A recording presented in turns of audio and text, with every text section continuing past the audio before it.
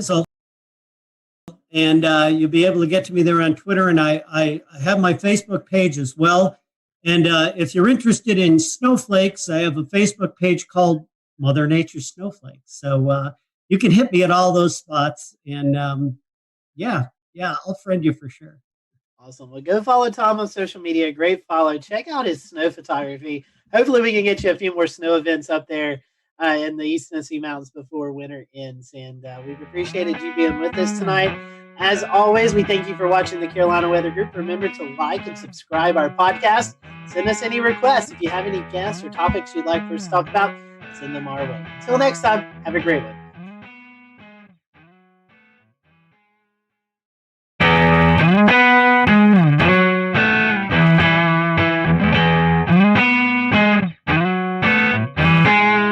Hello, everyone. Welcome to the Carolina Weather Group. We're happy to have you this evening, and we're going to be talking about winter weather. It's getting cold outside, and eventually we're going to be talking about some of those wintry precipitation events that likes to kind of rear its head here in the southeast, here, especially in the Carolinas in the wintertime. So with us tonight is Trish Palmer.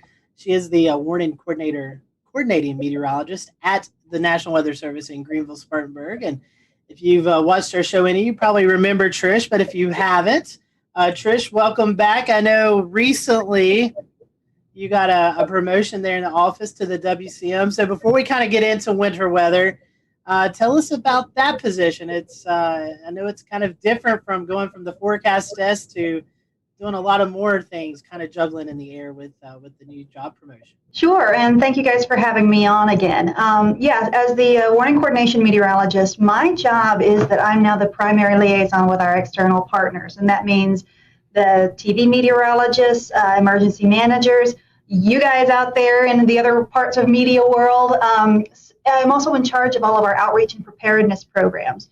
So when you hear about Severe Weather Awareness Week or Winter Weather Preparedness Week or whatever it might be, I'm the one that has to coordinate all of those different issues. And I work very closely with our surrounding offices. As part of the transition, I'm no longer actually in the shift rotation, but I still cover shifts because I'm still a meteorologist.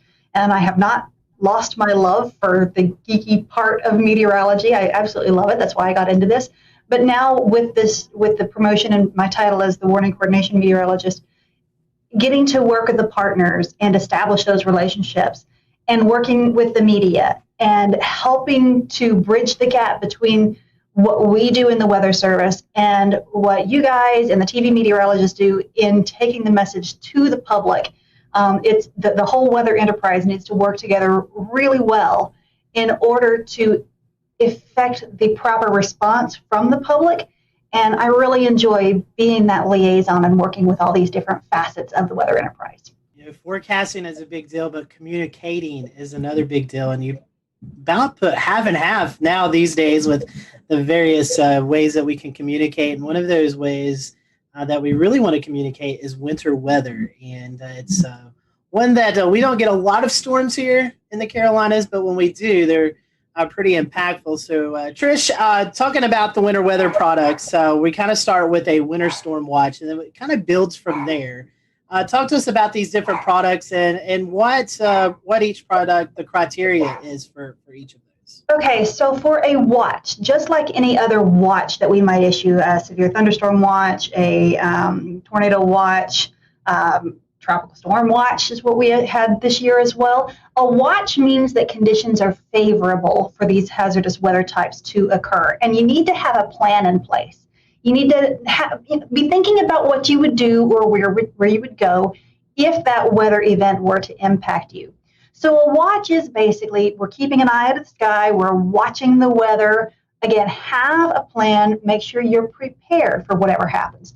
So in the case of winter weather, we like to issue a watch anywhere from 36 to 48 hours in advance of the onset of wintry precipitation. And the watch timing with that, we're really looking at about a 50% confidence level, that we're 50% confident that this hazardous weather will occur. As we get closer to the event, we can transition the watch to a warning or an advisory. And the difference there is that with the warning, we're looking at 80% confidence that hazardous winter weather will occur. And with an advisory, it's still 80% confidence, but it's more like nuisance winter weather. So the difference would be if you consider snow. Right now, for the Piedmont of the Carolinas, our criterion for winter storm warnings for snow is 3 inches. So if it's below that, that would be more of a nuisance event, which would warrant an advisory. And if it's 3 inches or above, you'd get a warning.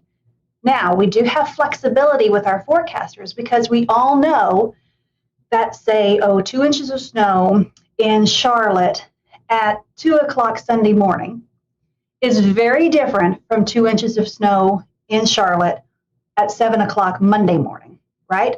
So we are able to take the societal impacts into account when we're issuing those warnings. So for 2 inches of snow at 2 o'clock Sunday morning, probably an advisory. 2 inches of snow at 7 o'clock Monday morning, you're talking about rush hour, school buses, that's where we would have that flexibility to go ahead and issue a warning, even though the objective, the number criteria isn't quite met. So we have that flexibility there. We have different criteria for sleet and freezing rain too. For a warning for sleet, we're looking at 1/2 inch. For freezing rain, for a warning, we're looking at 1/4 inch. But again, there's a little bit of flexibility there depending on the impacts that we might be experiencing. And so, Trish, one thing is an advisory really isn't a step down. It's still impactful.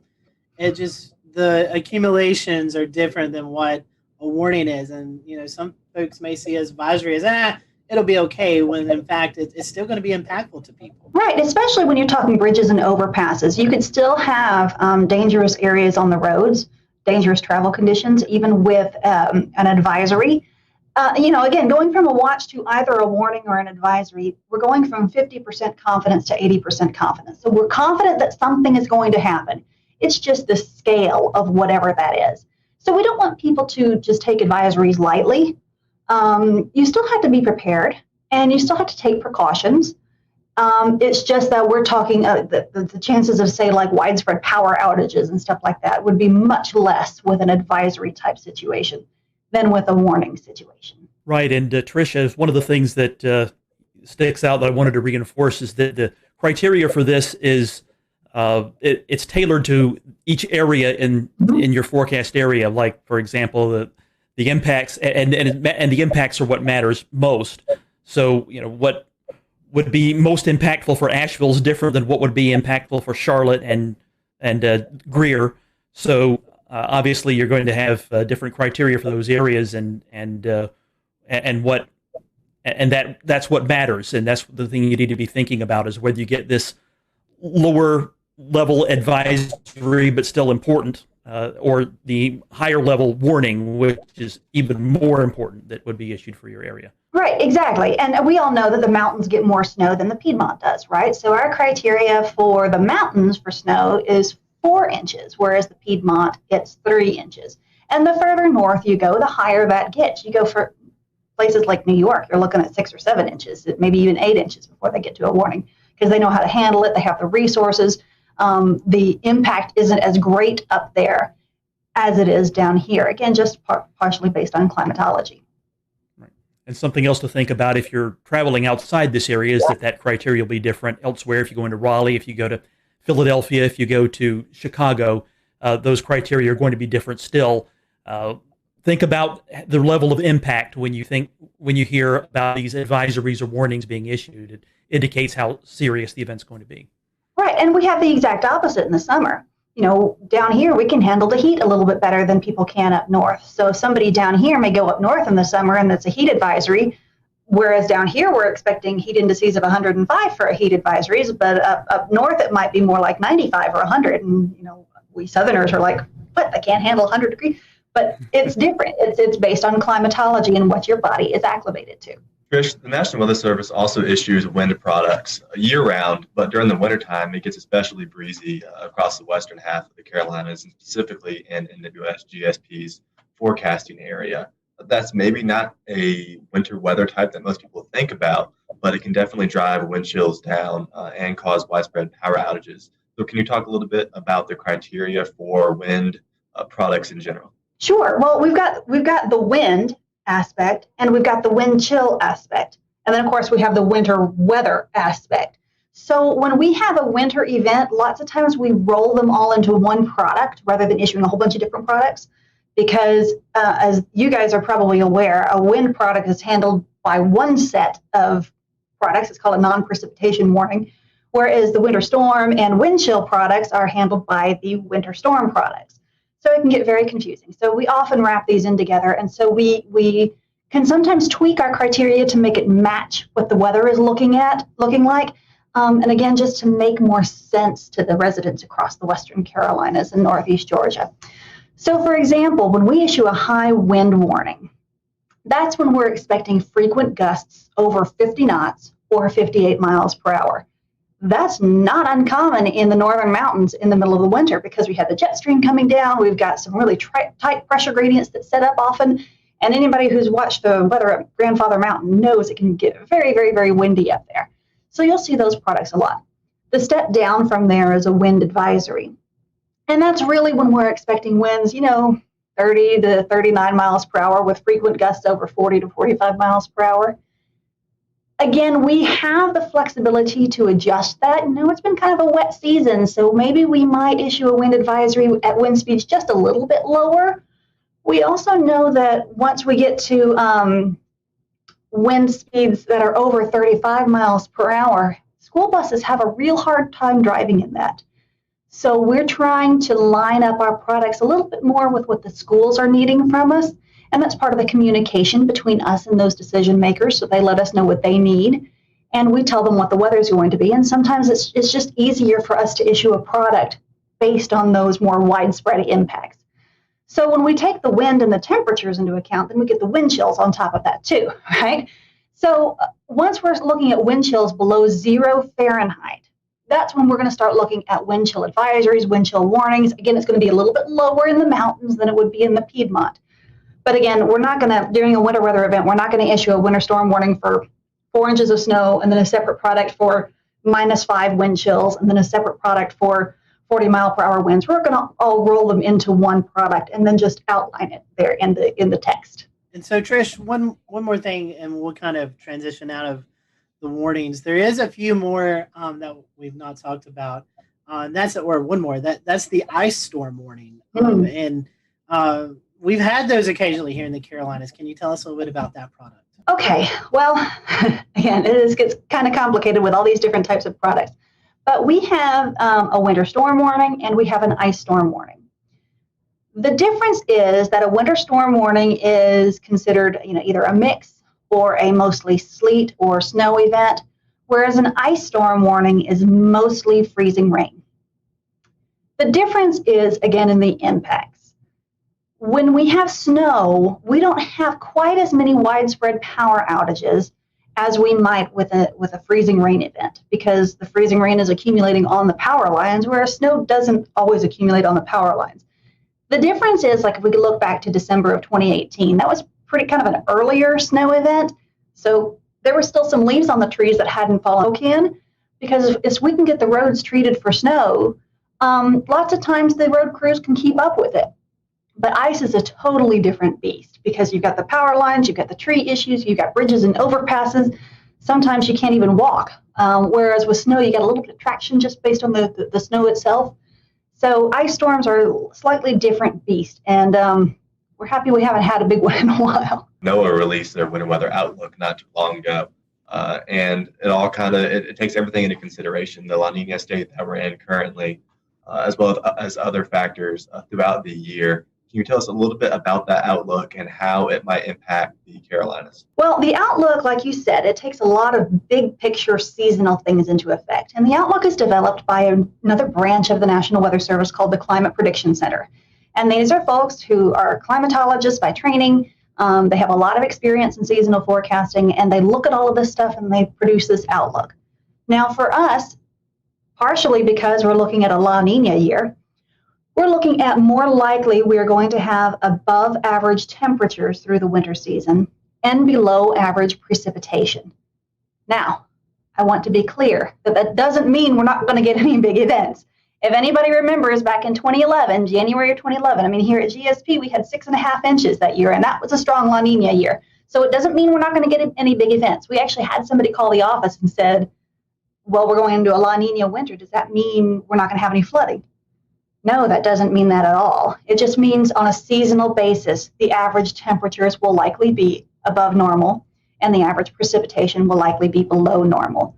But here on the local level, we look out 7 days and we're forecasting for these high impact weather events.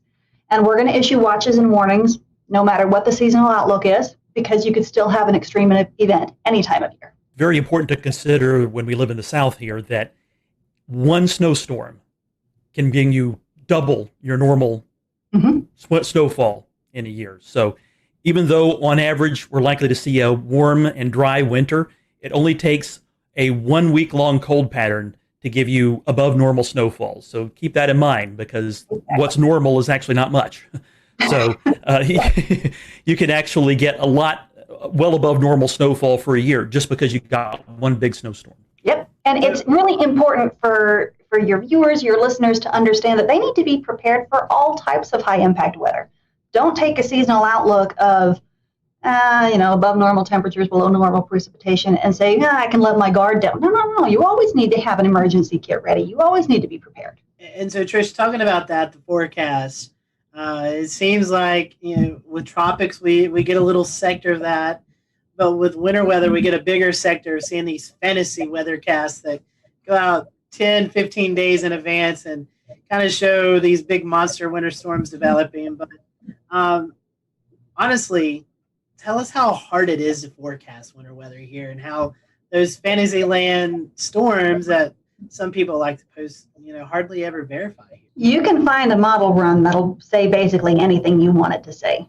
And what's the saying that even a broken clock is right twice a day, or even a blind squirrel catches a nut every now and then. So there may be some extreme forecasts out there, and maybe somebody gets lucky and it gets right. But the important thing is for people to rely on trusted sources of weather information. So don't just look at one social media post from Joe Blow out there. Talk to your, you guys have a huge Twitter following, and you guys have reliable sources that you tweet and retweet, whether it's your local favorite TV meteorologist or us here at the National Weather Service. It's really important that people rely on trusted sources of information. And in the end, when it comes to watches and warnings, we in the National Weather Service are congressionally mandated to issue those products. And then we rely on you guys on the media side of things, whether it's TV media or internet media or whatever, to get the word out there to the public. I mean, some people will get it through our website. But our interface is more working with the media and emergency managers.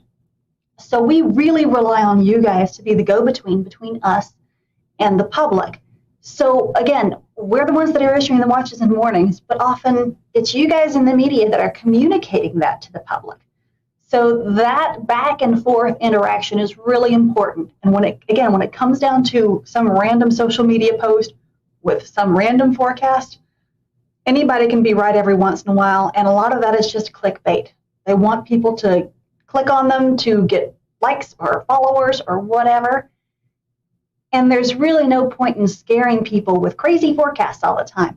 Again, go to your reliable, trusted sources of weather information. Absolutely. Know your meteorologist. Or if you're finding weather information from someone you don't know who is actually posting it, it's some anonymous type of weather site, you may want to take that with a grain of salt. Exactly. If it's the National Weather Service, a company like the Weather Channel or AccuWeather, or a local meteorologist, those are ones you can trust, especially if you're hearing the same or similar message from all of them. Trish, we were talking about that. Obviously, winter weather gets everyone excited. But there's also some aspects here in the Southeast where we could see severe weather in the wintertime. We have seen, severe weather aspects. And even when you mention La Nina, you in the back of your mind, late winter, early spring, you think of potential of an active fire season. So there's other things that we're looking at in the wintertime besides snow, sleet, freezing rain, and high winds. Yes. We live in a very active portion of the country. We don't really get a break here. There's not really much of a down season. Sometimes October, early November can be kind of quiet. It's actually kind of quiet out there this week. But certainly recently it hasn't been. We've had a lot of rain and some big flooding events. So there's always something that could be happening. So like you said, I mean, we're going into winter weather. That doesn't mean that there's not going to be tornadoes at some point. February 6th of last year, we had a pretty big event back then, or this past year. We had tornadoes back in January of 2020. So tornadoes can happen any time of year. And again, that's why people need to be watching the forecast, be prepared for anything. And you mentioned fire weather. We've been lucky in the fire weather aspect, and that we haven't had much of a fire weather season in the past few years. It's been 2016 since we've had a really big one, and that was a bad one. So, to avoid fire weather, we've got to have a lot of water, right? So you get 6 of one, half dozen of the other. But that is certainly an issue before the leaves start greening up, the big spring green up. As we get into late winter, we still got leaves on the ground. It's not quite as wet anymore. We still got some big wind systems that are coming in that'll continue to dry us out. So yeah, fire weather in the early part of the spring is a big issue. This time of year also, in the late fall, it's also a big issue because all the leaves are falling down. So it's also always important to be monitoring fire weather conditions as well, especially if you need to do some outdoor burning. Check with your local officials to find out if there's a burn ban. Please do not burn a brush pile without checking the forecast. I have personal experience with this. A few years ago, our neighbors did not check the forecast and went to burn a brush pile.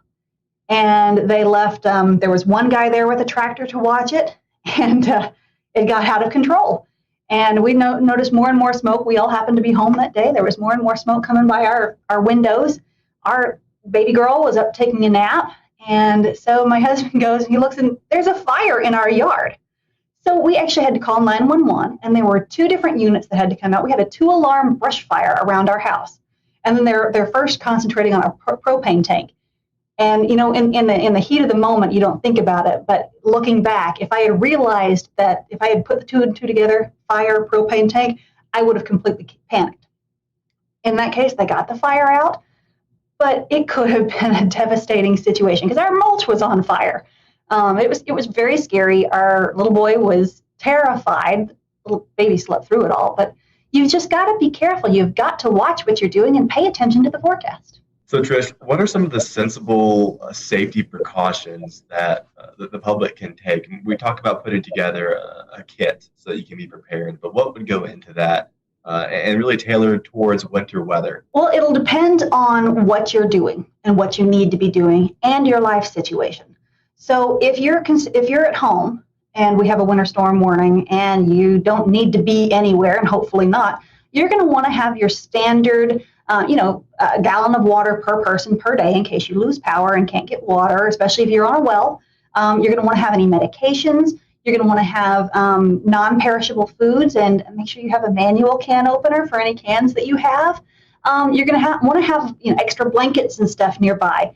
If you're using something like a kerosene heater or something, or propane gas fireplace or something like that, you need to be aware of carbon monoxide issues and always have a way to vent the carbon monoxide out. And if you've got the best thing is to have a carbon monoxide detector in your house, because that is truly a silent killer. Because people go to sleep and they never wake up. They have no idea, they don't know what happened. So again, have a way to stay warm. Have a way to stay fed, and have plenty of water. If you have babies, make sure you have plenty of baby supplies with you. Again, your medications. If you need oxygen or something like that, maybe you need to have some extra supplies with you there. If you have pets, that's another thing. You need to have a way for your pets to have water and food, and maybe bring them inside. Or if you have like farm pets, make sure that they're taken care of. If you need to be out on the road for any reason, if you must be out on the road, we've got a lot of first responders that have to be out on the road. Make sure you have a bag of kitty litter or ice melt or something like that in your vehicle. Make sure you have an ice scraper. Make sure you have a blanket in case you get stuck. Make sure you have some food and some water. Make sure you have a snow shovel, maybe even. So there's a lot of different things that you can have with you to help you should the worst case situation arise. And it's important. We'll return to Best of the Carolina Weather Group in a moment. Now your Carolina weather forecast. Here are today's forecast high temperatures for North Carolina.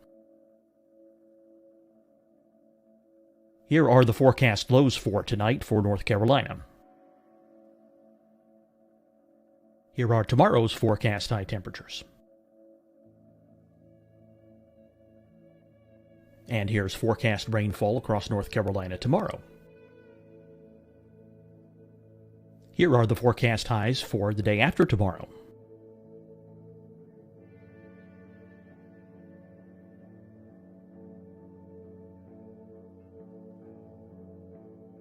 And here's the forecast rainfall across North Carolina for the day after tomorrow. This is the total rainfall forecast across North Carolina for the next 3 days. Here's the severe thunderstorm outlook for today from the Storm Prediction Center.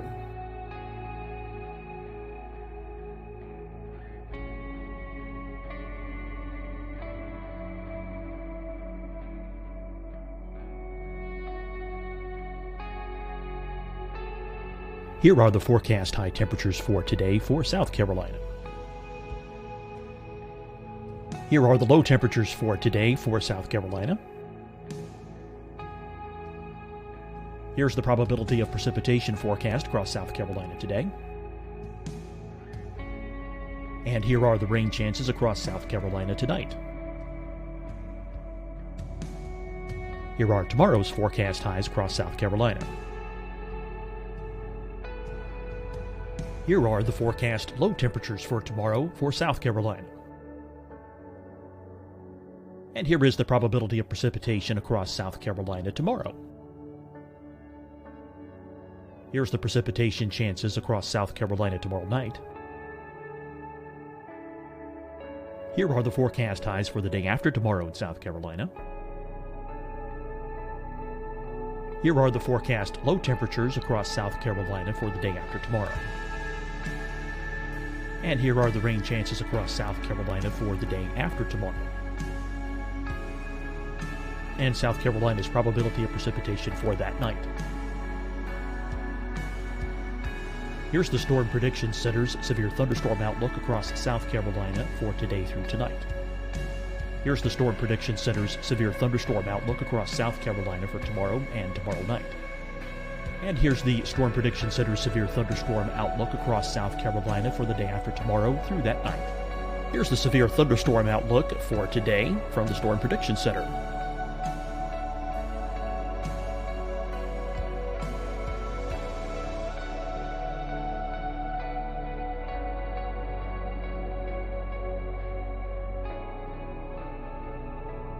And now here's a live look at weather radar across the southeast. Fight the spread and take a stand against coronavirus.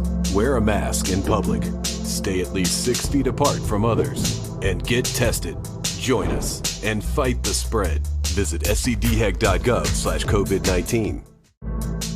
Getting tested for COVID-19 helps you to take the steps needed to protect yourself, your loved ones, and your community. Find the testing location at scdhec.gov/COVID-19 testing. Deciding when to wear a mask isn't about who you know or how well you know them. Just ask yourself, will I be with anyone I don't live with?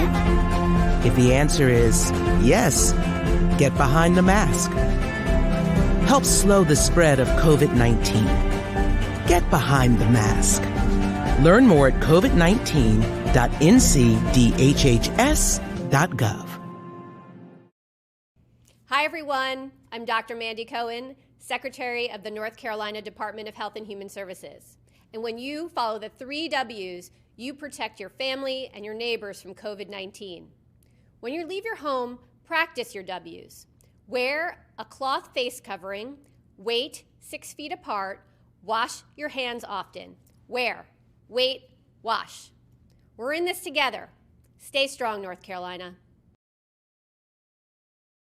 You'll see your Carolina weather forecast at 25 and 55 past. And now back to the best of the Carolina Weather Group on the all-new Carolina Weather Net.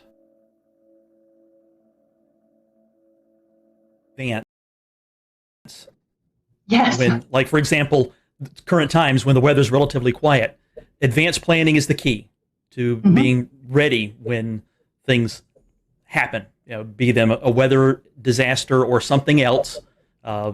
Get ready in advance. That way, for one thing, you can actually secure the supplies. They might be in short supply when we're close to an event and something bad's going to happen, a big snowstorm or whatever. Be ready in advance. And ready.gov is a good place to go and look for other tips for not just weather emergencies, but also other kinds of disasters too, earthquakes and so forth. Exactly. And always have your phones charged up. Always have these charged. Even if the cell phone networks get clogged up, often text will still work. So if something were to happen and you get stranded, maybe you don't have a cell phone signal, you might be able to still send a text to a family member or something like that and ask them to ask for help for you. But always have your phones charged up.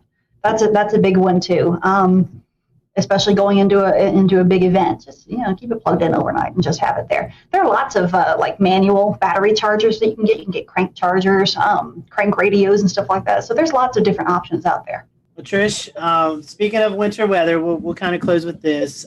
For those folks who live in Western North Carolina, upstate South Carolina, and far northeast Georgia, how can they follow you guys? What's the best way for our followers and listeners to get information from the Weather Service there with winter weather coming up? I know your website, you've got social media. What's the different outlets they can check out?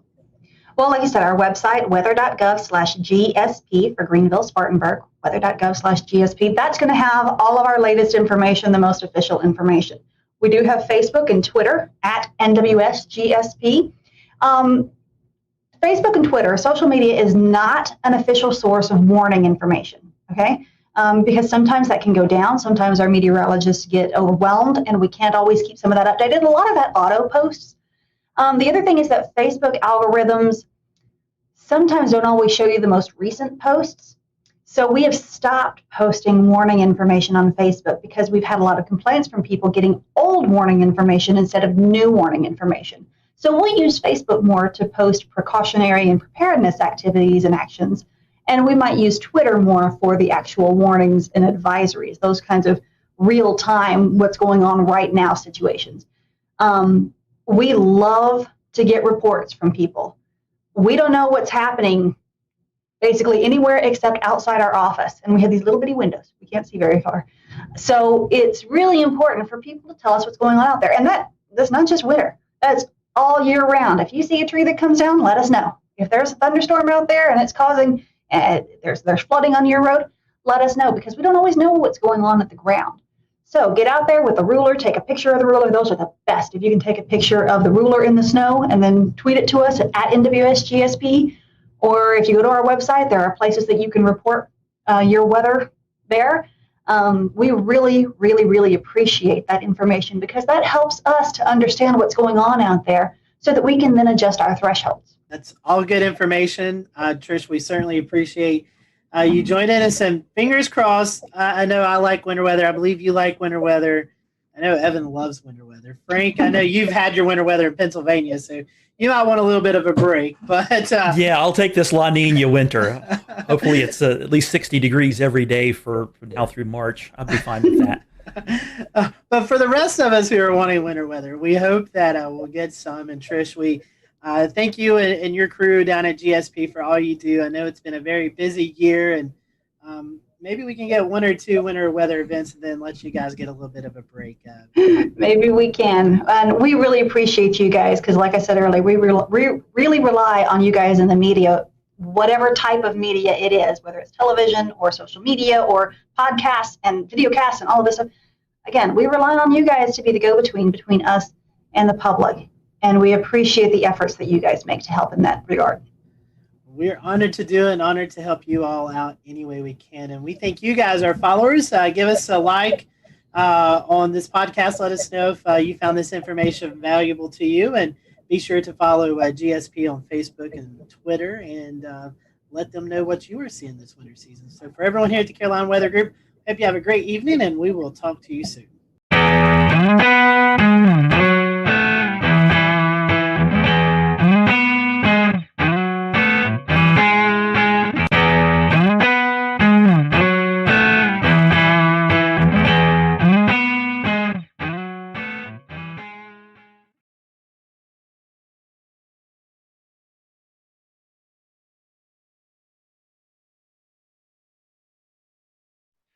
Good evening and welcome to the Carolina Weather Group. I'm James Brierton in Charlotte. We have a great panel for you tonight. We are going to be talking about the flood threat against your house, whether you live in a flood zone or not. We have some great material for you tonight that may have you rethink the next time you're looking at your policies. Joining us from Charlotte, Bill McGinty, consumer reporter at WCNC Charlotte. And in full disclosure, I work with him during the day, so I feel like I need to throw that out there as I will be interviewing him in a moment. From WPDE, we have Annette Montgomery, who's a reporter there, who's been doing some local reporting on this topic in their neck of the woods. And we're also joined by April O'Leary of Horry County Rising, and they are involved with this exact topic there along the South Carolina General Coast area. But we'll start more inland with Bill McGinty, who, Bill, just last week, you did a story that kind of tipped this whole thing off to us here at the Carolina Weather Group. So why don't I just have you, the reporter, tell us, in your words, a little bit about what you uncovered here in the Charlotte area. Yeah. So one of my jobs here in Charlotte is the consumer investigative reporter, and so people email me. I run a franchise called Get McGinty, and if you have a problem, you email me. And so I got this email from this couple, and I actually got the email in the middle of the 4 o'clock news, and he said we're being flooded. Every time it rains, we get flooded, and it never used to happen. We can't figure out why. The city was working on the storm drain system. We're wondering if that maybe had something to do with it or not. So I replied back and said, just send me a couple of photos if you wouldn't mind. I'd like to see what you're talking about. He sent me back some photos. And when I looked at the photo, I said, I'll be out there first thing tomorrow morning. He showed me, he's got a townhouse, a 3-story townhouse, and the bottom floor of his finished townhouse was completely underwater, above the fireplace. I said, this is from a rainstorm? I mean, this looks like a river came up. He said, it comes up and then it goes away. And as long as the rainstorm lasts, his point was that if we get 3 inches of rain over 3 days, not a problem. But if we get 3 inches of rain in an hour, huge problem. So it's basically a flash flooding issue. And so one of the things we were able to do was get a hold of the city of Charlotte, which told him they'd look into this sometime about 2021, before they actually would drill down on this and figure out what the exact problem was. And they gave him, I don't want to say the runaround, but for lack of a better word, the answer wasn't good enough for him, which is why he reached out to me. I reached out to the city. I sent them some of his home video that he took, on his iPhone. I sent some of the pictures, and I said, this is unacceptable. He can't live like this. This is his home. And so, within a week, they had some digging equipment out there, and what they found was a couple of blockages in those pipes. And so just before we came on, and I mean literally just before we came on, within the last half hour, I got a text from him. They got some rain here in Mecklenburg County tonight, and he said, so far so good, fingers crossed, we haven't flooded. So maybe the blockage was the issue, maybe not. It's going to take a couple of more rainfalls before we know for sure. So I'm crossing my fingers that maybe we have solved this issue. But the bigger issue is his homeowner's insurance isn't going to cover this because this was considered rising water. And I don't care whether you live next to a creek, you live near a drainage ditch, you live alongside a river. If you have water come up from anywhere and it comes into your home, that is considered a flood, and that is not covered by your typical homeowner's insurance policy. If in a hurricane, which I used to live in Florida, so if in a hurricane, the roof blows off the home and you get a ton of water in, okay, that's water damage, and that is not flood damage. Rising water is water that comes in through the doors, through the garage, things like that. And that is a federal policy that you have to have. That is a completely separate policy other than your homeowner's insurance policy. I don't think, a lot of people know that, and I don't think a lot of people understand the risk they have to their home through rising water. Most people say, I'm not in a floodplain, I don't have to worry about it. I've seen plenty of those people, and I've covered plenty of those stories where they stand there scratching their heads wondering, what am I going to do now? Because their homeowner's insurance says, sorry, this isn't covered. Well, that's some good update, though. A little breaking news there, that at least today it didn't flood. And as we're recording this on Monday night, I'm looking over here at the Mecklenburg FIN system, the Flood Information and Notification System, and they had just shy of about an inch of rain there in Mecklenburg. Yeah. So let me set it up, James, if you wouldn't mind. Let me, I talked about the rising water coming into his home, and you'll see it if we show some pictures and video here.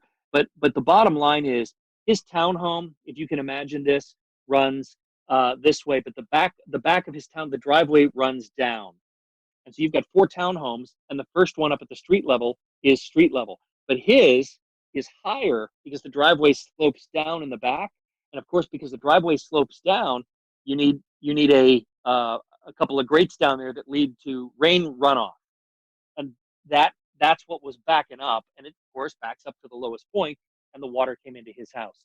So I don't want to lead people to believe it came in from the street. It actually came in from the 2 grates that were in his driveway. But because he was down at the lowest point, water came up there. And the grates are on private property, but are connected to city-owned drainage? Yep.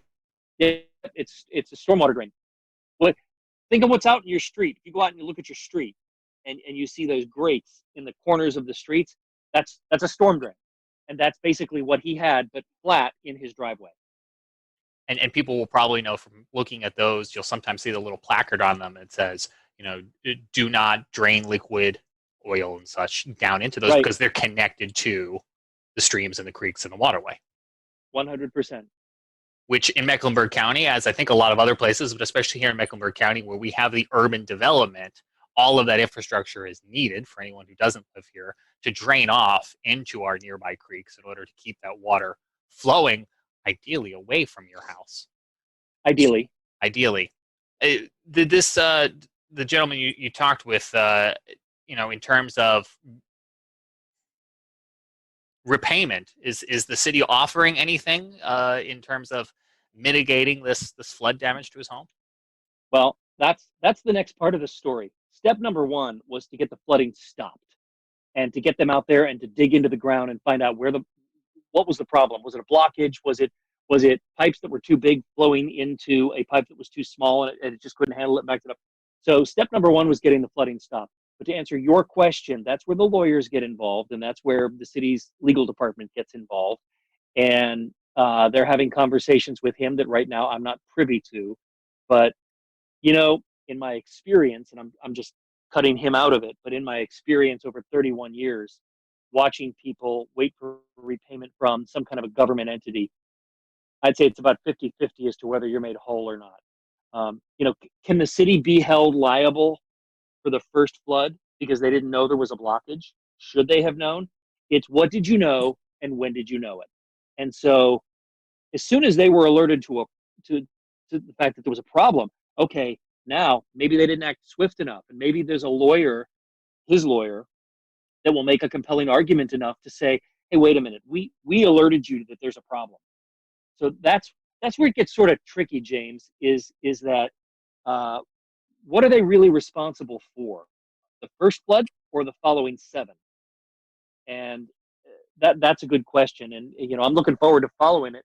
I'm curious to see where it's going to go. But all of it could have been avoided in terms of waiting for the city to reimburse and whatnot if there'd been a flood policy.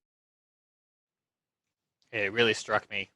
When I first heard this story pitched, I thought, he must live along a river or a creek or a stream, and he doesn't. Nope. Right in the middle of the city. Bill, I want to come back to you in a few minutes because I know there's some more that you have to share, tips and tricks for folks wherever they live, things for them to consider on their homes. I want to bring in Scotty Powell, who's going to expand the scope and continue our conversation. Yeah, thank you, James. Much like the Charlotte-Mecklenburg area, another metropolitan area that's really growing a lot of urban development is the Horry County area. That's Myrtle Beach, Conway, South Carolina. Tonight we have Annette Montgomery and April O'Leary with us. Annette, you cover this story a lot for WPDE. I came across some of your reports there. You guys see flooding maybe a little bit different than what Bill was talking about. Obviously, flash flooding, a big concern. But a big concern for you all in Horry County is when we see these heavy rain events occur. And this doesn't necessarily have to be tropical rains or tropical storm activity. This could just be heavy rain that's developed over North Carolina, anywhere between 3, 4, 5 inches of rain, and it kind of travels down the river system. Annette, you unfortunately have been covering these stories of folks who've been affected by also this water runoff and affecting many homes and many communities that are being flooded. Yes, I actually know a lot of homeowners that are selling their homes just simply because of the flooding. I actually did a story last week with a woman who She moved into the house less than a year ago and wasn't told by the owners that it floods just from small rain events. And she said it's flooded so many times since she's been there that she wants to move closer to the beach, which is insane because where she lives is a lot further, but it seems like this community keeps seeing flood events. And the unfortunate thing, like Bill was saying, is that she doesn't have flood insurance and she bought this home with inheritance money. So she says she really feels like she's at her wit's end. And the county's telling her that, to wait for this buyout program, but she knows she's not going to get 100% of the value of her home. So she says, she feels like she's going to lose a lot of money, but she doesn't have another option at this point. And I've covered so many stories with similar families. Just another man, he's selling his home. But the concern that people have is when their homes flood, it's sewage water, it's things like that that's also in the water. So they're just very concerned for their overall health and their safety. So that's another huge portion that people might not realize, that these people are very concerned for their health as well. And Annette, correct me if I'm wrong, but this isn't just one community. There's several communities throughout Horry County that's experiencing this. Seeing a lot of videos out of the Socastee area, places like that are really experiencing this. We just went through a primary. I know that was a big topic of discussion among the city council and county commissioners. What did they have to say about this as a lot of their constituents are facing this flooding threat, it seems, almost every month?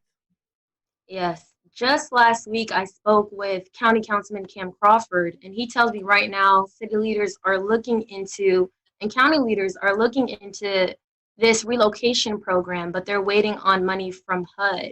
So currently right now, it's a federal government concern that they're waiting on in terms of money to get to the county. But he said the only solution they're looking at right now is the relocation program, which buys out these homeowners. And a lot of them that I spoke with say that that's a huge concern for them because they don't want to be bought out, not at the market value of their homes. But that's the most immediate solution they're looking at right now. I want to get to April in just a second, but as Bill was talking about, Charlotte, a big metropolitan area, a lot of construction, a lot of concrete, asphalt, things like that, not a lot of drainage.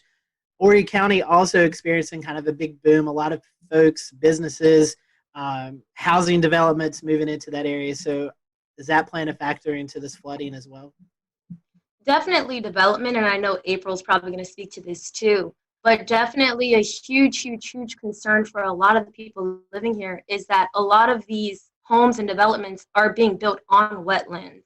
And a lot of these people that are moving from these other areas to Horry County, just like the woman I spoke with, I think she was from like New Jersey, they don't know about the flooding here and they don't know about the wetlands and how bad flooding happens just from rainfall.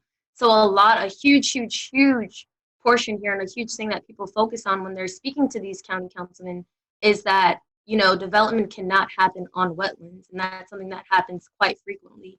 I know I probably talked about what April's going to speak about, but yeah, that's a huge, huge, huge concern, development.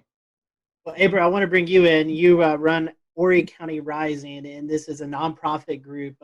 You're out in the field. I've been following your Facebook page. I've followed the pictures and the videos. You're actually out there with the folks who are being affected by this day in and day out with your rain boots on, high water, kayaking. I've seen a lot of things going on. Tell us about Horry County Rising and just kind of tell us some of the stories that you hear day to day. Well, thank you so much. And thanks for not forgetting about families affected by flooding, especially to Bill helping to work with that family. That's a great model that I like to see in the media moving forward. But yeah, I flooded in Hurricane Florence. And prior to that, was working in clean water protections. And I decided that I really thought that I could make a difference around flood mitigation and making sure our communities are more sustainable.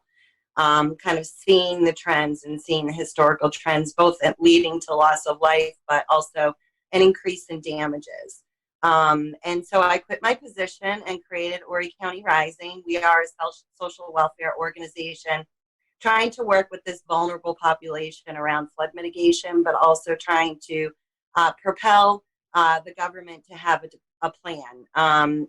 We really believe that there's some good components of a good flood plan, And we're really frustrated and concerned at this point, given that this is such a significant hazard mitigation issue, but also a public health concern, that we really need to have a plan that kind of defines what our priority projects are, you know, a timeline for how to fulfill those, a funding source, a responsible entity, and really trying to explore all of the options that we have available to help reduce that exposure and reduce the catastrophic damages caused by flooding.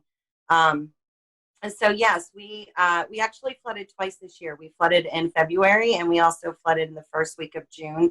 The last flood event is a community that actually was just built within the last 15 years. So, you know, we're essentially very concerned about future land use because we're seeing more and more homes flood. And we were really hoping that we purchase a product that can sustain a 30-year mortgage.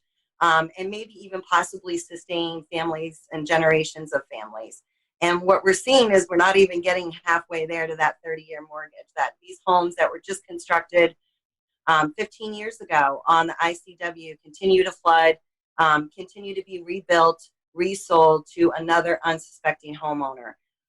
So we see these homeowners, particularly around the Atlantic Intercoastal Waterway, repeatedly flood in the 4 or 5 times in the last 5 years. But we also are impacted by these significant riverine floods as well.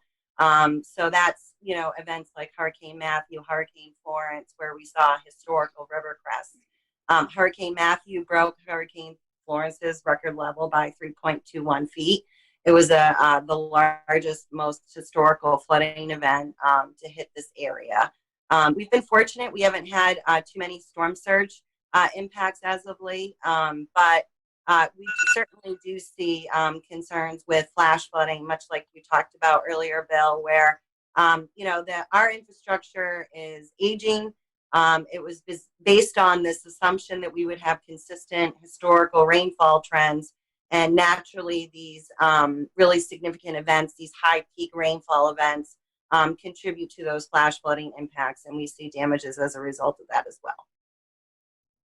April, obviously not mention any of the families that you work with, but just some of their stories. Can you tell us a few of those? I mean, I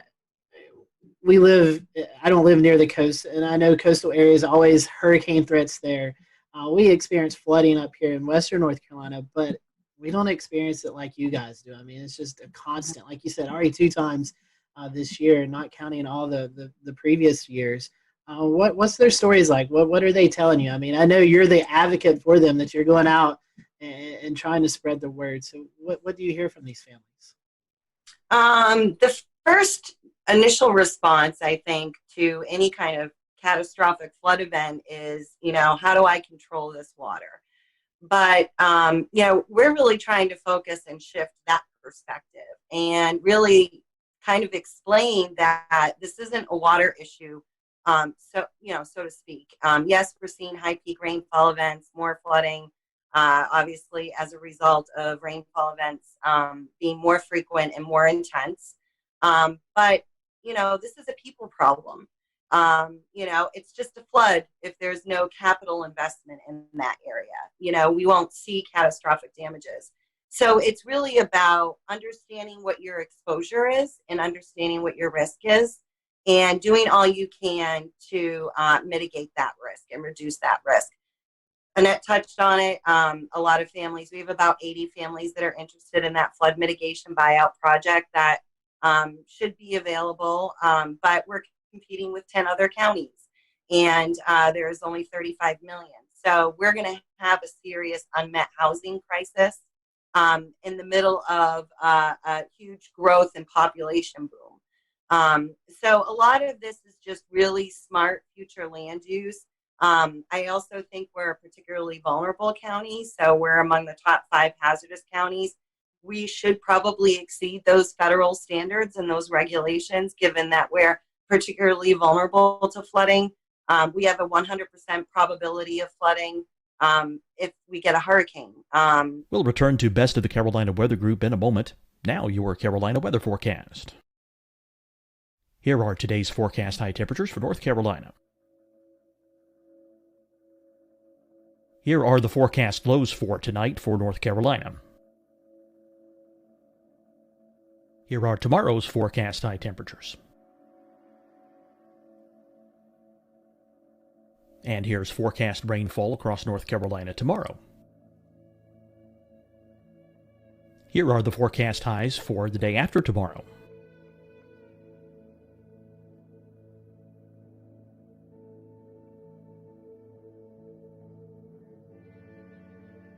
And here's the forecast rainfall across North Carolina for the day after tomorrow. This is the total rainfall forecast across North Carolina for the next 3 days. Here's the severe thunderstorm outlook for today from the Storm Prediction Center.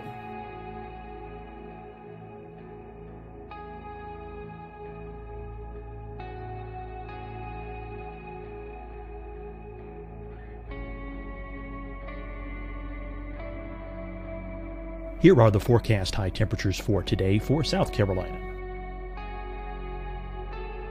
Here are the low temperatures for today for South Carolina. Here's the probability of precipitation forecast across South Carolina today. And here are the rain chances across South Carolina tonight. Here are tomorrow's forecast highs across South Carolina. Here are the forecast low temperatures for tomorrow for South Carolina. And here is the probability of precipitation across South Carolina tomorrow. Here's the precipitation chances across South Carolina tomorrow night. Here are the forecast highs for the day after tomorrow in South Carolina.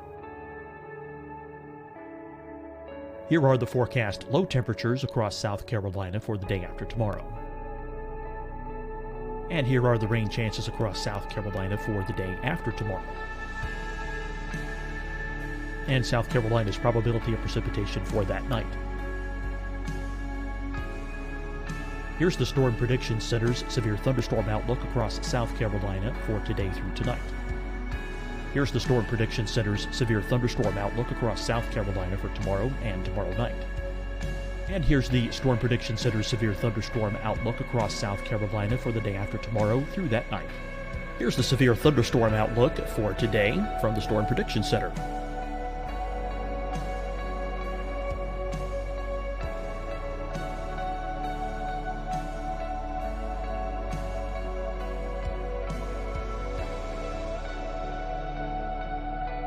And now here's a live look at weather radar across the southeast. Fight the spread and take a stand against coronavirus. Wear a mask in public. Stay at least 6 feet apart from others. And get tested. Join us and fight the spread. Visit scdhec.gov/COVID-19. Getting tested for COVID-19 helps you to take the steps needed to protect yourself, your loved ones, and your community. Find the testing location at scdhec.gov/COVID-19 testing. Deciding when to wear a mask isn't about who you know or how well you know them. Just ask yourself, will I be with anyone I don't live with? If the answer is yes, get behind the mask. Help slow the spread of COVID-19. Get behind the mask. Learn more at covid19.ncdhhs.gov. Hi, everyone. I'm Dr. Mandy Cohen, Secretary of the North Carolina Department of Health and Human Services. And when you follow the 3 W's, you protect your family and your neighbors from COVID-19. When you leave your home, practice your W's. Wear a cloth face covering, wait 6 feet apart, wash your hands often. Wear, wait, wash. We're in this together. Stay strong, North Carolina. You'll see your Carolina weather forecast at 25 and 55 past. And now back to the best of the Carolina Weather Group on the all-new Carolina WeatherNet. Tropical storm that we recently had. So, these families are particularly very vulnerable. We see a lot of financial stress. They lose their financial viability. So families that are typically getting ready to retire, or maybe just bought their last forever home and in retirement, that are on fixed incomes or flooding. They just bought their homes again, within 15 years, and, they're being impacted every year at this point. So there's a lot of real concern about that vulnerability and, how that really decreases a family's financial viability. And there's very few options. Obviously, protecting yourself and buying flood insurance is critical. You can flood from a tree or a beaver or a stormwater issue, or, Eastern Carolina getting 8 inches of rain. So, at this point, it's really crucial that we do all we can to educate the community about these issues, but also work with our elected leaders and our government to really take this very seriously and, do real common sense approach, like have a plan.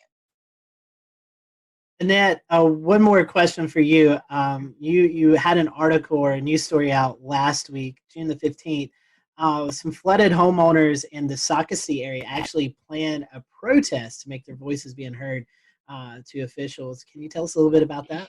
So I spoke with one of the women who helped organize the protest, and what she basically told me is these homeowners, like April knows, they're just tired of flooding and tired of elected officials telling them that they're doing studies, and nothing is being done. So they said, they're doing this to make their voices heard. And I know April could probably speak to that as well. A lot of them they just said this is their last resort. They feel like they've spoken to county council members, they've spoken to elected officials, and they just feel like enough is enough. So they said they're going to bring out some of their flooded items and have them laid out for people to see. And this is just to have officials really see how these people are being affected and what it's doing to them emotionally and physically, their stuff. So it's July 6th at 8 a.m. in front of the Horry County Courthouse, in case anyone wants to go. But yeah, I'm glad that, they're doing this. I think it's important. Well, Scotty, I think that we would be remiss if Jared and I didn't also hop into this conversation and talk about Charleston. I can see it.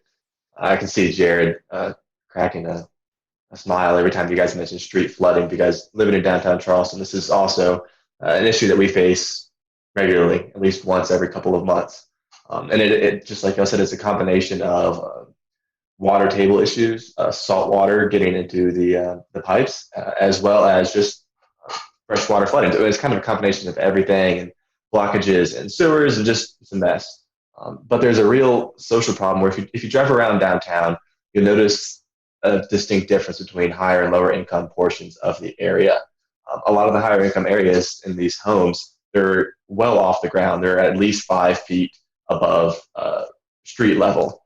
Versus if you go to the lower income areas, a lot of these homes are literally sitting at street level.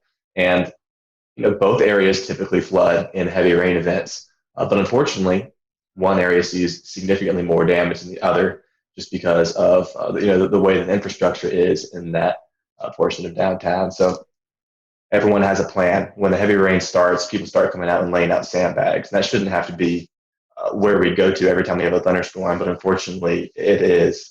It's a very serious problem. And Jared, you've had a little bit more experience in Charleston, and you certainly run the weather page that deals with all of the reports. So I'll let you jump in here as well. Yeah, I mean, for historical reference, I used to live on Evans Street a lifetime ago, and I know that sewage water well. I know wading through that. I know losing a car to it almost, and so there's real property damage that happens, and much as what y'all are seeing in Horry County, we're seeing the same thing in Charleston. We have people building on wetlands. We have people building in places where they shouldn't be, and now we have new flood hotspots coming up.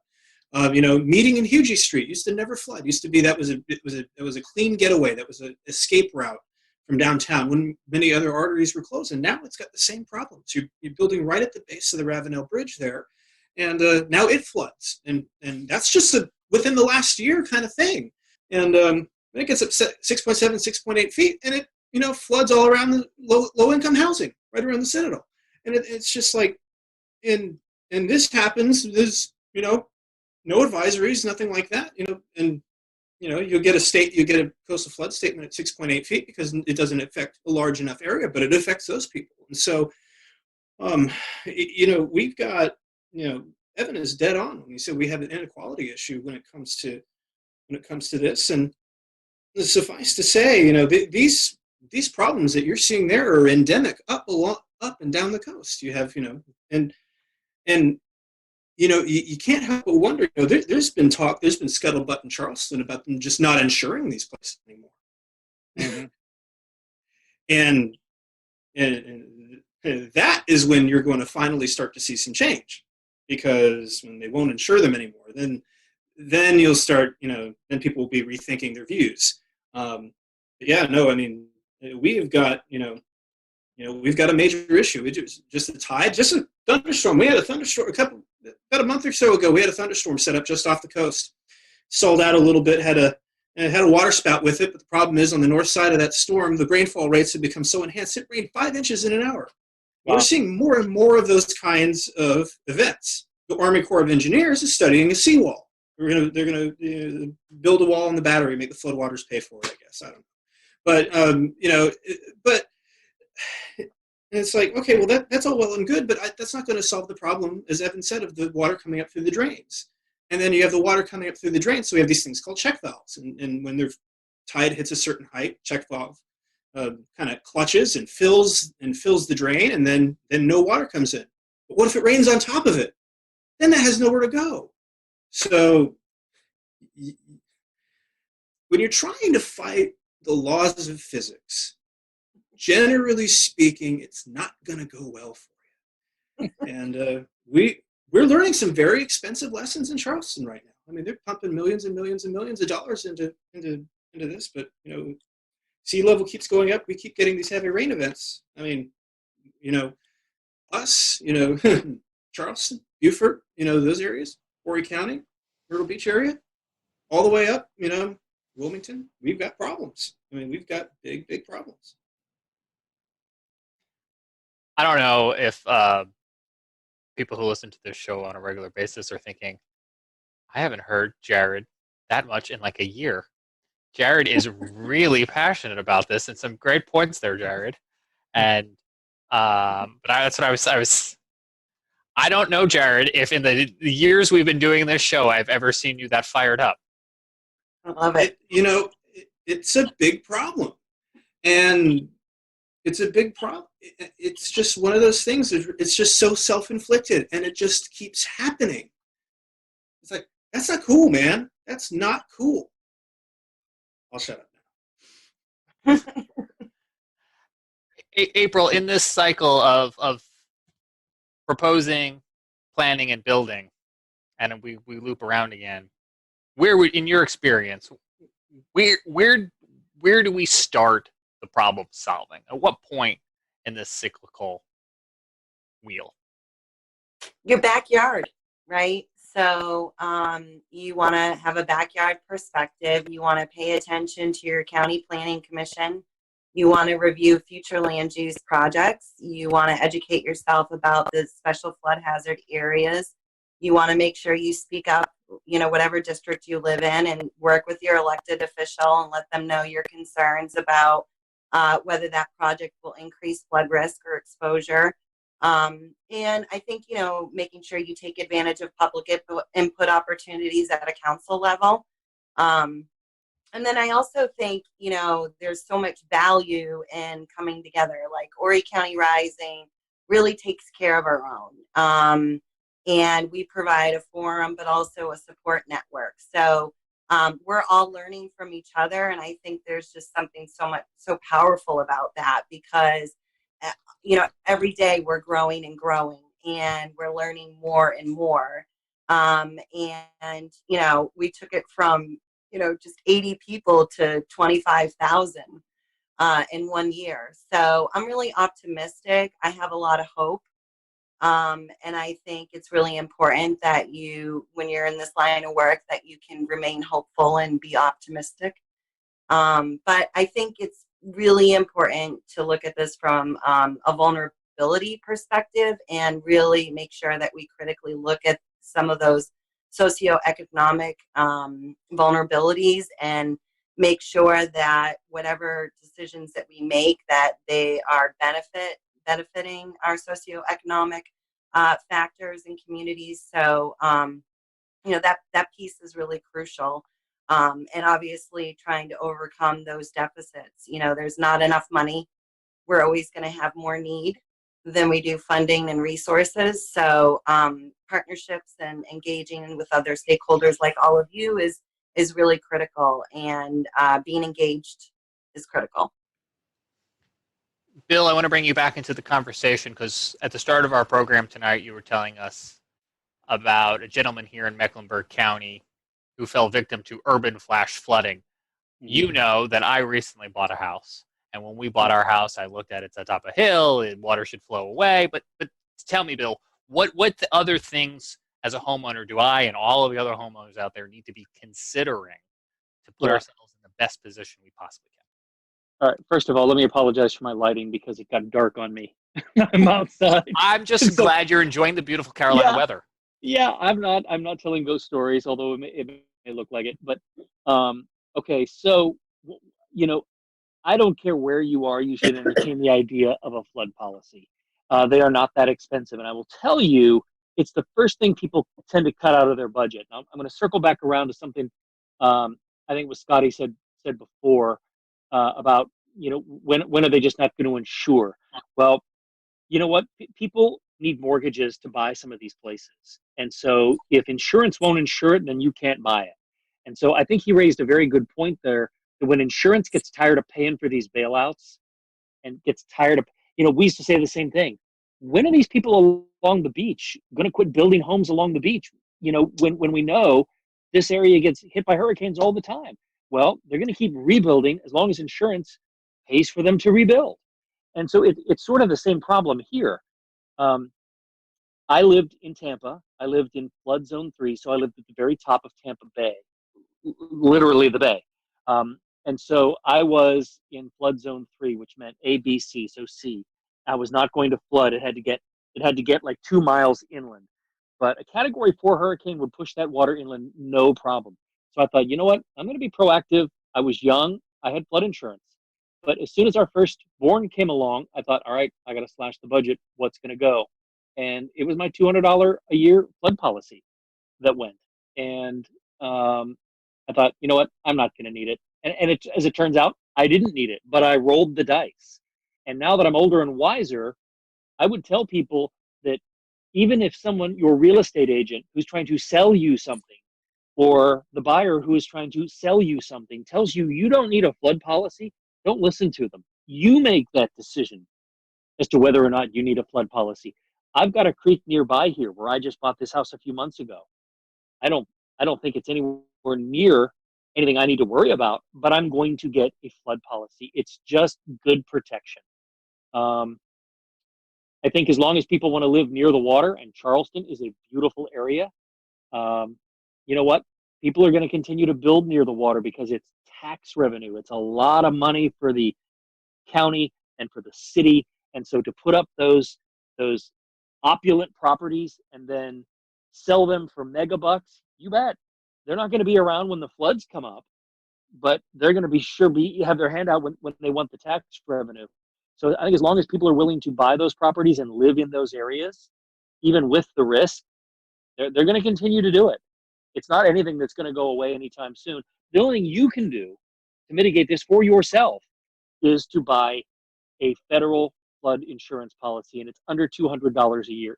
Now, if you live right on the coast, it might be more, but I'm talking for myself here in Mecklenburg County. It's somewhere between $100 and $200. The other thing that April and I think both of you mentioned is that these homeowners that are selling these properties to people, knowing that they flood, not disclosing that, I mean, that's a legal issue right there. Now, if your home's flooded, what am I going to do? Fix my house, or am I going to file a lawsuit against the former owner? It comes down to how much resources do you have? How much money do you have in the bank, and where do you want to put those resources? A lot of people would just choose to fix the home and then get out of it again. But, you just really can't rely on, you should be able to, the seller and the real estate agents involved, but you have to protect yourself. And the only way, again, going back to, is a flood insurance policy. Are there different tiers or different versions of this flood insurance that different people should be considering? Yeah, I'm not in the insurance business, so I won't pretend like I am. But having looked at a lot of insurance policies over the years, just through the eyes of a consumer reporter, yes, there are. If you live along the coast, you're going to pay a higher premium to live there, and a lot of people are willing to do that. But if you live inland, if you live just anywhere near a creek or a river, and I'm not saying so that you have riverfront property, but if you live anywhere near it, and I think it's reasonable to ask, what's the 500-year flood plan? Most people don't think, 500 years, that'll never happen. Well, look what's happened just in the last few years. Yeah. And I know here in Mecklenburg, and I can't speak for Horry County or any other municipality in the Carolinas because I think it varies. There are maps out there that hopefully you can get your hands on. You can here in Mecklenburg. You can go on to, I want to say county, could have been city. Yeah, yep. And your you county can see. And city government. Yep. They'll make it all available to you, and you have to then take the ball and put it in your court and decide whether or not you want to spend a couple $100 a year for a flood policy. And it is worth it. It is worth it. And I'm going to be getting one here. We just moved in here a few months ago, and we're coming into the rainy season now. It is definitely something that is worthwhile. I know when we bought our house, I looked at that map, and we were clear of the 500-year flood plain for the nearby creek. But I think after tonight's conversation, I'm going to take another look at that because it's not out of the question. And the thing that is striking to me that is timely to this conversation, just in the past few days during their regular coronavirus briefing, you had North Carolina state officials coming out and reminding folks that they can still sign up for hurricane relief programs. Hurricane Matthew, Hurricane Florence. These storms are over 2 years ago, and folks are still needing help to clean up. I don't have to tell you that if you're watching or listening to the show and you're in that position, but I will say it's easy for me here in Charlotte to forget that there are still communities trying to clean up from those storms, those floods, more than 2 years ago. Yeah, Jane, let me throw one more point and a lot of people think that, you know what, I'll just wait till I see a storm coming and then I'll get the policy. But a lot of these policies have exclusions, and sometimes they won't write 30 days before a storm. Now, nobody knows 30 days out when there's going to be a storm, but it isn't something that you should sit on your hands. If you're even thinking about it, you shouldn't wait, because a lot of insurance companies will not write policies the minute your area goes into a hurricane watch or a hurricane warning. Or even a flood watch or a flood warning, or if rain's expected heavy and the meteorologist is saying, hey, I think there might, look for a flood watch. The insurance companies are going to use whatever they can to not pay you, down the road if they can. That's how they make money. That's their business model. They don't really want to pay out. And so you can't sit on your hands and wait for the radar to start spinning counterclockwise before you decide you want to do something. At that point, it's too late. You just got to hope for the best. It reminds me of life insurance. We got life insurance after my son was born, and I think it had at least a 14-day, if not a 30-day kind of waiting period. Yep. I want to give each one of you a chance to tell us where we can find you or your organization on social so we can stay informed. But I also want to ask if there's anything else that maybe we forgot to ask or we didn't ask that you wanted to get out there. And I'll start with Bill on both of those points. Bill, how can we follow you on social and get updates on this and other stories like it? The best way to follow me on social is I have a Facebook page that is station branded WCNC Bill McGinty. I put consumer stories on there and consumer advice from time to time. I'm not super active on social, but I should be. James, I see you grinning there. Well, he will be. Don't worry.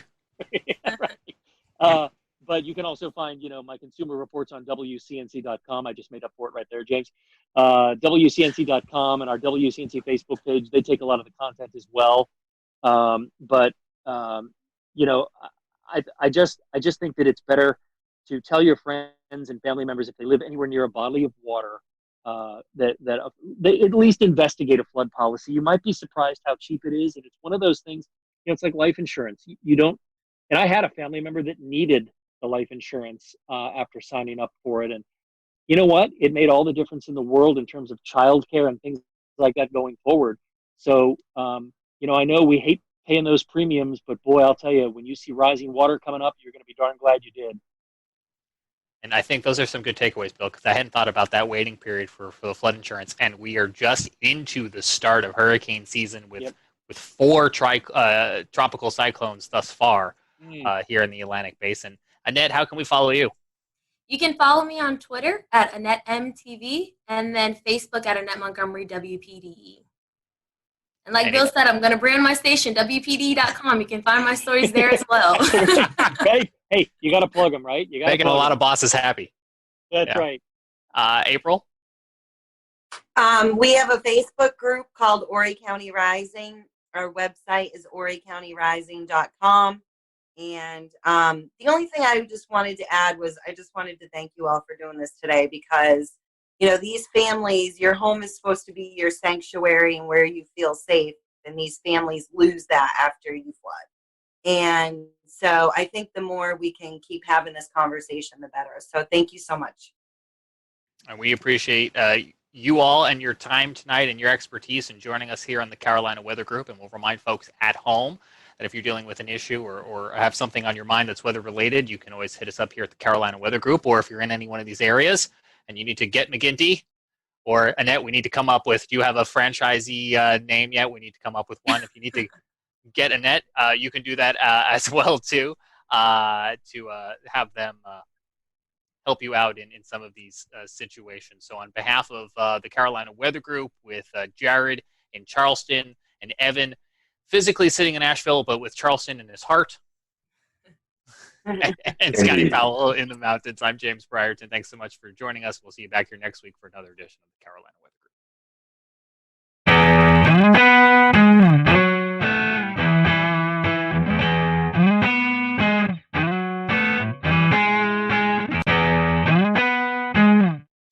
Good evening, everyone. Welcome to the Carolina Weather Group. This is the April 1st, 2020 edition of the Carolina Weather Group. We hope that you're doing well on this Wednesday evening, hoping that you and your family are safe and sound during these crazy times that we're experiencing, and that's kind of the topic of tonight. We're going to be talking about coronavirus, COVID-19, and weather.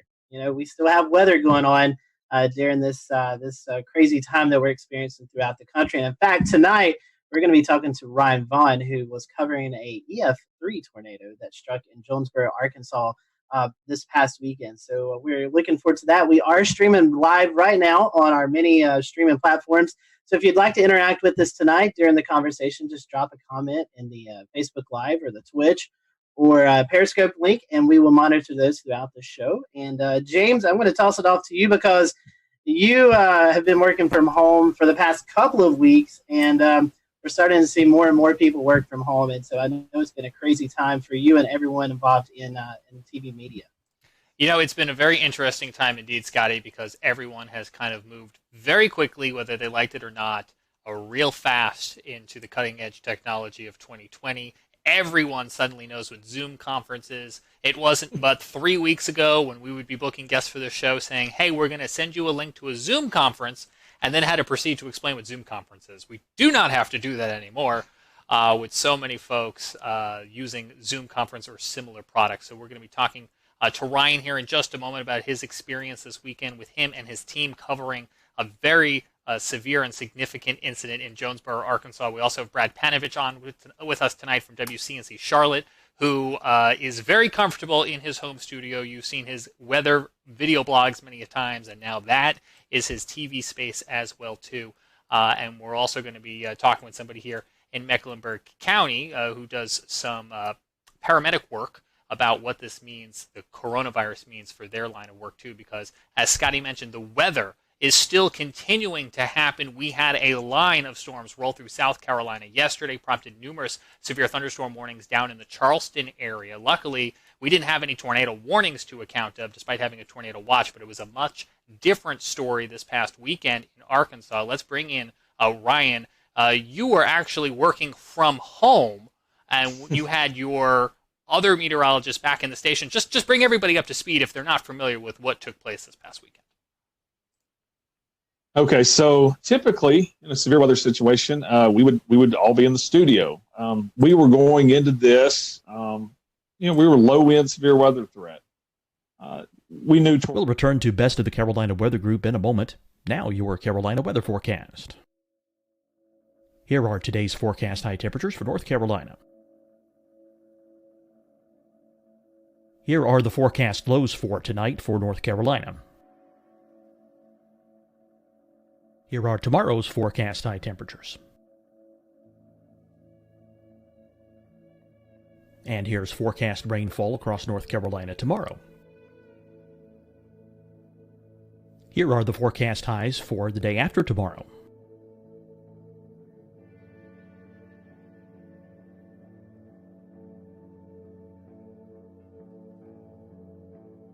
And here's the forecast rainfall across North Carolina for the day after tomorrow. This is the total rainfall forecast across North Carolina for the next 3 days. Here's the severe thunderstorm outlook for today from the Storm Prediction Center.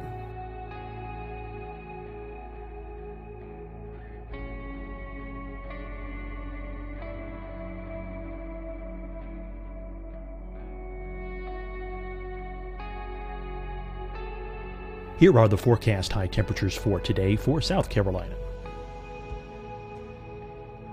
Here are the low temperatures for today for South Carolina. Here's the probability of precipitation forecast across South Carolina today.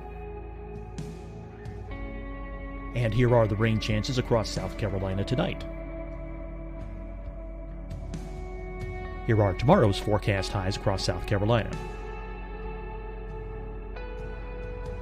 Here are the forecast low temperatures for tomorrow for South Carolina. And here is the probability of precipitation across South Carolina tomorrow. Here's the precipitation chances across South Carolina tomorrow night. Here are the forecast highs for the day after tomorrow in South Carolina. Here are the forecast low temperatures across South Carolina for the day after tomorrow. And here are the rain chances across South Carolina for the day after tomorrow. And South Carolina's probability of precipitation for that night. Here's the Storm Prediction Center's severe thunderstorm outlook across South Carolina for today through tonight. Here's the Storm Prediction Center's severe thunderstorm outlook across South Carolina for tomorrow and tomorrow night. And here's the Storm Prediction Center's severe thunderstorm outlook across South Carolina for the day after tomorrow through that night. Here's the severe thunderstorm outlook for today from the Storm Prediction Center.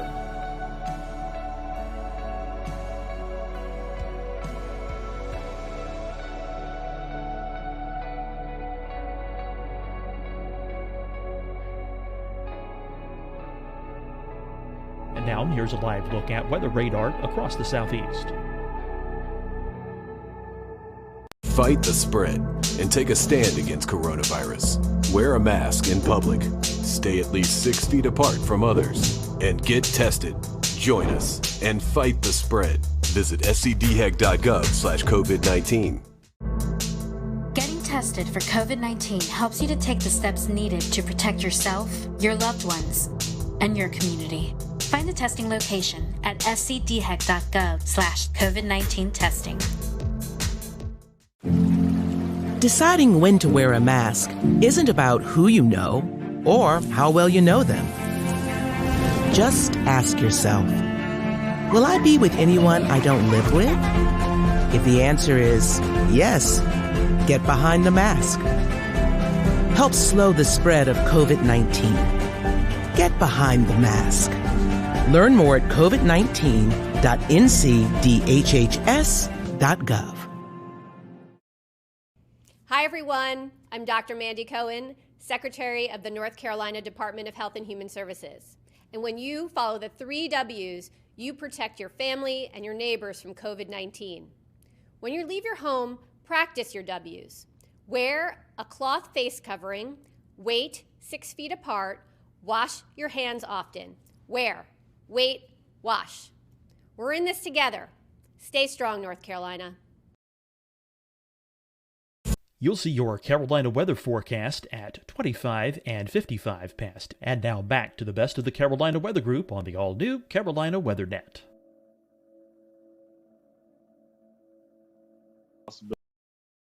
but we were kind of thinking gusty winds, and I think everybody, even the Storm Prediction Center, kind of had northern Illinois pegged for the hot spot.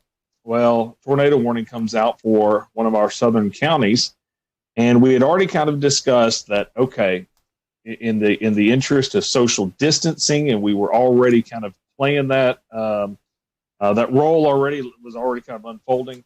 I said, well, we've got a solid system here. How about I go here and you guys stay back there, and we wouldn't be there. And hopefully we wouldn't go into long form programming. And so the tornado warning came out for Woodruff County a little bit after 4 o'clock. And at that point, you could draw a line and see that there was a chance that this was going to come into Jonesboro. We have some video from your coverage. We're going to pop up here in a double box. Oh, man. Walk us through. This must be the moment that tornadic cell started producing in Jonesboro, if I'm correct. Hold on one second. I just now lost. There we go. I'm back, I think. Yeah, this is where it was producing here. So what was going on? Zach Holder is in front of the chroma key wall, and we had already at this point had a pretty large tornado out of Jackson County. So we were watching this one pretty close, and the meso was going right over town, and we really just started getting some indication that it was cycling. And sure enough, we were concerned that it was going to, if it cycled through and it produced a tornado, it would be right in the middle of Jonesboro. And you see what unfolds here. Now, for Zach, he's in his 20s. He hasn't covered a ton of, tornadic storms, especially like that in front of a weather camera. He did spectacular Aaron Castleberry. If I'm not mistaken, I think that was his first severe weather event ever covering broadcast-wise. So it was hard to not get emotional. I've lived here almost 20 years, and outside of a couple of years, I lived in Alabama, and to watch that go through the town that you've forecast for and covered for so many years, it was tough to kind of hold the emotions back on that one. I want to ask you. Go ahead, Ricky. I was going to say, talk about having to work with the delay and the live view delay or the TVU delay, and being able to hear Zach and the folks in the studio at the same time. Yeah, that was tough. I learned some lessons. We had the delay, and stepping on each other and things like that was a little bit of an issue because when you're in severe weather coverage, you speak in half sentences. You can be sitting there talking about, okay, guys, this tornado is coming for, and you'll stop, and you're thinking they're done, and you step in. And so there was a little bit of an issue there in the middle of that also. So while we're all going through that, Southwest Power Authority feeds Jonesboro and Paragould. So even though I was 19 miles to the north, when they started taking power hits, I started taking power hits. So I lost programming. I lost what they were seeing, and then also was losing access to Max. So I had Max 1 up in here. They were using Max 2. Then they lost Max 2, so they needed access to Max 1. So after I lost programming, after I lost ability to have Max, and they needed it anyways, that is when I grabbed my phone, grabbed my laptop, and that's when I went out chasing, if you saw the coverage afterwards. Ryan, previous to this weekend, had you ever done live TV from home? Oh, live television yet from home. Yes, that past Thursday we had done all shows. We were kind of dabbling. We're going, okay, do we want to do this completely from home? Do we not? And so Thursday was a beautiful day. Zach was back at the studio, and so we did that. I went live from my backyard, and it went great. Everything went great. And so that's kind of where we were going into this, going, okay, this could work. I will say there was another time about 2 years ago. We had a just random tornado warning.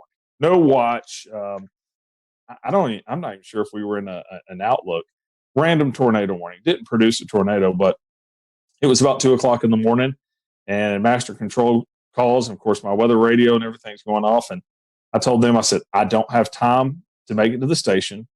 So I pulled Max up in my office, and I said, hot up the phone. I'm controlling Max. I'll talk over it. And we did it then. So, I had done that one other time, and no one really even knew then that I was at home. I just talked over it, went through about 30 minutes of a tornado warning, and that was done.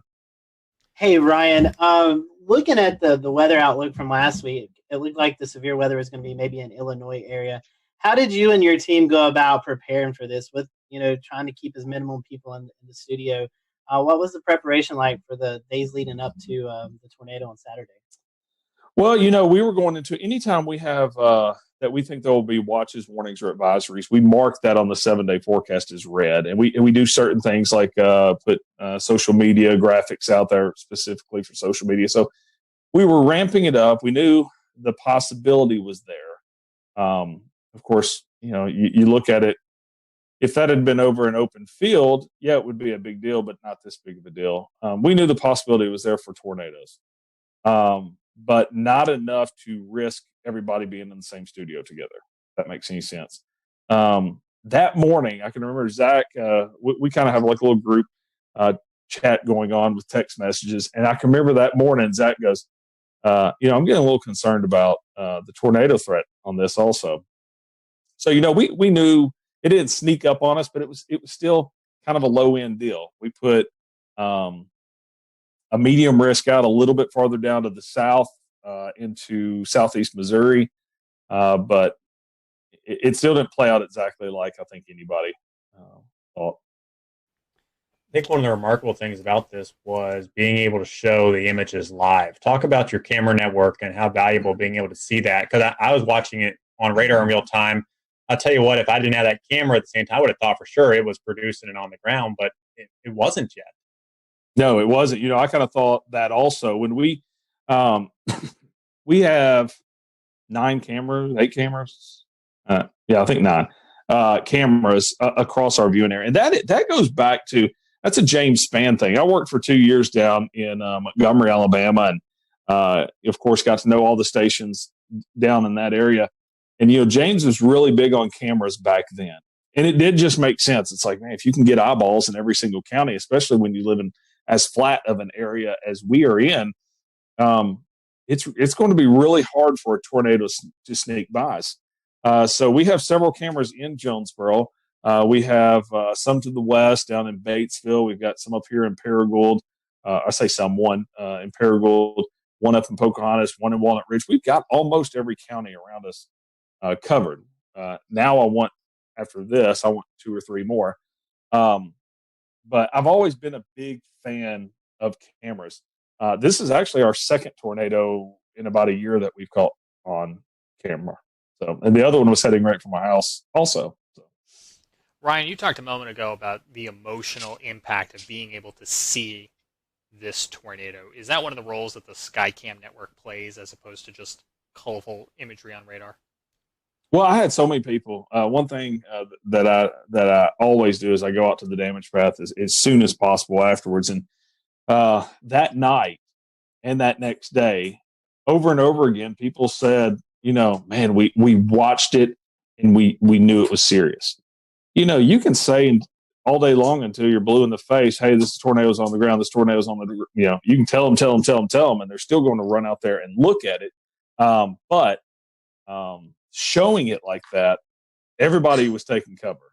You're not going to be out looking about for it.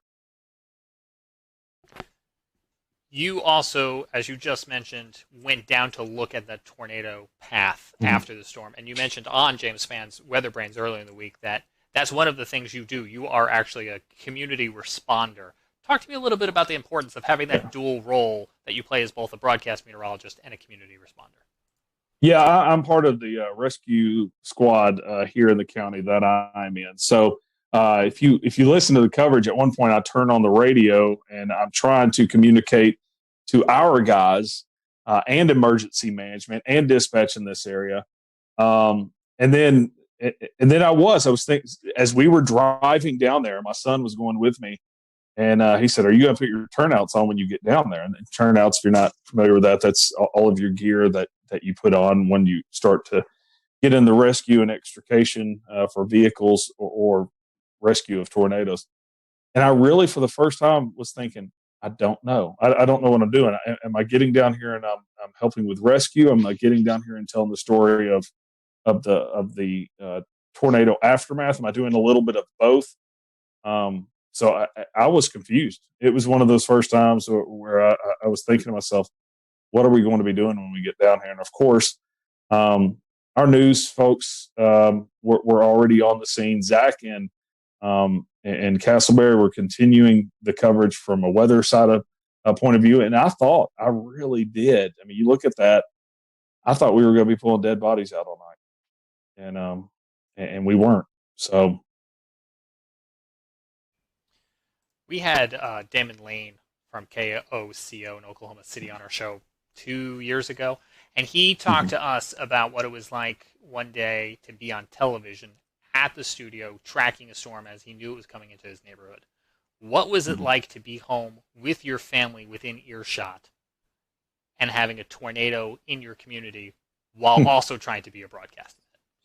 Well, a lot of people have laughed about hearing the snapping. I was going, and what I was doing, I was trying not to go, hey, Jennifer, yell into the other room, or hey, George and Avery and Kate, get downstairs. I was trying not to do the yelling at your family, get the dog out of here, get the dog downstairs, that thing. So I was kind of meaning get in here so I can, lip sync to your lip, and so Jennifer comes in here and I said, get downstairs. And I point over at the television, and I wasn't sure if they were watching it in there. And judging by my wife's eyes, I don't think they were. And she looks over at the television, and by that point, it was tearing stuff up, and they moved real fast and went down there. But our wives do this, without us here all the time. In severe weather, they get tornado warnings here, and her job is already to get all the kids and pets and go downstairs. So I don't really know what I was doing, saying, hey, like I'm going to step in and be the leader of this, because they've done this in the past. And so I realized that after the fact. I'm like, you don't need me to tell you to go downstairs. You probably already knew. But it was wild. And then when I was leaving here, we were having flash flooding in our neighborhood. And it was kind of wild, but I knew that they had everything under control here. And fortunately, I've got a 17-year-old that can handle things here. So I felt comfortable leaving in the midst of that also, once I knew it was going east of us. Ryan, the tornado EF3, 140 miles per hour winds. I think this happened right around the 5 o'clock time frame. On a normal Saturday night, people would be out at restaurants, shopping. But with the coronavirus going on, thankfully, unfortunately, we had 22 injuries, but I feel like this could have been a whole lot worse if we wasn't going through COVID-19. Oh, this would have been, we would have been pulling bodies out. Of those 22 injuries, only 2 of those were hospitalized. So you got to think of a large part of those were probably just scratched up arms and things like that. But, I just think I had just left the mall about 2 hours earlier. We went and picked up a cake right beside the mall, right where it hit. And I can remember going by Best Buy. My wife and I were even talking about it. We were like, wow, look at that. They've got a tent out front. And what they were doing is she goes, yeah, I bet they're, you pull up and you say what you need and they run in and get it and check you out. And I was like, oh, yeah, that's kind of cool that they're still open. We even commented, talked about it before we were heading home. And so you had, just a handful of workers in the mall. The rest of the mall was closed. So if you look at the aerials, I mean, it just tore up the mall. JCPenney, the roof completely ripped off, and you really can't tell until you look at the aerials how messed up JCPenney was. Dillard's ripped out. A Saturday at 5 o'clock, all those places would have been busy. You think of Cheddar's. I think that's a national chain that you guys may know about, but Cheddar's is a restaurant that would have been completely packed with probably about an hour wait with people sitting all around it on a normal Saturday at 5 o'clock. Instead, they had a couple of workers that were cooking to-go orders. You had Academy Sports. You had several restaurants through there. And it also went through, and I'm going to check the numbers on this, but I venture to say the busiest intersection in Jonesboro, Arkansas, if not the top 3. I mean, definitely. So, you just had an extremely populated area that if this had hit on a normal Saturday night where people aren't staying inside, it would have been very bad. Ryan, you've had a crack at this before with, back in the day when you had that other situation where you were home and you had to broadcast real quick. And you've prepared some and everyone's prepared, but last weekend was something no one has ever experienced before. And certainly to a greater degree than the last tornado that you covered from home. What did you all learn from that? Well, I learned, the power hits, for one thing, I learned that we need an UPS system, even here at the house, if we're going to do that. I learned also that I want an over-the-air antenna, which I've already gotten now. But more than likely, even doing all of that, there's going to come a time where we just all need to be in. I know we're trying to take the steps to be socially distant and things like that, but I think if we have another severe weather event like this, we probably just all need to be in studio. Ryan, talking about the coronavirus stuff for a second, what challenges did that present after the tornado with rescue crews, with the recovery aspect and things like that? The scary part of it is, and it's really part of the reason why I decided that I need to start broadcasting from home, is that everybody forgot about it. So Saturday night, we're sitting there handing off microphones to each other. We're 6 inches away from the mayor talking to him and the police chief, and we're just helping people. It was like there was no virus. Late that night, we start thinking about it a little bit, and start thinking of, okay, we need to stay a little farther apart. We need, things like that. And then the next day, you get out and you get into the damage. You start helping people and you start talking to people, and everybody's just hugging each other and just happy that everybody's alive. And I had one lady come up and just give me a hug, and it was like, well, I'm not going to sit there and say, no, coronavirus. You're not going to say, well, I'm not going to go in this person's home and help them clean up because of the coronavirus. But later in the day, everybody just kind of starts thinking, well, this could be really bad. We've got people coming in from out of state. We've got people that are older. We've got, just everything started coming around to where you slowly started seeing people taking more precautions. You slowly started, people are elbow bumping instead of hugging and crying and things. I did notice, in fact, Tim Marshall, I met up with him at the tire store, and that's the first time that I saw they were separating out the cleanup and rescue into groups of 10. They were telling all of them to stay 6 feet apart. So it took a while, but for a period, everyone forgot it.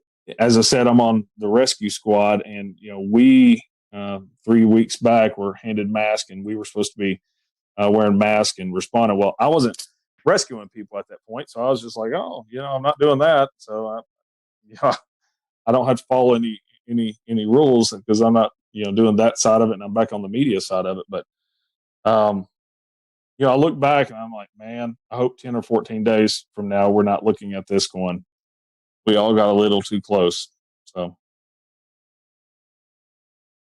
and that's it'll be very interesting to see how that goes. And you're right, it is weird. I mean, even me personally forecasting on a day-to-day basis, I've kind of had to tell myself, hey, this is still important, but it feels less important on a day-to-day basis with everything going on. So I want to bring in Corbin here real quick to kind of talk about maybe something that you guys experienced too, Ryan.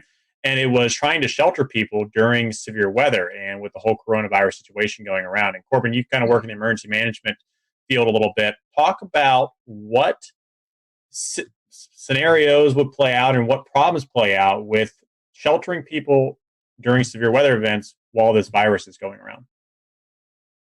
So obviously that's one of the things that we really want to look into.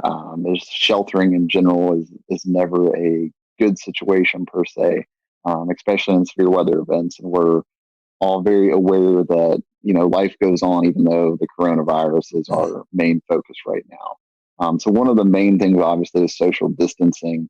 There are some guidelines out from FEMA as well as DHS or DHHS that say, basically each person needs anywhere from about 50 to 80 square feet. So that's going to limit how many people we can put in a building and create shelter for. And especially if we're looking, 6 feet apart, so we don't, sneeze and cough on each other to limit the coronavirus spread at this point. So that's some of the things we're thinking about and we're actively working through in the Emergency Operations Center. I think in North Carolina, currently at the last count, there are 46 emergency operations centers active. So it's definitely something that's on the forefront of our mind. What about masks and stuff like that? Has that been given any thought? I know CDC's been reconsidering some of their thoughts, and Los Angeles tonight recommended their citizens wear masks when going out and about. Is there any benefit to that? Is there any downside to that? So that's obviously another one of the hot topics from the CDC. It's one of those things that's changing every 12 hours. For emergency responders, the protocols in North Carolina just changed to where we were only wearing masks on suspected COVID-19 patients. Now we're wearing masks on every patient encounter. And now, you're starting to see some direction from the CDC and from Pence's, from Vice President Pence's coronavirus task force that may say different. So there's conflicting stuff out there right now, but just for the everyday person, wearing a mask all day long doesn't seem to have an effect yet. But we'll see what the data shows as the days come. Corbin, we learned today that a paramedic with medic tested positive for coronavirus. You mentioned a minute ago that more people might be wearing masks as they go out and tend to emergency responses.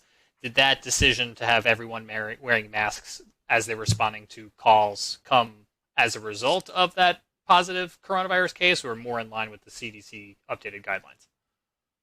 So just to clarify one thing, I'm a paramedic relief supervisor in Cabarrus County, but I did see the news about medic's case in Mecklenburg County as well.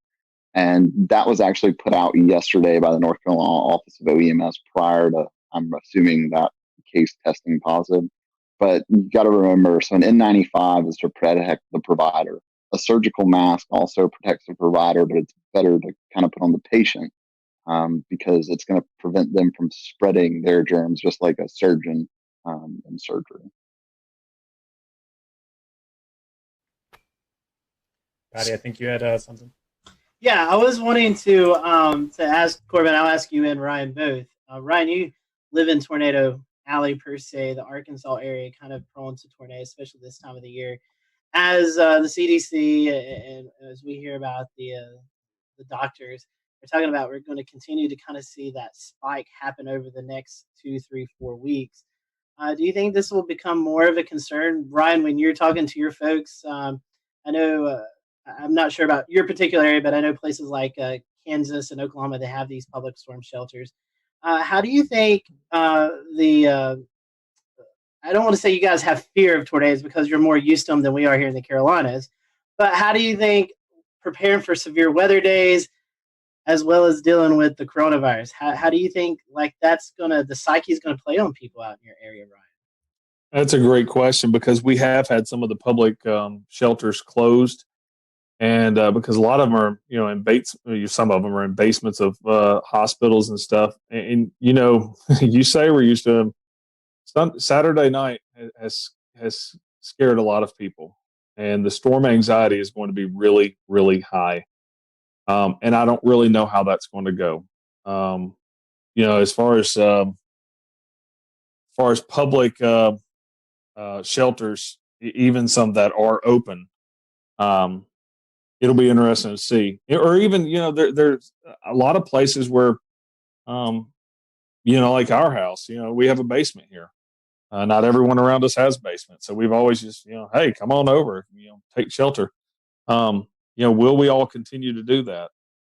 I think in a tornadic situation, I think you throw it out. I know that may not be the right answer. And I'm sure my doctor friends may say, I don't know, but I don't know.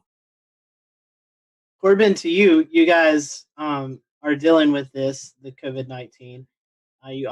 We're getting into the Carolina severe weather season where maybe not as many tornadoes, but we still have this threat of severe storms. And you're trying to message the threat of severe weather, but also trying to communicate about the COVID-19. So how are you guys in the emergency management spectrum are dealing with the preparation of severe weather and dealing with the ongoing virus?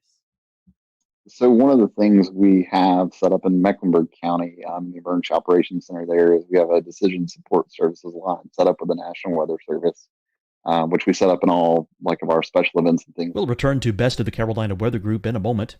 Now your Carolina weather forecast. Here are today's forecast high temperatures for North Carolina. Here are the forecast lows for tonight for North Carolina. Here are tomorrow's forecast high temperatures.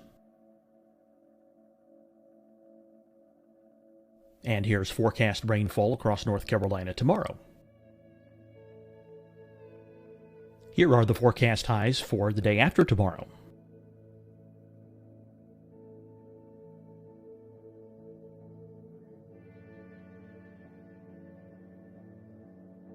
And here's the forecast rainfall across North Carolina for the day after tomorrow. This is the total rainfall forecast across North Carolina for the next 3 days. Here's the severe thunderstorm outlook for today from the Storm Prediction Center.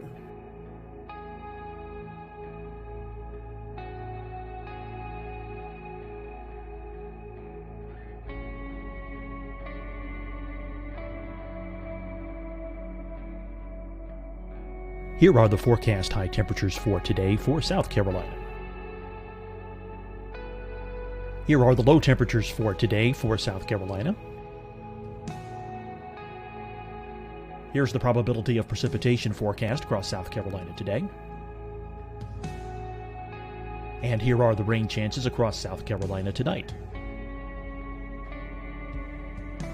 Here are tomorrow's forecast highs across South Carolina.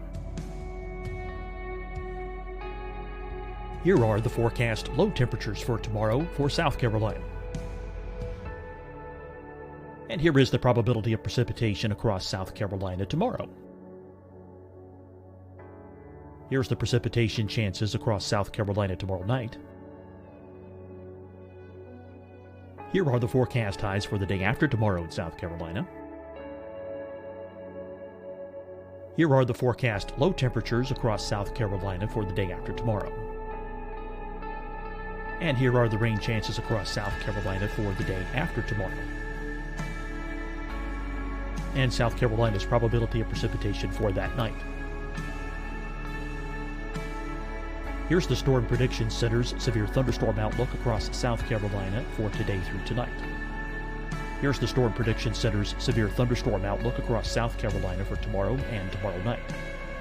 And here's the Storm Prediction Center's severe thunderstorm outlook across South Carolina for the day after tomorrow through that night.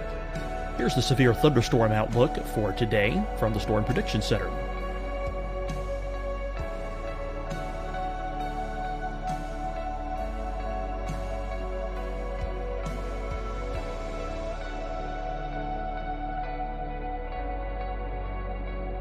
And now here's a live look at weather radar across the southeast.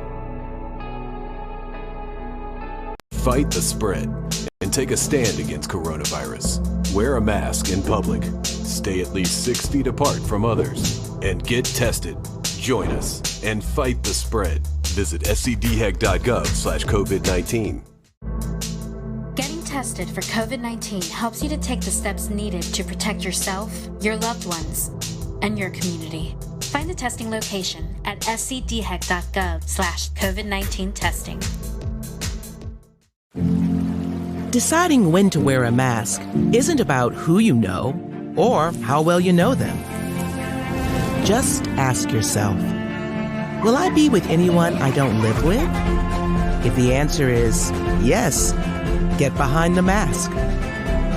Help slow the spread of COVID-19. Get behind the mask. Learn more at covid19.ncdhhs.gov. Hi, everyone. I'm Dr. Mandy Cohen, Secretary of the North Carolina Department of Health and Human Services. And when you follow the 3 W's, you protect your family and your neighbors from COVID-19. When you leave your home, practice your W's. Wear a cloth face covering, wait 6 feet apart, wash your hands often. Wear, wait, wash. We're in this together. Stay strong, North Carolina. You'll see your Carolina weather forecast at 25 and 55 past. And now back to the best of the Carolina Weather Group on the all-new Carolina Weather Net.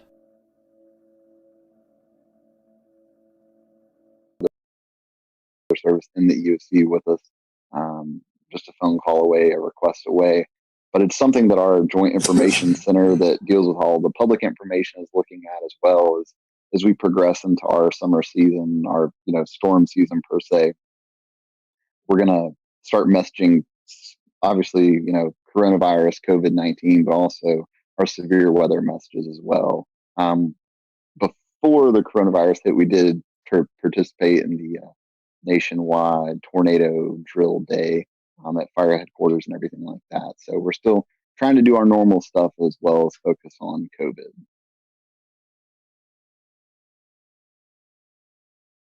Let's bring in Brad Panovich, who is a broadcast man at WCNC in Charlotte. Brad, if you were to go to air tomorrow for a tornadic situation, do you have something in mind that you would tell people in the event they either needed to leave a manufactured home to go to a sturdy shelter, or even afterwards if their homes were damaged? I found it was interesting. I read the press release that I think the governor of Kansas sent out. I think it was yesterday or today, basically saying, you got to prioritize the threat. So if a tornado is coming, that's your most immediate threat. So you need to seek shelter. But if you are going to seek shelter in a community setting, try to do the social distancing the best you can. But it's one of those things. If there's a train coming at you, you get out of the way of the train first, okay, and then you worry about all these other things secondary. So I think that what I would tell people is, do the best you can, but please avoid the tornado because that's the most immediate threat and most likely going to cause you your life. But I was glad to see Ryan's work, which was spectacular because it kind of gave me a little relief that, hey, we could do this remotely from a broadcast standpoint as well. But just like Ryan, I think if we knew a couple days ahead of time that we might have a moderate threat day, that we probably are going to send one of us into the studio, likely me, and we'll keep everybody else out of there. But the fact that we can do this remotely with somebody in studio is great. The whole reason I had this monitor behind me was I was thinking ahead, like if I have to track storms at home, I wanted some kind of graphic behind me where I could be in front of it. So I think that potential is there as well. But it's the first time in a long time, as a meteorologist, I'm like, I hope we have a super quiet spring. I'm just like, I do not want to have the added worries of severe weather. And I've already been thinking about hurricane season as well. I don't want to have to deal with any hurricanes. I just want it to be quiet because I think it's the last thing people need to worry about right now. But we know, it's April.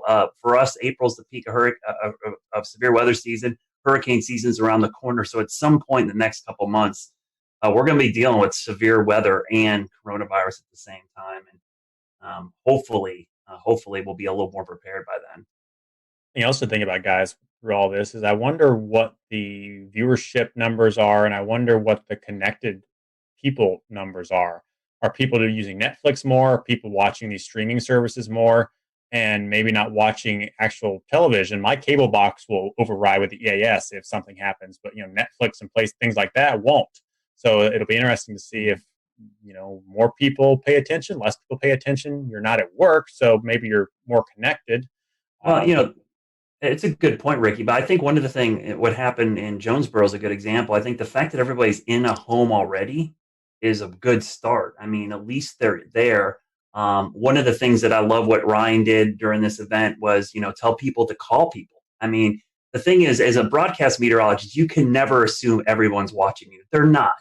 So, but you can connect other people to the people that are watching you by telling them to call people, DM them, text them, do whatever, amplify your message, and that will wake people up and get them, away from Netflix and maybe flip on the broadcast network. But this is where digital and social media is really important to us as broadcast meds. It's a way for us to reach people when they're not watching us. And so hopefully they'll flip us around. The thing I worry about, Ricky, honestly, is that, and we've already seen this, our internet and digital systems overwhelmed with so many people at home. Are the WIAs going to be bogged down? Are the cell networks going to be clogged up? Are we going to be able to push out this information because there's so many people using all this bandwidth right Good point. James, I think you had something. Yeah, I had a question for Ryan. And, so often in interviews, we end the interview by saying, what else did you want to share? What did we not ask you? And while that's exactly what I want to pose to you now, because we are trying to think of everything, but inevitably we're not. And unfortunately, you had a situation where you've now experienced one of these scenarios that we're still fearing. So let me ask you, what did you learn that we're not even thinking of? Well, two things. This wasn't my first time to have a tornado in front of us on live television, but it was the most populated, and you just have to remind yourself to keep your emotions in check. It's tough, and you can say it a million times. Oh, I would, but you really have to stay calm, because it's going to continue moving forward. And so that's one thing that, for every broadcaster, as Brad said, telling people to call people. And that was huge. There was a lot of people I didn't run into anyone that said they didn't know it was coming. It was either I was watching you guys, your app went off, or my mother or sister or whoever called me and said it was coming. So nobody knew it wasn't coming, but you got to spread out the tentacles and get everybody working for you, more or less. But from the side of this whole new thing with social distancing and everything, is in the cleanup process. Even though we're all wanting to hug each other for all being alive and making it through it, we just got to be smart through this whole thing. Corbin, what about you guys from an emergency response paramedic scenario in your experience? Do you think if we got into a weather situation, the response might look slightly different, or the advice coming out from officials to the public might look slightly different? It may look slightly different, but obviously we're going to prioritize life and safety first before everything. So everything we do is to save life. And if that means, that we have to put people at risk of getting COVID-19, then it's probably something we're going to do in that situation. Whereas if it's a sheltering situation, it's a little different. We can, open more shelters per se for less people. Instead of a shelter we put 300 people in, we may just put 100 people in and then open 2 additional shelters, something to that effect. So it's something that, it's taken into consideration, but ultimately that life safety is the priority of every first response agency out there. Yeah, it's certainly a lot to weigh. Brad mentioned a minute ago in an analogy with a train, and Ryan, you mentioned it as well too, in that, in some sort of silver lining, not having people out at the restaurants and the malls and the supermarkets may have done you guys some good. That is a huge lifesaver. Not having the people on the road. We still had people on the roads, but not having large numbers of people out there was saved lives.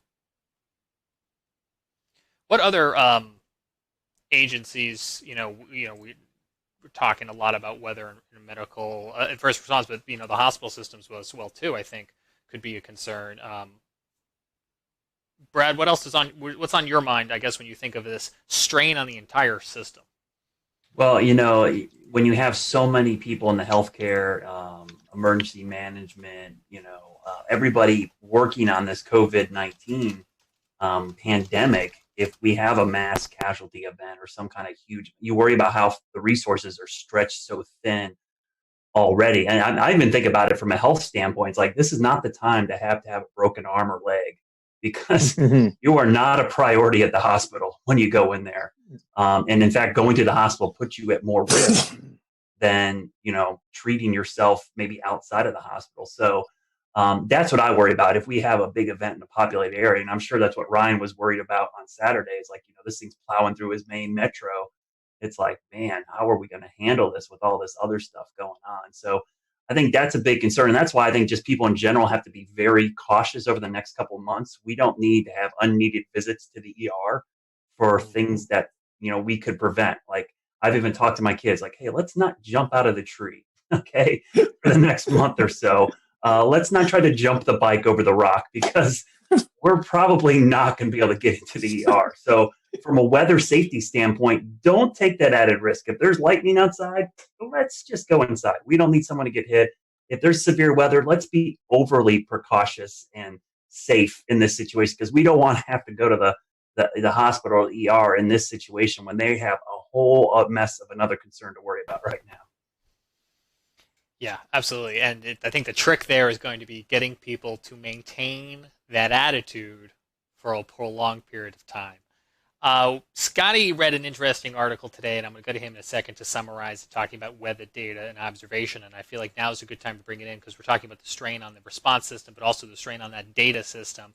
Going back to what Brad was talking about could the systems be overwhelmed, the emergency alert systems, or even the data observations? Scotty, that was something that you were reading about today, right? Yeah, so the World Meteorological Organization, the WMO, came out with an article today talking about COVID-19 and how it could affect some of our weather modeling, weather forecasting. I can maybe toss this to Brad here in a little bit, and Ryan, maybe they can tell you a little bit more than I can. But basically, there's all kinds of observations. You know, we run satellite radars. If you're familiar with the Carolinas, it seems like one of our radars is always down, and so it takes people to go out and fix those. And with the strain and the social distancing, the folks may not be there to get that. There's also another concern with the airplanes that are taking off, just everyday flights.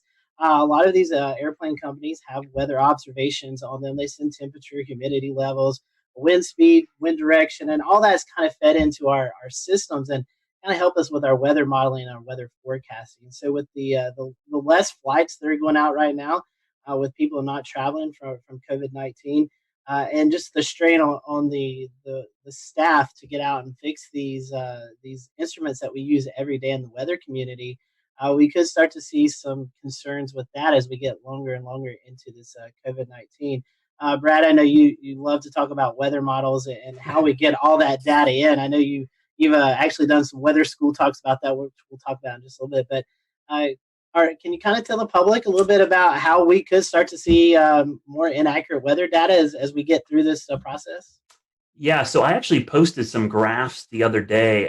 This is called what we refer to as AMDARB data. It's basically aircraft data. And I'm going to try to share my screen here. I don't know if this is going to work, but we'll try to do this. You guys can see my screen. Oh, maybe it's not going to share. I'm going to share it here, hopefully. Not yet. Otherwise, is it something you tweeted? I can double. No, it's let me see if I can bring it up. It won't let me share it. But what it was is a chart basically showing the lack of upper air obs from aircraft. People don't realize that every commercial aircraft that takes off and lands collects, data for us. And so what has happened is that we have actually, let me see if I can share it. There we go. You guys see it? Yeah, we got it. So what you're looking at here is, I made it a little bigger. This is the GFS model, and that red line is the drop in observations from aircraft going into the GFS model. You can see pre-COVID, which is earlier in the month, we were getting about 15 to 18,000 observations into the 12Z GFS. As of this morning's GFS, that is down to like 2,000. I mean, that is just a tremendous drop. And the best way I can explain this to people that have seen hurricane coverage, you may have seen me talk about how we often like to get the plane out in the system so that we can get better data for the models. Well, this is what these planes are doing. When we have that lack of upper air data, some of the accuracy and the guidance can drop by 20% or so. And it's just not the US. That's just US data. That doesn't include European data, Asian data. I mean, and that article you're referring to, Scotty, all those aircraft, I was amazed how much some of the European airlines added to this. It was crazy, the drop in upper air observation. So this is going to be a real task that we're going to have to watch and see how much this impacts severe weather. Day-to-day weather, it might not have an immediate impact on us, but I think for high impact events like severe weather outbreaks, tornadoes, flooding, this might have a pretty significant impact, because the difference between something being 20% more intense or less intense is pretty significant in the weather world. Brad, do you think it would impact high-res models more, or models like the global forecast system? It seems like it'd be more the global forecast, because the upper air data is really key for, big, long wave troughs and ridges. You're looking at long wave pattern. I think the CAMS models are going to do fine. Thank goodness we have the GOES 16 and 17 sounder data, and now we have the polar orbiting data. The only problem is you need clear skies for good sounding data. from the polar orbiters. But that sounding data, back after 9/11, we saw a similar drop in this aircraft data, but we didn't have the satellite data that we have now. So I think the satellite data is actually offsetting some of the issues, but this is going to be a much longer period of time that we'll start missing this data. It's only been, about 2 weeks now. I think we start getting 3-4 weeks, and now the long wave pattern across the whole globe will be totally impacted by this lack of upper air data. Well, you've been teaching us some stuff now, and I think, James, part 3 of our episode tonight was about teaching folks about weather. Do we want to transition over to that? Sure thing. Real fast, let me ask Ryan one last question, and then we'll certainly go to that, and I appreciate the transition. Did you guys, Ryan, have any issue with observations during or in the aftermath of your storms with everything going on coronavirus related? You talking about from weather observations? Yeah, Jonesboro Airport took a direct hit, and there's going to be some interesting things come out of that because KJBR did take a direct hit. You can go back and look at the data and see the winds backing as it was coming in, and the interesting thing is it looks like power was knocked out. It looks like the altimeter was knocked out, but was in kind of a separate area from the actual ASOS. So we probably, like you said, with the weather service being stretched thin and social distancing and stuff, we probably won't have observations from Jonesboro for quite a while. That's interesting, and I think that's going to play into this bigger picture as we're just trying to use whatever we've got available, and everyone's trying to do their best and safely to restore all of this. As Ricky mentioned, I know Brad Panovich here at WCNC has started to do some at-home weather classes. Brad, how did this come about? Why is it an important thing with so many kids at home that you guys saw a void to fill? Well, yeah, Ryan could speak to this as well. We do a ton of school talks throughout the year. I think last year I added up, and I thought I did a lot last year. I did 76 last year.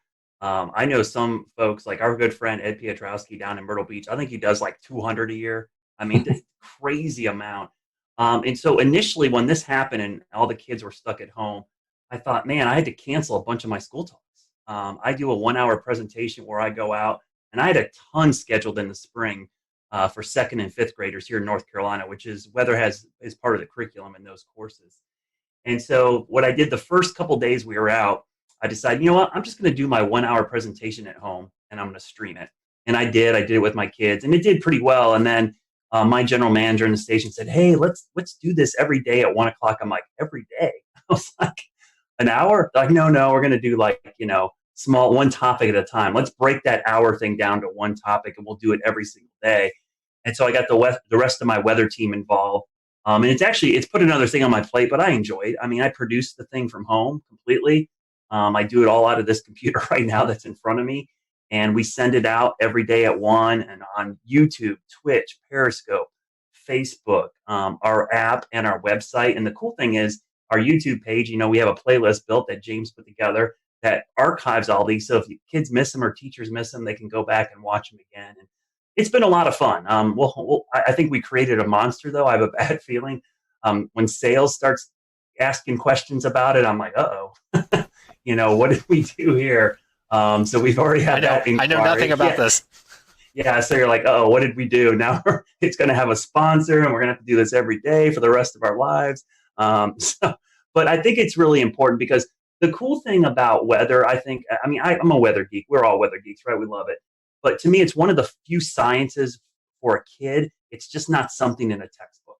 You can teach it to them, and they can immediately go outside and apply the principles of atmospheric science to what they actually see every day. So for a lot of kids, this is their first real science that they see, because a lot of times, physics and chemistry just looks like something in a book, but atmospheric science is actually something they can see, touch, and feel. So I think it has a real big impact on them. And in these tough times, it's actually been kind of a nice thing to be able to do and have the kids tweet pictures at me of them in front of their TV, watching it on YouTube or watching it. The funny thing I'll say, the Twitch stuff has been great. I've had so many kids on Twitch reach out to me who, don't normally watch the weather. Like, hey, this is pretty cool. What games do you play? So it's like, everyone wants to wants me to game with them online, and maybe me and my son will team up and we'll get in there and get a server going, and we'll start playing some games with some people online. But last it's been week, fun. Last week we played one of the virtual storm chasing games Yes. on our Twitch. Exactly. Yeah, I'm really. I think that'd be fun. I would like to play like NBA 2K with like some other anchors at the other stations. I think that'd be cool to have a little like tournament in the market. Broadcast Met iRacing. What's that? Broadcast Met iRacing. Yeah, or something. You know, I think that would be cool. I think viewers would eat that up. We could stream it online. It would be great. You're giving those sales folks some more ideas. We'll get our sports guys to do commentary. It would be awesome. Corbin, I have one question for you before we kind of wrap up. As Brad was talking about, he does a lot of hands-on things with students. You guys in emergency management, you guys do the same thing. So has this kind of affected you all with your outreach to the public? Yes, it's affected our outreach substantially. We're not really doing much face-to-face right now. You'll notice if you go to like the Charmec EM, Instagram, Facebook, Twitter account, you start seeing some videos pop up from the Emergency Operations Center in areas like that, where we're trying to do some education, but just obviously not face-to-face like we normally do. I think last year we did anywhere between 30 and 50 face-to-face talks with everywhere from school-age kids to older adults to talk about emergency preparedness. So it's definitely affected that, and we're seeing that effect, I think, just across about every industry at this point. That's interesting. I hadn't thought about that in terms of fire prevention and first aid trainings, and that would be school-age kids. But you guys also, would you normally be doing office visits? Is that something that is done too, for like professionals in office parks? So we have a public information officer, and she goes out and does a lot of talks. One of the most recent age groups has been like older folks in not retirement communities, but maybe apartment complexes over the age of 50 to talk about emergency preparedness and what they can do just in a general emergency, a weather event, having 72 hours worth of supplies on hand, just general things like that. Let's not even talk about supplies because we know those are scarce right now. But James, one thing I want to do before we close out, I do want to bring on Dan Whitaker. You guys may have seen him pop up from time to time on our show tonight. Dan is our newest panelist here for the Carolina Weather Group. So Dan, for those who are watching tonight, why don't you introduce yourself to everyone? Hey, thanks, Scotty. So I have been involved with weather as a kind of weather geek and weather follower since 2008, and have really I'm strong on the storm observation, visual storm aspects, storm spotting, storm chasing. I'm kind of in the field in the storm type of guy. So nice to be able to kind of join everybody and represent that angle when I can. And it's definitely great listening to all the different kind of pieces to the conversation tonight. Honestly, I have kind of one thought, that kind of reaches out to a lot of the different things that were being talked about from tonight, which is, as a person who enjoys the spectacle of nature and following everything from nice day cumulus clouds to supercells in the Midwest. For those who want to experience more outdoor weather during this time when we want to travel less, and we want to do more staying at home, short of tuning into Brad Panovich's weather lessons to get some real world observation, is there a way that anyone wants to kind of speak to that would be a good way for people to do that right now?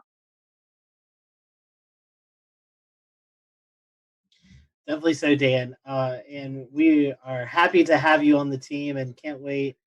Maybe we can't wait till hurricane season, but we can't wait to see your footage out there. Evan, I wanted to bring you, I know you had something you want to mention, but you also did a little chasing of yourself today, but not storm chasing. Yeah, I do my little cheesy snow chasing. It's really not nearly as complex as the stuff that Dan does. But as long as you drive high enough up on a mountain, you'll eventually run into snow. So I went up to Craggy Gardens today. Parkway was closed at about 4,900 feet, but I ended up running the rest of the way up to Craggy Pinnacle at 5,900. And it was beautiful. About 3 inches of snow up there, real windy. I'll share a picture since I can see James yearning and Just trying to share a searching webcam. I was trying. Yeah, so then that's what it looked like up on Craggy, right near the Craggy Pinnacle Tunnel. It was real pretty. But you're right, Scotty. The one other thing I wanted to mention tonight. We'll return to Best of the Carolina Weather Group in a moment. Now your Carolina weather forecast. Here are today's forecast high temperatures for North Carolina. Here are the forecast lows for tonight for North Carolina. Here are tomorrow's forecast high temperatures. And here's forecast rainfall across North Carolina tomorrow. Here are the forecast highs for the day after tomorrow.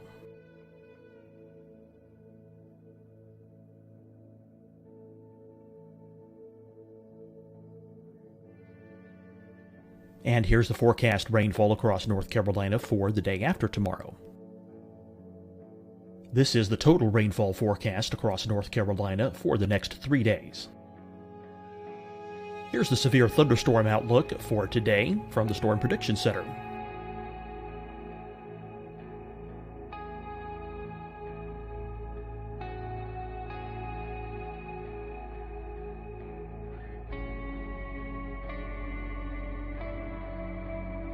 Here are the forecast high temperatures for today for South Carolina. Here are the low temperatures for today for South Carolina. Here's the probability of precipitation forecast across South Carolina today. And here are the rain chances across South Carolina tonight. Here are tomorrow's forecast highs across South Carolina. Here are the forecast low temperatures for tomorrow for South Carolina. And here is the probability of precipitation across South Carolina tomorrow. Here's the precipitation chances across South Carolina tomorrow night. Here are the forecast highs for the day after tomorrow in South Carolina. Here are the forecast low temperatures across South Carolina for the day after tomorrow. And here are the rain chances across South Carolina for the day after tomorrow. And South Carolina's probability of precipitation for that night. Here's the Storm Prediction Center's severe thunderstorm outlook across South Carolina for today through tonight. Here's the Storm Prediction Center's severe thunderstorm outlook across South Carolina for tomorrow and tomorrow night. And here's the Storm Prediction Center's severe thunderstorm outlook across South Carolina for the day after tomorrow through that night. Here's the severe thunderstorm outlook for today from the Storm Prediction Center.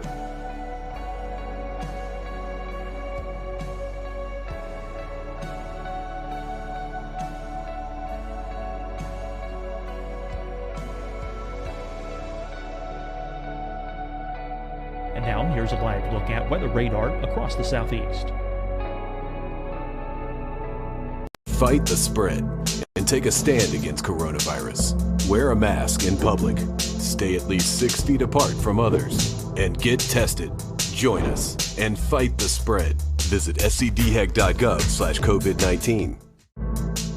Getting tested for COVID-19 helps you to take the steps needed to protect yourself, your loved ones, and your community. Find the testing location at scdhec.gov/COVID-19 testing.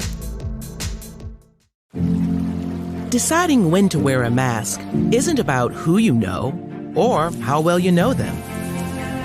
Just ask yourself, will I be with anyone I don't live with? If the answer is yes, get behind the mask. Help slow the spread of COVID-19. Get behind the mask. Learn more at covid19.ncdhhs.gov. Hi, everyone. I'm Dr. Mandy Cohen, Secretary of the North Carolina Department of Health and Human Services. And when you follow the 3 W's, you protect your family and your neighbors from COVID-19. When you leave your home, practice your W's. Wear a cloth face covering, wait 6 feet apart, wash your hands often. Wait Wash. We're in this together. Stay strong, North Carolina. You'll see your Carolina weather forecast at 25 and 55 past. And now back to the best of the Carolina Weather Group on the all-new Carolina WeatherNet.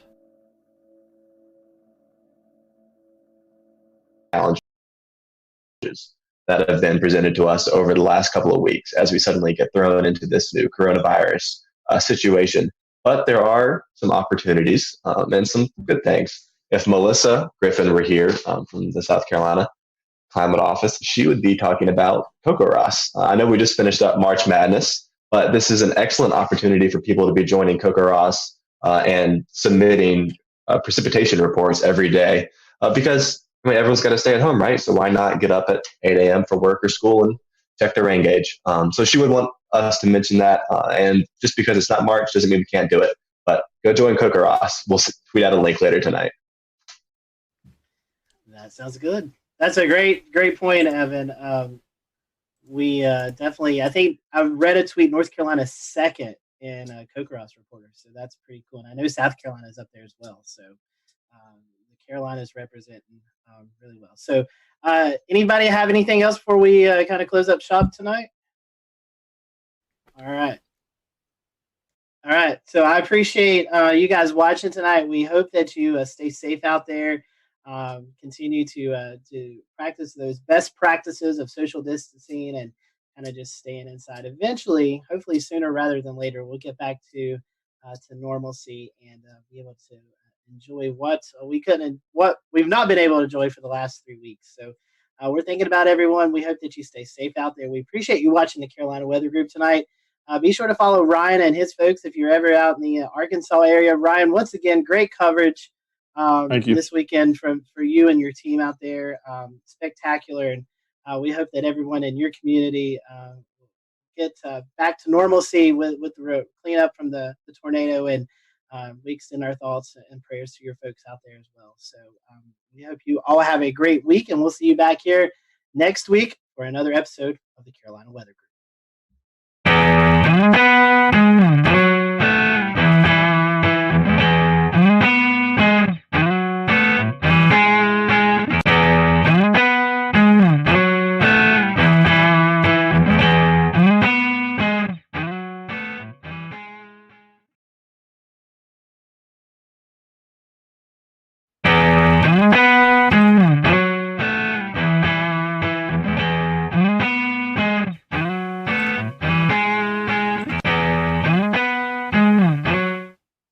And good evening from a very warm Charlotte. Happy Wednesday to you. It is March the 11th, 2020. I am James Brierton.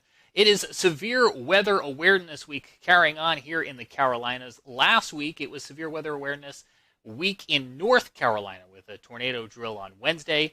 And we were lucky enough to bring you some special snippets from our friends at WCNC Charlotte. Well, joining us again this week as Severe Weather Awareness Week continues in South Carolina is Chief Meteorologist Brad Panovich, back from WCNC. Brad, thanks for taking the time out again for us.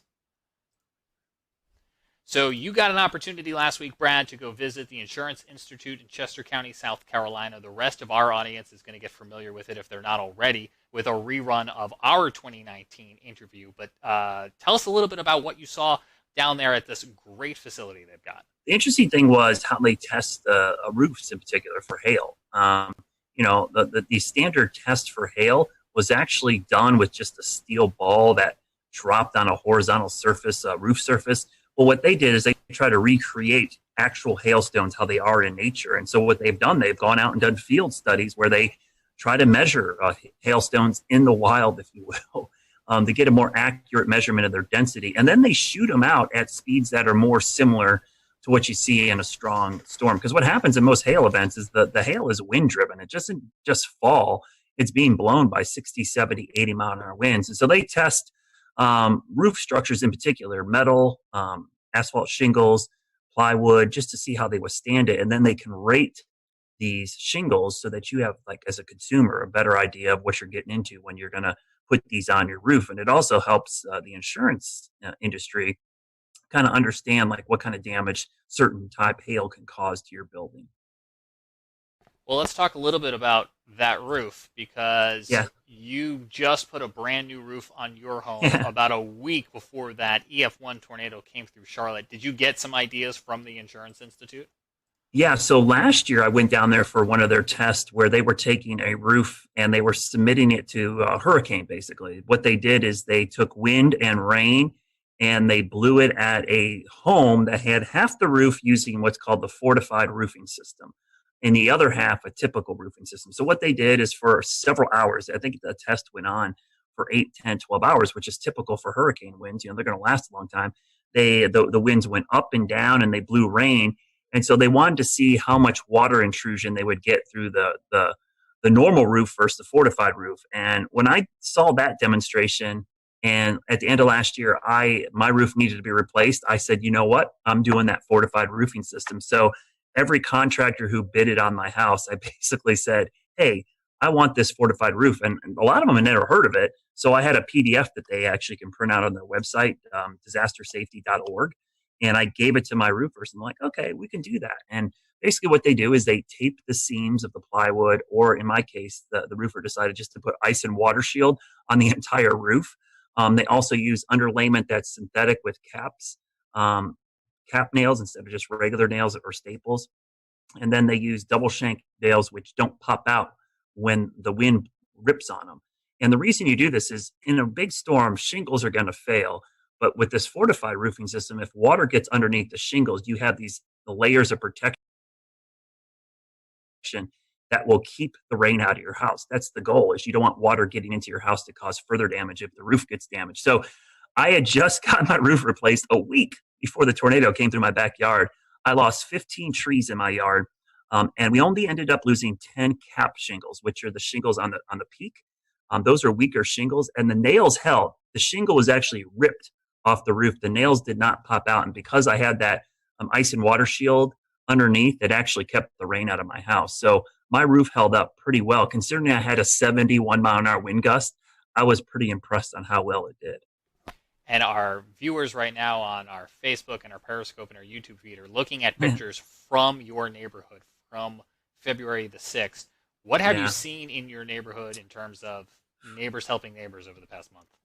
You know, that event is going to be crazy. It was by far the worst weather event in my neighborhood. And, you know, it seems now after the Nashville tornado, it doesn't seem nearly as bad because most of the homes escaped with minimal damage. Most of the damage in our neighborhood was all trees. And obviously, so those trees came down and did cause quite a bit roof damage. We had, I think, 50 or 60 roofs damaged.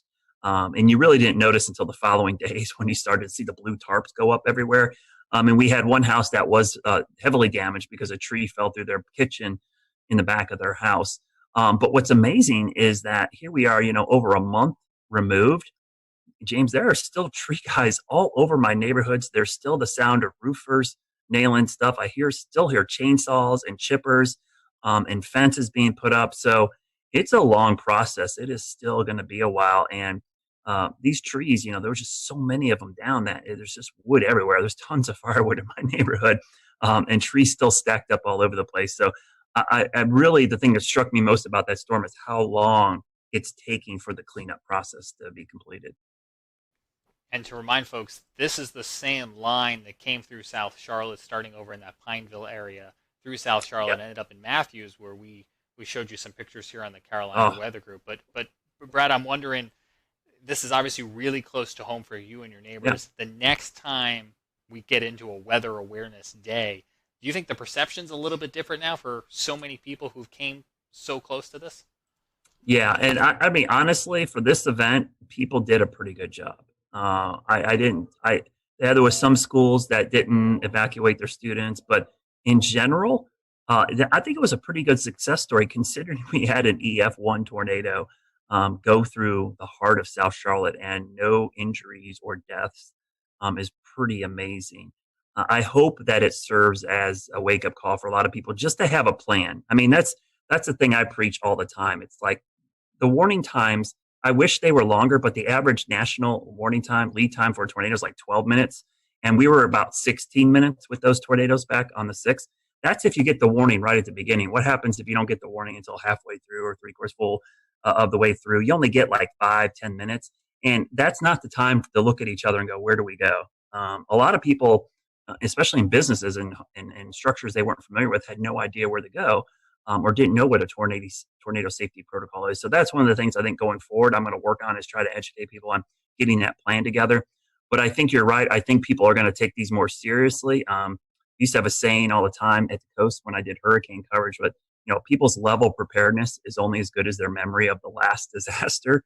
And it's just human nature. If people are going to remember this tornado and the next one, they're going to take it much more seriously because they have that recent memory of this event.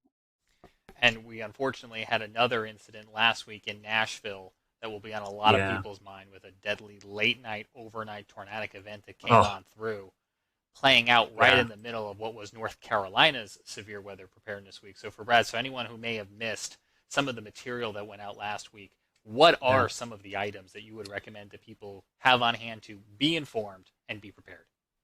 The most important thing, first and foremost, is have at least 3 ways to get a warning. And I mean 3 minimum. That would include watching us on WCNC. That would include weather apps, text alerts, social media, radio, a weather alert radio. Have at least 3. And the reason I say that is because often in these cases, 1 or 2 of those might fail. So you need some redundancy. So first and foremost, think about, do I have 3 ways to get a warning? And the WCNC Charlotte weather app is great. Our news app is great. Text alerts are awesome. The WIA, which is a wireless emergency alerts, are great. But also, Twitter notifications from me is pretty good. I have a lot of people that actually have done that. And I'm kind of shocked how many people actually do that. They have my notifications turned on when they think there's going to be severe weather. And I push out all our tornado warnings. The next thing is to have a plan. So once you get the alert, you got to know what to do. So whether it's your home, your business, your school, or your place of worship, you need to know where to go for severe weather safety in all of those structures. So think about it when you're at work or school the next couple of days. Where would I go in this building? And it's got to be in an interior room away from the outside walls and windows, on the lowest floor possible. So make sure you have that plan in place. And those 2 things are really the most important things that you can do, because those are universal. Those work with, hurricane season. It works with earthquakes. It works with just about any natural disaster, to have a way to get the alerts, but also a way and a plan of what to do. And then obviously we talked about flash flooding, severe thunderstorms, and lightning, which from a hazard standpoint, lightning, severe thunderstorms, and flooding are much more frequent than tornadoes. I did a graphic in my class the other day about risk perception. Tornadoes have a very high risk perception, but the actual hazard is small. And it's just because the tornado is actually pretty small compared to the map. But severe thunderstorms, lightning, and flooding have a small risk perception, but the threat is actually very large. You're most likely going to encounter one of those than you would a tornado. So it's important that you prepare for all types of severe weather, because we have a saying in our business: wind is wind and water is water. It doesn't really matter what causes those. If you get enough of either, it's going to cause problems. And for anyone who missed any of those explainers, you can find them at wcnc.com/prepare. There's the plug. You can also find them here in the Carolina Weather Group feed by scrolling up or checking out some of our latest posts. So Brad, appreciate you coming on. So happy that you were able to get that work done on your home just before those storms, and hopefully other people will follow that lead. As we mentioned at the beginning of our broadcast, we want to revisit our 2019 interview when we had a chance here at the Carolina Weather Group to learn about the Insurance Institute. They've got one of the coolest jobs in the Carolinas, and it's so great that we get to call this place home, and that they constantly are welcoming you guys on down there, Brad. Yeah, and I would highly recommend go to disastersafety.org. They have a great site of all the things you can do to make your home weather ready, and a way to talk to contractors, because some of these things, James, they're super cheap. Like the things I had done to my roof, it only added an additional couple $100. When you're talking about, a 6-figure roofing job, a couple $100, it could save you a long history of having issues. And the other thing is, my insurance company actually offers a discount for having a fortified roof installed. So really a good way to get a discount on premiums. And I should ask you before we go, Brad, tomorrow, Thursday. Yeah. Slight chance of seeing some storms? Yeah, I think Tennessee, unfortunately, unfortunately looks to be the area that's going to get hit the hardest, but that line of storms is going to move into the Western Carolinas late tomorrow at some point. So wind and hail threat certainly possible, especially along and west of I-77. So we're getting in that time of the year, James, where, March, April, May for us is big severe weather season. So we're kind of entering that. And it's a good time to use those severe weather safety tips we just gave you to kind of put them into action over the next couple of weeks. Stay tuned, stay weather aware. They're tips that you could use tomorrow, and if not tomorrow, it never hurts to be prepared for the next go around. Absolutely. Thanks, Brad. We're going to go ahead now and take you to that 2019 interview and check out this place in Chester County, South Carolina.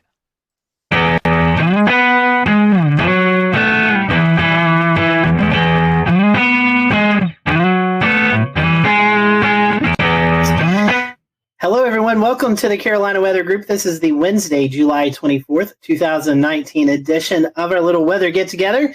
Tonight is show number 285, and tonight we have with us Dr. Ian Giametco. He is the lead research meteorologist at the Insurance Institute for Business and Home Safety. We're going to be talking about hail and some of the research they've done with hail. Ian, welcome to the Carolina Weather Group. This is kind of your first gig with us, and I told you before the show, we're glad to know you're in the Carolinas. So let's talk about what you do at the IBHS. Our lab here in South Carolina was built and opened in the fall of 2010. IBHS as an entity has been around almost since the 70s. It can trace its root back to a few different names and basically started as an advocacy group to help people better prepare for severe weather and try to reduce the losses associated with severe weather. Well, in 2010, our research center opened, and we're taking the model of the Insurance Institute for Highway Safety. So think about car crash tests. It's been highly successful.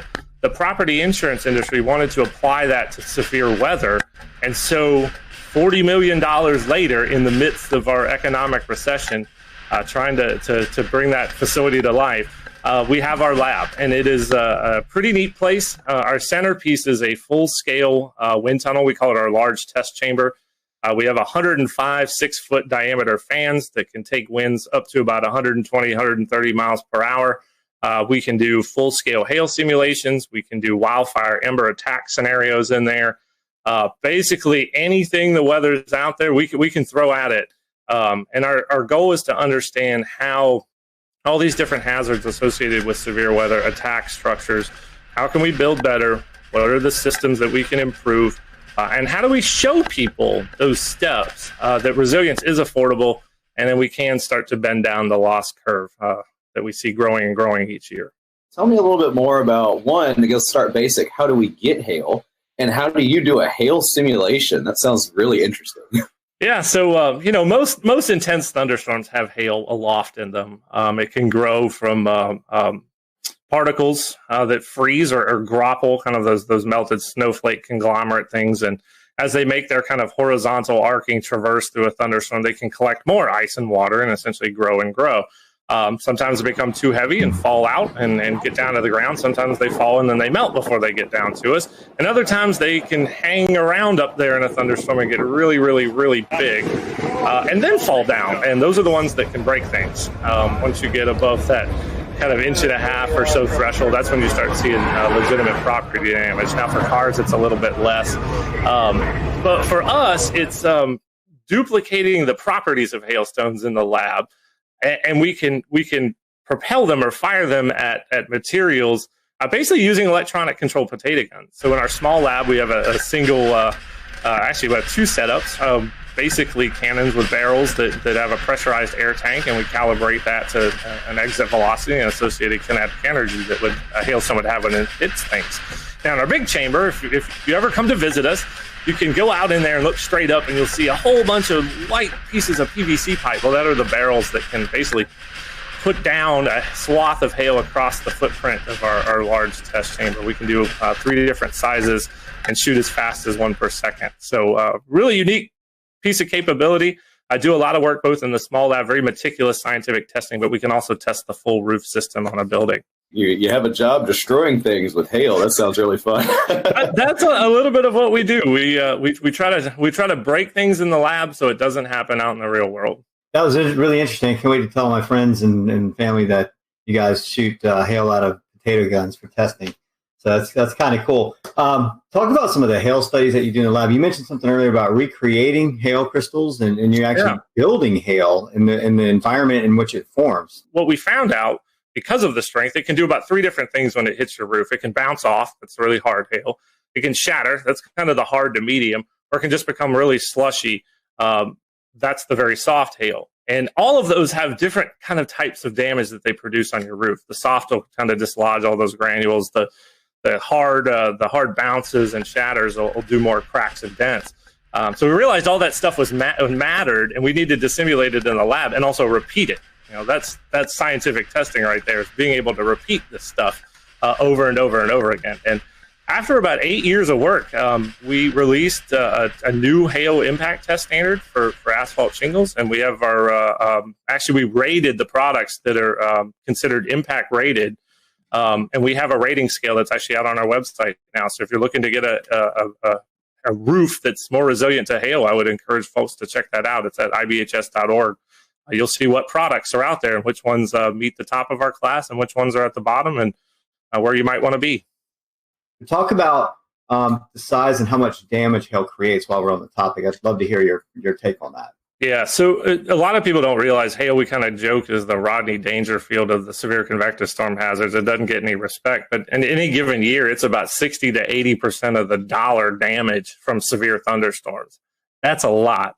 And we're in probably what will be the 12th straight year of damage totaling over $10 billion. So it's a big piece of the damage that comes from severe thunderstorms every year.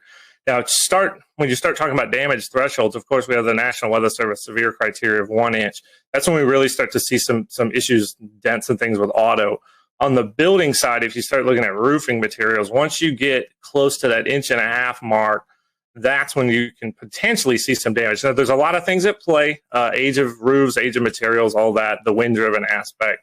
Now, we can go all the way out to the extreme size, and once you get to about 3.5, 4 inch hail, that will puncture the plywood roof deck that you have. So you're thinking fall speeds close to 100 miles an hour, pretty intense hail. That I hope we never have to see here in the Carolinas. I'm sure it's happened before, but that size hail, very rare here. So I don't know what's more interesting, the work that y'all do in the lab, with the fact that you also have field work. Tell us a little bit about your field work and what y'all have done over the years. Yeah, so way back in 2012, we decided there was all this hail data we needed to go get about strength, and a lot of the tests and how we test buildings were all rooted in information going back all the way to the 1930s. So nobody had looked at this stuff for a while. Plus, we didn't know what strength actually did. There was no data on it. So like any good scientist, we just, hey, let's go to the field and let's go measure it. Let's go look. We kind of use the motto, you can learn a lot just by looking, and we kind of took that approach with hail. So we started out back then going out to the field, collecting hailstones after a thunderstorm, doing crush tests, basically measuring the amount of force to crush the hailstone. That's how we get to the strength. Making very detailed measurements of them, weighing them all. And we did that for about really 4 or 5 years. That was our focus, to collect this really big data set, which is now somewhere over near 4,000 different hailstones that we've tested. And to guide how we did the lab work that we just talked about. We needed that guide to be able to give us that information. Now we've switched a little bit. We now go to mapping hail swaths using deployable instruments. I come from a background at Texas Tech where we built a lot of deployable weather instruments. So I took that and applied it to hail. So we have a network of about 18 impact sensors that can measure the impact energy of hail, and we can actually deploy them ahead of a thunderstorm and look at what the size distribution is within that particular storm and how it varies and changes within the swath. It's really, really important for how we look at radar hail detection, even looking into how numerical weather prediction manages hail. And how did it go this year? Oh, two good missions for us. Spent about I think we spent about 12 days total in the field. Ended up, my target was somewhere, I think 5 to 7 total cases. I think we were right there at 7, which was really, really good for us. So yeah, that's usually the case. We spend about somewhere 10 to 14 days each year in the field, and we'll continue this going into 2020. Yeah, and talk about some of the more memorable cases that you guys have covered, maybe some of the more interesting field tests that you guys have done over the past couple of years. Yeah, for hail, a couple of years ago, intercepted a supercell near Eric, Oklahoma, that produced just this really narrow swath of just really big 3-inch hail, with the concentration maybe 10 to 12 or so per square foot. That's a lot for big hail. It was the first time we got our instruments into hail that size, so that was kind of a unique experience for us. Now, a memorable case, and this goes back all the way back to I think 2013 or 2014 when we were doing a lot of those crush tests. We encountered some hail. This was in Montana. What we kind of think of as low density, spongy type hail that when you crushed it. We'll return to Best of the Carolina Weather Group in a moment. Now your Carolina weather forecast. Here are today's forecast high temperatures for North Carolina. Here are the forecast lows for tonight for North Carolina. Here are tomorrow's forecast high temperatures. And here's forecast rainfall across North Carolina tomorrow. Here are the forecast highs for the day after tomorrow.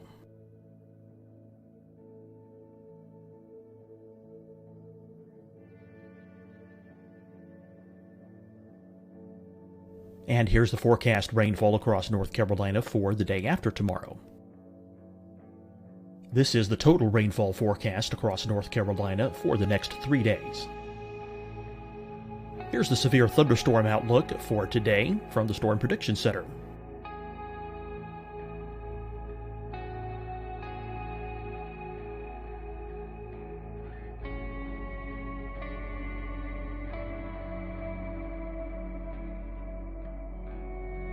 Here are the forecast high temperatures for today for South Carolina. Here are the low temperatures for today for South Carolina. Here's the probability of precipitation forecast across South Carolina today. And here are the rain chances across South Carolina tonight. Here are tomorrow's forecast highs across South Carolina. Here are the forecast low temperatures for tomorrow for South Carolina. And here is the probability of precipitation across South Carolina tomorrow. Here's the precipitation chances across South Carolina tomorrow night. Here are the forecast highs for the day after tomorrow in South Carolina. Here are the forecast low temperatures across South Carolina for the day after tomorrow. And here are the rain chances across South Carolina for the day after tomorrow. And South Carolina's probability of precipitation for that night. Here's the Storm Prediction Center's severe thunderstorm outlook across South Carolina for today through tonight. Here's the Storm Prediction Center's severe thunderstorm outlook across South Carolina for tomorrow and tomorrow night. And here's the Storm Prediction Center's severe thunderstorm outlook across South Carolina for the day after tomorrow through that night. Here's the severe thunderstorm outlook for today from the Storm Prediction Center.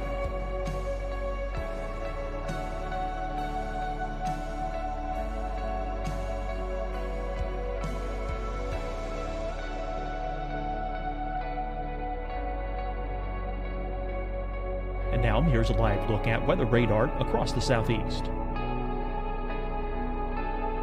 Fight the spread and take a stand against coronavirus. Wear a mask in public. Stay at least 6 feet apart from others. And get tested. Join us and fight the spread. Visit scdhec.gov/COVID-19.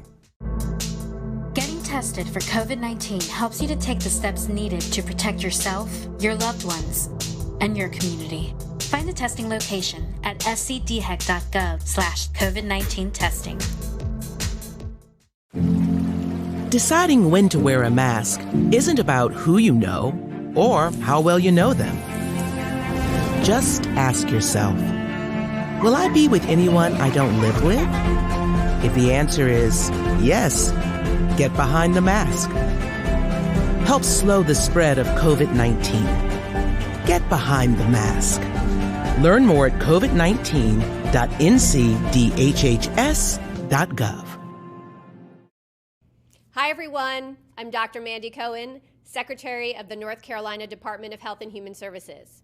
And when you follow the 3 W's, you protect your family and your neighbors from COVID-19. When you leave your home, practice your W's. Wear a cloth face covering, wait 6 feet apart, wash your hands often. Wear, wait, wash. We're in this together.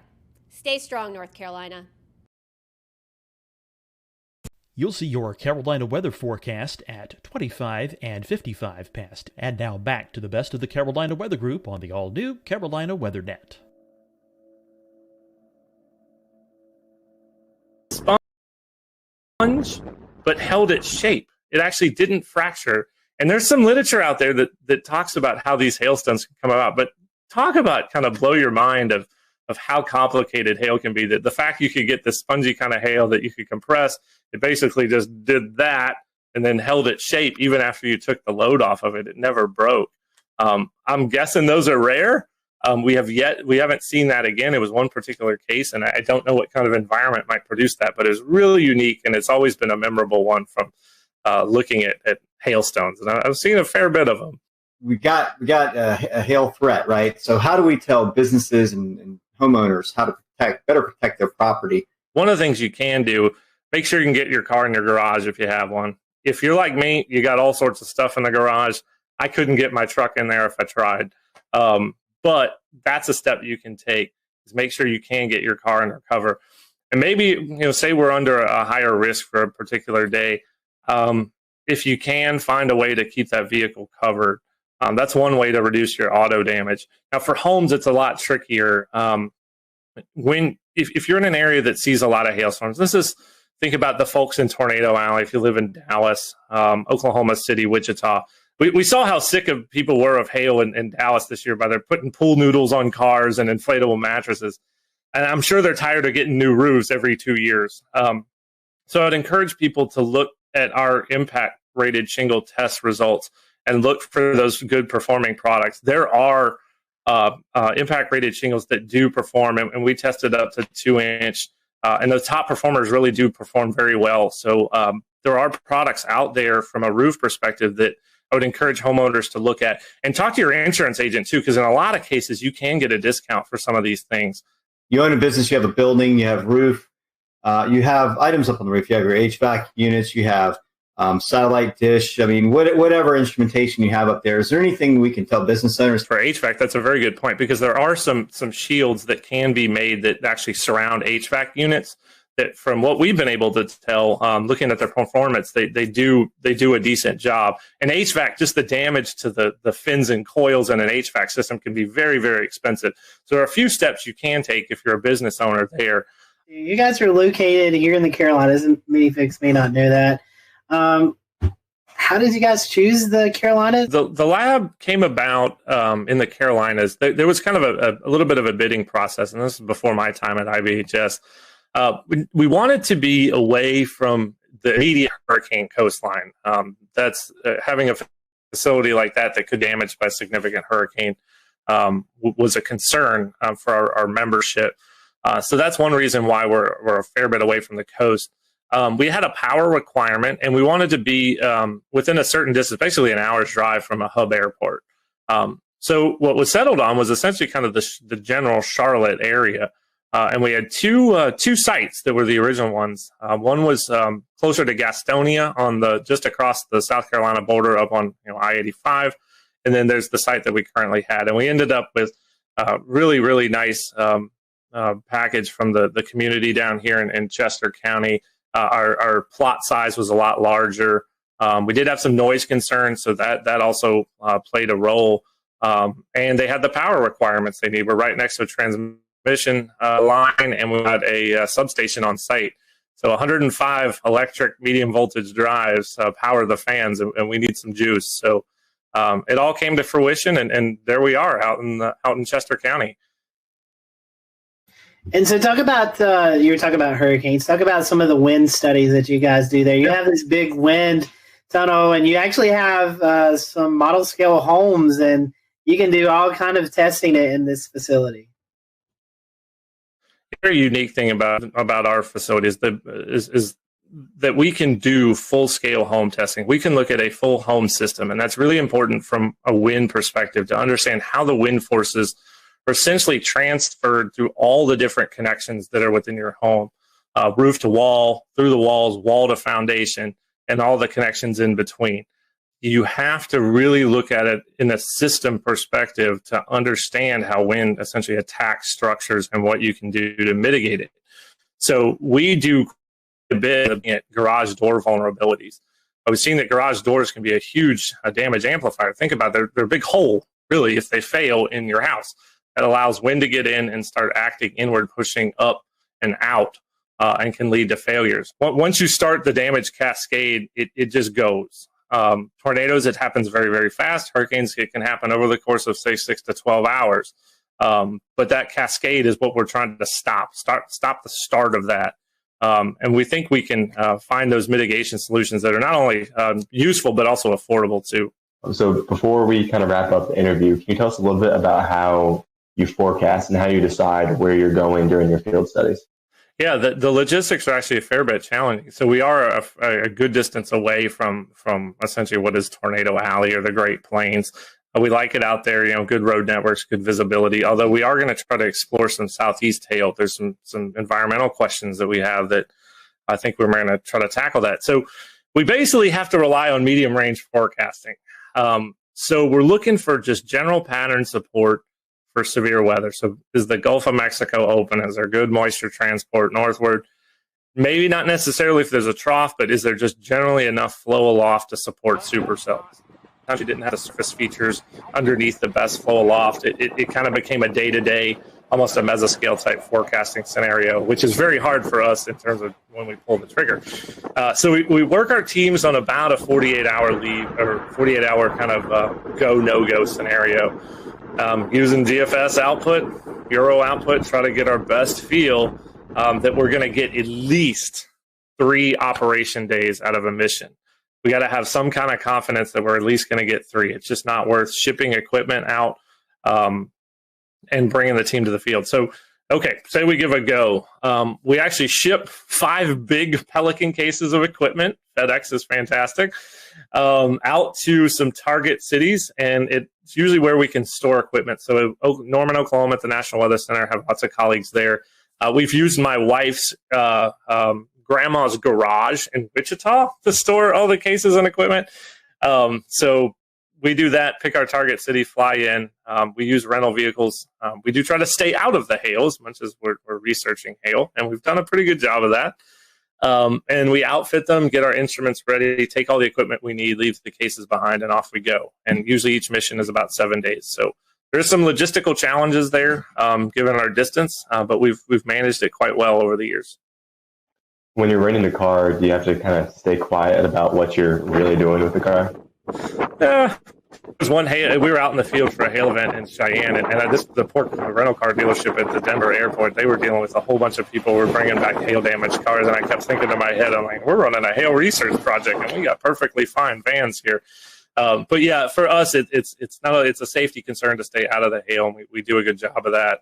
You're talking about these instruments. Can you kind of give us an idea of what's on these instruments? What it's like? Yeah, certainly. They're on little tripods. They're basically little engineering tripods. And then the plate itself is a little small pyramid. It's 1 foot by 1 foot. And it's actually based on a design that was developed at NASA, Kennedy Space Center, and was published in the literature. So we use that same plate design. It's got a little acoustic sensor, a piezoelectric disc that can record the vibration of the plate. So the higher the signal amplitude of that vibration, the larger the kinetic energy of the hailstone that hit the plate. And then we can work backwards to estimate a size. The unique thing about ours, we actually use robotics microcontrollers as our data system. We use an Arduino Do. It's about $35. A lot of maker components. We needed to make them cheap so we can have a bunch of them. And it samples really, really fast, about 5,000 times per second. So we can actually resolve impacts at 0.05 of a second. So that's pretty neat. And it's got some switches for on, off, and data control to make it easily user-friendly. I think we set a record for deployment time of one of these this year in under 20 seconds.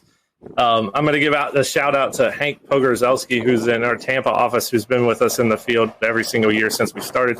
Hank went out the door, set the probe up, and was back in the car before I could log the information of where the actual instrument was. So it had to be somewhere in the 15 to 20 second range. So big old tip of the cap to Hank. I think he set a time speed record there. Well, Ian, we've certainly appreciated you giving us some of your time tonight. If our followers want to continue the research you guys are doing or follow along, how can they do that? Yeah, so we got a couple ways. So first of all, if you're a consumer out there and you want to see some of these DIY resilient type solutions and things you can do for your home, go to disastersafety.org. That's our kind of front-facing consumer website. For some of the research work, you can go to ibhs.org. But please follow us on Twitter at Disaster Safety. You can also follow our hail research specifically at IBHS Hail Study. You'll get a kind of an inside look on that Twitter account as to what we're doing in hail. We've had many guests on this show, and I think you've got one of the coolest jobs because you get to use potato guns and mix it with weather. I mean, I don't know how much better that can be. So.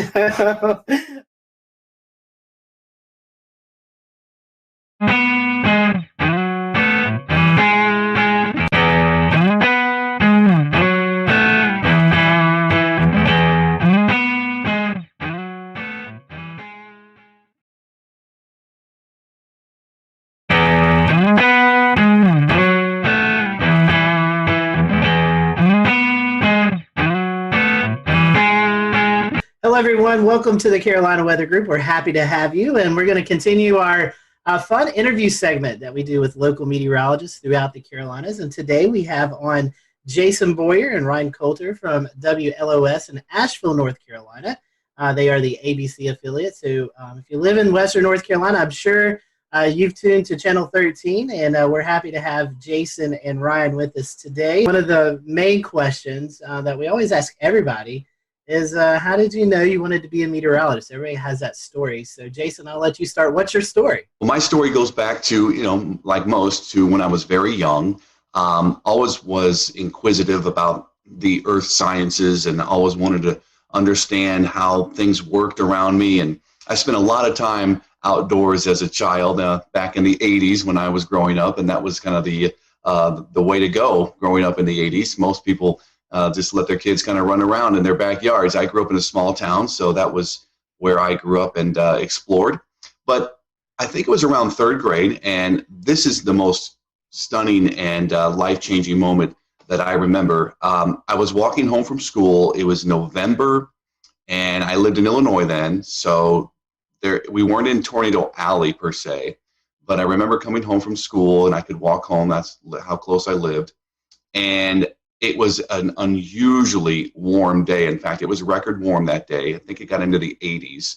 And the sun was out, the wind was blowing. And I was just thinking like a kid, like a third grader, I can't wait to get outside and play ball, ride my bike.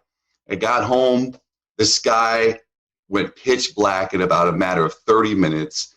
The wind started picking up. My older sisters, thankfully, wiser and certainly more proactive, they knew something bad was going to happen, and we all rushed downstairs, and in a matter of moments, the tornado sirens in the neighborhood went off, and we had a weak tornado go through my backyard and hit my neighbor's house, and it happened in a matter of a couple of minutes, and that was it. And it was a life-changing moment. When I walked outside, the birds were no longer chirping, and you could see the destruction of my neighbor's house in the backyard across the street. His entire roof was peeled off. You could see into the house, and the insulation was gutted out. And that was amazing. I mean, frightening, but also to me, an amazing display of what Mother Nature could do. And I think from there, I was really hooked. I knew I always liked science. And then from there on, I kind of just built on that, and had a great teacher in fifth grade, Mr. Morris, that set me on the right path too, and inspired me to continue to study science. So that's how it started for me, and I just pursued it. What about you, Ryan? Yeah, I mean, thank you guys for having me, first of all. Yeah, I mean, my story is really not unique from anyone else who does this either. I mean, grew up, my grandparents lived with us growing up, and, they were avid news watchers, as a lot of older people are. And so anytime the weather came on, I was always, super interested in watching that. They always let me watch that with them. I grew up in Colorado, so as growing up, we had a little bit of everything: wintertime snow, severe weather in the springtime, and the summertime heat, wildfires. So kind of a mixed bag of everything. You get it all there. And so I grew up around that. And I was in about fifth grade. We had a science fair project, and I actually wanted to make a homemade barometer. And so I figured out how to do that. And I actually wrote into one of the chiefs in Denver. She's still there. And she actually responded to my email. So, as a fifth grader, that was pretty exciting. But I knew, kind of like a lot of other people who do this, I knew that from the time that I was a little kid that, this is what I want to do. It's a fun job, and you get to study science, the weather, all of the above. And it's a great, it's ended up being exactly what I wanted it. Those are great and very classic weather stories, I feel like. Super interesting. So keeping on kind of the same track of weather before we deviate off to some more unique conversations. Did you guys ever have a meteorologist that you looked up to as a kid or as you were coming up through school? Ryan, I guess we can start with you. Yeah, interestingly enough, there was a meteorologist in Denver, and he was really cool. He ended up being on both the stations. I grew up watching him on TV. And when I got to school, he ended up actually being my advisor at school when I got into the university. So I learned so much from him, and it was really cool. Of course, I always told him, I grew up watching you, and that doesn't go over very well when you say that to him. But no, it's true. He truly helped me along the way a lot, and then I got to learn from him, so even better. I did have a role model as well, and growing up, I would watch Channel 4, the CBS affiliate in my market, St. Louis, and yeah, I grew up watching a particular meteorologist there, and he was the chief, and kind of wanted to mirror him and grow up to be like him as well. So it was a unique situation, but I got to meet him actually in person. We had a old-time power show in my rural town, and he flew in a helicopter, and it was the biggest thing that ever happened in my small town, seemingly, at that point in my life, and got to get an autograph, talk to him briefly, and so that was a moving situation for me too. So Jason, I'll pose this question to you first, and then Ryan, I'll let you to finish up. So, Jason, you've been in Western North Carolina a while. We have all types of weather. So this question is: would you rather forecast for severe weather or the dreaded winter weather that we face here? Yeah, they have their unique qualities, obviously, and they're very different when you're trying to forecast those two situations. And the most challenging, I think, would be winter weather because it usually is much more of a large-scale system, so it affects many more people than just, say, localized severe thunderstorms. So you're dealing with everybody's topography too, and it's very topographically driven by elevation and location in relation to the mountains. So that is the challenging forecast. I look forward to that. It's the most stressful one, but it's part of the job. You come into this situation here in Western North Carolina, and you quickly realize how big of a deal winter weather is. Most would categorize our severe weather as flash flooding, a big risk. I think flash flooding is certainly one of the bigger risks here, living in the mountains. But when it comes to winter weather, that is usually the memorable severe weather for most when they think back to when they were younger, or maybe even the older folks. They'll say, look, I remember the big snow of certain year, certain month, and it sticks in their mind. So that would be the bigger challenge, and also the more exciting, I guess, forecasting that. Ryan, I think your career was in Texas for a while, so you had to deal with forecasting winter weather and severe weather there. So tell us, which one do you prefer? Yeah, I guess it's kind of a similar answer. There's definitely a lot more challenges with winter weather than there is severe weather. Where I was at in Texas, we would get severe weather. We would be, wall-to-wall coverage for, sometimes 6 hours at a time, or even longer than that. I don't even remember what our longest stretch was on air. I would say, though, there is more challenges in winter weather, and I would say there's more that can go wrong when we're forecasting for winter weather as well. So, we can say we think we might get 2 to 4 inches for Asheville, for example. The temperature comes in a degree or two warmer. We're not getting that. And people get a lot more upset when you miss winter weather forecasts versus severe weather forecasts. So I would say, I would rather, I guess from that standpoint, I would rather be forecasting for severe weather. It's usually, I want to say easier, but usually you can have a better idea of exactly the elements that could be coming at you.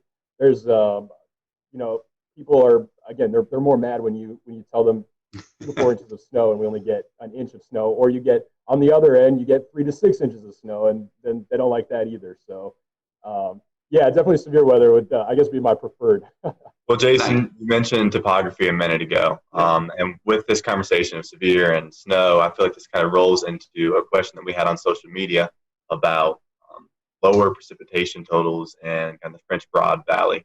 I know you have a map and some resources to talk about, so I'll kind of let you take over from there. Yeah, I think when people talk about Western North Carolina weather, the first thing that comes to mind is snow, but then rain is actually a very diverse topographical feature here as well. So I brought this 3D relief map just to give you an idea. It's kind of one of my more favorite maps to look at. I could study this. I've looked at this 100 times already, and I could still just look at it almost every given day. So here's the French Broad River Valley right here. This is I-26 running through, and it's a valley. So it's the Broad River Valley. So it's pretty wide considering the other features here. The French Broad starts down in Transylvania County near Rosman and goes north through Asheville and all the way up into the Holston River into eastern Tennessee. But what you have around the valley are higher elevations. So Asheville sits kind of in the middle here, Hendersonville down here, Brevard right there. And the prevailing winds during the spring and summer months are south and southeasterly winds. That will draw moisture from the Atlantic and the Gulf, bring it into the mountains, and because of the features we have from lower elevations in the upstate and Piedmont to highest elevations here, the air has to rise. And so the air will rise and cool and condense into clouds and form a significant rain event down here into the southern mountains, whereas Asheville is in that rain shadow.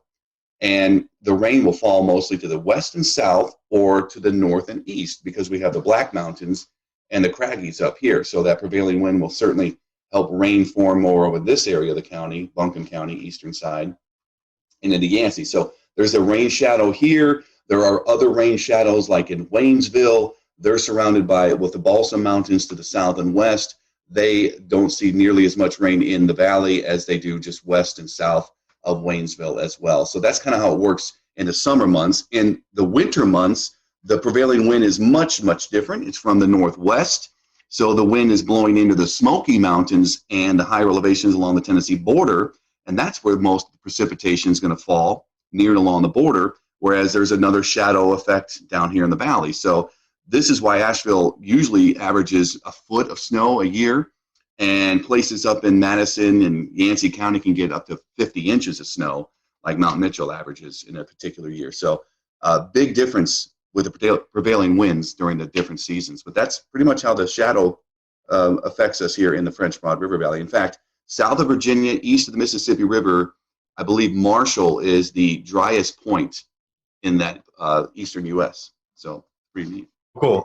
Do you guys have any, what was your most embarrassing moment while on TV? I'll take this one.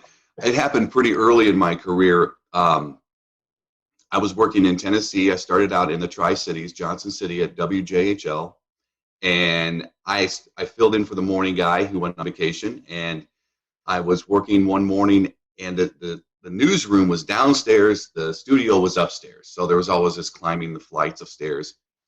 And one morning I was filling in, and I remember being down in the newsroom, and I looked up and I saw the national weather cut-in, and I knew that there was going to be a local cut-in shortly after. And I remember it was Tony Perkins. He was the meteorologist at the time. I believe he's in DC right now, but he was on CBS This Morning at the time. And then I had to run upstairs, end a quick conversation I was having with my news director. I ran upstairs 2 flights, ran into the studio, ran over to the computer to make sure it was set up, ran over to the chroma key, the green wall, and I had about 10 seconds to situate myself. I was out of breath. I was trying to calm myself down. And I remember I just started talking, and almost instantly I was exhausted. So I started talking about the 7-day forecast, and I got about 5 words out, and you could just tell that I was losing steam, and I started getting real hot. I felt like my temperature went up, and I was getting flushed, and I was kind of panicking in my head, like, how am I going to get through this? You know, you're talking to yourself in your head while you're doing the delivery of the forecast, and I tried to push through it, and I should have just kind of ended early and said, you know, all right, just take a look. Here you go. Enjoy. But I thought I was still, you know, going to make it through, and it was brutal. I could see the studio guy on the headset kind of laughing, you know, chuckling behind the camera, and I just thought, this is I'm bombing here. And I went off. And we'll return to Best of the Carolina Weather Group in a moment. Now your Carolina weather forecast. Here are today's forecast high temperatures for North Carolina. Here are the forecast lows for tonight for North Carolina. Here are tomorrow's forecast high temperatures. And here's forecast rainfall across North Carolina tomorrow. Here are the forecast highs for the day after tomorrow.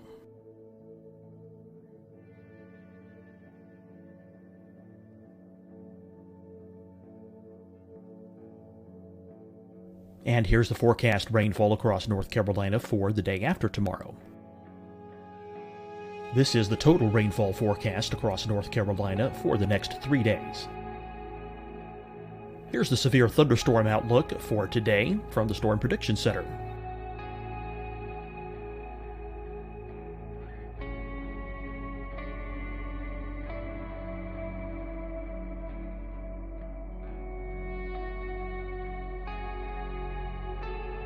Here are the forecast high temperatures for today for South Carolina.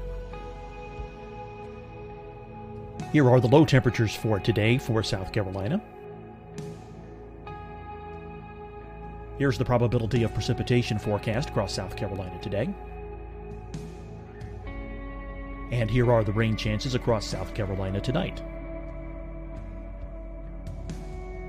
Here are tomorrow's forecast highs across South Carolina. Here are the forecast low temperatures for tomorrow for South Carolina. And here is the probability of precipitation across South Carolina tomorrow. Here's the precipitation chances across South Carolina tomorrow night. Here are the forecast highs for the day after tomorrow in South Carolina.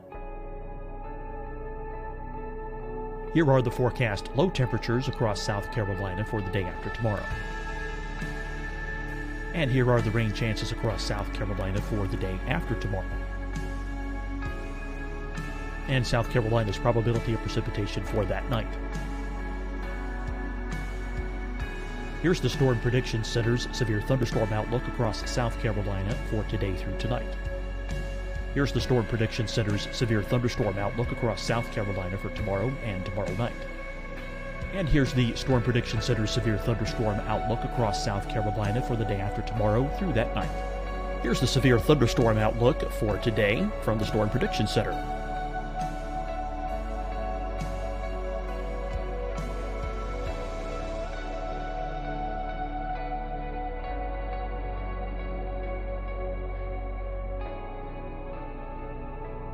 And now here's a live look at weather radar across the southeast. Fight the spread and take a stand against coronavirus. Wear a mask in public. Stay at least 6 feet apart from others. And get tested. Join us and fight the spread. Visit scdhec.gov/COVID-19. Getting tested for COVID-19 helps you to take the steps needed to protect yourself, your loved ones, and your community. Find the testing location at scdhec.gov/COVID-19 testing. Deciding when to wear a mask isn't about who you know or how well you know them. Just ask yourself, will I be with anyone I don't live with? If the answer is yes, get behind the mask. Help slow the spread of COVID-19. Get behind the mask.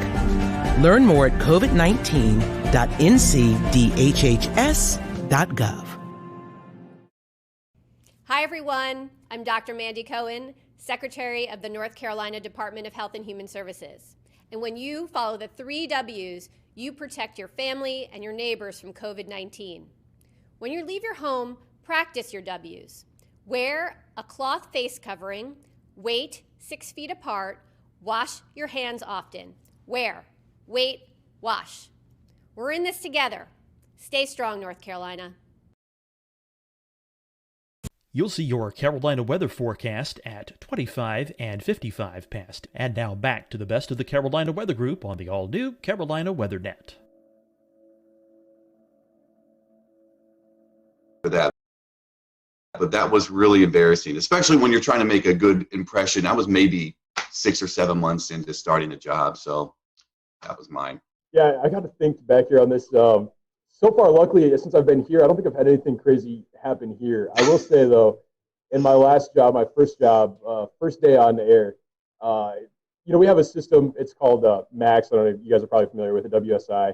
And the way we have it formatted, you have your first weather hits, you have your main weather hits, you have your final weather hits. And I unknowingly, I had the wrong weather hit loaded for my first full weather ever on, and I didn't know what to do in the moment. I had my final weather loaded for my main weather, and kind of like what in TV you always have a time limit that you're set for, and you have to fill that time. And so here I am. I have my current temperature graphic, and I think I had a camera graphic, and then it went right to the 7-day. And so I'm standing there for 2:30 is what we were allotted for. This was the weekend evening show. And I looked back towards the anchor, who's also the producer at that station, and she's just cueing me to keep going. So I think I talked for a solid 2:15, 2 minutes 15 seconds on the 7-day forecast. And I may have even gone back. I don't remember. I may have even gone back and talked more about the current temps. I don't know. It was bad though. Luckily, I haven't made that mistake since, or if I have, I just will run over and correct it pretty easily now. You learn quickly how to get around things. Yeah. Oh my gosh, that's funny. Both of you guys have experienced this, and tell us what it's like, and then we'll maybe go into some more non-weather questions. A lot of folks may tune in when the weather's at its worst, and you guys are doing wall-to-wall coverage. Tell us a little bit about that. I mean, that's pretty intense for you guys. Jason, you were talking about, you were out of breath, with that little run, but, being on the wall for 2, 3, 4 hours straight, that's got to be mentally, exhausting as well as physically exhausting. Talk to us about that. It certainly is. Most recently, I think this year we had so many of those early season tornadoes, especially for the upstate, and we had wall-to-wall coverage almost every time, obviously, when those were occurring, because our protocol is to stay on when the warning comes out until it ends. And what do you do when you have a tornado warning that goes for 30 minutes and then another one comes out in between and another one comes out in that? So we were going on and on and on. And a couple of times during this early spring season, I was there waiting for, backup to come in and help out as well, like Ingrid would come in or Ryan.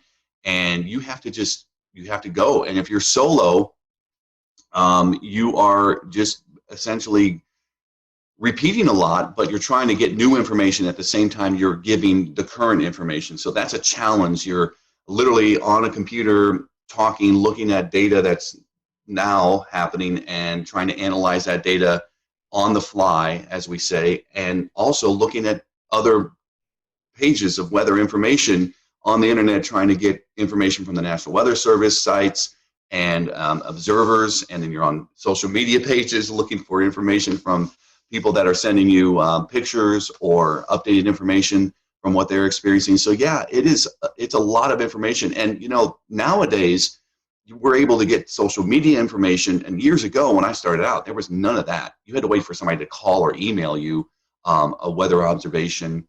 And that would have made it even more challenging, I think, looking back, because what other information are you going to get? The more information you get, the better it is to kind of have things to talk about.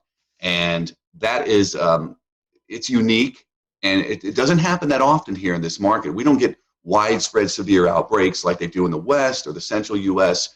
And a snow event, a winter weather event, you see for days coming, typically, and you can just, lead up to it and get into it and talk about it. You don't really have to be breaking news and breaking into programming for a weather event like, say, snow. But the severe weather events are certainly challenging, and you just you learn from each one. Even somebody like me in the business for 22 years, you still learn from these experiences. Ryan, you dealt with that in Texas. I mean, that's these are what we face, or could be more rain-wrapped tornadoes. But you guys out there see these massive tornadoes, or you saw could see these massive tornadoes. So is there a little any different perspective of that, where you guys have storm chasers out in the field and you can kind of relate to those folks out in the field? Yeah. So when I was in Texas, that's a station that really drove the market for severe weather coverage, and so it was more built for that kind of thing. So yeah, we had storm chasers out in the field, but you still need to have two people at the station during these kinds of events, because you have one person off camera that can help to look at and analyze that data, look at radar, see what's going on. We also had in that market we had a crazy amount of cameras. I think there was like 50 or something like that. We could move those around during severe weather events. That's what we used them for. And so you have the other person off camera that can see that. But yeah, I mean, you're going for hours at a time, and I think Jason already mentioned it, but the biggest challenge is trying not to be repetitive. In some cases, you have to be repetitive when there's potentially life-threatening storms out there. I mean, we're talking about tornadoes that could be affecting communities. There could be communities in the path. And I think one of the hardest things with these kinds of storms is people don't like it when we cut in, and they don't like it when we interrupt their show. And especially being an ABC affiliate, that's what I was at in Texas too. We have a lot of basketball. We have big shows. I mean, the Bachelor. I mean, heaven forbid we ever have to interrupt any of those kinds of shows. But we don't want to interrupt them. But at the same time, we have a job to do, and we have to. It's important that we get that information out, because you never know when that information could be helping someone who is in the path of that storm. And so I think when you're in the midst of all of that coverage, you don't realize all the time that's actually going by, especially when you get into that rhythm. I think that especially in some of those more long duration events, you get off the air and you're like, oh, we were just on for 2 hours or whatever the case may be. So yeah, definitely one of those things though that it can be stressful for sure. Well, we promised that we would stop talking about the weather at some point, so we can go ahead and do that now. You guys can take a little breath and a break from everyday work. So do you guys have a favorite genre, a favorite type of music that you like to listen to in your everyday life? Ryan, I'll go to you first. I'm not too picky. I'll listen to anything. I will say I grew up listening to country, so I mean, that's still my go-to. 2000s country, Garth, anything like that, I'll go for. I'm with you on that. What about you, Jason? I went through that country phase many years ago, and I got to get out of that. But I listen to a lot of different genres as well. I grew up in my high school days were in the 90s, so alternative music was big then. So people probably remember Stone Temple Pilots and all that, Pearl Jam. But I don't really listen to that music as much anymore. I've gotten older and a little more subdued with my music choices. But I'll listen to a lot of modern music, pop or rock, and I just don't spend as much time listening to the radio or actually picking out songs anymore. So more of my time is spent just maybe even popping in some classical music just to chill out and get my mind cleared of certain things during the day. So that's what I do. I play music too, so I have a guitar and I love playing music. So that's my escape. Anytime I want to, I can just pick up the guitar and play some songs or whatever. That's something we've found with a lot of these that we're doing, is a lot of meteorologists play music on the side. I don't have that ability. Evan, I know you play guitar as well, so you got Yeah, that. I play a few instruments. Brian, do you play anything? No, I can't play anything. I can't sing either. I Yeah. no one for that. So yeah, no music ability here.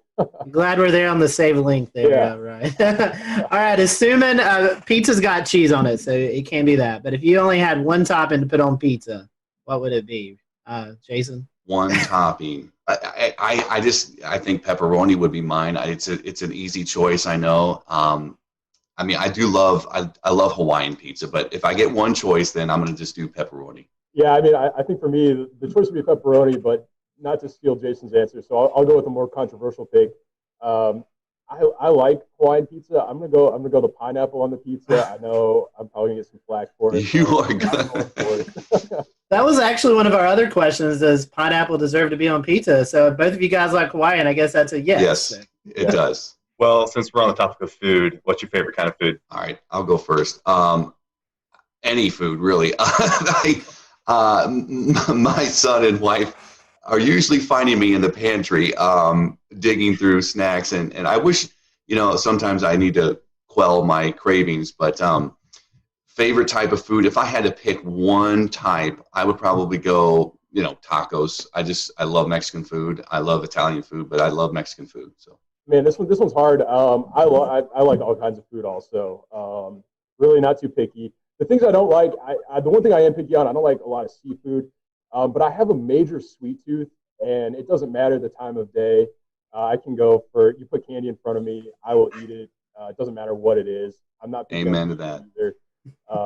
So in order to try to keep myself out of trouble on that stuff, I do like, I like Mexican food too. I hate to go with the same answer again, but we see why Jason hired you now. Just similarities here.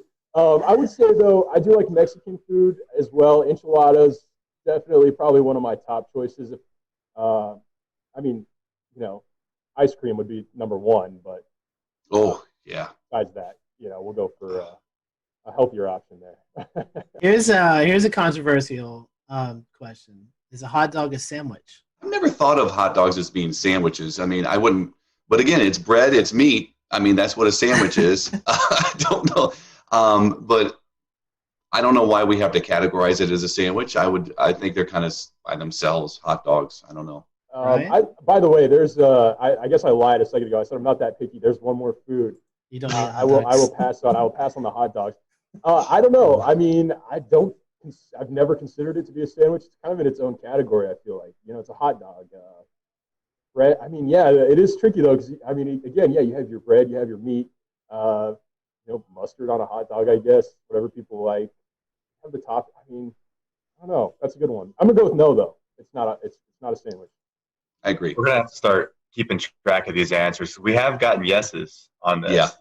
So we have to keep track and see what the Carolina meteorologists actually think of hot dogs.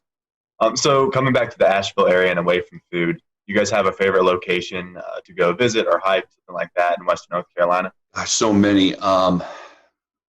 Convenience-wise, we love the Arboretum. It's close to our house, and we could just jump on there with the bikes and ride. It's pretty easy trails for Hudson, my son, and that's a good go-to. Just hopping on the Blue Ridge Parkway, that's also very convenient. We love going to Grandfather Mountain. It's a little more out of the way, but we love going up there. I love the uniqueness of the rockscapes and the swinging bridge, and seeing off to the east, you have this completely drop off in the elevation, and then you have your mountains around. So those are my two big places, but I could go almost anywhere, and really be happy as long as there's a trail or hiking or biking trail and some vistas. I'm good to go. Yeah, and I'm still new to the area here. I haven't had a lot of time to explore a whole lot, but I will say the close place for me that I could go to any afternoon would be DuPont State Forest. It's kind of crowded this time of year, I've found, but a little bit of everything there. You can get some elevation. You got the waterfalls, so a lot to do there. I've actually spent a little bit of time in South Carolina here more recently. I found some cool places, cool pockets down there. So there's a short drive down there as well. Ryan, you're from Denver. Evan and I, we went storm chasing. We was based out of Denver. We flew in and kind of went from there. So we took our last day. We took our trip into the Rockies, and it was June the 3rd, and it started snowing on us, Evan, I believe. Yeah. So, what's your favorite place to go in the Rockies? Oh man, it depends on the time of the year. Rocky Mountain National Park is such a stereotypical answer. That's a great place to go in the summertime. In the wintertime, I mean, I'll take any of the ski resorts. Love skiing, so I'll take any of them any day in the wintertime. Probably not Loveland. I would say more of the Copper Mountains, maybe Keystones of the state. Steamboat Springs is another great place, but even Denver. Man, I know I'm not narrowing this down very well, but Denver's great. Love Denver as well. So I don't know. But, Amen. Well, guys, I know we're nearing our kind of end time, so I'm going to ask one more quick question, and Scotty will close this. So the last one for me is going to be: do you have a favorite weather disaster movie? It can be super cheesy. Well, Twister immediately comes to mind. My wife loves Twister. My son loves Twister. I love Twister. That would be the number one, but The Day After Tomorrow's good.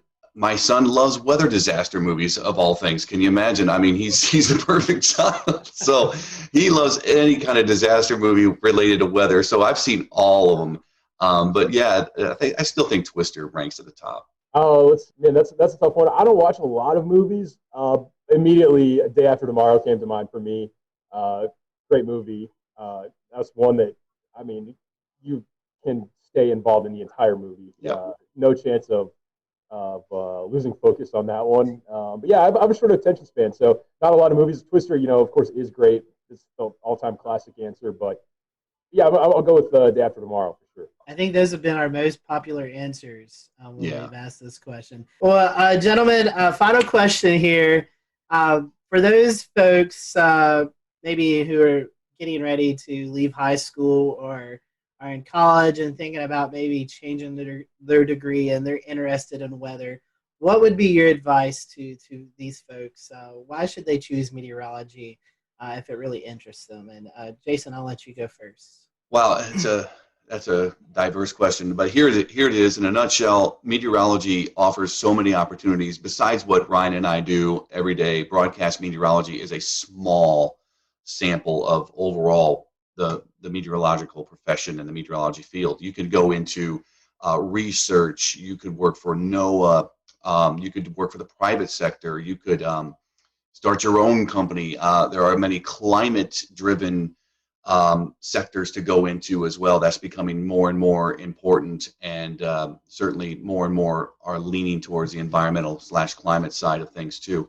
It's just such a diverse area of study. It's great for somebody that loves science, and you got to stick with it. It's challenging. I mean, many people don't understand how much math and physics goes into meteorology unless you've taken those courses.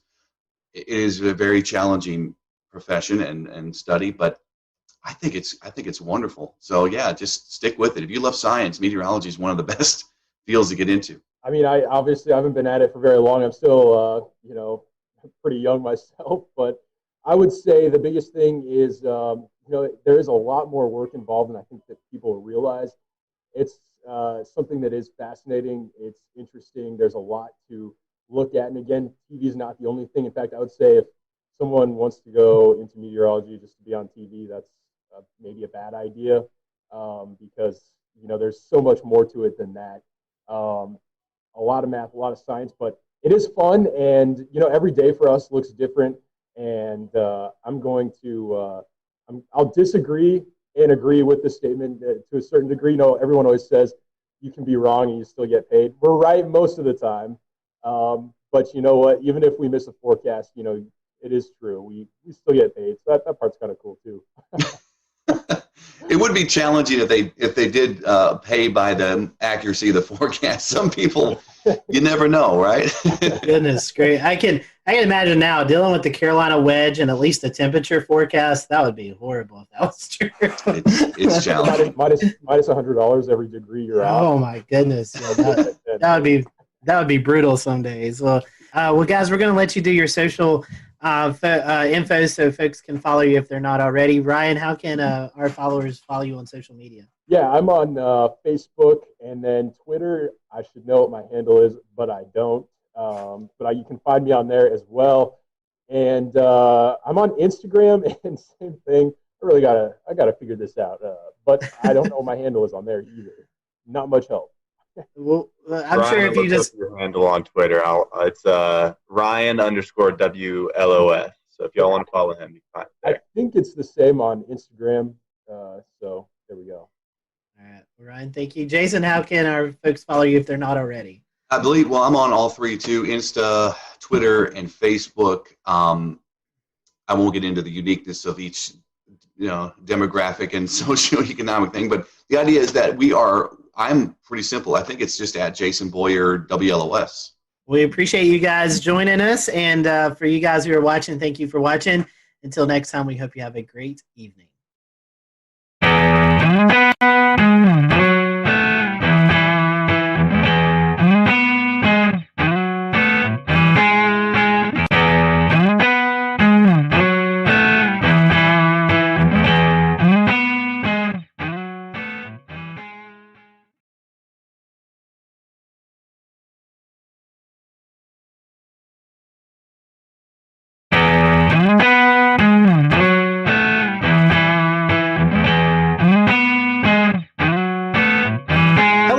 Welcome to the Carolina Weather Group. We're happy to have you this evening. Tonight, we are joined by the WLTX weather team out of Columbia, South Carolina. That is the CBS affiliate there. So if you watch Channel 19 at Columbia, you probably see some familiar faces. And if you don't, hopefully after tonight, you'll get to learn about these meteorologists and tune over and check out the weathercast. So Efren, Daniel, Alex, and Danielle, thank you for joining us, and happy to have you all, and thank you for a little bit of your time. So we're going to start off this question, probably one you've been asked several times, but we're going to ask it again. How did you guys, how did you know you wanted to be a meteorologist? What persuaded you to do that? And Everett, I'll start with you, and I'll just let the team continue after that. The interesting thing is that when I went to school, I actually wanted to be an aeronautical engineer. Then I had an interest in weather, but I never had an interest in meteorology as far as a study. And I took one class, and it was an orientation to professional meteorology. There was one credit class, and I got hooked. It came down to really the same thing. I'm always talking to kids, high schoolers, college students, and come down to the one word I always say when I talk to people about meteorology. It's why.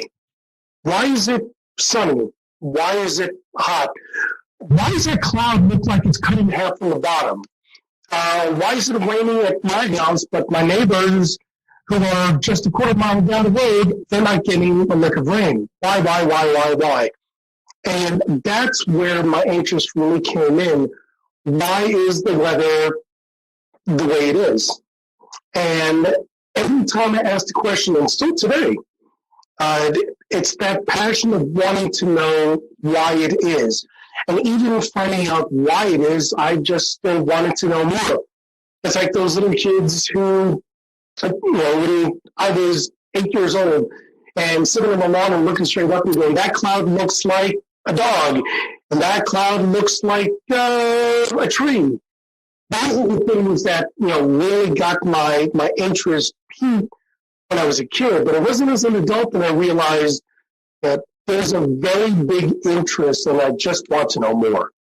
So I always knew I loved the weather. For me, it was, flying to Florida for the summer and seeing all those big puffy clouds and just wondering, how do clouds that produce so much rain, stay afloat, as a kid. I was just so amazed by the idea that it was just totally sunny along the approach when you're flying into, let's say, like Orlando, for example, and then by the time you're at the airport and you're getting the taxi, it's pouring, So just the power of the weather in the Southeast was actually what started it. But I'm from New York originally, so it wasn't the snowstorms and things like that that initially did it for me.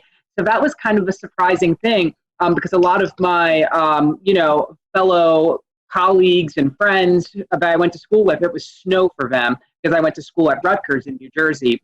So yeah, I originally wanted to be kind of more of the operational forecasting side of things, but then I realized when I was in school after Hurricane Sandy that I wanted to do more television and communication, because a lot of people were impacted by storm surge because they had no idea what it was. It wasn't well communicated, as far as the city evacuating people from for Sandy. Hurricane Sandy wasn't a hurricane when it made landfall. So there were just so many communication things. I mean, we see it now with the derecho show in the Midwest. People don't know what a derecho show is. And so there's all of these different things that kind of go into the communication aspect that I was like, you know what, that is absolutely where I feel comfort. I need to, kind of explain what's happening, because I love learning about the weather and why it's happening. So that was sort of what did it for me. I'm kind of like Alex. I grew up outside of Philly, but it wasn't snowstorms that did it for me. I have a lot of good memories of snowstorms, but kind of like the two big things I remember growing up was like sitting on the back porch, dangerously close, just like listening to thunderstorms, and like this is the coolest thing ever. And then just kind of like growing up, the news was always on in my house. And for like my 15th birthday, I think my mom took me to the Today Show so I could like meet Al Roker and do that whole experience. We'll return to Best of the Carolina Weather Group in a moment. Now your Carolina weather forecast. Here are today's forecast high temperatures for North Carolina. Here are the forecast lows for tonight for North Carolina. Here are tomorrow's forecast high temperatures. And here's forecast rainfall across North Carolina tomorrow. Here are the forecast highs for the day after tomorrow.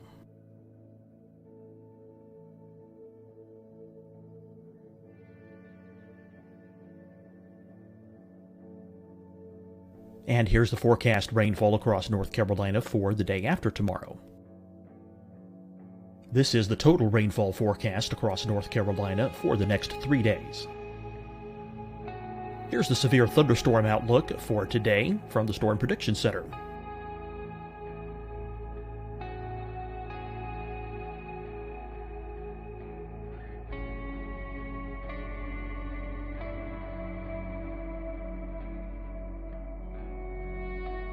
Here are the forecast high temperatures for today for South Carolina. Here are the low temperatures for today for South Carolina. Here's the probability of precipitation forecast across South Carolina today. And here are the rain chances across South Carolina tonight. Here are tomorrow's forecast highs across South Carolina. Here are the forecast low temperatures for tomorrow for South Carolina. And here is the probability of precipitation across South Carolina tomorrow. Here's the precipitation chances across South Carolina tomorrow night. Here are the forecast highs for the day after tomorrow in South Carolina. Here are the forecast low temperatures across South Carolina for the day after tomorrow. And here are the rain chances across South Carolina for the day after tomorrow. And South Carolina's probability of precipitation for that night. Here's the Storm Prediction Center's severe thunderstorm outlook across South Carolina for today through tonight. Here's the Storm Prediction Center's severe thunderstorm outlook across South Carolina for tomorrow and tomorrow night. And here's the Storm Prediction Center's severe thunderstorm outlook across South Carolina for the day after tomorrow through that night. Here's the severe thunderstorm outlook for today from the Storm Prediction Center.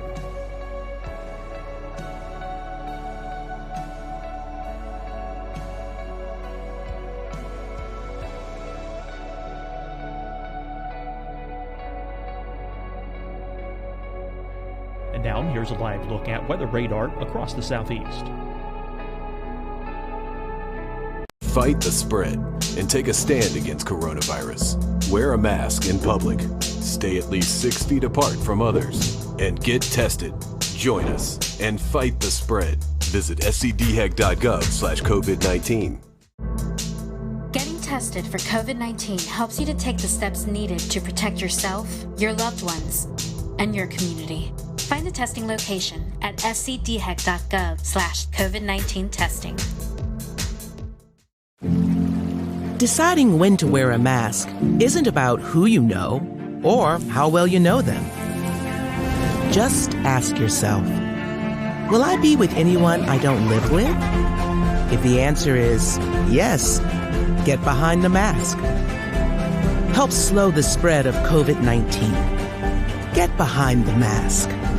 Learn more at covid19.ncdhhs.gov.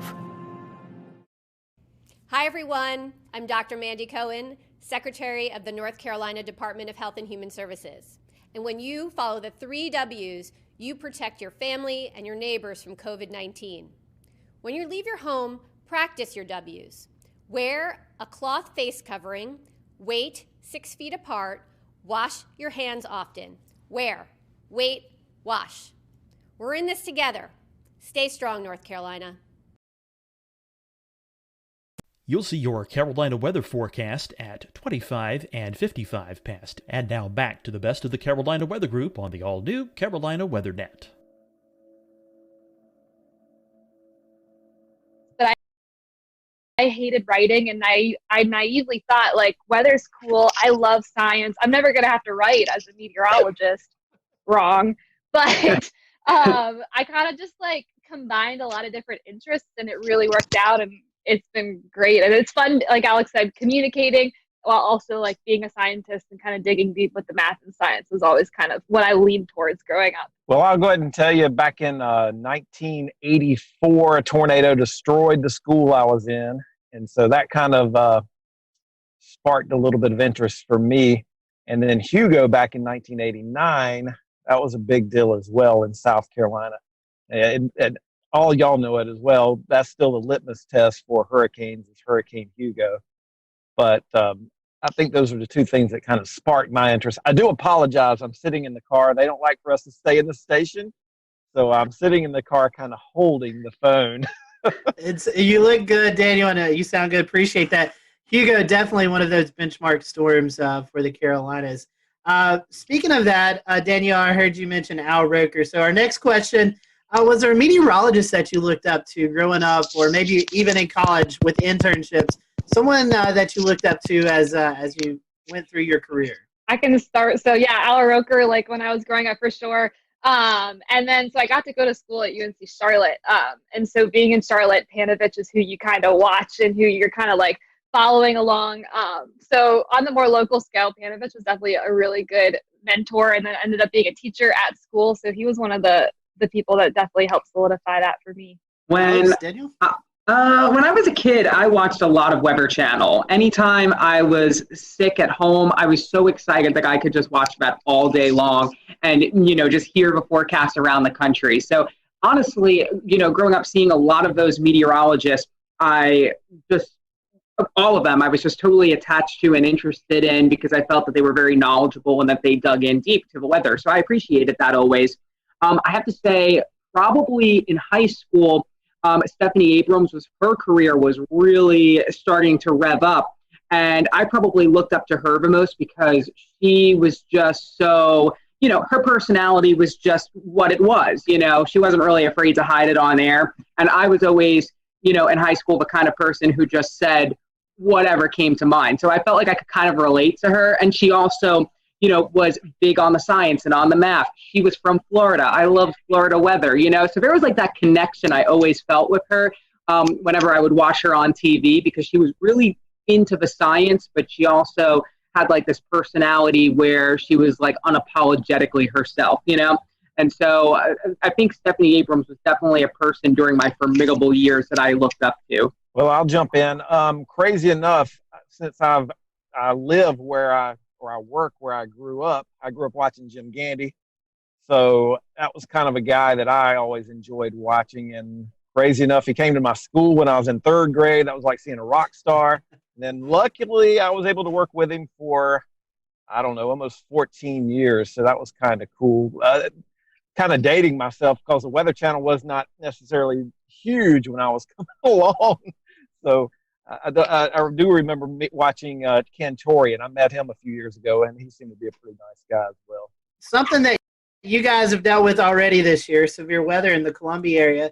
So our question is, which one do you find more challenging forecasting, severe weather or winter weather, which we get a little bit of in the Carolinas? Alex, I'll let you start.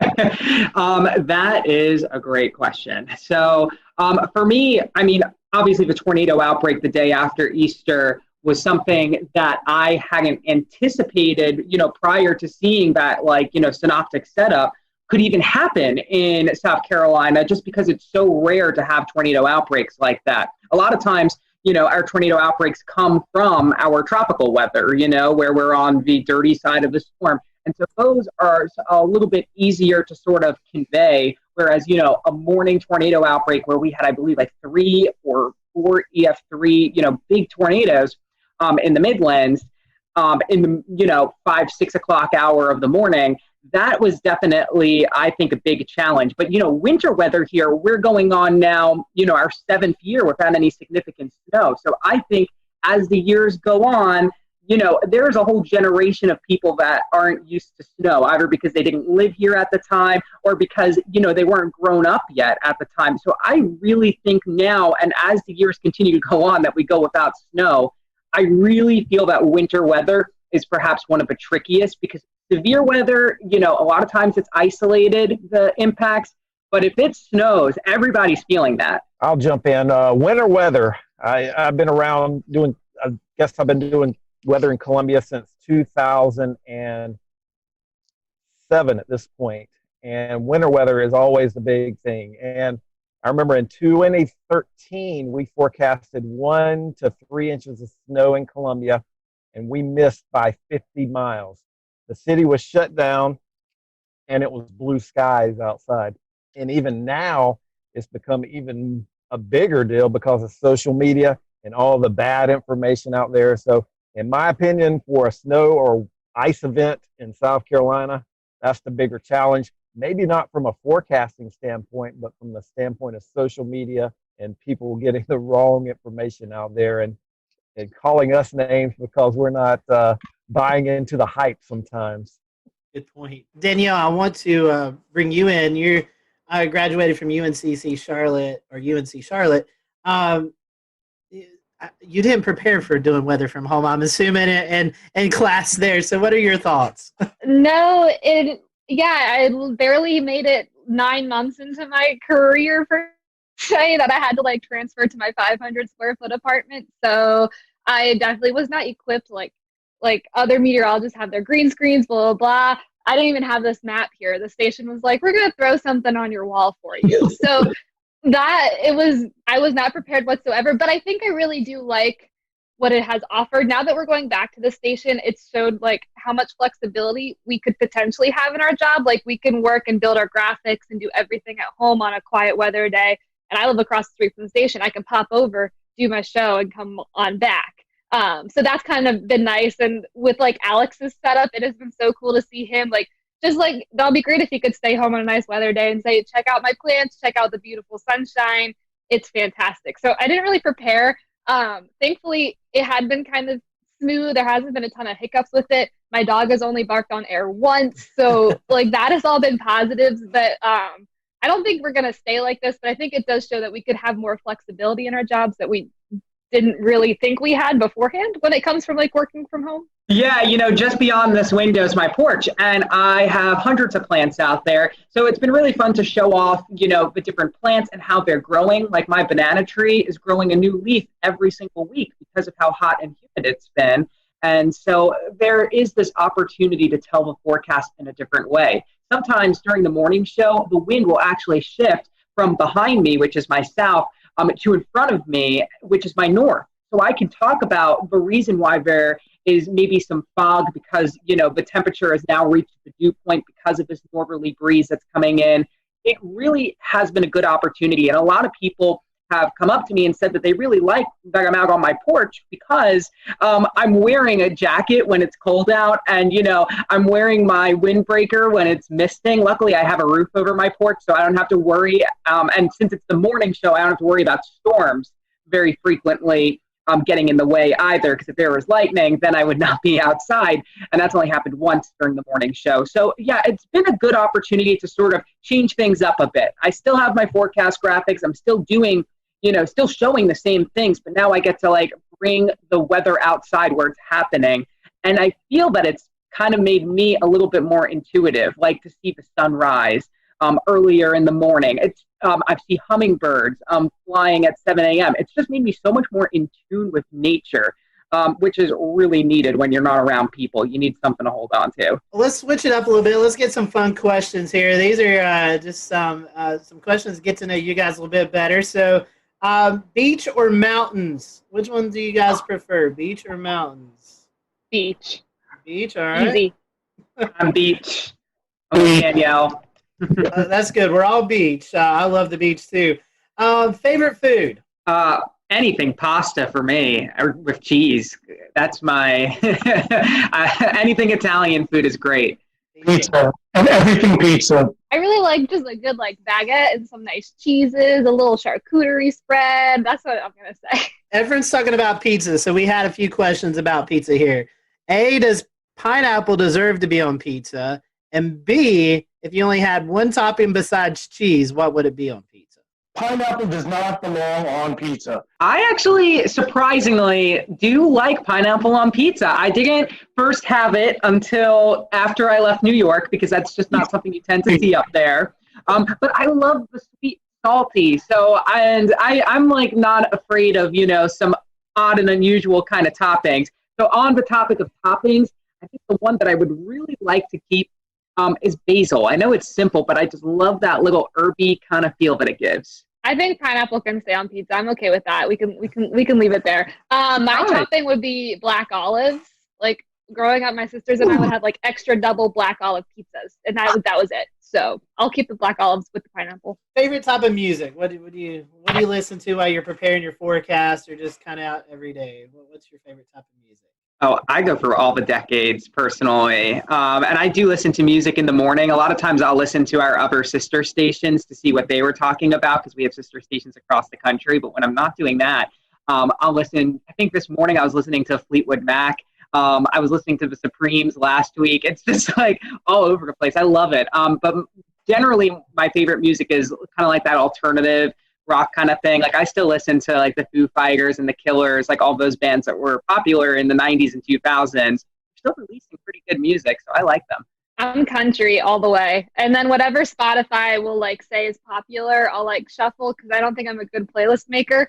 But if I have to pick, it's going to be country. Favorite disaster or weather-themed movie? I agree with Twister. We actually did a senior project about all of the things that were wrong with Twister. That was our final assignment in mesoscale meteorology, and that was a lot of fun because, I mean, you got to watch Twister and, kind of pick it apart with the things you learned. It was really fun. I'm going to go Twister, too, just because I know I've seen it. I don't like disaster movies. They stress me out.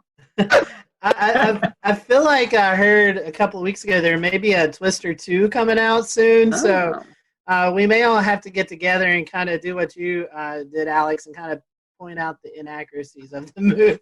I'm down. That sounds so fun. All right, we have one more controversial fun question, and then we'll kind of start to wrap up. This is one that we've done with all of our specials here, and it goes back to food. Is a hot dog a sandwich or not? Oh. A hot dog, is it a sandwich or is it just a hot dog? Some people say it's a sandwich, some people no. What's the definition of a sandwich? Well, they say it's 2 pieces of bread and a meat, but a lot of people say that doesn't qualify. A hot dog doesn't qualify. Bread. It's one bread. That's one bread. True. That's a good point. I'm with Efren. That is a really good argument. Final question. This is one to promote your city, Columbia, or your forecast area there in the Midlands. Tell us why we should visit your area. Give us maybe your favorite spot to hang out at, something that anybody should go out and see if they're in the Columbia area. We have so many river walks.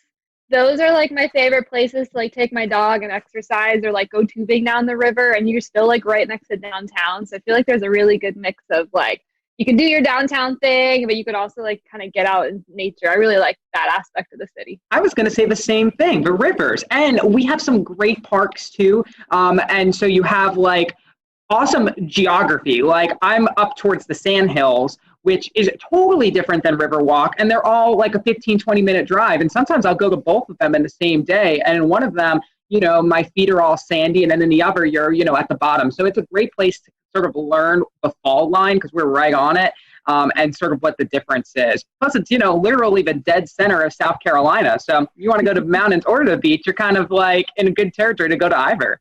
Truly say this to a lot of people. I live in North Carolina, but South Carolina is like a second home. It's a beautiful state, and it's definitely a place that you need to check out. So, y'all, we appreciate your time today. I'll let you be able to promote your social media, Facebook, Twitter, Instagram, if you guys want to do that. So if our followers aren't already following you, they can there on social media. Alex, I'll let you go first. Sure. It's Alex Calamia WX. That's my Twitter, and my Facebook is Alex Calamia as well.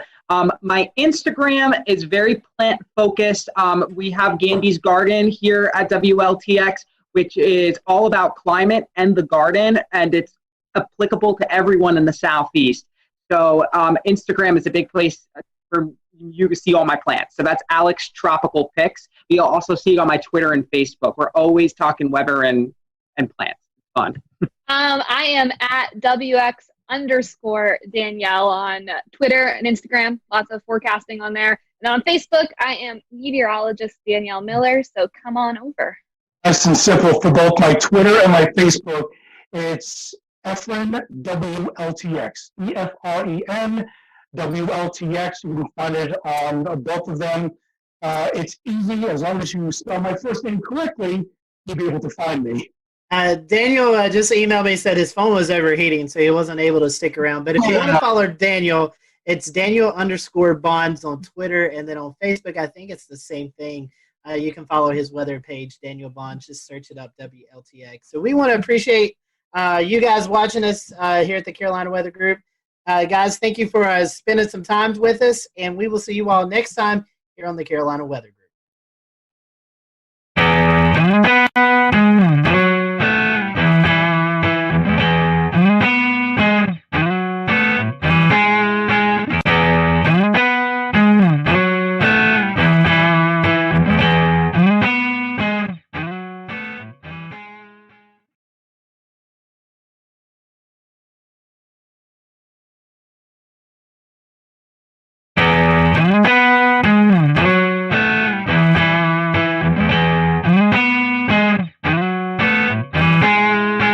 Thanks, James, and welcome everyone to the Carolina Weather Group, Quarantining with Mets. We're happy to be joined by the WMBF weather team out of Myrtle Beach, South Carolina this afternoon.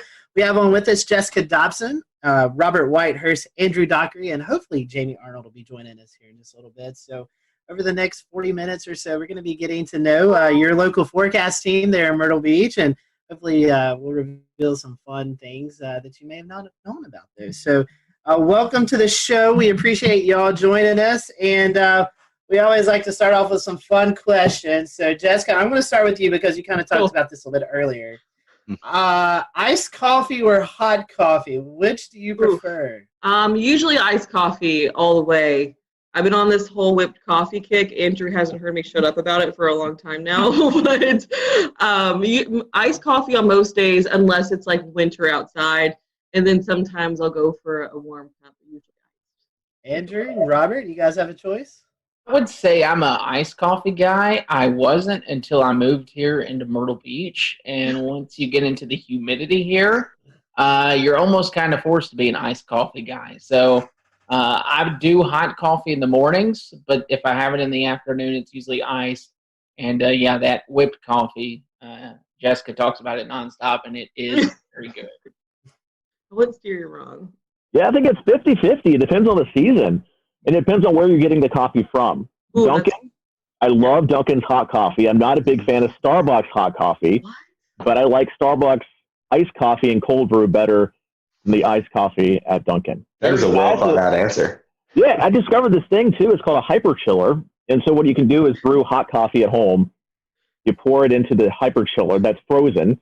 and you spin it around for 30 seconds, and you have iced coffee that's not watered down. Wow. I don't own any stock in this hyper chiller either, so I don't get any commission if I sell any. How many sugars and creams, though? You know what? You're really, that's a hurtful comment right there. That's what gets me at Dunkin'. I'm like, load it up. Just keep squirting it. And my coffee is like white, okay? What are y'all's favorite weather or disaster themed movies? I guess we can go in the same order again. Start with Jessica.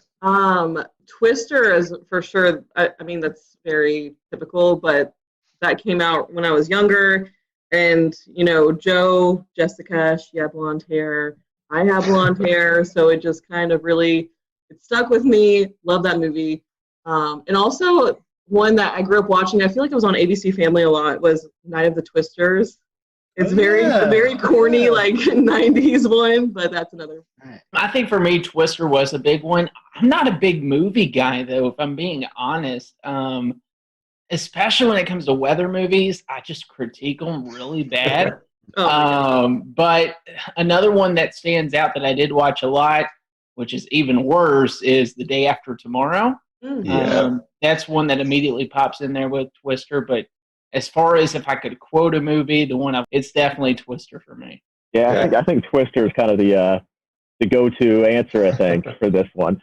I loved it growing up. I used to watch it all the time. I get a little more frustrated watching it now. Like, maybe that's not where we want to be during a tornado. I don't know.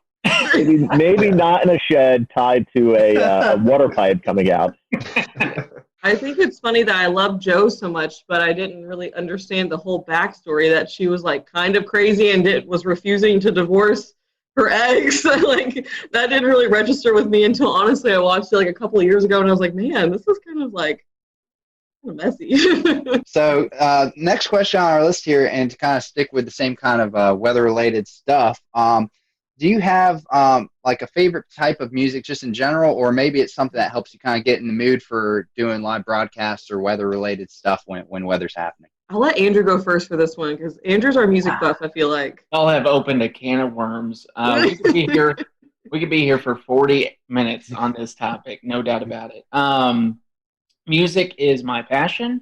I'm probably behind weather, so I'm a big music junkie. With that being said, I love every type of music. Anything kind of gets me in the mood. I usually do something that's not super upbeat in the morning since we're on the morning show, but something that'll just like, all right, this is a good feel, kind of like a acoustic indie vibe maybe. But I can listen to anything from Fleetwood Mac to George Strait to Tom Petty, Bruce Springsteen, you name it. I love it. I am a big component, though, of playlists. And I think I told Jessica this yesterday. I made a hurricane playlist. I might have to make it public one day. And it's all these songs about hurricanes. And I'm a big runner, too. So, like, right before Dorian arrived, I was just, like, rocking out to all these songs that had hurricane references in there, from Jimmy Buffett to Luke Combs to all kinds of music. And it was fun. But yeah, music is a big passion of mine. So we might have to get your hurricane playlist there to put out when we put out the show, right? Oh, for sure. Heck yeah, I can gladly do that. I don't really, I listen to a little bit of everything, but I don't really listen to music much when I'm forecasting. I think it distracts me a little bit. Honestly, so on the weekends, I'll do mornings and evenings. And honestly, it really depends on the morning show or the evening show, which one I'm doing on my mood. Because if it's the evenings, like I'm already like mostly awake and I've probably had a lot of caffeine in my system. So I'm like ready to go. And I'll listen to, honestly, like I love throwback playlists. Like, whether that's like throwback R&B and hip hop from like the early 2000s or like the early 2000s hits or like late 90s hits, like those always put me like in a really good mood. But when it comes to mornings, I kind of like, what is it? I have like a couple of different ones on Spotify. Like my Spotify is so disorganized, it's not even funny. I'll like think of a band and I'm like, oh, I want to listen to that kind of music today. But mostly like things kind of more chill. Probably like Mumford & Sons or Neon Trees or Kings of Leon too. I listen to them a lot in the mornings. It really depends. Like my mood changes also throughout the morning. Sometimes I'm like, no, I need something a little more somber. Like So it really depends too for me. But I like all music too. Like I'm the worst when I'm driving in a car with someone else and a song comes on and I start singing it and it goes down. You know, like the Spotify playlist used to work great for me until I had a daughter, and now it'll go from Luke Combs to the Frozen 2 soundtrack. Moana. Then back to Aladdin and Moana, and then back to some sort of rock song. It really brings you all over the place. Thing. Yeah, that sounds honestly kind of great though. Like kind of throw in a Disney song every once in a while, just to kind of bring things back down. Yeah, I gotta humble you. All right, weather question, kind of a two-part question. When did you know you wanted to be a meteorologist? And was there someone that you looked up to when you were younger, going through high school, college, that kind of also pushed you into that direction? So for me, I don't think there was ever really a moment in time where I just knew. I honestly just kind of always knew. Like even when I was looking at colleges, I was like, okay, well, I'm going to do meteorology. But I didn't know I wanted to do broadcasting because I used to be really shy. I don't really know what happened. Something happened, so now I can't shut up. But that kind of evolved throughout college. But in terms, I watched a lot of the local meteorologists. I think someone who pushed me a lot, though, who I met in high school, didn't realize how important it was to meet him, though, was John Gordon. He really pushed me to just kind of like take on my own personality when it came to weather. He works with, I don't know if you guys are familiar with him. He used to actually be a hurricane hunter. We'll return to Best of the Carolina Weather Group in a moment. Now your Carolina weather forecast. Here are today's forecast high temperatures for North Carolina. Here are the forecast lows for tonight for North Carolina. Here are tomorrow's forecast high temperatures. And here's forecast rainfall across North Carolina tomorrow. Here are the forecast highs for the day after tomorrow.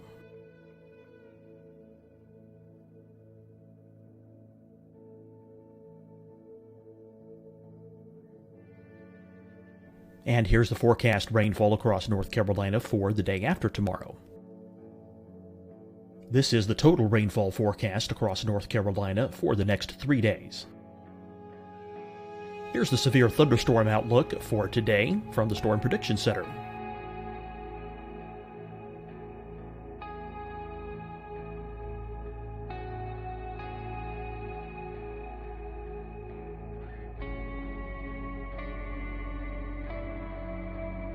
Here are the forecast high temperatures for today for South Carolina. Here are the low temperatures for today for South Carolina. Here's the probability of precipitation forecast across South Carolina today. And here are the rain chances across South Carolina tonight. Here are tomorrow's forecast highs across South Carolina. Here are the forecast low temperatures for tomorrow for South Carolina. And here is the probability of precipitation across South Carolina tomorrow. Here's the precipitation chances across South Carolina tomorrow night. Here are the forecast highs for the day after tomorrow in South Carolina. Forecast low temperatures across South Carolina for the day after tomorrow. And here are the rain chances across South Carolina for the day after tomorrow. And South Carolina's probability of precipitation for that night. Here's the Storm Prediction Center's severe thunderstorm outlook across South Carolina for today through tonight. Here's the Storm Prediction Center's severe thunderstorm outlook across South Carolina for tomorrow and tomorrow night.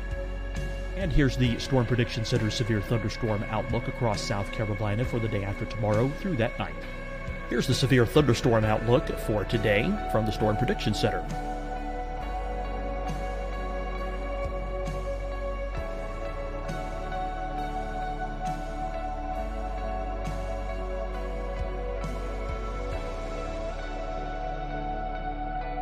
And now here's a live look at weather radar across the southeast. Fight the spread and take a stand against coronavirus. Wear a mask in public. Stay at least 6 feet apart from others. And get tested. Join us and fight the spread. Visit scdhec.gov/COVID-19. Getting tested for COVID-19 helps you to take the steps needed to protect yourself, your loved ones, and your community. Find the testing location at scdhec.gov/COVID-19 testing. Deciding when to wear a mask isn't about who you know or how well you know them. Just ask yourself, will I be with anyone I don't live with? If the answer is yes, get behind the mask.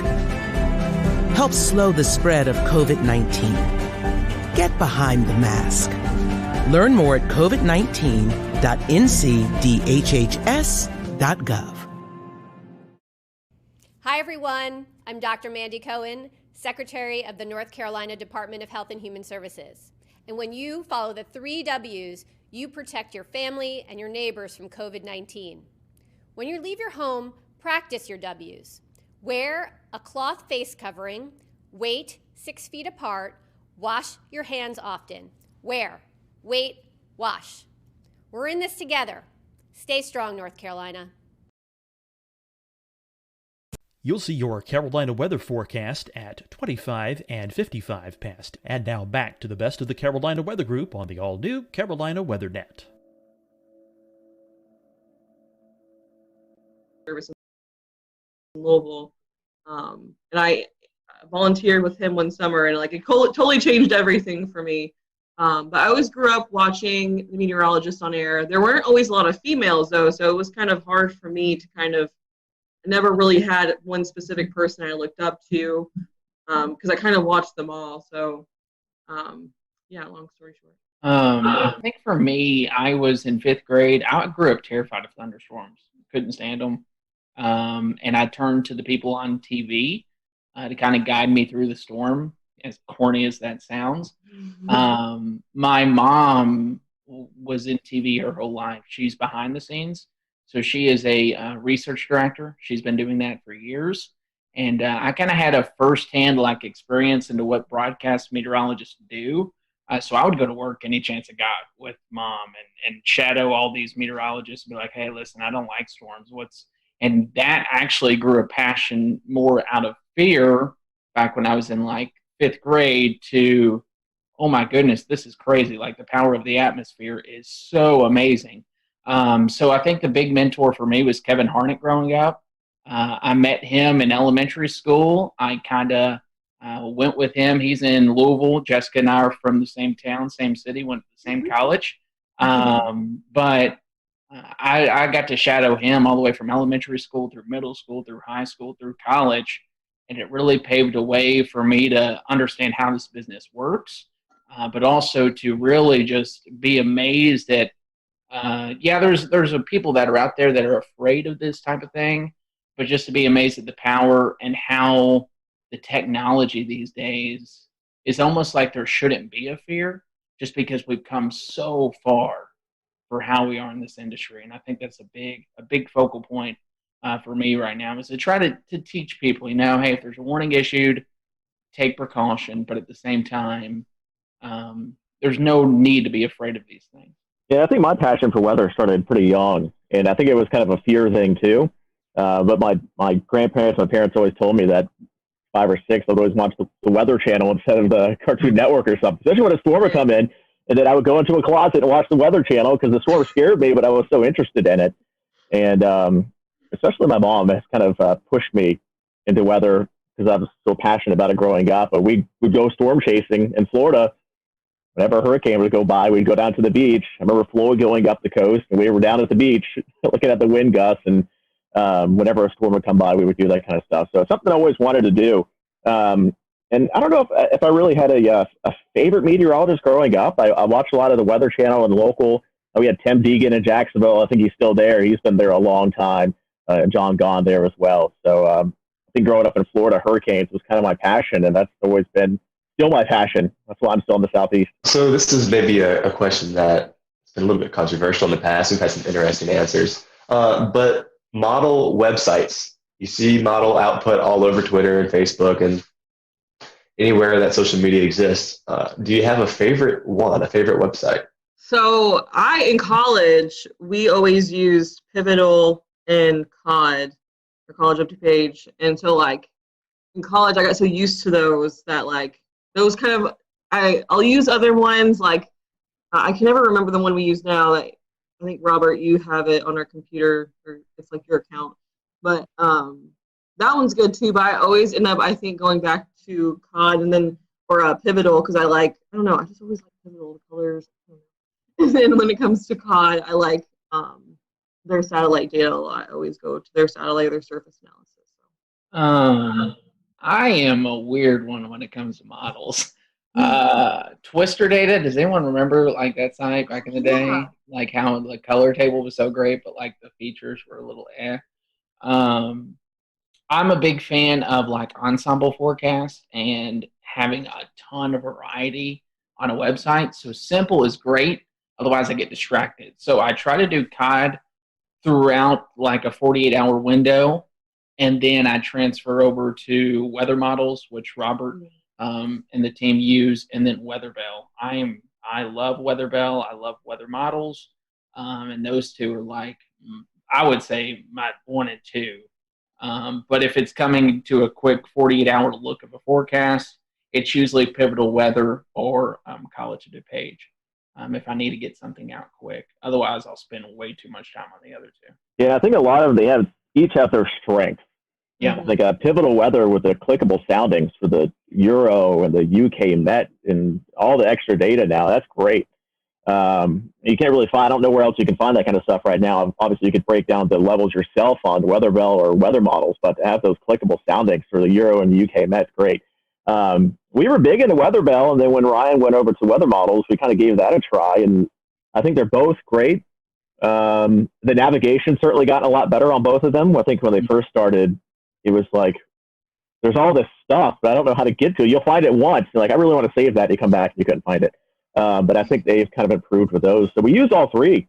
We're kind of lucky that we have an account for all three. Yeah. I don't know if many people know about this one, but the FSU cyclone phase, that's good. That's good stuff there. You can see, kind of gives you an idea if it's going to be a shallow warm core, if it's more cold core. What would be your most embarrassing on-air moment that you can recall?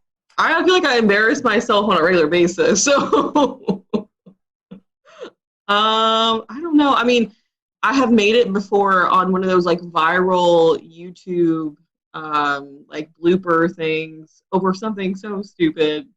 I like just stumbled over my words and then I couldn't stop laughing afterwards, and it was just 20 seconds of me like doing the whole where you don't breathe or say sounds, you just like sitting there laughing without making any noises. I did that. That was probably up there with one of the most embarrassing. I don't really, in this, I mean, you can ask Jessica and Robert, they know. I don't get embarrassed often. That's true, yeah. So, like, I think back to, like, my job at Eastern Kentucky when I was the chief at WIMT.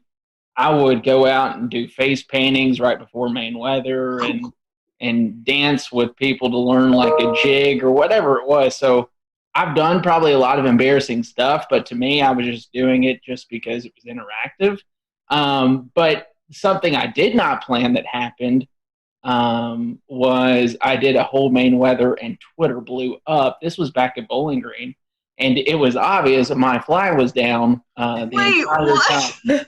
So that was the only thing I can think of. I will never remember or forget that day. But other than that, everything else it takes a lot to embarrass me, but that day certainly did. This isn't a bad one, but we have a Hurricane Expo we do every year. And I went to a little girl who was with her dad in a live interview. And I asked her, hey, are you having a great time here? And she looked at me and said, no. And I had no idea what to say. I was like, oh, well, there's some fun stuff over there. Back to you. You didn't respond with, I like turtles, right? And this is the thing with kids. They'll tell you the truth. They're not going to sugarcoat it. Storm chasing. I know Western Kentucky goes out and does storm chasing every year. Have you guys been storm chasing? Any memorable events from that? Oh my gosh. Storm chasing. I went twice. and best 2 weeks of my life, both times, like hands down. Like second time they were both great for different reasons. The first time I was in 2016, in May of 2016, which I don't know if you guys remember or not, but that was the whole Dodge City event that unfolded, which was the craziest day of my whole life. Just like a tornado on the ground for I think over an hour, and it had, sister tornadoes at one point, and it was just like complete madness. Like I'd never seen chasers like that before either. And really that whole season I got to see pretty much every type of storm structure you would want to see, whether there was tornadoes or not. So that was really big for me. It was like literally, like everyone says it, but it was literally like everything you learned in your meteorology class and your textbooks, everything you see, but it was like in front of your face. And so that was really cool for me. The second time we didn't see quite as much, but WKU goes over a 2-week span, which I think a lot of schools probably do that too. And we did a lot more sightseeing. We went out to New Mexico, and we got to do a lot of cool things outside the whole storm chasing thing too. But I got to be with like my best friends when they saw their first tornado. So like lots of bonding, and like, it was just the best of both worlds, like being with your friends, but also at the same time learning so much, like being able to share all those like experiences and your same passion with other people. I could go on for days about storm chasing. Very near and dear to my heart. I wish I could go back and relive those days. For me, I didn't go on the storm chase trip. I worked 2 years in college while doing school, so I did 19 hours of classes in a 40-hour work week in Bowling Green, which was crazy. The first year I couldn't because of a job. We just lost someone, so I couldn't take off. The second year I just accepted a job in Hazard, so I was already moving out when it was going up. I've storm chased on my own. I've never seen a tornado with my eyes. I've been around storms that produced a tornado at night and knew that, hey, this had a good chance of a tornado. I've seen damage firsthand from a tornado. I think the most powerful experience, though, would have been when we signed up for something that's not even storm chasing. We remember March 2nd, 2012 was a big time event in Kentucky.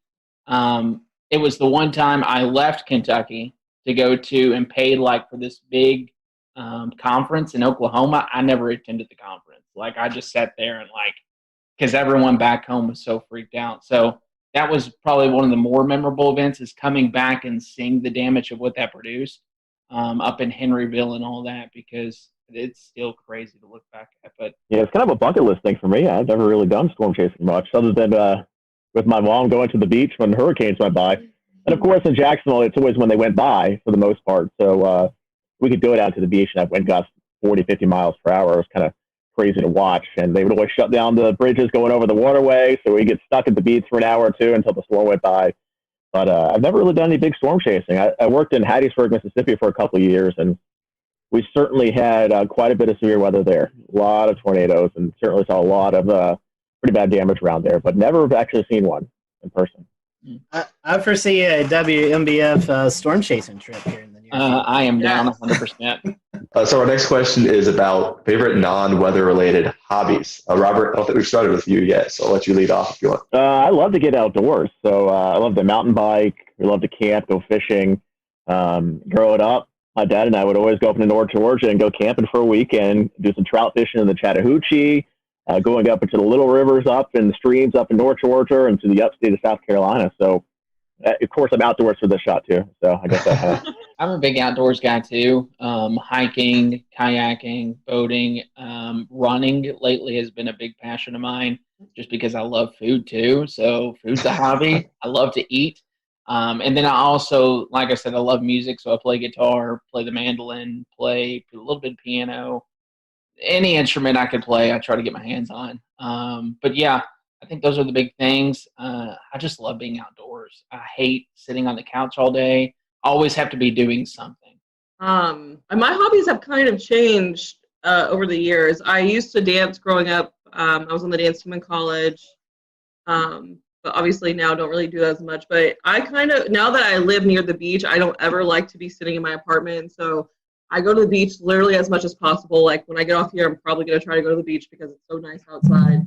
I love to read. I love reading books, especially recently, like autobiographies about either meteorologists or people in broadcasting, like books that I can take a lot away from. I love to cook. I don't like to clean. But I like to cook pretty much any chance I get. And I like to experiment and try to, like, if I can't, like, recreate, like, really good dishes from places I like, so I'm not as tempted to eat out as much. But it's really hard in Myrtle Beach. I plan on eating my way through this place. So, yeah, and then hanging out with my cats. Since all three of y'all like doing stuff kind of around the city and stuff, is there a shout out to some of the places or things that you like the most? What makes your city so great? Can you name a couple favorite spots? Beach. Any particular part of the beach? Yeah, I mean, there's a couple spots here. I mean, everybody kind of, when they come to visit, they go to downtown Myrtle Beach, and it gets a little busy, a little crazy. I think the locals go a little farther north or a little farther south, and it gets a little quieter, and you can actually relax a bit. So maybe that's if you're going to come to visit Myrtle Beach, try to branch out from just downtown Myrtle Beach. There's a lot to offer up and down the coast, and that's the thing with Myrtle Beach. They want to stay as close to the beach as possible, the buildings and the homes. So instead of going inland, everything here is built up and down the coast. You have to kind of go quite a bit to see everything, but it's worth a visit from North Myrtle Beach all the way down to Merrill's Inlet. Pawleys Island's beautiful, a little farther to the south of Myrtle Beach. Yeah, I will agree with that. And the food is great too. You can go all the way up into North Myrtle Beach and hit up Flourishes up near downtown North Myrtle down to Barefoot Landing. I think a Flying Fish is a great seafood place there. Highly recommend that. It's a 48 catch to plate rule, so everything is super fresh, 48 hours. And then I'm a big South Strand guy. So what we say about South Strand, south of downtown Myrtle Beach, Surfside, Garden City, Merle's Inlet, the Marsh Walk is beautiful. And then you go even further south, Huntington Beach State Park, Brook Green Gardens, Pawleys Island. It's just a beautiful area down there that I would highly recommend anyone to come check out. Come to Myrtle Beach, check out downtown, and then go south would be my recommendation. And then if you have another day, go north, because you could eat your way through this city in the Grand Strand, no doubt about it. I have not had the chance to really explore that much. I'm just now starting to be able to with all the Corona stuff going on. But I will say I have not been to a single place that I have not loved so far. All the beaches I've been to as far south as, I recently went to Surfside the other day, and that was really nice. And there, every little spot I feel like has a different feel to it. It has different character to it. And so I really like that so far. Honestly, have not really even had the chance to eat at any local restaurants except the Boathouse. That was really good. Andrew and I ate there after work or during work one day. And then I went to a local Mexican restaurant the other day, Soli Luna, which was freaking amazing. Where do you see the future of meteorology being? We're seeing a lot more non-traditional wise media with social media, websites, blogs. You still have your TV, your National Weather Service stuff. Where do you think the future of meteorology takes us in the next 10, 15 years? I think that's kind of the magic question that everybody's looking to the answer for. I mean, you think back 15 years ago, how different it was, and then you look 15 years or 10 years in advance and just how different it's going to be again. Obviously, a lot of focus is on digital now. Everybody's on their phones. Most stations have a weather app at this point, but I think we invest a lot of time into our weather app, and we've seen quite a bit of growth of that here in the last few years. And even on social media, I think when I started in 2013, we had 3,000 or 4,000 likes on our weather page. I think we're up to almost 40,000 now. And you can see that kind of growth on our digital team as well. I did a presentation a couple of years ago about digital growth, website growth, and it was something like 200% growth since we launched the station. We're a relatively new station. We've only been around for a little over 10 years. But you start to see the TV side go down a bit, but the digital side is kind of taking over from there. And we're starting to put some work into OTT, things like Roku, so you can get your news kind of on demand. We're setting up a new system now at the station where basically an anchor or weather anchor can go on air or onto digital by themselves, have his own mixer board, audio board, cameras built in. They can punch up any sort of audio source, video source. And so we don't have to wait for that traditional 4 p.m., 5 p.m., 6 p.m. People don't want to wait until 4 p.m. to get the forecast or 4 p.m. to get some information. So it's tougher now to tease things. Like, hey, we got this really big story. Tune in at 4 p.m. for the details. And people don't, everybody wants the information now. So instead of doing that typical thing, if it's breaking news, we can get on air, we can get on the digital, get on the Facebook with it, onto the website, and people can go there and get the information right away. Otherwise, they're going to go somewhere else to find it. What's your favorite social media platform? Twitter, Facebook, TikTok, Snapchat? Where's your go-to? Well, I still have my MySpace active, I think, somewhere. So make sure you give me I'll put you in my top 6. But really, I think Facebook is still probably the king when it comes to weather information with the general public. I think it's probably starting to skew a little bit older with the population. I don't think the younger you go, I think you get the less people on Facebook now. And where we go from there, I'm not sure. We've kind of dabbled in Instagram a bit, and we have decent luck with it, but I don't think we've got a huge amount of traction on there yet. But it seems like most TV stations still use Facebook as the kind of big digital social metric, and then you just kind of have Twitter and Instagram and some other things on the side. All right, we're gonna end with a couple of fun questions. So I'll end with this one. You're ordered a pizza. You're only allowed one topping. What is that topping? Pepperoni? Sausage, but this puts out a Barstool Sports one bite, everybody knows the rules is what I thought of as soon as you said that. It's hard for me to pick one. My original thought was pepperoni, but I love banana pepper pizza. Interesting. Nobody said pineapple, so that's good. I was waiting for the pineapple. Yeah, I don't think pineapple's on a pizza. All right, then I will close this out tonight. This is a question that we briefly talked about before the show and had you all stow away your answer. So this could be controversial. There's only one right answer. Toilet paper, over or under? I have to think. It's over. No. It's over. Okay, one for over. I saw a terrifying image once, and I'll explain it after Jessica answers. It's over. Okay. And it's because of the image. Okay, yeah, I would say over, and I think of a meme, and I hope it's not what Andrew's thinking. It's like, I don't know, I can't even remember the meme. Something about a mullet, like, it had to do with a mullet. I've seen that. You know what I'm talking about? I know what you're talking about. The one I saw had a spider underneath, and like you reached underneath the toilet paper to get it on the underside, and when you do that, you're like touching the spot. Ever since then, it's over.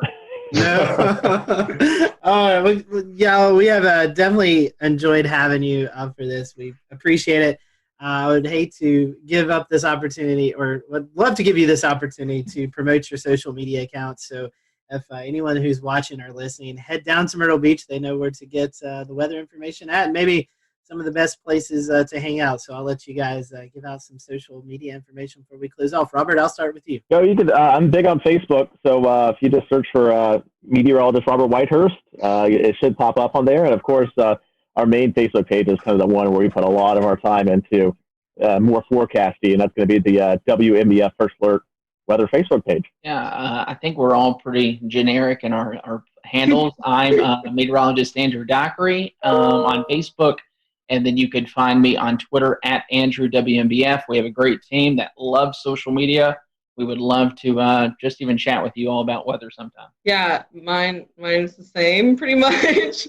It's meteorologist Jessica Dobson on Facebook, and then at Jessica Dobson WX on Twitter. You can also follow me on Instagram. I can't even think of my handle right now, so whatever. You can also follow me on Pinterest.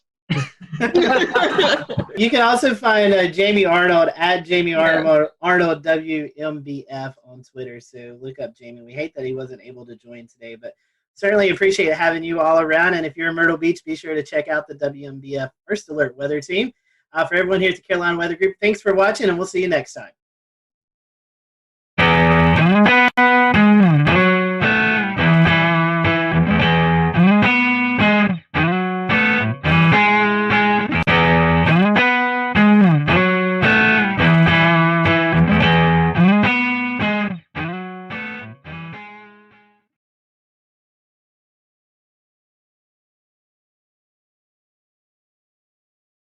when we found ourselves doing severe weather coverage for Brunswick, Columbus counties, along the coastal areas of North Carolina, just outside the Wilmington area. What we didn't know until after the fact was that we were tracking a EF3 tornado. This is a absolute monster of a tornado that impacted that area and unfortunately did result in some deaths, 2 or 3 if I'm not mistaken, as well as 10 injuries. We got some new video today when North Carolina Governor Roy Cooper visited the communities hardest hit, and I want to allow the panel some time to talk about this, because this in and of itself would be a very big news story for us here in the Carolinas and on this show.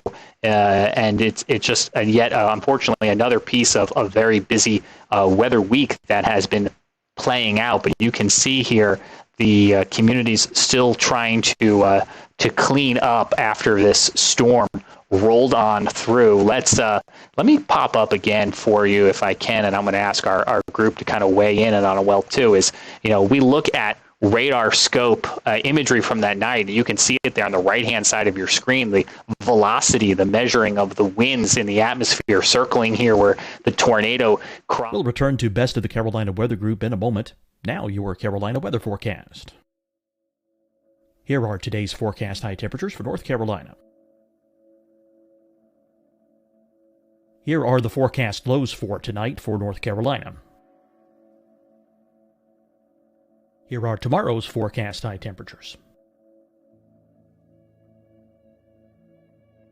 And here's forecast rainfall across North Carolina tomorrow. Here are the forecast highs for the day after tomorrow.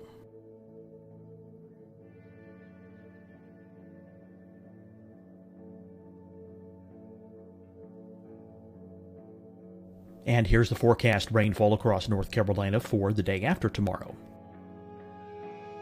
This is the total rainfall forecast across North Carolina for the next 3 days. Here's the severe thunderstorm outlook for today from the Storm Prediction Center.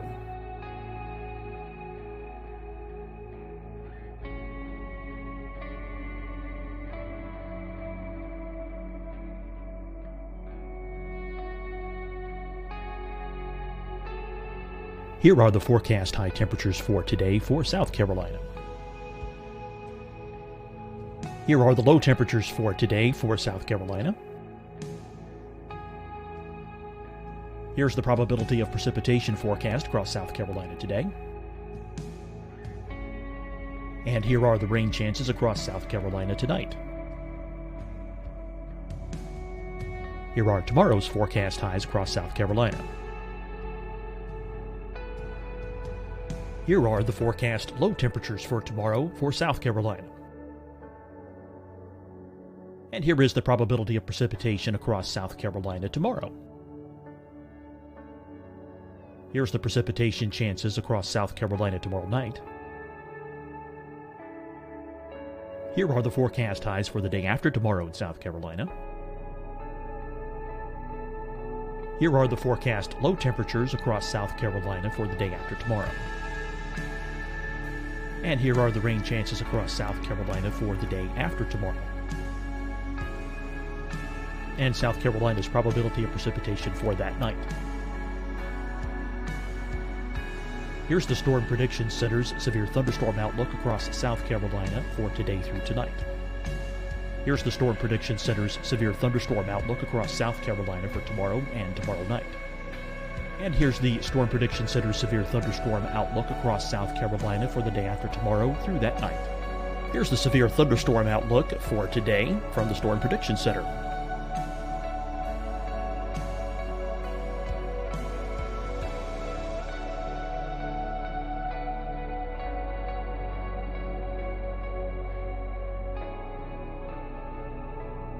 And now here's a live look at weather radar across the southeast. Fight the spread and take a stand against coronavirus. Wear a mask in public. Stay at least 6 feet apart from others. And get tested. Join us and fight the spread. Visit scdhec.gov/COVID-19.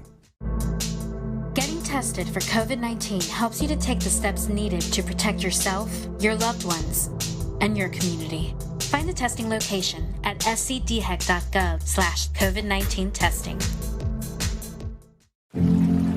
Deciding when to wear a mask isn't about who you know or how well you know them. Just ask yourself, will I be with anyone I don't live with? If the answer is yes, get behind the mask.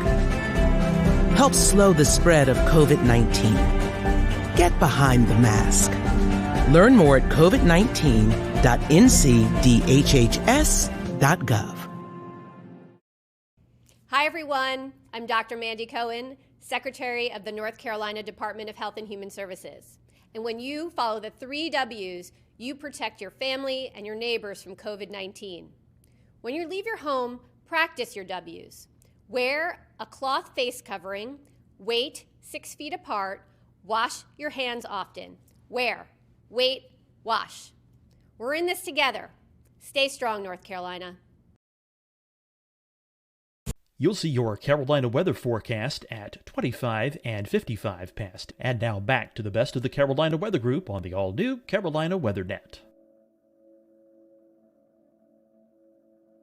Some of this video was captured just outside Ocean Isle and then continues for about 25 miles, going 45, 50 miles an hour at times, almost trying to outrun the polygon. The Weather Service working very hard to keep this very fast-moving supercell inside that tornado-warned polygon to try to give people as much lead time as possible. Brad, let me bring you back in. I know you had just finished the 11 o'clock news, but I saw you tweeting about this. What were you thinking at 11:45 at night when you were looking at this on radar? So I had seen that storm offshore in the special marine warning because I was impressed with the signature, but wasn't thinking much about it. Went on to finishing up some emails, and I have all alerts turned on for North and South Carolina. So I heard the tornado warning pop up on my computer, and I looked down, and I was like, "Holy cow!" Right away, I was like, I could see the debris signature, and I knew it was bad. And then immediately, with some of my emergency manager contacts, started getting messages about some serious damage and, requests for search and rescue crews. So I knew it was pretty bad. And when I looked quickly at the map, I knew that area quite well. I actually played that golf course several times. Tiger's Eyes right there, Ocean Isle. It's a beautiful area. So I'm very familiar with that. And I knew, hearing the damage reports, those weren't small homes. Those were well-built, I wouldn't say mansions. Those are nice houses. So for those to be leveled and destroyed, I knew it was a significant hurricane tornado. I'm thinking of hurricane because that area was hurt by Isaias as well, almost the exact same location. But what was interesting is, it was EF3. That's the only second EF3 I could find in the database in the month of February in North Carolina's history. The other one was in 1971. So EF3 tornado in the month of February is incredibly rare for North Carolina, and in that area, period, any time of the year.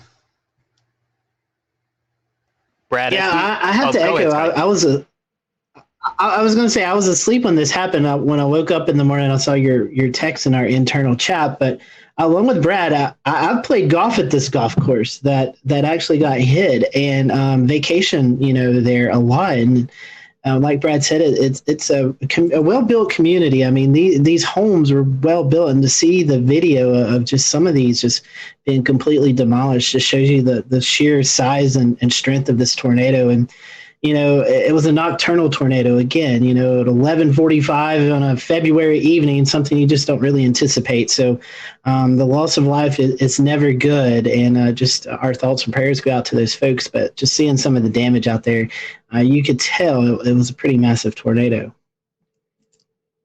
Yeah, I'm like you, Scotty. I slept through this too, and the very next morning I woke up and saw that there had been a big tornado from browsing through Twitter. And so I went and downloaded the radar scans from the archive and went to look at what the radar looked like. And when I saw that debris signature, I thought, oh my God, that had to have been a really bad tornado. Debris was lofted up to something like 22,000 feet. Is that right? 22, 25. It was up there. It got sucked right up into the updraft. It was pretty impressive. Right. Yeah. When you see debris lofted that high, you know you're dealing with a pretty substantial tornado, and in this case, at EF3, and that's what it looked like. It could have been just looking at the radar. Yeah, that's a tough warning scenario. The Weather Service, did the best job they could, but nocturnal, February, I think that these coastal communities have it tough because I was talking to another group about this today. The special marine warnings, we're talking about water spouts and rotation, but who on the coast is looking at special marine warnings off the coast? If that was a polygon for a severe thunderstorm warning or a tornado warning to a county to your south and east, you're probably a little bit more aware. But when they're special marine warnings, you're probably not even thinking twice about it.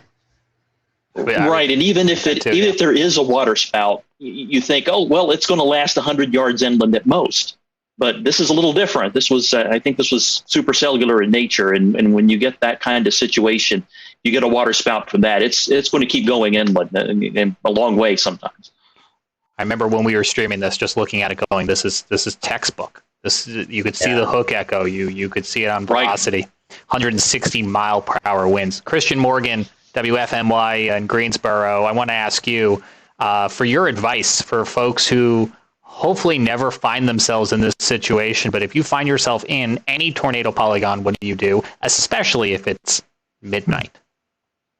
Yeah, guys, I was kind of watching this all unfold, kind of like Frank said. I just happened to log on to Twitter to just kind of see what folks were saying and kind of check out some different things about our upcoming storm this week.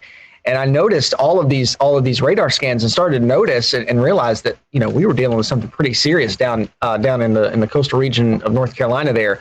And what I was saying on Twitter, I wasn't an active meteorologist following along in those areas, but I was saying, if you have family and you have friends that in this area, who cares if you got to wake them up? Call them until they wake up and let them know what is going on, that they have to find somewhere safe to get.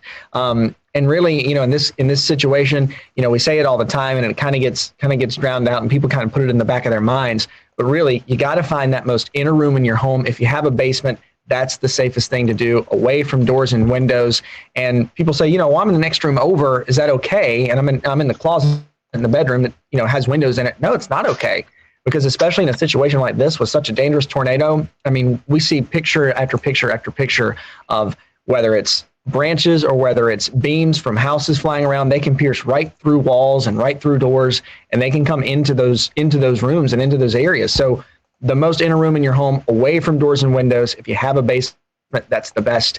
And one thing that we always try to say on the air in a tornado warning situation is take shoes with you, take a helmet with you. And people think that sounds crazy at first, but if something comes through the door or something comes through the wall, if you've got a helmet on, just like riding a bike, if you fall off and you have a helmet on, you're going to be that much more protected. And shoes, people say, well, I'm in the home. Well, if you have debris in the next room over and you come out to survey that once things are over, there's no telling what you could step on. So a helmet, glasses, safety goggles, shoes, if you have those things and take them with you, you're that much more prepared and that much more ready in a situation like that. Hey, Christian, I think you guys did the story today. Wasn't there someone whose home was damaged by the ice storm and went down to their beach house because of the damage and then was impacted by the tornado? Yeah, that is a series of really bad luck. They left here, their home was damaged on Saturday with the ice. And so they went to their beach house. I think they left earlier this week to kind of get away while crews were cleaning up their yard, and then found themselves in that situation the other night. And it's like, what do you do at that point? And I think, if I remember right, I didn't watch the story in full detail yet, but if I remember right, I still think some of the family was either en route or was going to be traveling down to the beach house later.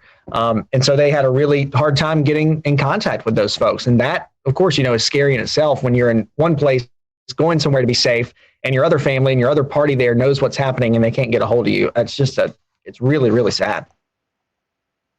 That is absolutely incredible. That story had another thing worth mentioning. Go ahead, Frank. Yeah, another thing worth mentioning with all the Christian said earlier, do these things that you can do in advance. Decide where to go when the sky's blue. Make the plans on that day. Share them with your family. Make sure everyone knows where to go, so that when the tornado warning is issued, you can just do that. and not have to think about what to do. You just do what you've decided to do, and it saves you time. That way, if you don't get a lot of lead time, and sometimes you don't, then you know what to do and you can do it and get there faster, and having less lead time matters less. Yeah, that lead time is so critical, and the Weather Service does as best of a job as they can, and it's frankly a really good job, and it's improving each and every year to give people more and more lead time. But, you know, an excellent amount of lead time is, what, guys, 7, 8, 9, 10 minutes, and in this case it might have been even less because of how fast this cell was moving. Yeah. And another thing, I'm just reviewing the radar again right now, and I just noticed why this was kind of sneaky. I understand why it is. The radar near Charlotte, it looks like it has some obstructions to the radar beam to the southwest. And that was clouding what was going on with this storm. And it made it that much more difficult for the Weather Service to warn, because it was kind of in a dead spot for radar. And it just approached from the southwest, and the thing was over Sunset Beach before they realized what was going on, I think. Yeah, I'll just do a shameless plug here. If you're interested in this, we're going to do a show with this with Gannon Medwick. He had a really good write-up today about the situation. So, yeah, a lot of weird things going on at that time. So sorry about that shameless plug, James. Back to you. No, I'm glad you actually. That's more late breaking news, because I know you had reached out to him there at WECT to find out if he would come on and talk to us. So I think you know, those are all valid points. And Frank brought something up that I think in hindsight, more people are learning about. I think the folks in that area may have already known about it. You know, so I think there is some hindsight review analysis going on. I will say one of the things that I think was a silver lining saving grace is that this supercell, this tornado, passed just to the side of the radar. If it had gone over the radar, we could have lost eyes on the whole cell for the rest of the night, which I think would have introduced a whole other level of an issue. Certainly. Yeah, just under 3 miles. If it had been just under 3 miles farther east. So we mentioned that Governor Roy Cooper went down to survey the damage today and to meet with folks who were impacted by this tornado firsthand. And amongst some of the video that was fed back, we have about 2 or 3 minutes here where the governor is talking to 2 homeowners who were inside of their home when this tornado approached. You're going to hear them talk about the amount of lead time they had, or what frankly was a very small amount of awareness and lead time for them by the time they realized something was wrong, and what position that left them in, and how they ultimately rode this storm out inside of their home. It's a miracle. It's miraculous. It's heartbreaking. It's inspirational. It's a whole palette of emotions. Now, because of the ongoing coronavirus pandemic, the microphones are a little bit further away than they would be ideally, and I'm letting you know that because the first rule of broadcast is always good audio, and you can hear them here, but especially if you're listening on our podcast, I want you to just stick this out with us and take a listen to the conversation the governor is having here with these homeowners. It's an incredible story. They won't invade your space here, but I thought I'd just come over and just see things. Hello, Governor, how are you? I'm doing okay. How are you guys doing? We're alive. The fact that we're alive is a big positive. I know that's something to be thankful for these days. Yep. So we're thinking about you and hope that everything can be put back together. So sorry about the loss of life here. Yeah. Tragic. That's our greatest fortune. That was not us. Right. This is sticks and bricks. They can be replaced. So is this your house? Yep. And so were you guys home? Oh, yeah. We were in this under the curtain. So what happened? How did you guys, where were you? I was in bed and I heard the hail, and at that point I said it's time to get up. And by the time I turned my back, the doors came in and hit me in the back and knocked me down to the sofa, to the bed. And that's probably the only thing that helped me survive, being knocked down. So, oh yeah, well you heard the hail. The amount of time between the hail hitting and the noise of the wind was instantaneous. There was no I couldn't tell gap. you the second. I was on the living room sofa, and as soon as the hail cracked the first piece of glass, I ducked, and the whole back of the house flew in. And I went for a ride. Fortunately. So how far were you carried. Where were you? I was in the great room. The entire back of the house flew in. This wall here, I'm on the other side of it. Buried under everything else. And I'm sure the only thing that saved my life is our porch furniture is teak. And the one chair blew in on me like a TP tent. So everything falling and throwing landed on that and not directly on me. And I swear that's the only reason I'm here. That is amazing. Were either of you injured? Minor. Minor scratches. I had to get a couple of stitches. But considering, no is the answer. Bumps and bruises by comparison. Well, you have an amazing attitude about all of this. It's got to be devastating to lose your home like this. It's devastating, but you got to maintain a positive attitude. So we're here.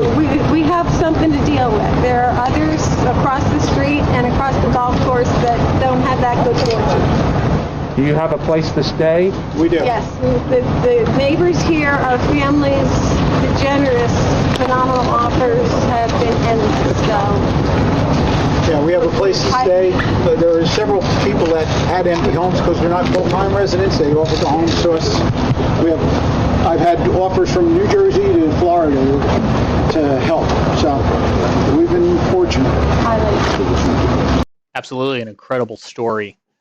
Those folks, as they expressed, lucky to be alive. Again, 2 fatalities, 10 injuries, and as you can see, multiple homes damaged by this EF3 tornado there in Brunswick County, North Carolina. We will have more, as Scotty mentioned, on future shows here in the Carolina Weather Group, talking more about an event that is clearly going to be now marked on our calendars and our history books. 160 mile per hour winds. That is practically unheard of in this part of the country.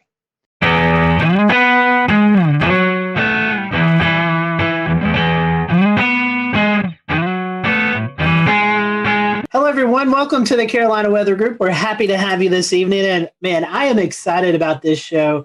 We have featured Frying Pan Shoals out off the coast of North Carolina several times during our hurricane coverage that you most likely have tuned into from one time or another. And I've been wanting to get Richard on the show. And Shay worked his magic and was able to get Richard Neal on the show. Richard is an engineer and the director of Frying Pan Shoals Tower out in the Atlantic Ocean, where he currently is right now. And it's just hard to believe that technology's come so far along that we can actually talk to Richard, who's out in the middle of the ocean right now. So, Richard, welcome to the show. We are happy to have you. And, I just want to talk a little bit. Our first question for you is more of a just kind of getting to know you question. And normally it's how did you get hooked into the weather world? And I know weather plays a little bit into what you do, but how did you get involved in this project? I mean, this is just such a fascinating story about you guys.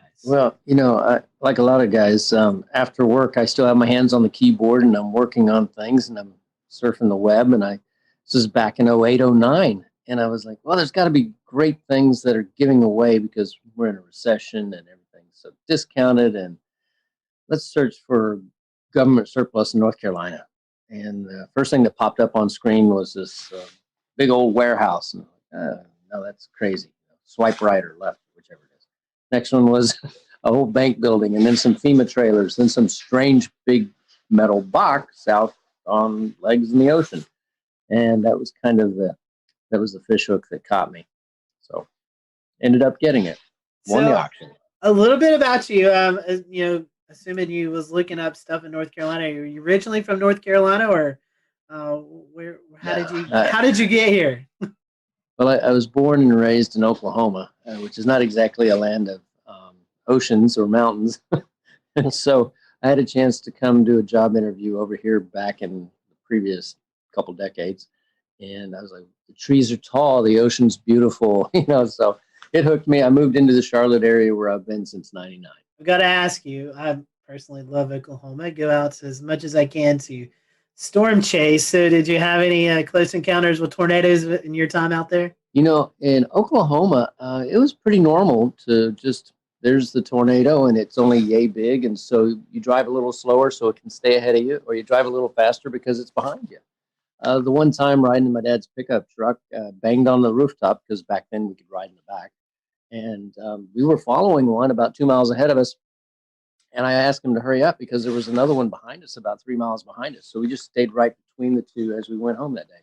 Just a normal day. Did not understand the magnitude of the difference between a tornado and hurricanes. Hurricanes are a whole different ball of wax, aren't they? Yes, they are. They are. We'll talk a little bit about that. So engineering, I know you got some engineering out there. Tell us a little bit about that and what all engineering-wise you do out there right now at the tower. Well, you know, when I got the tower, when we first came out here, we opened the doors and all the windows were sealed up and there was thick junk all over the floor. It was incredibly filthy. And, of course, nothing worked. There was no electricity. There was no running water, you name it. Obviously, no internet. And so the name of the game was basically, how do we reestablish? And so if you can think of walking into a garage that people had walked out of 2 decades before, leaving most of the tools in there, almost like a put-it-together puzzle, figure it out, and you can make it work, that sort of thing. That was what it was. So found that there were holding tanks of water, found that the wiring was redundant because in the classic military Coast Guard sense, you never modified a circuit. You just added another one, So, oh my gosh. So it's really stretched my brain, everything from the structural to the mechanical to the electronics to you name it. Again, you don't just hire a plumber out here. You are the plumber. So. Very interesting. And, you know, the first question that pops into my mind here, Richard, is how do you get out there? Good question. After I bought it, it took me 4 months to get here because I couldn't get a captain willing to bring me out in a boat. He said, there's no ladder on it and you can't get up on it. And I said, well, I was actually a really good climber, so just get me close. But I think what really made him laugh was when I showed up at the dock carrying an extension ladder with hooks on the top.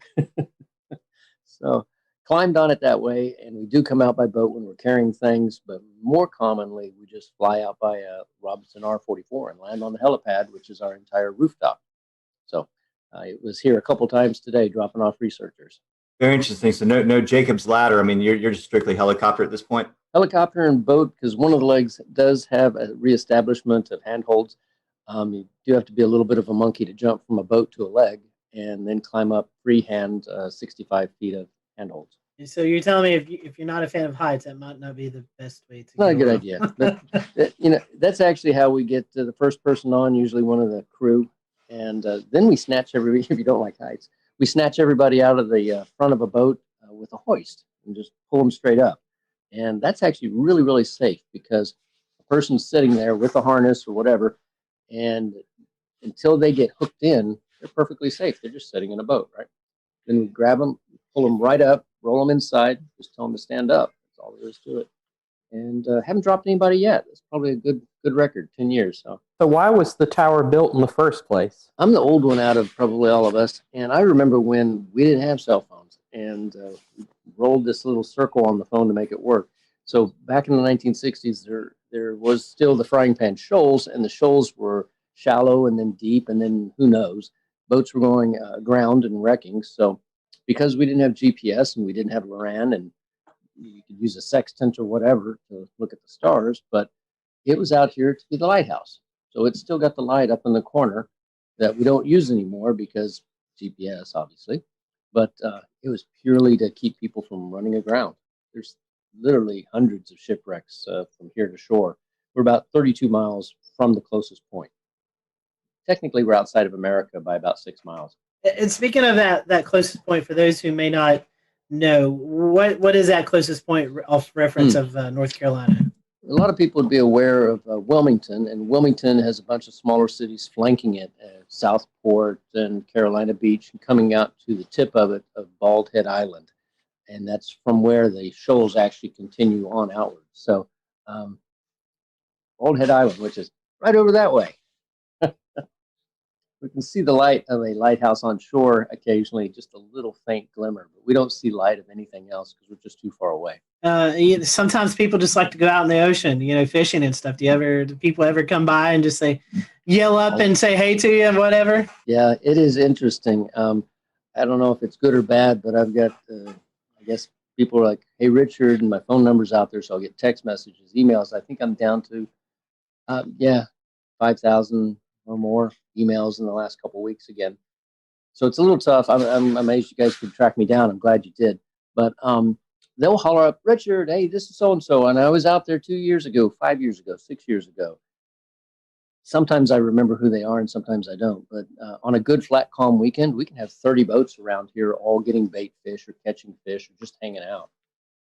It's really quite the party. Yeah, I was going to say, I've done spearfishing at the Chesapeake Light Tower to the north up there. That's a popular spot. And there's, there's a lot of fish. There's a lot of great, fish that hang around these things. It's an object in the water. It goes in depth. There's teeming life around it. It's kind of neat. Yep. We've got a lot of bugs underneath this. And bugs, in layman's terms, are lobsters, spiny lobsters.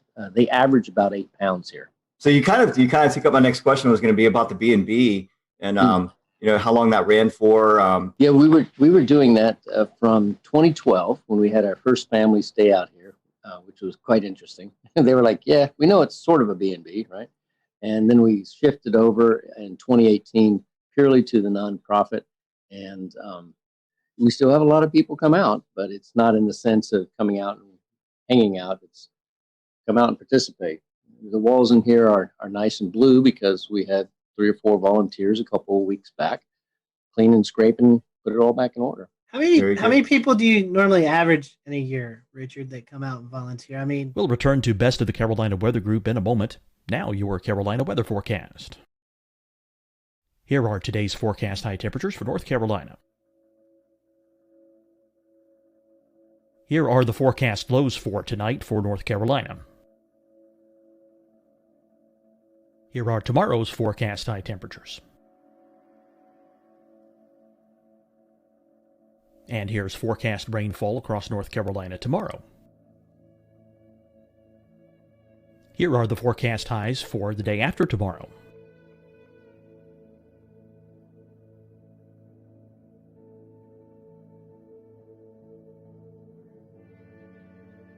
And here's the forecast rainfall across North Carolina for the day after tomorrow.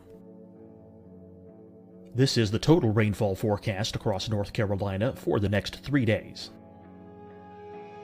Here's the severe thunderstorm outlook for today from the Storm Prediction Center.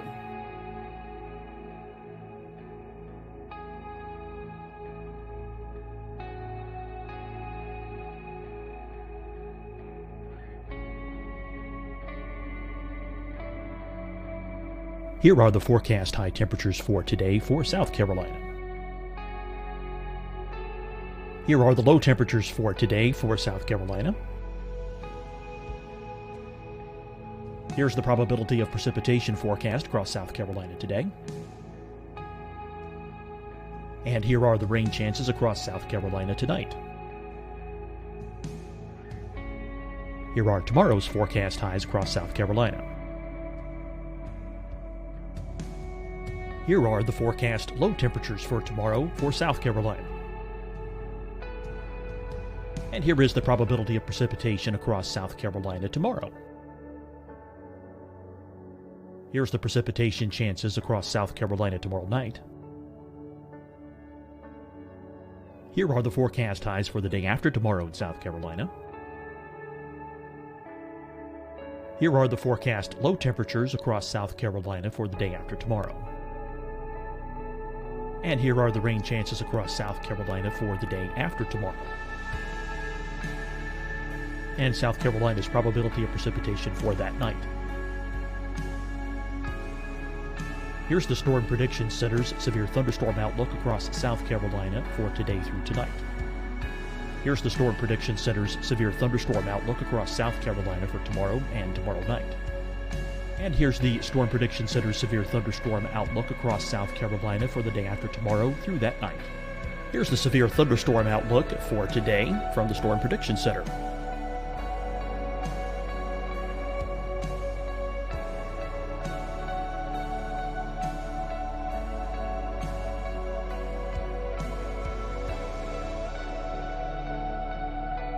And now here's a live look at weather radar across the southeast. Fight the spread and take a stand against coronavirus. Wear a mask in public. Stay at least 6 feet apart from others. And get tested. Join us and fight the spread. Visit scdhec.gov/COVID-19. Getting tested for COVID-19 helps you to take the steps needed to protect yourself, your loved ones, and your community. Find the testing location at scdhec.gov/COVID-19 testing.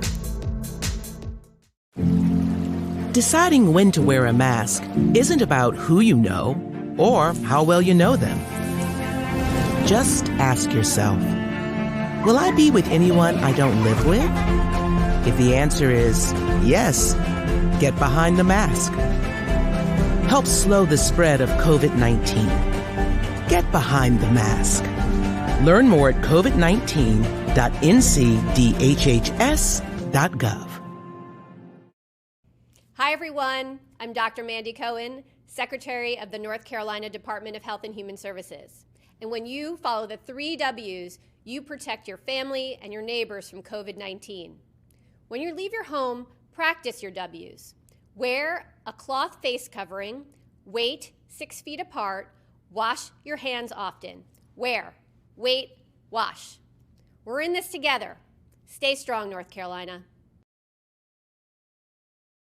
You'll see your Carolina weather forecast at 25 and 55 past. And now back to the best of the Carolina Weather Group on the all-new Carolina Weather Net. That is. You know, it's a really great question. We've had thousands out, and that's because many people will come by in their boat, and then they'll come on up, and maybe they'll carry something out. I occasionally get a call on the Marine Band radio. Hey, Richard, we're here, and we brought you that extra water, or we brought you some food, or we have too much beer and we can't get rid of it. We need your help. So, or we have fish that we've caught, and like, yeah, come on up, let's share it and have a meal, and then head out the next morning. But with 8 bedrooms and a crew room in addition, and about 6,000 square feet, and a rec room and a stainless steel kitchen and a big generator room where we can cut and torch and do all the types of mechanical things you would want to. It's actually got a place for all different kinds of people. You know, we've got people that came out and did nothing but work on our garden in the back corner. So we've got a garden that grows. Go figure. And for those who are maybe wanting to know, you do a fantastic job on social media, the Facebook page, of just sharing your experiences from day in and day out. And it's a really cool thing. If you go to Facebook and type in Frying Pan Tower, Richard, you do a great job on social media, just kind of showing the behind the scenes look there. Yeah, you know, it's funny. People ask what the tower is really like and how it survived these hurricanes. And some of the things that I've learned is that the engineers that put it together had a fair amount of experience with what they call Texas Tower or Texas oil rigs, the genre in the 40s and the 50s. So they made this thing stupidly overbuilt. I mean, massively structurally strong. With the legs, I just got a blueprint that I hadn't seen in 10 years. And it actually indicates that when they set the base pilings down, they actually took pipes and then hydraulically rammed them through the legs down into the bedrock to the depth of, if you can imagine this, 296 feet. Wow. That's incredible. It's a football field of steel down into the bedrock and then filled up with cement. So, and the casing on the pipe that actually is water level down is multiple layers. So it's approximately 3.5 inches thick. We just, you know, we have to worry more about anything above water and just keep welding on parts there. So, yeah, I've gotten a chance to become a more proficient welder. And, since I don't have OSHA looking over my shoulder, it's like, yep, I'll do it. I'll do it right, but I don't have to get it inspected. So again, being outside the country does have some perks, right? Next question is, it's kind of like just everyday life that we have here, the luxuries of plumbing and power, internet. Mm-hmm. I've seen you were watching the football game a couple of nights ago. You cook up these really nice looking dinners. So how do you get all of that 32 miles out in the Atlantic Ocean? That's it. You know, this is truly a working environment along the lines of, we don't just say, hey, stick a solar panel up there, it'll be great, you'll love it for 25 years. No, we actually know that they will hold on during a hurricane. We've had solar panels up for 3 or 4 hurricanes now. We know the flags don't last quite as well, but that's another story. And with those solar panels, we still are on conventional solar batteries. So we don't have lithium yet because we work off of a very tight donated budget, obviously. And then if we need to augment it, like tonight when everyone's using all kinds of things, I will run a small little 3K generator by Honda or something like that. But the good news is that we did also resurrect life back into the 40 kilowatt Detroit diesel that has been sitting here ever since the 1960s.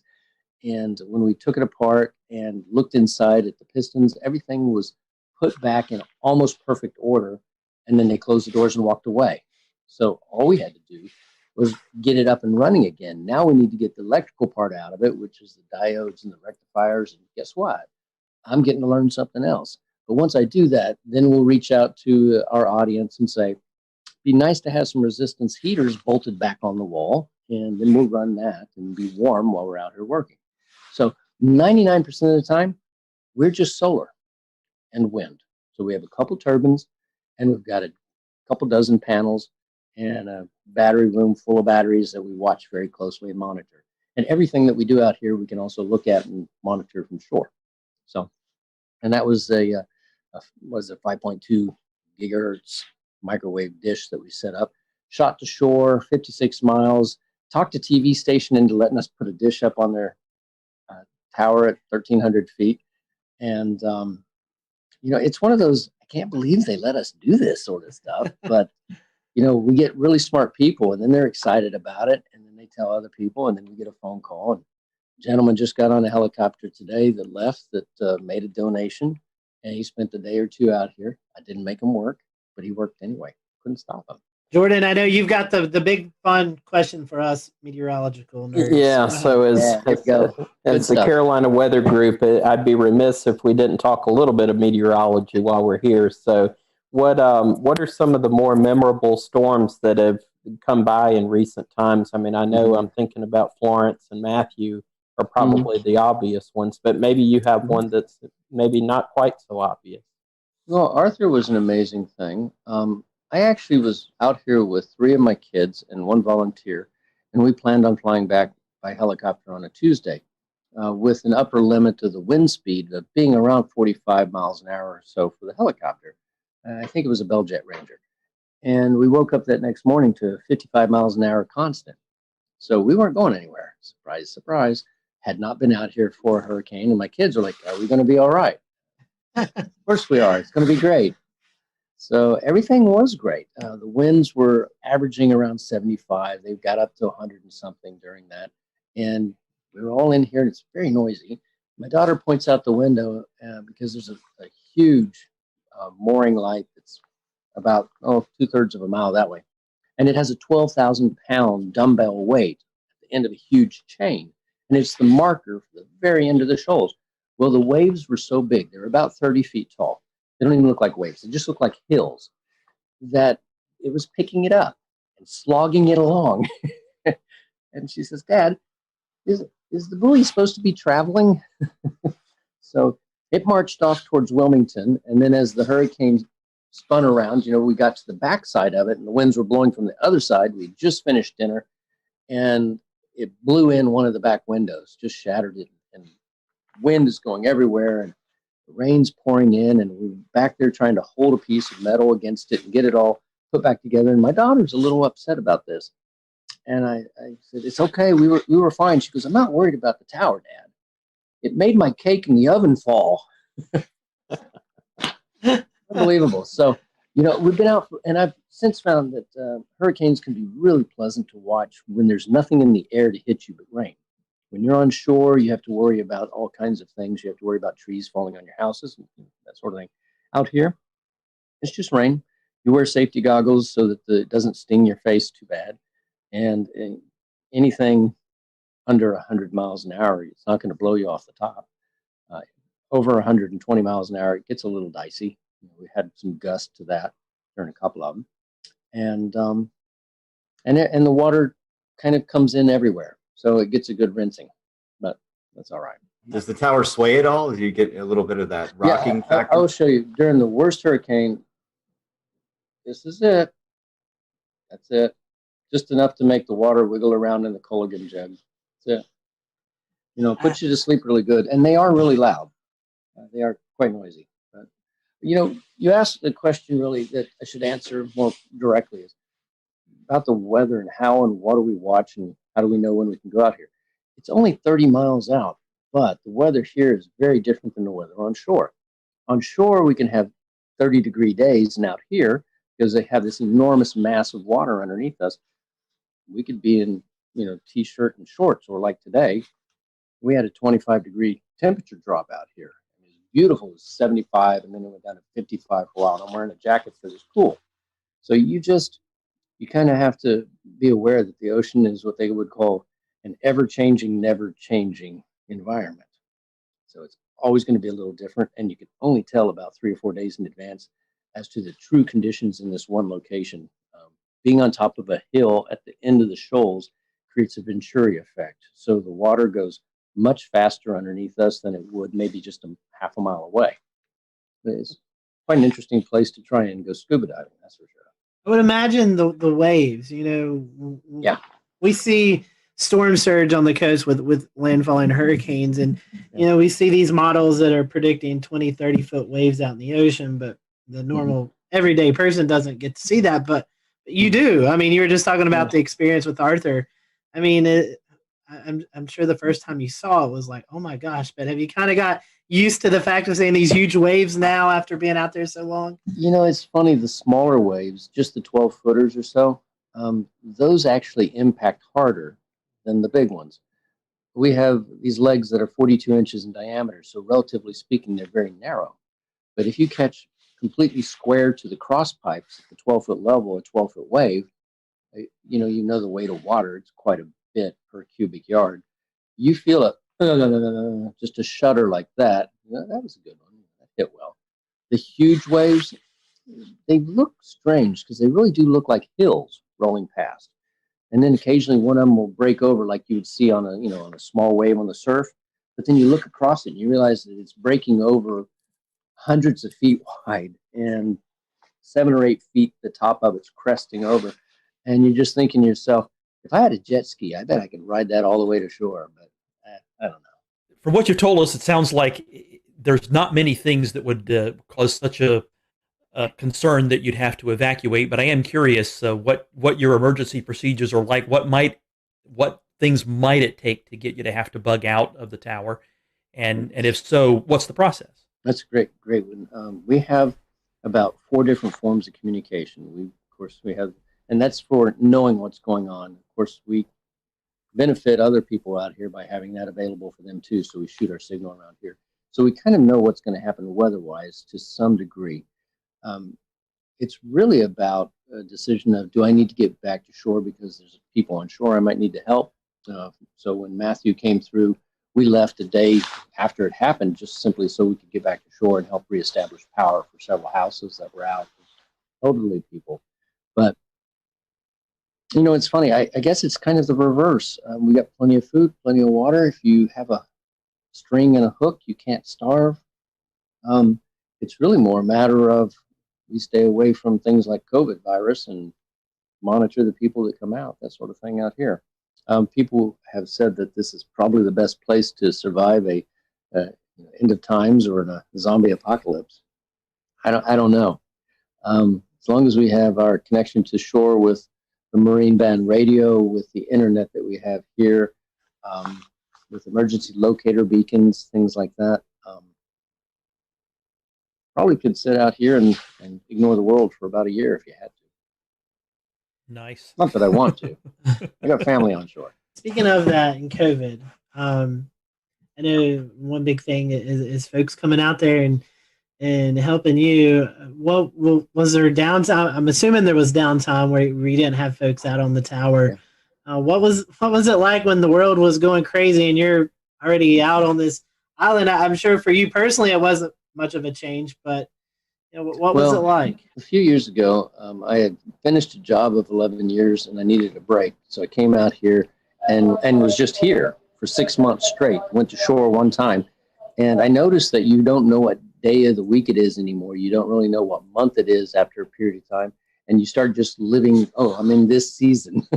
Oh, gee, I'm getting into fall now. Okay, but during the time that everyone was really locking down on COVID, I was here for a few weeks by myself and isolating, and it was odd because, you know, I turn on the TV, I get it over the air, I get it over the net, I can see everything that's going on. So, you know, you do always have the ability to communicate, same as we all do while we're still locked down. But I think it just made me really appreciate the fact that out here, I have a mask. I've got one in my pocket right now. And anybody that comes out here is going through a questionnaire.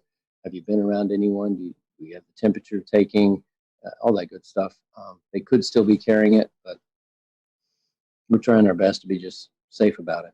So. Right. Well, speaking of that, we talked about the weather aspect. One thing I also want to mention is I was looking through some of the Twitter mentions for Frying Pan Tower. Water spouts also, I'm sure you get to see your fair share of water spouts out there. Oh, that's amazing, yeah. But any other memorable moments? I know you were talking about the meteors a little bit earlier. I mean, you are out in the middle of nowhere, dark skies, so I'm sure you can see all the meteor showers and International Space Station travel across the. I mean, any other memorable moments out there? Any sunsets, sunrises? We did a time lapse of what was it? The Neowise comet that was off, and we could see it pretty clearly. And what we didn't realize in our time lapse was that the ISS, International Space Station, came cruising right past. So it's all on the time lapse. With there's the comet, there goes the space station, and there's the meteor. It's just you don't know what you don't know if you're not in a dark enough area to see it. On the same type of thing, you might look down at the water, and I didn't know this, but there's a shrimp variety that when they snap their tail, they make a blue flash. And I'd never heard about that, but I was looking down in the water one evening and all these little blue dots of light, all these shrimp just pop, pop, pop, pop, pop. And it was like incredible. How would you have known? So, you know, the wildlife that you don't see when you just look across the ocean is all abundant underneath there. And it's just increased my desire to help educate people. So we have the above camera, the water level camera, and then the shark camera down on the very bottom that we do for explore.org. And that's in classrooms all around the world with kids watching it. Just kind of fun.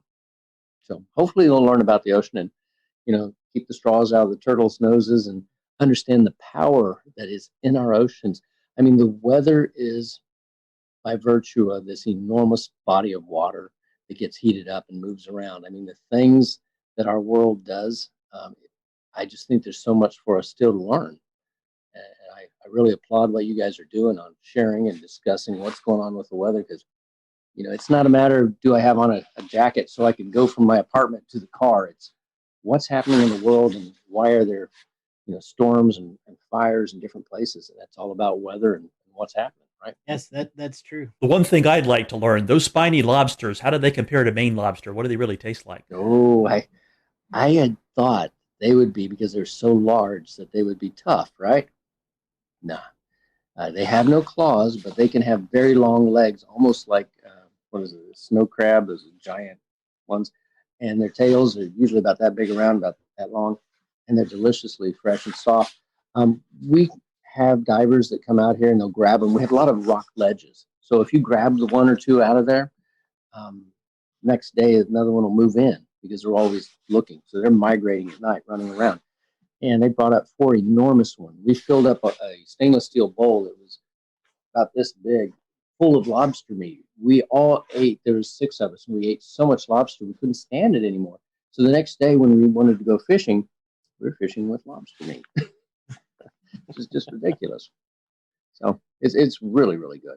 For those folks who are listening tonight and they may feel like, you know, this is a worthy cause that I want to give to, I know looking at your website, I mean, you've got a shop with apparel that you can do. You have a list on Amazon that folks can purchase and send to you, all sorts of ways to help out the cause. So tell us about that. And I even see a signature coffee blend. So tell us about all the different ways that we can help you guys out there doing the research you're doing. It's really funny. A few times I would have a conversation and talk, people that would be watching about, having this cup of coffee or that cup of coffee. And I finally came across one. And mind you, if you're stuck out here, I'm not going to go and grab a Starbucks or a Pete's or a Dunkin' Donuts. And so I found a blend that was incredible. And the company that makes it, Black Powder, said, well, I'll tell you what, we'll make you that particular variety and we'll give you a percentage of the proceeds for the nonprofit. I thought, oh, win-win. And then they gave me free samples. So I'm going to drink that coffee because it's really, really good. The whole goal is it's not just a YouTube clip that makes you a few pennies, or an Instagram or whatever, or a few shirts that you make $1 or $2 off of. It's whether or not we can get enough people to pay attention to this, to restore this. And that really is my goal, is how do we restore something? So it's restore, obviously, protect, which is not only the sea life down there, but also the mariners around here. We've been really lucky. We've actually helped save 3 different divers' lives out here and over the last few years. And then preserve. How do we get it so it's self-maintaining? And I think the only way to do that is basically what we're doing right now. Sharing the message, educating people, and helping them understand that it's not me. Again, I joke, it's like I'm the chief custodian and janitor. But I'm also the one that really wants to get the world to understand that this is a rare thing that was done back a long time ago. And we typically don't do things like this anymore. We don't build big steel structures because we simply don't need to. And it's really worthwhile to save it. That's all we're trying to do. Interesting that you say that. I was looking, you're on the wish list, you have like an AED, and I never would have put that together with, folks who may be out there and, 30 some miles off the coast and they need immediate medical attention. That's a great thing. Had a heart attack when you had to, get him out of here. We had the helicopter flew out here and grabbed him. So a big Coast Guard helicopter snatched him off. And he was okay. Next day, he was fine. Wow. Amazing story. Well, Richard, I personally want to thank you for what you're doing. And you were talking about, Dan, about getting some storm chasers out there. We may have to pitch in on a helicopter ride and come out and at least have a meal with you or something. I'd love to get you guys out for a weekend. And you know what? If you give us enough notice, we'll find a volunteer with a boat and just have you guys come out on that. How's that? Hey, I am down for that.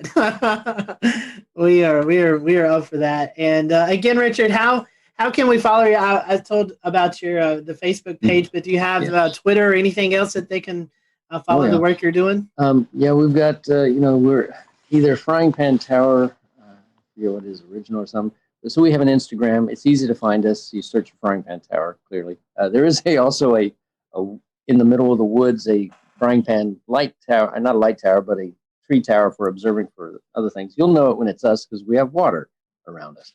So we have Twitter, we have YouTube, we have Instagram, we have Facebook, and I don't know what else.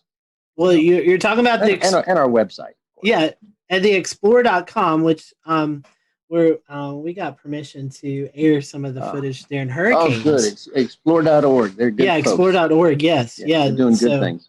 Definitely check that out. That's awesome. Yeah, good deal. Well, Richard, we thank you for your time. And for those who are watching here on the Carolina Weather Group, we hope you have a great rest of your week, and we'll see you next time here on the show.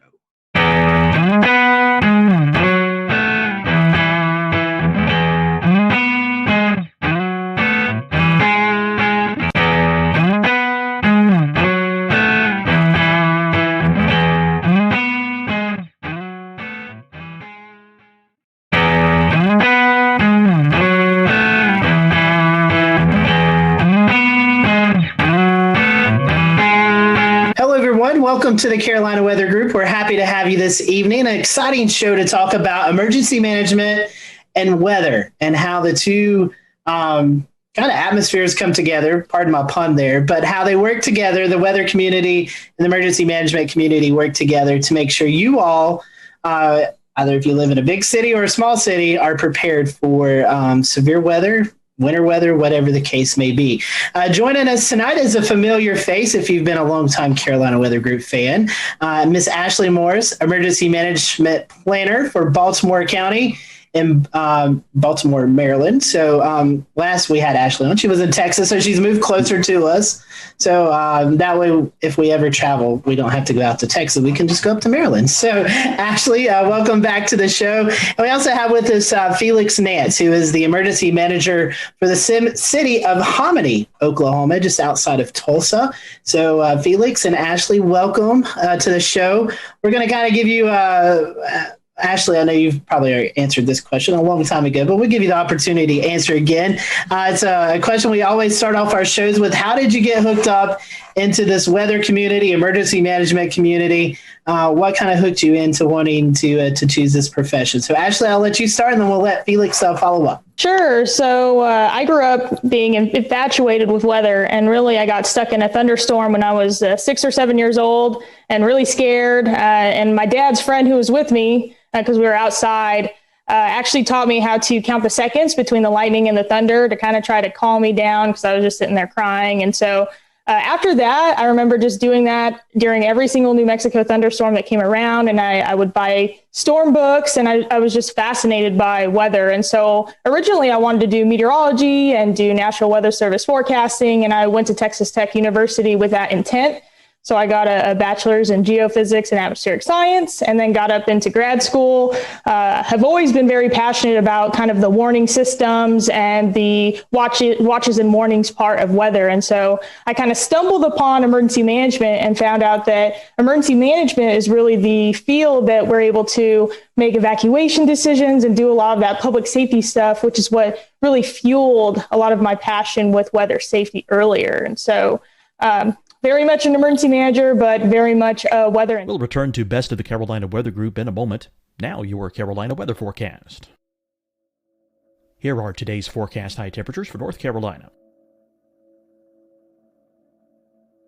Here are the forecast lows for tonight for North Carolina. Here are tomorrow's forecast high temperatures. And here's forecast rainfall across North Carolina tomorrow. Here are the forecast highs for the day after tomorrow.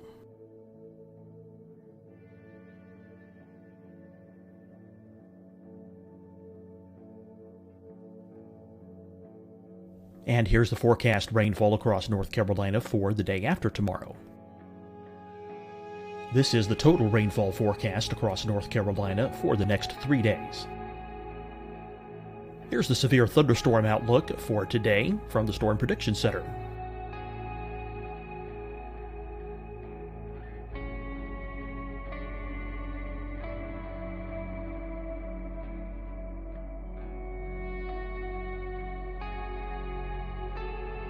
Here are the forecast high temperatures for today for South Carolina. Here are the low temperatures for today for South Carolina. Here's the probability of precipitation forecast across South Carolina today. And here are the rain chances across South Carolina tonight. Here are tomorrow's forecast highs across South Carolina. Here are the forecast low temperatures for tomorrow for South Carolina. And here is the probability of precipitation across South Carolina tomorrow. Here's the precipitation chances across South Carolina tomorrow night. Here are the forecast highs for the day after tomorrow in South Carolina. Here are the forecast low temperatures across South Carolina for the day after tomorrow. And here are the rain chances across South Carolina for the day after tomorrow. And South Carolina's probability of precipitation for that night. Here's the Storm Prediction Center's severe thunderstorm outlook across South Carolina for today through tonight. Here's the Storm Prediction Center's severe thunderstorm outlook across South Carolina for tomorrow and tomorrow night. And here's the Storm Prediction Center's severe thunderstorm outlook across South Carolina for the day after tomorrow through that night. Here's the severe thunderstorm outlook for today from the Storm Prediction Center.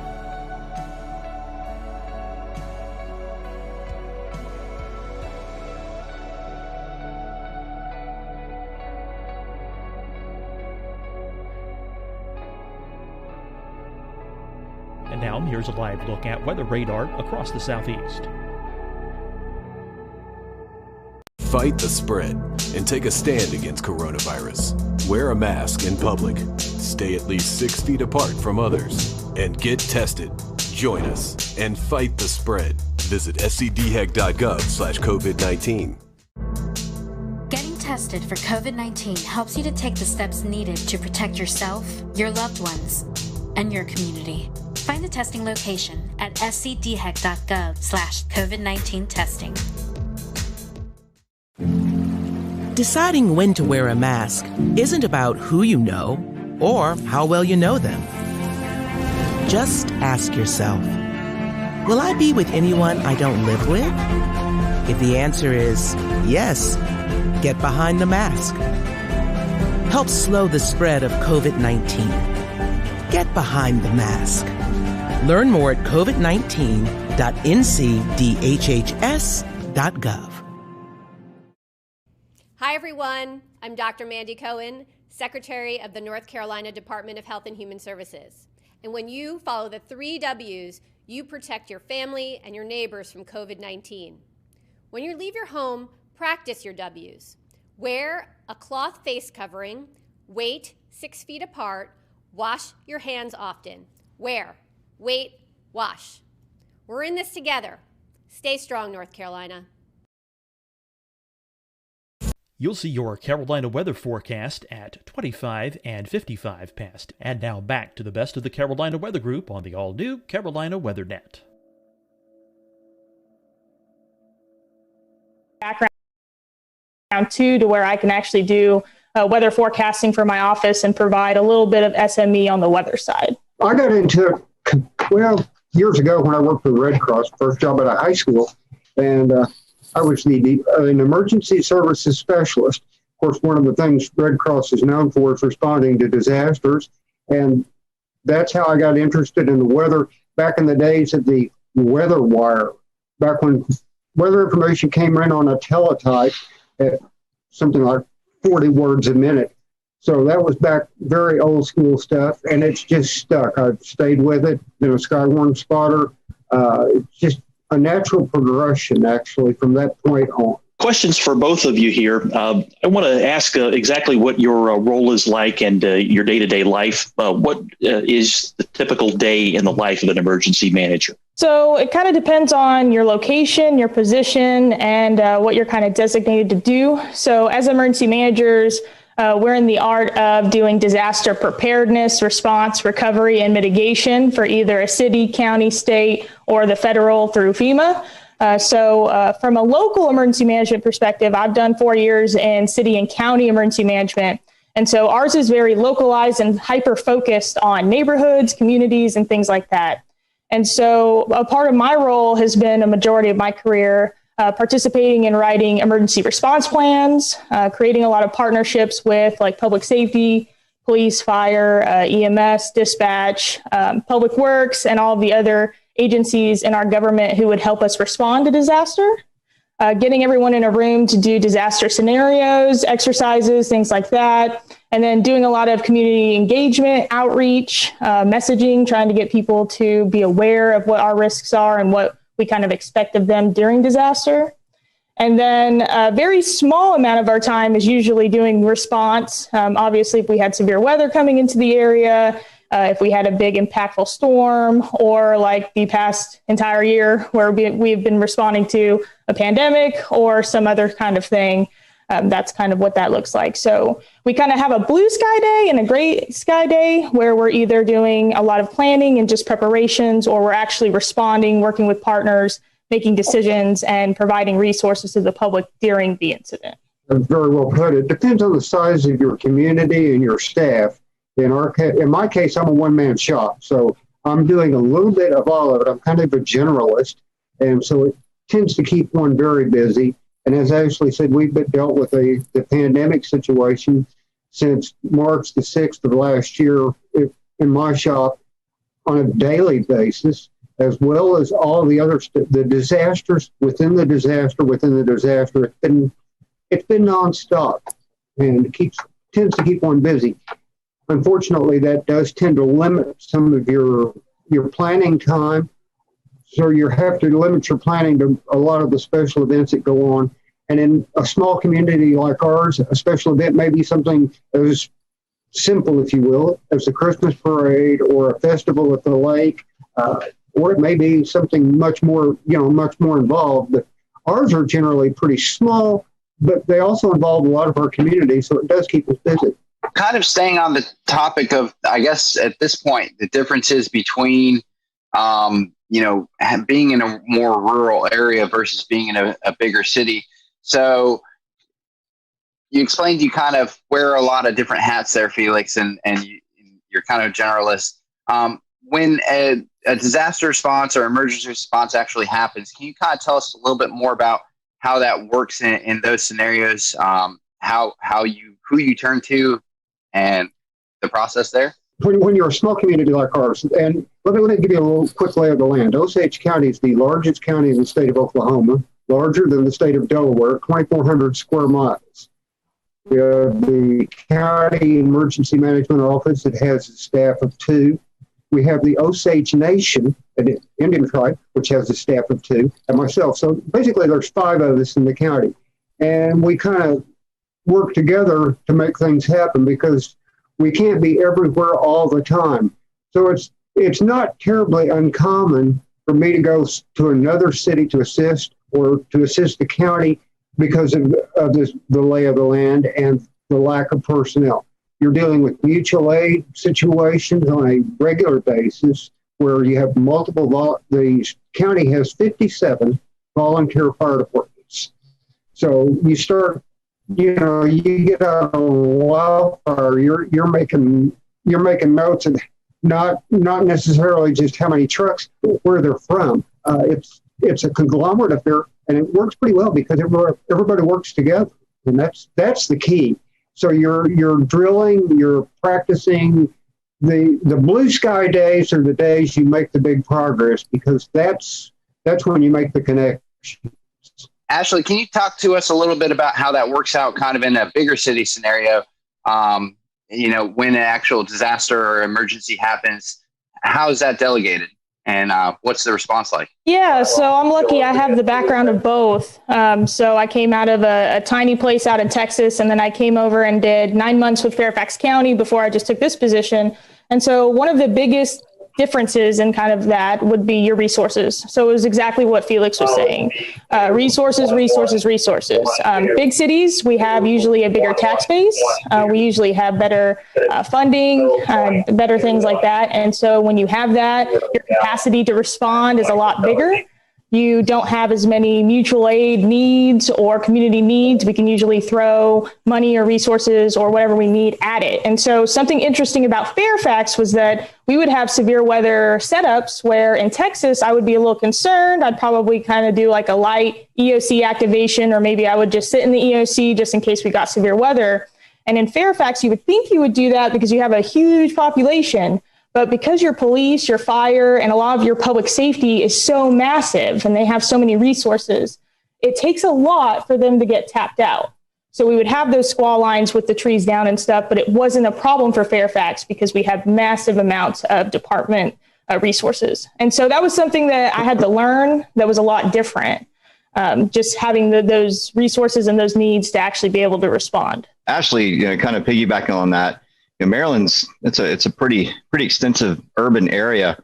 Does your like territory go out to like Catonsville and Ellicott City where we see that major flooding over there, or do you handle that as well? We do from a first response perspective. So we do have like regional teams doing like swift water rescue, things like that. And so like our fire departments, even in the state, are very well linked to where they can deploy and do that mutual aid like they need to.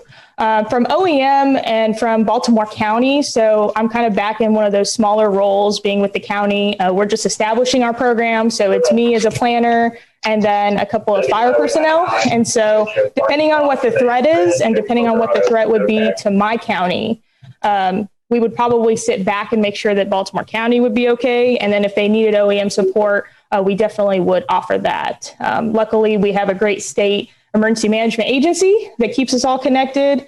We have EMAC, which is the emergency management agency compact where they send out a mutual aid and things like that. And so we have an ability in the state to help each other when we need to. Now enter the COVID-19, right? So we're getting the next topic here. Obviously, we're going to have to, ask about, the challenges, right? So 2020, you had a whole nother set of challenges every EMS entity across the country had to deal with. Now you've got social distancing and all kinds of things that you have to deal with. So I'll let you go first, Ashley, on what your efforts are, what in Baltimore, how you handle COVID-19, how you handle disasters with that layer of complexity. Yeah, so I'll speak again kind of on Fairfax County. So we're a bigger jurisdiction. We have a pretty big public health, and it is a county public health agency where that's a lot different from other counties in Virginia because they actually have a state program. So we have state public health and a county. So we were able to have more county resources to throw at it. Because it is a disease or an epidemic or a pandemic, that's all going to be related to public health. So they're going to be the lead agency. As OEM, we're just offering our support. So, we run logistics, maybe ordering PPE, maybe doing any other kind of needs. They needed a lot of testing site materials like tents, tables, and that stuff. So OEM played a really big role in setting up logistics for the EOC and actually ordering and deploying the stuff based on their needs. We would help them with planning efforts. Obviously, they are the subject matter experts, though, so they would lead a lot of what the plan would look like, but we would help kind of support that and offer them staff, offer them really whatever they needed. It was very interesting with Fairfax because, like I said, we were very big. Even our OEM was 20 people. And so we had a huge capability and a huge amount of people to where we could spread people out. We had a ton of different NGOs or nonprofits that would actually plug in and help us with food donations, mask donations, and doing a lot of the other needs that we might have for our residents. And so it really has been an all community effort from everybody responding to this. And it's really important, too, because Fairfax is 1.2 million people. And so it's a massive county. Well, it's pretty much the same as Ashley, but some of the interesting things, we had a lot of PPE come in for the schools. We've got 12 school districts in those separate school districts in Osage County. We had a 6-county area that got together at a pod, picked up all the stuff for the local Osage County, brought it back to Hominy and sorted it here, and then distributed it to the schools. So there's an awful lot of work that goes on behind the scenes that people don't see and things like that. Then one of the most interesting things, we've been working with our senior citizen center here. They cannot have in-person meals or in-person feeding in the senior citizen center. And they've had trouble getting disposable trays and other supplies that they need. They turn to emergency management, and we pull rabbits out of hats and get them the things they need to help feed our senior citizens. So there's a lot of unusual things that small towns do that the big cities may or may not do, or the people may or may not see, or they may or may not be unusual for them. I mean, picking up the phone and ordering a specific item in a big town is not unusual. In a small town, it may take some doing to get certain items. Well, it certainly is not always the best scenario in every single severe weather setup or whatever weather setup you guys may be anticipating. Sometimes the worst happens. Between Oklahoma and Maryland, you guys certainly see the full gamut of every type of severe weather and threat you need to be prepared for, short of perhaps volcanoes as a kind of geologic threat. When you guys have to make the hard decisions, which I'm sure you certainly do, what goes into that emotionally, and when you just have to make that decision, how do you do that? Ashley, I guess we'll start with you. If we're making response decisions, it's always going to be priority based, and typically we put lives as number one always. And so any kind of action that we're taking, whether or not it's even in preparedness, but even in response, we're going to try to do what we can to save as many people that we can, and then also stabilize. So it goes lives, and then property, and then economic recovery and economic stabilization. So It is really challenging. I think that there are some situations where, you might be faced with a really tough decision. Like, for instance, a dam. You might have a dam that could break. And if it breaks, it might flood 2,000 homes, or you might have to do the emergency release and it might flood a neighborhood. That's a really hard decision to make. But I think that we tend to kind of err on trying to protect as many people as possible. And usually we can kind of have that support from our community in advance. But yes, we are faced with very difficult decisions in a lot of our incident management. Felix, I'm sure that you know just about everyone in Hominy, and everyone knows you. With a 2,000 person town, it's a lot more personal than perhaps it may be with the 1.2 million, I believe it was, in Baltimore. Does that sometimes weigh on you when you see disasters unfolding in your area? It absolutely does, because the chances are, if you don't know the people personally, your kids knew them or went to school with them. So yeah, they're not strangers by any stretch of the imagination. They're your friends and neighbors. But that's also part of the strength of the community, because they are friends and neighbors, and the community bands together. A lot of what we do is, in a situation with a storm, is the pre-storm warnings and get the information out. In the response phase, we leave that to fire and EMS for the rescue part and law enforcement. But we're also out there with them, and not just the day of the event. We're out there with them for a long period of time afterwards. We had a flood in May of 2019 that affected 71 homes and 9 businesses in our county.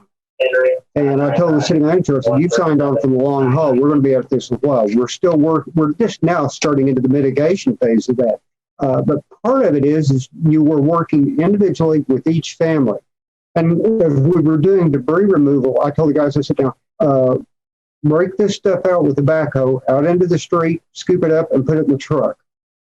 I said, "I want you to remember, that's someone's life you're taking away in the truck. It's not debris, it's not junk, it's not trash until you get around the corner. It's their life." And they all looked at me like, "Never thought of it that way." I said, "Yes, that's everything those people own in some cases. And it's right there in a pile in the front yard, and you're taking it away. They're starting over from zip." So it changes your perspective. And the perspective of your people.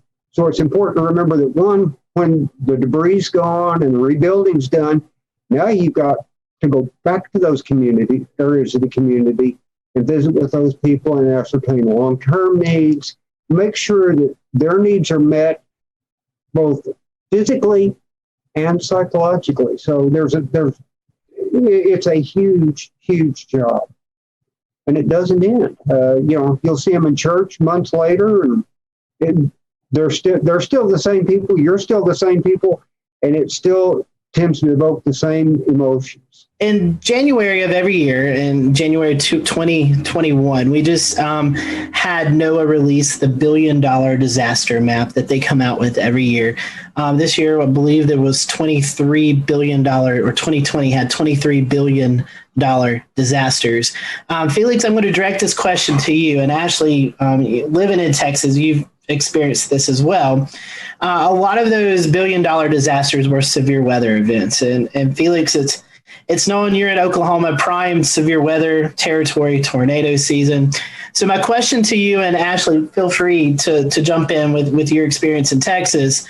When you're setting in your office or the EOC or the situation room or whatever the case may be, and that moderate or enhanced or high SPC outlook has been issued for your area, and you're waiting for the storms to develop, and then they do develop, and then they're producing the severe weather. What's it like? Take people into like the situation room. What are those high intense weather days like? And it could be flooding or Felix, there's fires that occur out in Oklahoma a lot. You have your wildfire season. So what are those days like? Take the public into what it's like to be in your office on those intense days. It starts off with a very relaxed atmosphere. They give me a hard time because they'll see me come in and my arms will be behind my head and my feet will be propped up and I'll be watching radars and chat. And different social media sites. And as the storms develop and approach what we call the I-35 corridor, which if you've been to Oklahoma, you're familiar with that. That means they're coming towards us. We're watching the WFO in Norman, which is our adjacent counties to the west, but that's only 20 miles. So I'm picking their brain by reading chat to see what they're seeing in the storms, plus the weather forecast office in Wichita, which borders their county's border is on the north, plus what my WFO in Tulsa is saying. So we're stirring all that together. The intensity level just starts to ramp up. The closer the storms get, the more information you get, the worse they get. The intensity kind of tends to ramp up to a point. Right now, all the fluorescent lighting's on and everything. As the situation gets worse, the radios kind of get turned down. The lights actually get turned down. We have a different lighting setup that we use when that happens to not have bright fluorescent lights. They're toned down on a dimmer, and the noise level goes down. The inversely, as the intensity level goes up, the light level goes down. It's kind of a marked change, and it's like hard to describe, but the quieter it gets, the higher the intensity level, and it kind of just peaks at that point. And it's one of those things where you're sitting there watching and waiting, expecting the absolute worst and praying that, this is one forecast you could bust, and I wouldn't mind. But you mentioned the high levels. That's kind of one of the keys. You're watching the SPC forecast days out to see what they're thinking. You're watching the local WFO stuff and their decision support page. It's a team effort. No one's sitting there making a decision on their own without a lot of base knowledge coming into them. Yeah, and I kind of agree with that too. So doing a ton of different severe weather events in Texas, but also a couple of hurricanes, Hurricane Harvey activation, though we got lucky with it. And then had some activation up here for one of the storms from last year. And so really it all kind of starts with a lot of briefings and a lot of meetings and a lot of conference calls. We're really trying to talk to our partners, our first responders and the entire county, getting people prepared and ready. Trying to get us all on the same page. So in the event that we actually do have to spring forward on a decision, we're all there on the same page. We will open up the EOC. The Emergency Operations Center is basically a giant conference room. We've got screens all over the walls. We put weather radar up on the screens. We put all the different news agencies, local news, national news, all kinds of things for situational awareness. And then it's really just a waiting game, just like he said. So kind of staying in touch with National Weather Service through chat, looking at the latest SPC products, also watches that come out, making sure that we're pushing that to the public because we're trying to get the public to take action on their own before the storms come in. And then also using social media to do a lot of that communication as well. And then once the storm comes, there's kind of that... it's like a uncertainty of what's going on. Like you're kind of lost in the dark because you're sitting in an EOC and there's a storm hitting your entire city or county or jurisdiction. And so you're trying to assess all the weather data and you're talking to your weather partners and you're trying to talk to dispatch and your first responders out there, but you still feel blind. You can't see exactly what's happening out there. And so we're kind of frantic at that point, trying to just find storm reports, trying to get on social media, trying to see if we can get any kind of hint of what kind of damage is going on at the surface. And then once we kind of have a better idea of that, we can start to make those decisions like damage assessment. But we had one storm that came in and we were able to collect all of those storm reports, but we had the media coming up from Austin. And so we had to peg our county PIO to get them prepared for interviews and different things like that.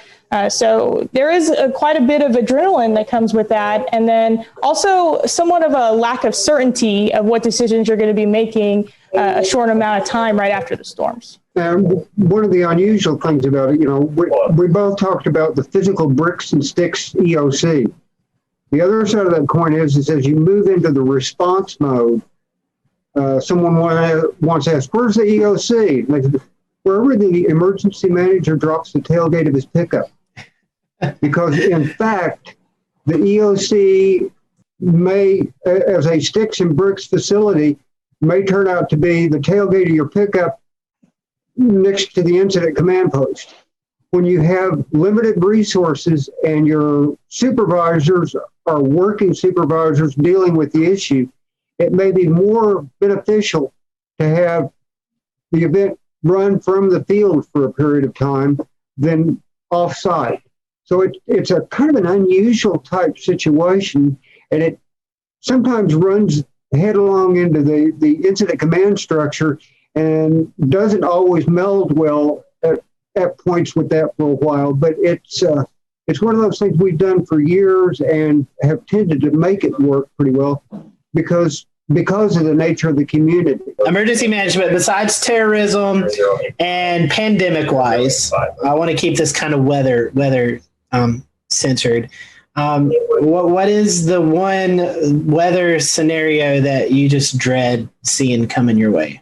One thing that scares me the worst is when SPC puts up an enhanced or high-risk day, and you're sitting there waiting because you know the watch is coming, and it will likely be one of the PDS types. Because if they have that high a confidence level, you know they're expecting the absolute worst. So, when you're talking tornadoes, severe thunderstorms, tornadoes, that's kind of, that issue always crops up. The other one that worries me are the ice storms. And we talked before the show a little bit about the Sperry-Collins Ice Index. That's an incredibly valuable tool because a quarter to half inch of ice on power lines can make an incredible difference. And if, a rural area can lose. We'll return to Best of the Carolina Weather Group in a moment. Now your Carolina weather forecast. Here are today's forecast high temperatures for North Carolina. Here are the forecast lows for tonight for North Carolina. Here are tomorrow's forecast high temperatures. And here's forecast rainfall across North Carolina tomorrow. Here are the forecast highs for the day after tomorrow.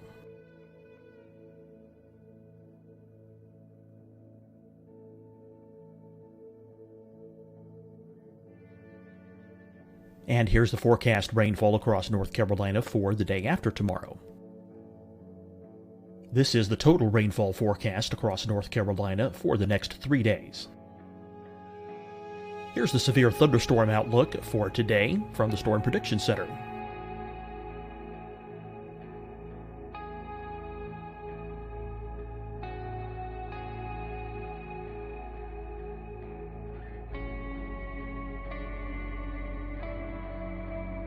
Here are the forecast high temperatures for today for South Carolina.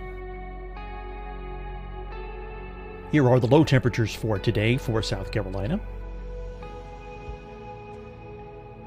Here's the probability of precipitation forecast across South Carolina today.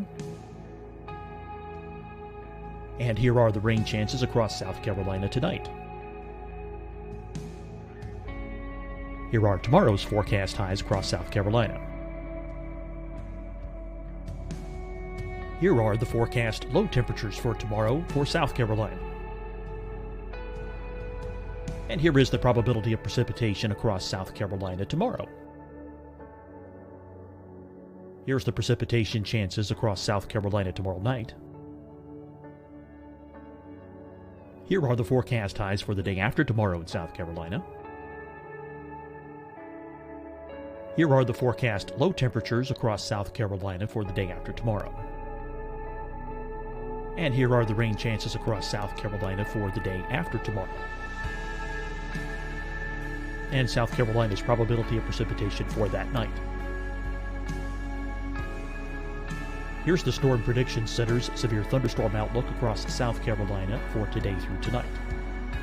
Here's the Storm Prediction Center's severe thunderstorm outlook across South Carolina for tomorrow and tomorrow night. And here's the Storm Prediction Center's severe thunderstorm outlook across South Carolina for the day after tomorrow through that night. Here's the severe thunderstorm outlook for today from the Storm Prediction Center.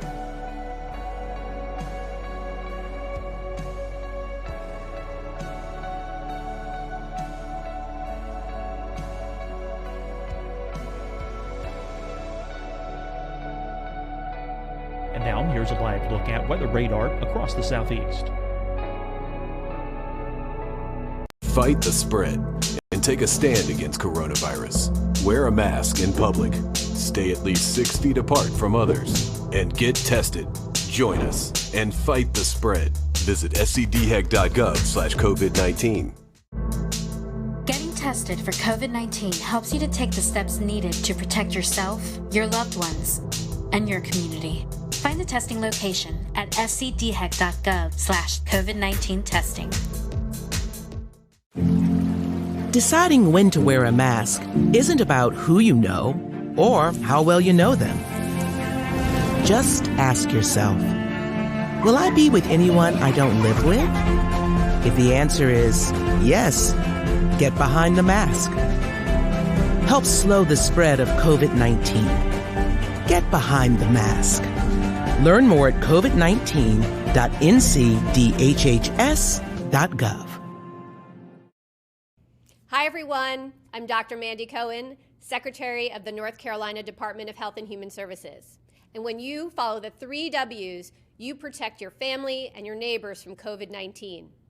When you leave your home, practice your W's. Wear a cloth face covering, wait 6 feet apart, wash your hands often. Wear, wait, wash. We're in this together. Stay strong, North Carolina. You'll see your Carolina weather forecast at 25 and 55 past. And now back to the best of the Carolina Weather Group on the all-new Carolina Weather Net.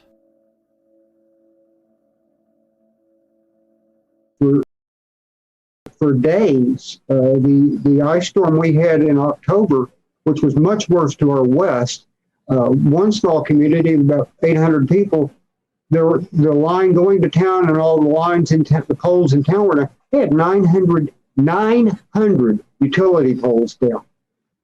Jeez. Now, I don't know if you know how long it takes to set a utility pole, but if you can get 4 of them set in a day, you've done real well. Wow. So you can imagine what it would take to get power restored to that town. I think they were out 32 or 33 days just in town. Now, there is a whole planning process to hold food for thought. What are you going to do if you have no water or no electricity for 33 days? Does your power plant have a backup generator? Do you have plans, your sewer plant? Can you keep your infrastructure working? Yeah, so mine's kind of along the same lines as that. I was going to say derecho because we've had them here in the DC area. We had one that was pretty bad, and it did that. It caused power outages for over a week. And then on top of that, we had a heat wave come in behind that. And so we had heat-related fatalities because people did not have power to cool off. And so you see those collapsing incidents that follow. And so that's always kind of a concern. But I would say a derecho again with widespread outages, just like he was saying, losing communications because a lot of us are, really used to using social media to communicate to the public, even warning systems and cell phones. If we lost that stuff, I'm not quite sure how we would get messaging out about shelters and other things. And then on top of that, I don't think that our general public is very prepared for power outages, especially for long-lasting ones. And I think that we would be very challenged with getting them the right resources and making sure that they were able to get the help that they needed, because I just don't think that we're accustomed to really thinking that way. So that would be my number one. Number two is that I did some research on Baltimore County, and I've noticed that we've had several federally declared disasters that were snowstorms, either blizzards or something of that nature. And while I'm from New Mexico up in the mountains and I've seen snow, I've never seen enough snow to cause a federally declared disaster. So I'm very concerned about what that's going to look like. And what's even worse is they're always in January and February. And so I'm sitting here looking at the upcoming month and some of the winter storms, hoping that I can avoid that. So some great information. Felix and Ashley, we certainly appreciate your time. I think our audience will really enjoy seeing the behind the scenes of what all you all are doing. to keep us safe on good weather days and bad weather days. So would hate to not give you the opportunity to promote any social media accounts that you all would like to. So Ashley, I'll let you go first. If there's anything you'd like to share, or our followers would like to follow you, how can they do that? Sure. I am addicted to Twitter, so you can find me on Twitter as Ashley Morris or at Miss Ashes 92. And I'm also on Twitter at Felix A. Nance. Very cool. Well, it's certainly been a great conversation. Felix, Ashley, thank you for joining us. And thank you all for who are watching tonight. We appreciate it. We will see you next time here on the Carolina Weather Group.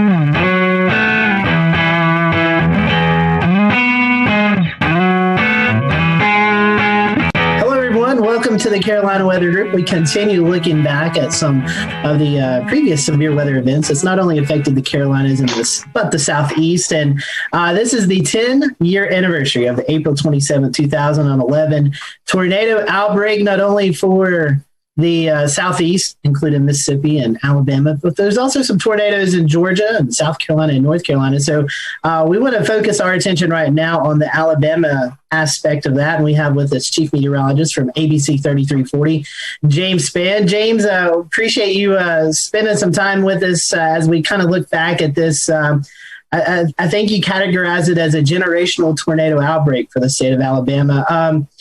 A very well forecasted event leading into it. Take us behind the scenes as you there at the station are getting not only the viewers ready, but the reporters ready, the storm spotters ready. Take us back to what it was like a couple of days leading into the event. Well, it was a well forecast event. And, you know, one thing about it, I didn't know it was going to be that bad. I didn't know. I mean, could it be? Yes. But odds of an event like that are always not that high. So I didn't know we were going to have 62 tornadoes that day. I didn't know that the death toll would be so high. But having said that, it was a Wednesday event, and you could start to see it, you know, about 5 days out. The Friday before the Wednesday, we started to mention it. And then after the weekend, we really hit it hard, Monday and Tuesday, with everything we had. And I think people were prepped, and I think people knew that it was coming. But despite that, you know, the only number that matters to me, and I'm a numbers guy, is 252. That's the number of people that died that day. We had 251 names, and we had one infant that was delivered prematurely at 6 months. The infant did not have a name, and the infant didn't live.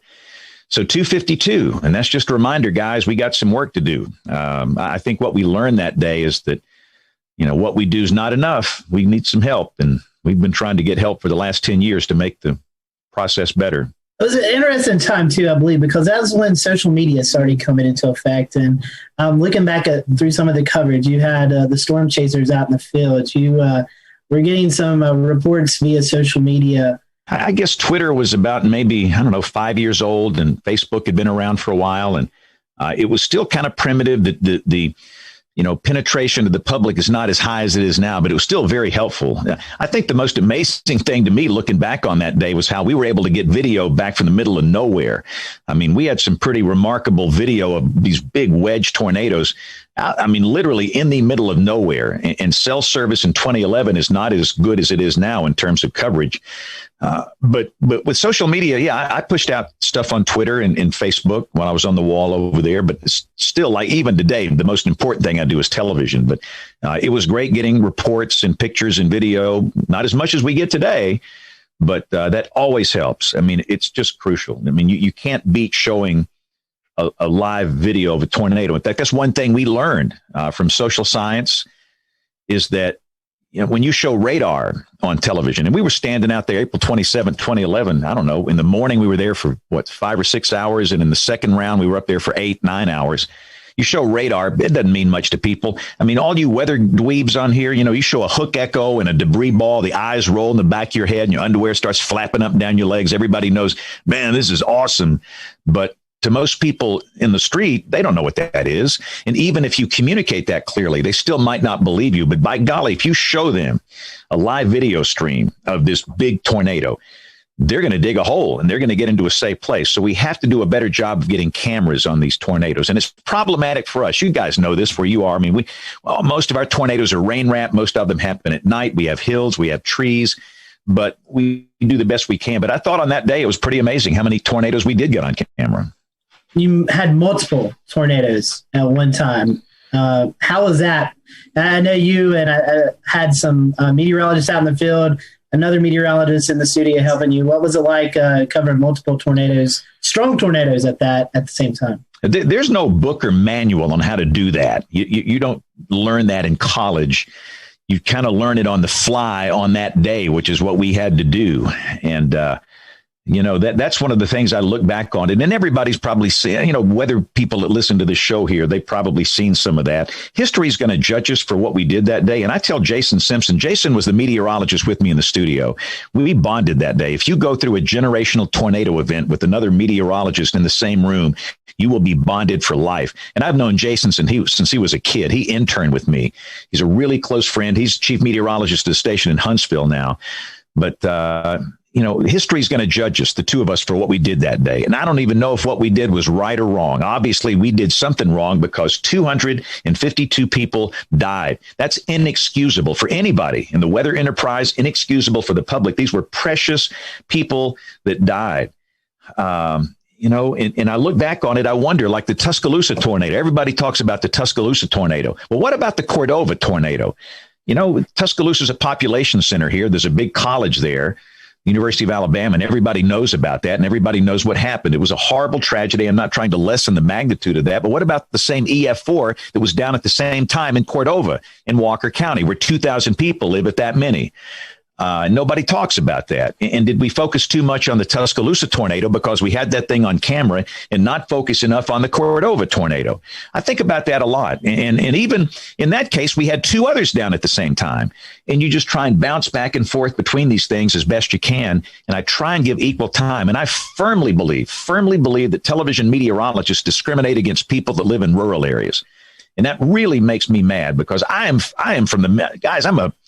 I'm from rural South Alabama. I'm from Greenville, Alabama. You guys ever seen Forrest Gump? Where's Forrest Gump from? Greenbow, Alabama. The guy that wrote that book, I know him. He passed away recently, Winston Groom. He patterned Greenbow after Greenville, this little town where I came from. And, if it's in a big market of, part of the city, the metro, will be on television live, local, late breaking, saving lives, the Weather Authority. But the minute it goes out into a rural area where maybe there's 1 meter in the whole county in the television ratings world, you go back to Freak of the Week or whatever it is on television, which is absolute insanity. What you're saying, people that live out in the country, their lives don't matter. And I'm not going to play that game. And the day they ever tell me to stop, I'll just go somewhere else where I can do that. But they've always supported me here. But I wonder if I didn't serve the people in rural areas enough with that. And I regret that. I can't go back and change it. I can't go back and fix it. But it was horrible dealing with multiple strong, violent tornadoes down at the same stinking time. The easiest tornado of the day was the Coleman tornado. That was the first one of the afternoon. It was an EF4. We had no other tornado at the time. We had it on camera. I didn't have to bounce back and forth between multiple storms, and we stayed with it. And it worked. Nobody died in that tornado. 20,000 people live in Coleman. So, but yeah, I don't know. I don't think I did it right, but I did the best I could do under the circumstances. I was actually in Coleman filming the Coleman tornado when that occurred. And I was live streaming it as well at that time to Chaser TV, which was the big Storm Chaser streaming platform back in the day. One of the things that was crazy is the communications actually kind of went down, cell communications and pretty much everything else. And people were kind of distraught and didn't know where to turn to get their information from. That was one of the biggest things that stuck out to me that day was how communications failed at the very end of everything and kind of in the middle of the outbreak. So can you talk to us a little bit about in a position of trying to communicate to the public how that was affected? I think one thing people forgot about too that day, we had a morning round of storms. It was basically a QLCS, and some pinhead named a squall line a QLCS a long time. I call them a squall line. quasi-linear convective system, whatever. It was linear. And we had a few embedded tornadoes, and there was widespread wind damage. And that morning, we had 250,000 people with no power before the big events started. And 5 people died in the morning storms. That in itself was a tragedy. And so we had a problem going into the afternoon with so many people without power. You had a lot of cell sites down. You had a lot of infrastructure damage. And our TV station, we had a lot of damage. We had cameras down. We had microwave paths that were down. We were crippled. I mean, all these engineers, we had a little break between the morning round and the afternoon round. And we got off the air for a little bit after the morning round. All these engineers, they came in there telling me everything that wasn't working. This doesn't work, and this is down. This is not working right now. And I finally said, guys, stop. I need to know what is working, because we've got to get through the afternoon and prioritize how we're going to repair what we can in the next 2 hours. And they did a great job of getting things back, including that Coleman camera. That's one of the ones that went down. But yeah, there was clearly infrastructure problems with communication that afternoon. I think the one thing we learned is that some people have forgotten that good old radio and television is free. It is over the air. It has nothing to do with a cell network, and it's pretty darn reliable. And we often just blow past that these days. I'm going to watch it on my phone on YouTube TV, or I'm going to watch it on, whatever on a streaming platform. But what happens when all the cell sites go down? We're still on the air. These big 5 million watt blowtorch transmitters we have, not that many people watch them over the air now, but I think we have to remind people that with a, crappy $5 antenna from Walmart, you can pick up 60 channels, and you need to have that in your toolkit at your home in terms of severe weather. So I think that's the one thing we need to do. And goodness, local radio, people have forgotten about it. Everybody streams, their music on their phone, but they forget that we've got these local radio stations that are 100,000 watt blowtorch FMs and AMs, and they will simulcast our coverage. And they provided a lifeline that day. And I got to give a shout out to all those radio stations that just simulcast our coverage. If you listen to all those videos, those YouTube videos about like Tuscaloosa and these places, you could hear my voice. That was over the radio. So I think that's a thing we need to remind people of today, is that TV is still free. It is still over the air, and you don't need a cell network to watch it. James, the thing I wanted to ask you is what has changed over the years since April 27th of 2011, and how do you do things differently today when you're on and involved in a situation like what happened back on March 17th of this year compared to the way you handled April of 2011? Well, here's the deal. After the event, I didn't talk about it for 6 months. I had nothing to say. And people that know me, that's an anomaly. I mean, I'm a bag of hot air, and I've always got something to say. In fact, the National Weather Association annual meeting was here in Birmingham that year. Usually, James, they get me up there just to wave my hands, and I talk loud and I say something, that's outrageous. And I didn't speak. I had nothing to say, nothing. And everybody just couldn't believe it. But I needed to go through the phases of grief. These people died on my watch, and I'm in the process of trying to memorize every name. I'm not there yet. I was hoping to be there in 10 years. 251 names, their stories. Let me tell you, so you want to get motivated? You do that when there's a tornado in your market. Learn their names, talk with their families, get to know them. It will be so motivating for you in future events. But what after 6 months, I said, all right, let's roll up our sleeves and let's fix it. Something went wrong. There were 62 tornadoes in one day in the state, and there was a darn good warning for every one of them. In some cases, the lead time was 40 minutes. And I thought the death toll that day should have been 30. And 222 people ought to be listening to this show right now. And so I went to some of my friends in the social science world and said, help. And the first one that really reached out to me was Dr. Cloco McLean, Kim, and so many others I've befriended. And I'm not going to start mentioning names because I'll leave somebody out, but they have been such a great help. But this is the bottom line. What we do is not enough. My background is physical science. My first major in college was electrical engineering, and I changed majors and finished in meteorology. I don't know anything about being some TV guy or radio guy, or I don't know anything about it, really. I've just tried to watch people that I think are good and learn from them. I don't know anything about human behavior. And here we are trying to get people to do something, to take action. So they have so helped us. But here are the quickies on what we've learned, how things have changed. There's no doubt in my mind the number one reason people died that day, the siren mentality. I don't know what it is about Americans, especially in tornado-prone areas, and these stinking sirens. It's like there's a love affair. They think they're sexy or something. I'll admit they sound cool. I mean, you get a video, some guy with a tornado down and that thing's wailing in the background, but you can't hear that thing in your house during a raging severe storm at 3 a.m. And we've got to be better at teaching people. This ain't it. I mean, they serve a purpose. They reach a few people outdoors, but that's it. And weather radio penetration is embarrassingly low in tornado-prone areas, Oklahoma, Alabama. And we've got to do a better job of getting a weather radio in every house. And again, that doesn't work on cell technology. You guys know that, these big RF transmitters the Weather Service has, and, teach people about, your phone's not enough. You got to have 2 ways, because your phone's going to quit working, and WIA might not work, and your app might not work, and the weather radio. But if you do all this stuff together, you'll get the warning. But that's the main thing, the siren mentality. And the number 2 reason people died, the lack of helmet use. It's not that hard, guys. It's not. Most people that die in tornadoes, and let me just say this, I dabble in healthcare. I call it my hobby.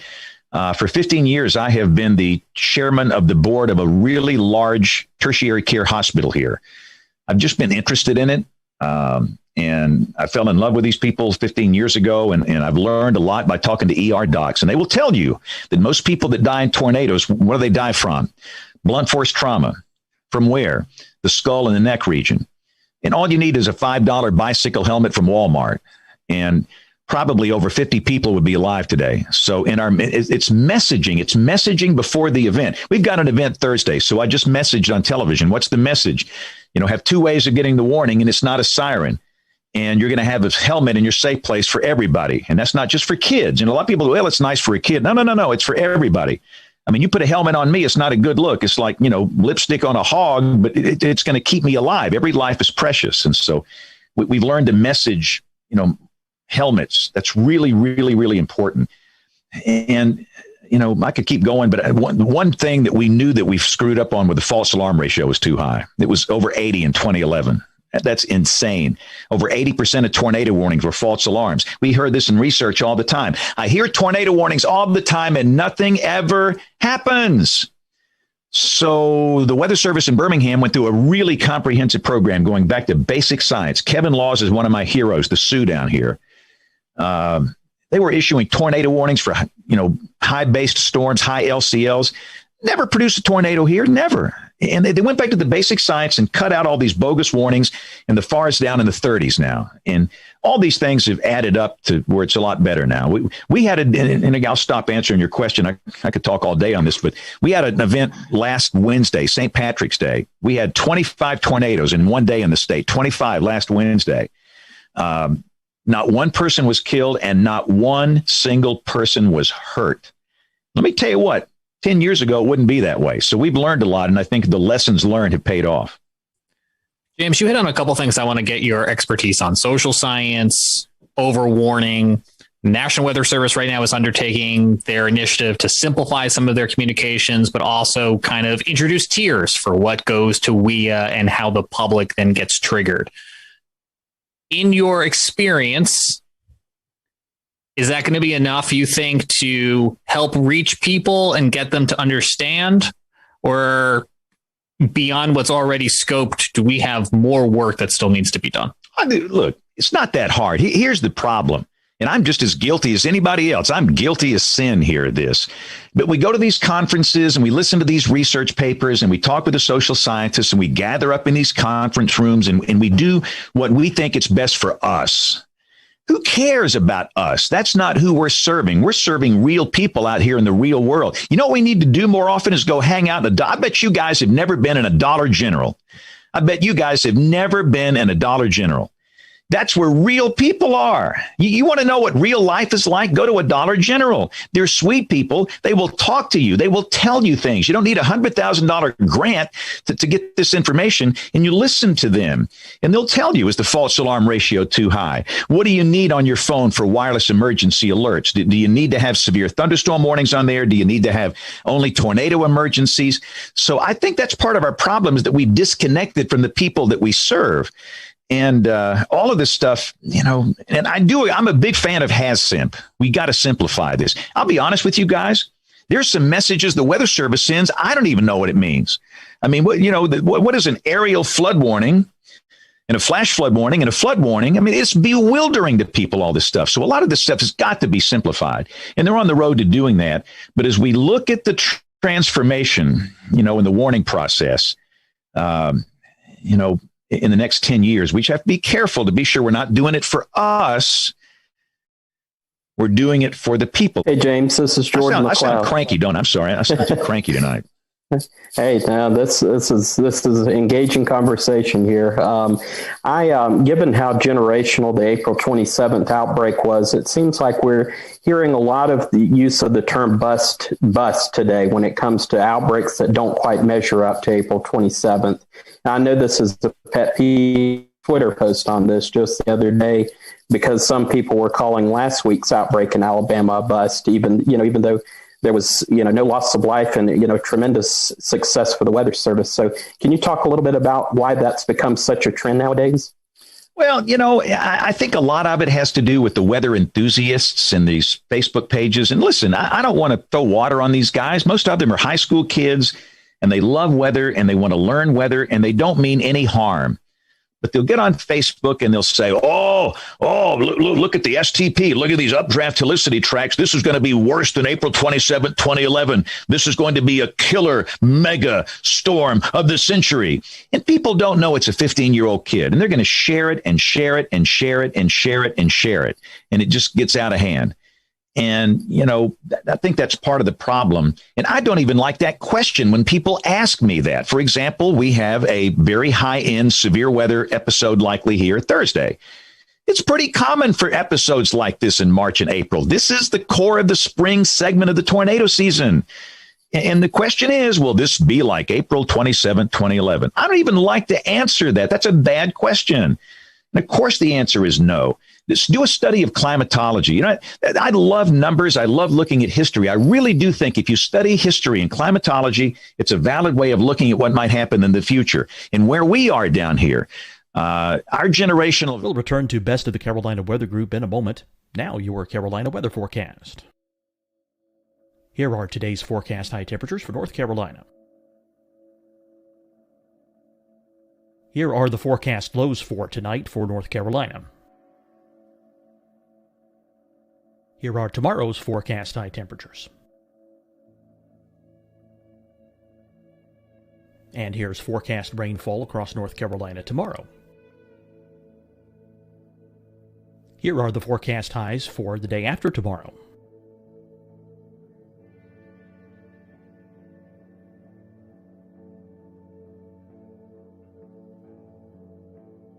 And here's the forecast rainfall across North Carolina for the day after tomorrow. This is the total rainfall forecast across North Carolina for the next 3 days. Here's the severe thunderstorm outlook for today from the Storm Prediction Center.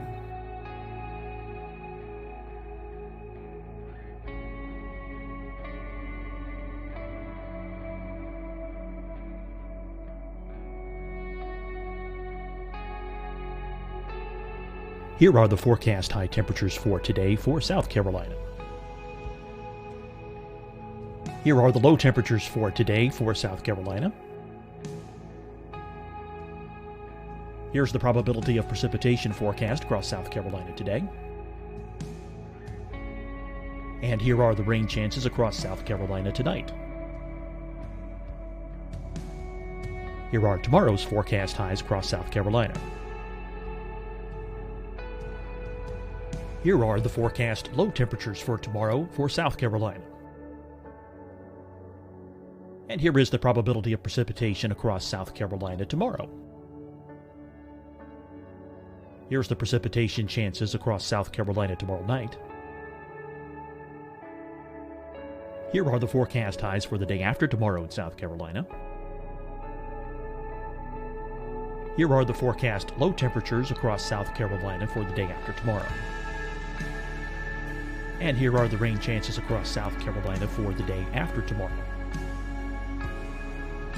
And South Carolina's probability of precipitation for that night. Here's the Storm Prediction Center's severe thunderstorm outlook across South Carolina for today through tonight. Here's the Storm Prediction Center's severe thunderstorm outlook across South Carolina for tomorrow and tomorrow night. And here's the Storm Prediction Center's severe thunderstorm outlook across South Carolina for the day after tomorrow through that night. Here's the severe thunderstorm outlook for today from the Storm Prediction Center.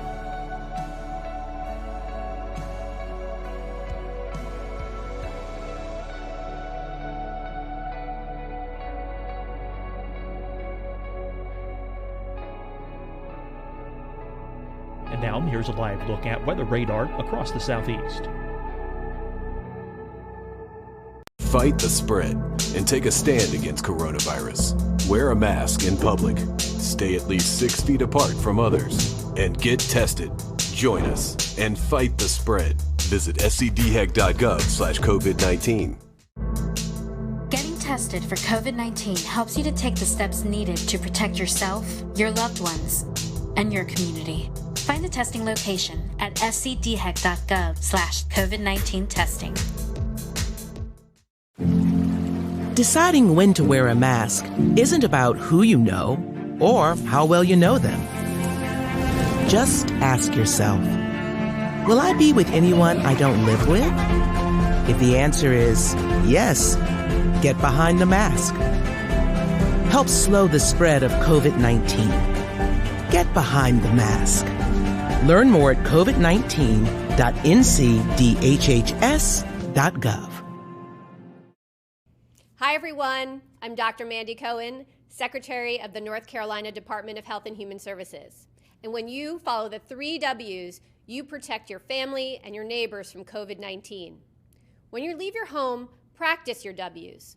Wear a cloth face covering, wait 6 feet apart, wash your hands often.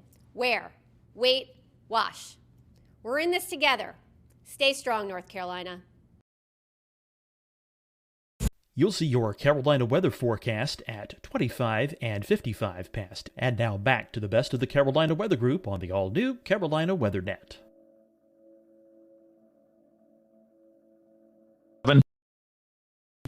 What's the one before that? You guys were not even alive when the other one happened. April 3rd and 4th, 1974. Okay, I was a senior in high school. That changed my life. That's a topic for another show. But prior to that, it was March 21st, 1932. Prior to that, it was February, 19th of 1884, the Enigma outbreak. So they happen every 40 years. And that's a generational, really a definition of a generational type storm to me. So the next time we have a day like April 27, 2011, I will be at the cemetery. But, so what? I mean, we had 25 tornadoes the other day. That's a big deal. And we didn't have all these, strong, violent tornadoes. It didn't produce that. And in a way, maybe you can, that's part of the criteria that I think was not met. But other than that, that was a big deal that day. And, we got to quit getting hung up in these comparisons and all this hype and everything. I mean, and here's the other thing, too. If we hype everything that comes along, nobody's going to listen to us. Nobody. I mean, goodness. And what we don't even recognize is the fact that there are a lot of people that are scared to death of this thing. There are people right now that are scared to death of what's going to happen Thursday because of something that's happened in their life. They've had a close encounter with a tornado, hurricane, severe thunderstorm, flood. Something's happened and it triggers this PTSD or some reaction, and they have a real phobia. And goodness, if I go on and say, the odds, somebody chewed me out last week because I said the odds of your house being hit on one of the biggest severe weather days in history, like April 27, 2011, are tiny, tiny. Most everybody in Alabama was not affected April 27, 2011.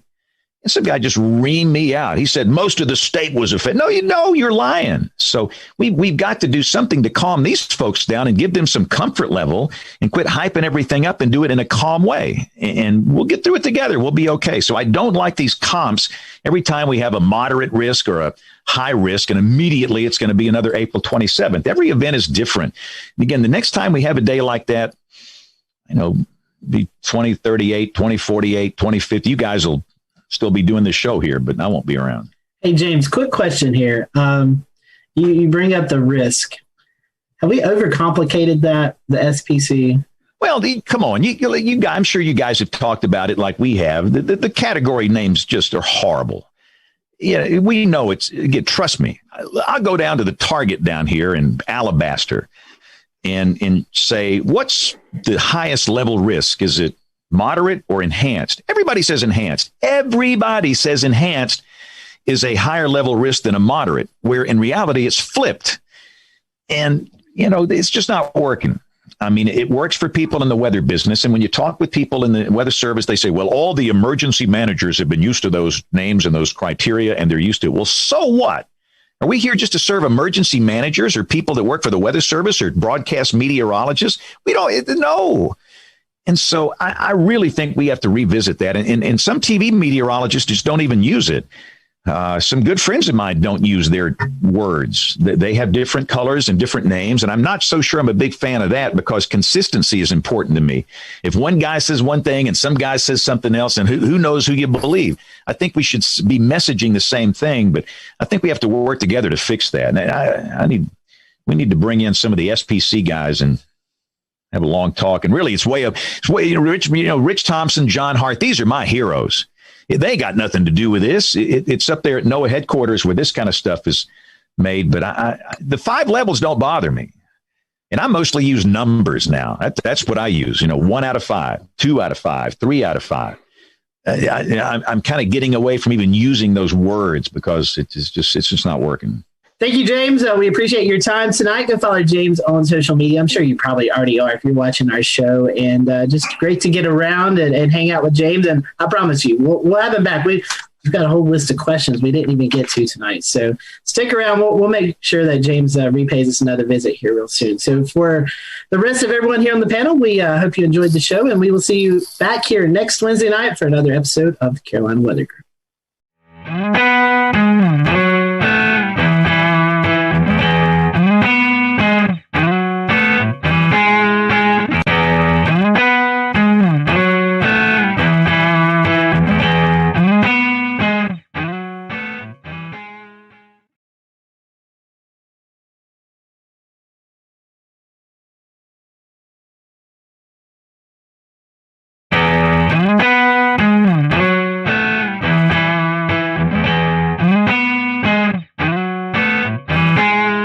Welcome, everyone, to the Carolina Weather Group. We continue part 2 with the Weather Channel's Jim Cantore.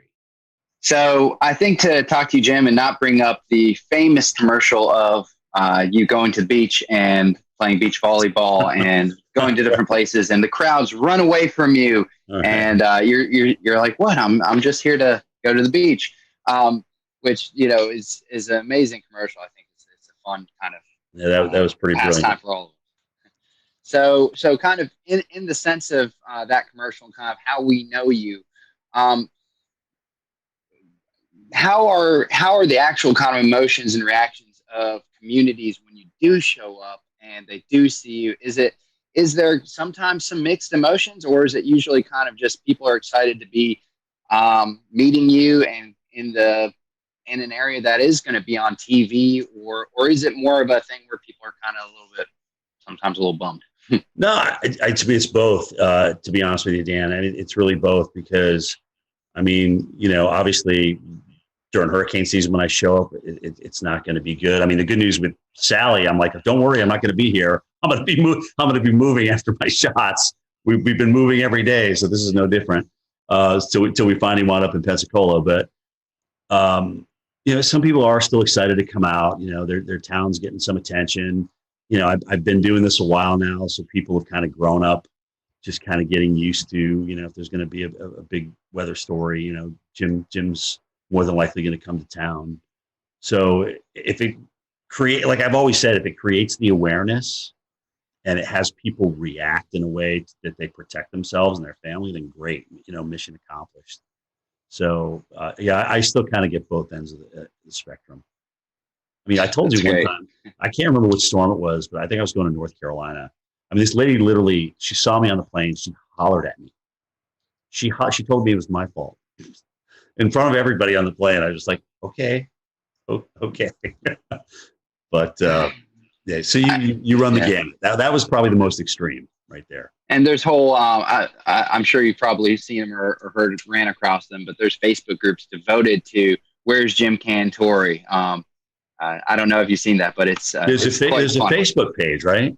That's right. And they post pictures of what they think is you, what certain like Storm Chaser cars or Weather Channel cars. And they'll say, he's now been spotted at Sunset Beach. And then, it's got hundreds and thousands of members. So for the record, guys, do you know how many bald, short Italian men exist in this world? A lot. And I'm just one of them. Okay. So yeah, I get spotted a lot in places. I'm like, and I sometimes I read those in my Twitter and I'm just like, I'm sitting right here at my house looking at this and who is playing me, or who do they think is me? So it's cool. I mean, in a way it's kind of cool, because I never in my wildest dreams thought that a guy that just wanted to get the forecast right would be, somebody who developed a Facebook page for. So, I mean, it's kind of fun when I can play along, I will. But, like I said, at the end of the day, if it helps people get ready and creates an awareness, then mission accomplished. Mission accomplished. All the memes that come out of that. I'll read you one. I sent the memes. Oh, my God. Oh, man. The one that I thought was kind of funny, I sent this directly to you because it was right in the middle, right when the COVID was just, the fear was so high at one point. And I said, if Southerners don't seem too worried about this coronavirus still, it's because we have been conditioned to believe that we likely don't need to be concerned unless or until this man shows up. And it has a picture of you. So. I mean, yeah, they seem to get better every year. So it's like I said, it's very humbling. It's nice to be a meme. I like your attitude. I like your attitude on it a lot. I mean, the idea is if you can bring attention in a positive light to the storm, then you're doing a good thing no matter what, and that's great. It's really weird. Bobby Labonte is a friend of mine, and I remember when he was telling me a story about the ESPYs, where he was in the back room with Tiger Woods, and he was, they were both just kind of like, "Are you here for this?" "Yeah, we're here for this." I mean, when you don't really want to be in the limelight. Sometimes when you're in the limelight, you don't really want to be in the limelight. It's not what you strive for. It's not. You don't wake up in the morning and say, "Oh gosh, what can I do to make myself more in the limelight today?" I mean, that's just really not. I mean, Bobby is a fantastic race car driver. He won a championship. That's all he wanted to do. Tiger is a phenomenal golfer. All he wants to do is play excellent golf. And now, as you saw from this weekend, his son can play pretty good as well. It's just, I think that the true professionals, the notoriety that comes along with them is just kind of an after effect. But I do think you also have to embrace it. You can't ignore it. You have to embrace it, because I'll never forget the time as a kid I got a chance to meet Reggie Jackson. As you guys know, I'm a huge Yankees fan. And I got a chance to get an autograph from him. I stood in line just like everybody else. They used to have this big thing in Atlanta called the Super Show, which was everything and anything to do with sports. And I was like, oh my gosh, Reggie's signing for Upper Deck. I got to go get Reggie. So I had my baseball and I stood in line just like everybody else. So when I finally got up there, which was, probably 45 minutes, I was like, oh my gosh, I handed my baseball. I said, Mr. Jackson, what a pleasure to meet you. I mean, you've been you've just been my hero. You took the Yankees to a world championship. And he turns around and looks at his publicist or whatever and goes, hey, how much time we got left here? 15 minutes. All right, here you go. And he handed the ball to me. It was just kind of, I don't know. It just kind of left a sour taste in my mouth. I just never forgot it. And I'm not Reggie Jackson, but the people that want to meet you and want to come out and talk to you, I think you owe them a little bit of your time, because you've been given this gift and it's there to share. And that's really how I feel about it. But I'll never forget that experience, and I always go back to it. And look at, I can't say that Reggie didn't have another thing to do. I can't blame him for that, but I just never forgot that reaction, how disappointed I was. Now, if I'm out to dinner with my girlfriend, or if I'm with my kids and we're talking and having a good time, and if you want to come up and talk about climate change or what we should do about NextRad. I'm like, hey, can we like save this for another time? You know, pick your times of when you approach people. That would be my best advice to other folks out there. But I'm happy to talk to you. I am a true weather geek. I love talking about it. I'll give you my opinion. Sometimes it's going to be good. Sometimes it's going to be bad. Sometimes it's going to be right. Sometimes it's going to be wrong. But that's me in a nutshell. Speaking of NextRad, could you talk to those folks in Washington and get us a radar in Charlotte? Yeah, I mean, I look if we wait around for phased array, we're gonna have more tornadoes missed. We're gonna have more gaps. They told us not to really talk about this, but now that I'm on with you guys, let's fill the holes. Let's fill the gaps. Long overdue. I mean, we got a nice system down now, and I know this data needs a lot of maintenance, and it's very, very expensive. If that's the case, then come up with a great, new phased array, and let's roll that out. Let's just roll out phased array. But until we get there, let's fix the stuff that we got. Maybe add a few mobile radars here and there to fill in the gaps, especially when you're talking about large metropolitan areas and cities. I mean, at this point, the NWS radar, the guys that are operating the radar and monitoring the radar, they know where the gaps are. They've been doing it for years. I mean, it's not like they're just coming out with this out of nowhere. So, yeah, I'm pro filling the gaps all the way. Do it. It's long overdue, guys. It's long overdue. So I have just one follow-up question here about how you deliver your message and the best way you can kind of connect with your viewers and stuff. So really, in a perfect world of your day-to-day, big storm comes around or whatnot, would you rather spend more time actually kind of doing on-camera storm action coverage where you're in the heart of the storm, or would you rather spend more time kind of, in some instances, being from a safe location where you can spend better time broadcasting, have clearer messages, and work more on the communication side? So studio versus non-studio, I think that's what you're asking me, right? I like a mix. I've got to have a blend because I still need, like when I was told I was going to go out to the snow the other day, I was like elated because A, it wasn't a hurricane, and B, it was just, I just love getting out in it because here you are, you spend all this time looking at model data and this, that, and the other thing and reading this and reading that, but you to go out and experience it and then to kind of bring it home to the viewers, that's the win. That's the home run. I don't want to live in the field, and I don't want to live in the studio. I got to have a blend of both, and hopefully I'll be able to carry that to the end of the career. But it is getting exhausting out there. I won't lie. When you go through an eye wall, guys, and then you got to get up the next morning and do it, kind of tell everybody what happened. It's tiring. And the adrenaline takes you through the event, and then after that, the tiredness and the lack of adrenaline. I mean, you got to find it from somewhere else, but you still got to put together two words in a sentence. So that's how that's going. What's going on, Pete? Hey, what's going on, Jim? How you doing? Good, man. So to kind of piggyback off of that question, take us through your workday at the Weather Channel from when you wake up to when you leave the Weather Channel for the day. So AMHQ is the show I'm on, 7 to 10 in the morning. Get up about 4:15, come down to this very computer that I'm on, jump on it, see what's going on. Like I said, Twitter's nice not only for us to communicate with each other in the enterprise, but also it kind of helps me centrally get my thoughts together. What do I really want to say about this? What do I think about it? And I can put it down right there and go from there, because more than likely I'm going to be talking about one or more of those things when I get to the Weather Channel. So, I'll get in about an hour before my show. I'll slap a little powder on, put my mic on, go meet with my weather producer, talk about any interviews that are coming up with my show producer, and boom, here we go for 3 hours. Strap in and enjoy the ride.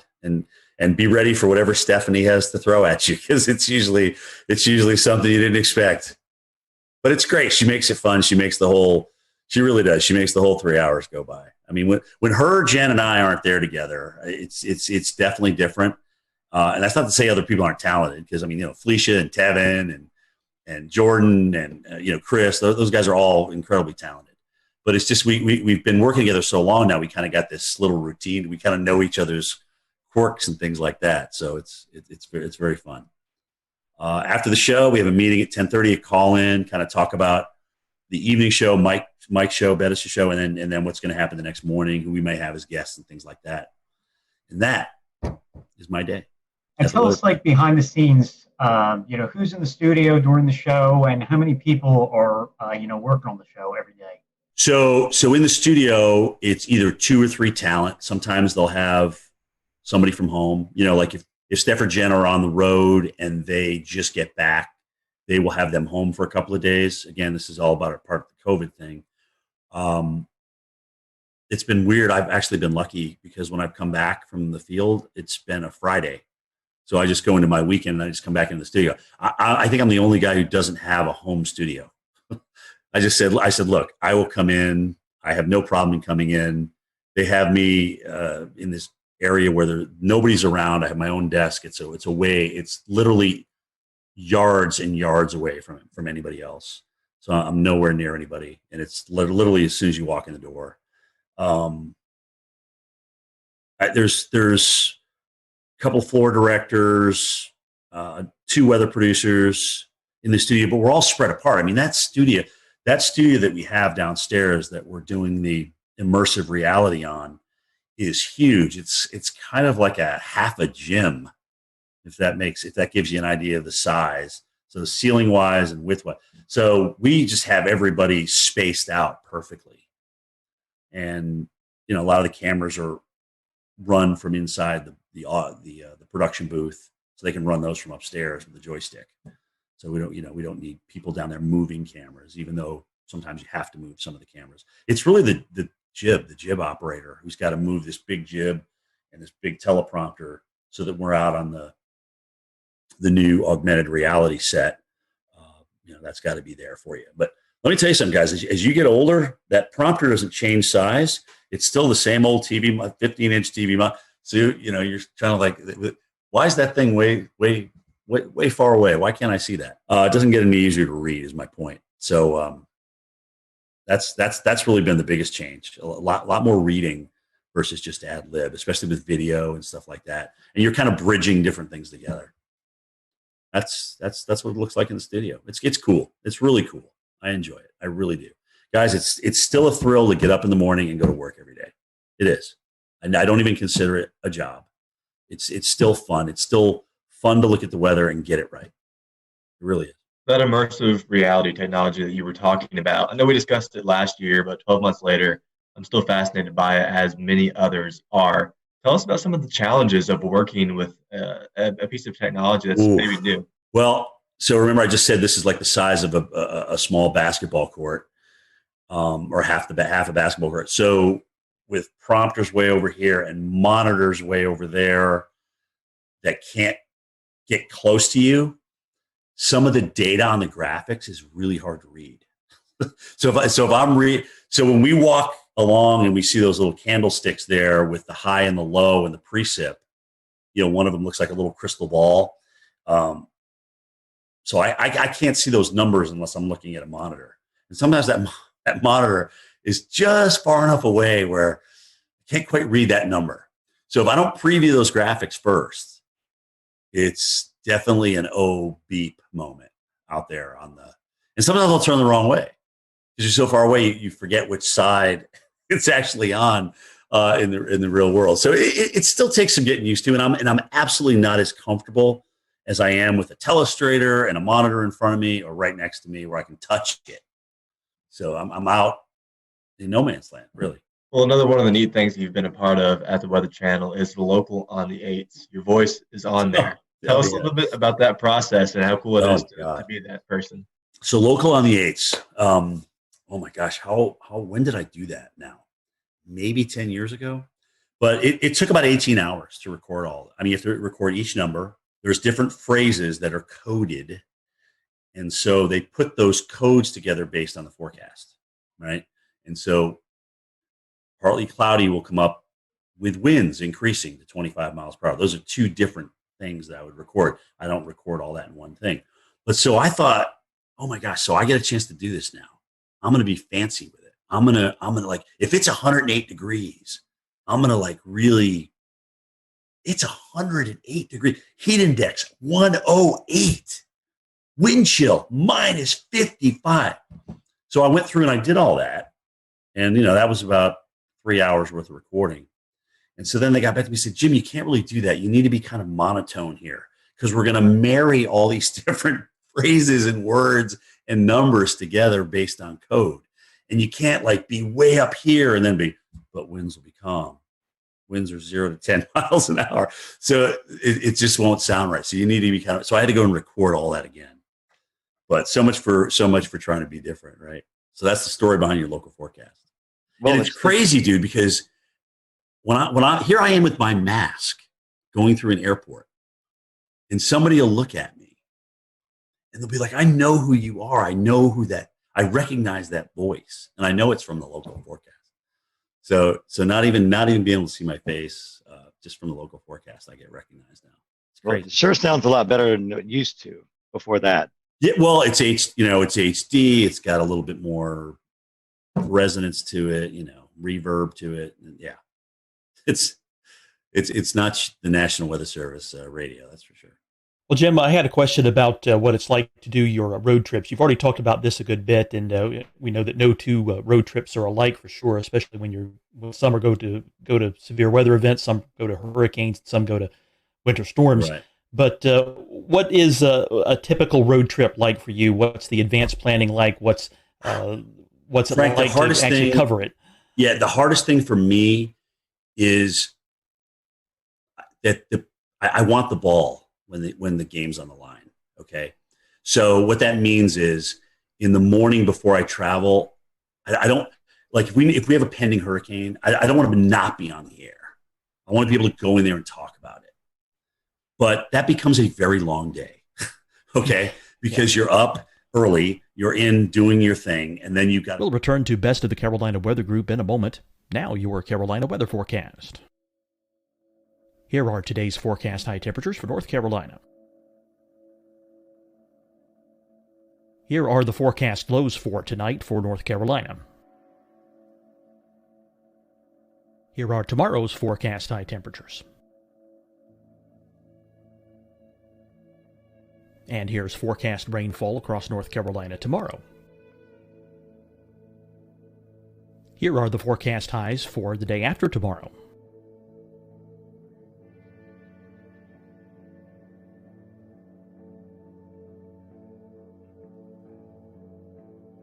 And here's the forecast rainfall across North Carolina for the day after tomorrow.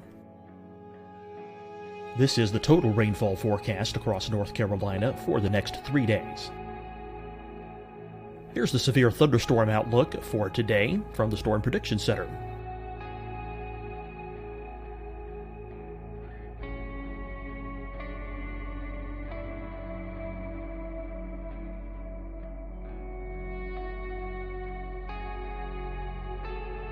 Here are the forecast high temperatures for today for South Carolina.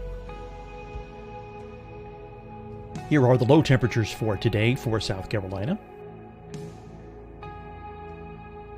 Here's the probability of precipitation forecast across South Carolina today. And here are the rain chances across South Carolina tonight. Here are tomorrow's forecast highs across South Carolina. Here are the forecast low temperatures for tomorrow for South Carolina. And here is the probability of precipitation across South Carolina tomorrow. Here's the precipitation chances across South Carolina tomorrow night. Here are the forecast highs for the day after tomorrow in South Carolina. Here are the forecast low temperatures across South Carolina for the day after tomorrow. And here are the rain chances across South Carolina for the day after tomorrow. and South Carolina's probability of precipitation for that night. Here's the Storm Prediction Center's severe thunderstorm outlook across South Carolina for today through tonight. Here's the Storm Prediction Center's severe thunderstorm outlook across South Carolina for tomorrow and tomorrow night. And here's the Storm Prediction Center's severe thunderstorm outlook across South Carolina for the day after tomorrow through that night. Here's the severe thunderstorm outlook for today from the Storm Prediction Center.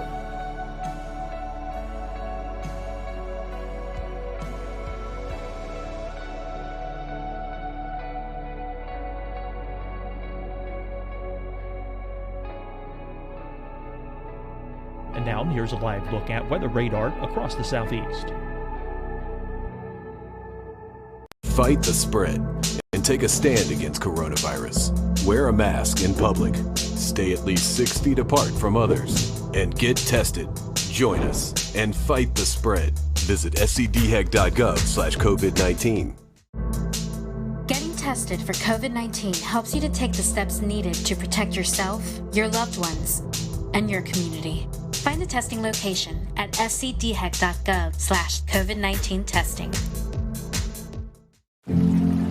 Deciding when to wear a mask isn't about who you know or how well you know them.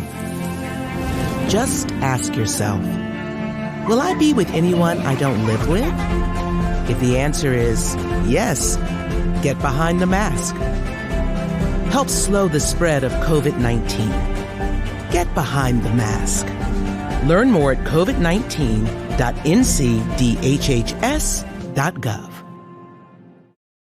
Hi, everyone. I'm Dr. Mandy Cohen, Secretary of the North Carolina Department of Health and Human Services. And when you follow the 3 W's, you protect your family and your neighbors from COVID-19. When you leave your home, practice your W's. Wear a cloth face covering, wait 6 feet apart, wash your hands often. Wear, wait, wash. We're in this together. Stay strong, North Carolina. You'll see your Carolina weather forecast at 25 and 55 past. And now back to the best of the Carolina Weather Group on the all-new Carolina Weather Net.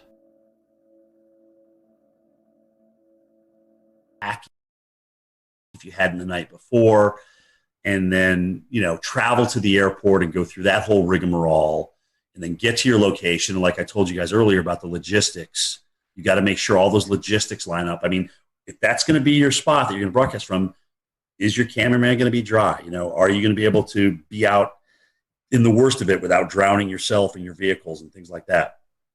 All those things come into play. And so now here we are at 6 o'clock at night after starting at 4:15 in the morning without stopping. And it just becomes an incredibly long day. So when it's just a travel day, which is rare, it's like getting ready for the game. You got to pack, you got to have the equipment. You got to execute when you get out there. So you just kind of gradually ramp up and get to your location. And there is kind of between all of our teams out there, like, okay, who's going to get the best location? Who's going to be able to get the best shot? And so there's a little bit of that sportsmanship going on out there between us meteorologists. And I mean, we all want the best shot. We all want, the best TV for people. We don't want to have something happen to anybody or happen to us. That's not what I'm saying. But we want to have the best looking shot out there. But you just don't show up and that happens. There's a lot of logistics that go involved in that. You got to talk to the hotel managers. You got to make sure that you can actually broadcast here. Can we open this door during the storm? Can we get this AC power plugged in? Those kind of things. Can we get this room on this side of the hotel? Blah, blah. All those kind of things come into play. And if you've worked the morning and it's like, let's say it's a Thursday and you've been doing this all week, you're pretty tired by the time you roll into Friday, and you're going to work the weekend because that's when, the storm's coming in. So let's see what, I think I pulled 14 days was the longest stretch, 14 or 15 days this year. It was a long stretch. And how much downtime do you need to rest after something like that? Well, that depends on who's out and who's not. I mean, we're pretty much running a lean, mean fighting machine right now. And if somebody's got they do a great job of honoring PTO and vacation time here. And if somebody's off, sometimes I got to come back the next day, you know, and it's tough. That sometimes winds up being the toughest day of all, is the day you got to come back in studio. The adrenaline's gone. You still have memories of what just happened and the hardship out there that was produced by a hurricane or a tornado, and you gotta find a way, man. You got to find a way to ramp it up, you know, because as Al Roker always tells everybody, he goes, the worst thing in TV you could ever do is be boring. That's the worst thing you can ever do on TV, is be boring. Absolutely. Your passion has to come out no matter what. Yep. So, Jim, you started at the Weather Channel right out of school. So tell us how you got the job and talk about the demo tape you sent in. Well, I never even sent it in. Oh. So that's the I never applied to the Weather Channel. The guy who was in charge at the time, his name's Ray Bann. A friend of his apparently was doing a research project. They were researching where broadcast meteorologists were coming from. So there was a whole bunch of schools with this big reel of all these different broadcast meteorologists. So Linden and Penn State and Florida State and Mississippi State. And I was on that reel for whatever reason. And so Ray was I guess he was watching that tape, or he got a hold of that tape. And he said, oh, this guy looks interesting, you know, and they contacted me. They got a hold of me that way. And I was up, like I said, it was July. I was painting the building. I was up on the scaffolding, and my brother hollers up. He goes, hey, the Weather Channel wants to interview you. You got to go home and call them. I'm like, oh, wow. That's cool, because we had just gotten them on cable in White River Junction, Vermont, back in '86. So I remember seeing Gay Dawson and Bill Schubert and Bill Keneally and Mark Mancuso and John Hope and Will Annan and all those guys, and Bruce Edwards. So it was interesting, because I went down there for an interview, and you know, a couple of them were there. I got to meet a couple of them, and I was a little bit starstruck, frankly, because I have been watching these guys on TV, you know, and they're doing what I want to do. So I had a great interview with Ray, and I had no idea what was going to happen. Got back, and a couple of days later he called and he says, you got the job. You got the job. When can you start? Can you be down here in a week? And I said, yeah. I drive into Vermont to Atlanta. No air conditioning. It was a little Mercury Capri with a T-top. And like an idiot, I go down there during the worst heat wave in North Carolina that year. It's 106 degrees. I'm just like ready to faint. I couldn't drink enough Gatorade. I mean, it was absolutely ridiculous. Instead of driving at night, like I should have done, right? Hello. Anyway, so I got my first experience with Southern heat, and I couldn't, really, for the first 4 years down there, I was like, I got to get out of here. I can't stand this heat and humidity. I was sweating when I got out of the shower. I mean, it was awful. It was awful. So finally, I got acclimated. About 7 years in, playing softball, just the honeysuckle of the southern nights, the humidity. So I really started falling in love with it. Now at 56, I'm too cold. It's too cold outside for me in Georgia right now. So I'm ready for Florida, South Florida. Speaking of that, what's left? Well, I mean, what's left for you to do or you want to do before you retire? I mean, it's been a great weather career at the Weather Channel, but anything left on the bucket list that you've not been able to get to yet? Yes, there is. I've never done a blizzard in North Dakota. I've got to do one. That's the only state I haven't been in for something for the Weather Channel. So I've got to do a blizzard in North Dakota. I would love to do a Westpac typhoon. Okay, I really would. I would love to do one.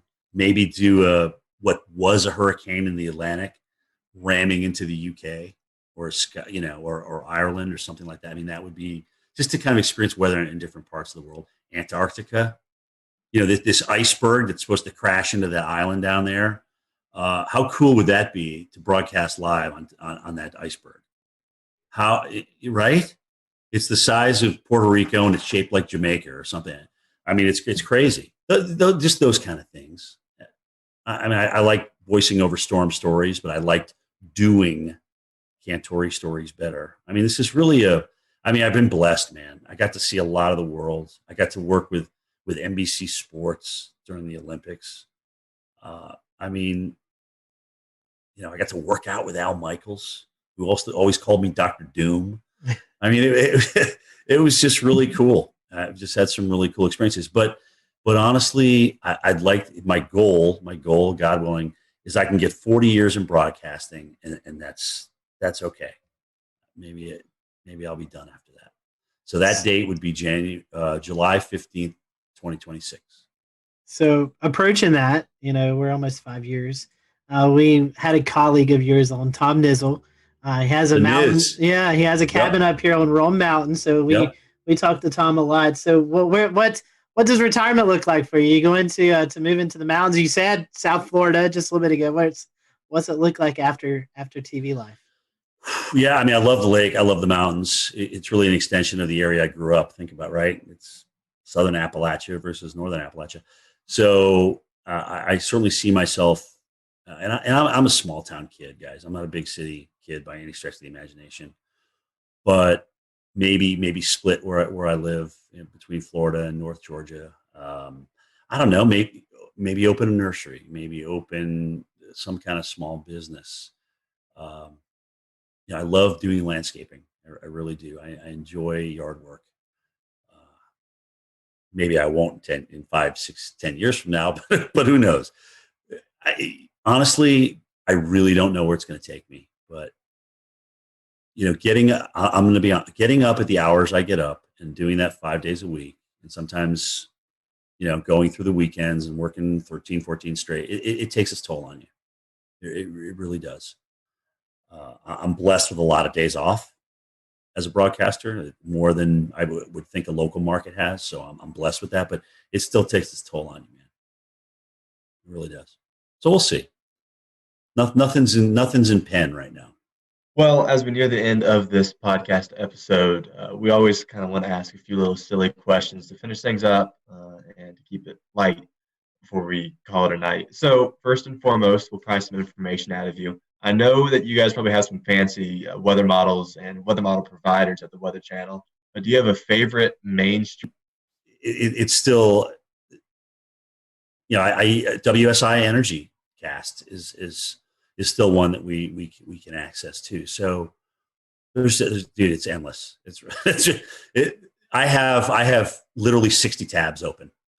60 tabs. It's ridiculous. It's absolutely ridiculous. I totally get that. I think I think probably somewhere around there, 60 to 80 bookmarks. Just So I'm not alone here. Good. Oh, thank God. No, and you're not alone by any means, and especially when you have hurricane updates. When we all know the madness of how often those models update, so which site you're going to is really important. So yeah, they're lined up across the top. They're just lined up, endless. I guess I'll take the second one here. And favorite weather apps. Do you have any favorites? I mean, I know all of us use Radar Scope. Yeah, I mean that's it. But is that your favorite one? That's my go-to. Yeah. I mean, when everything's on the line, or if you want to see a storm that's gone tornado warned for yourself and make your own opinion on it, it's definitely Radar Scope.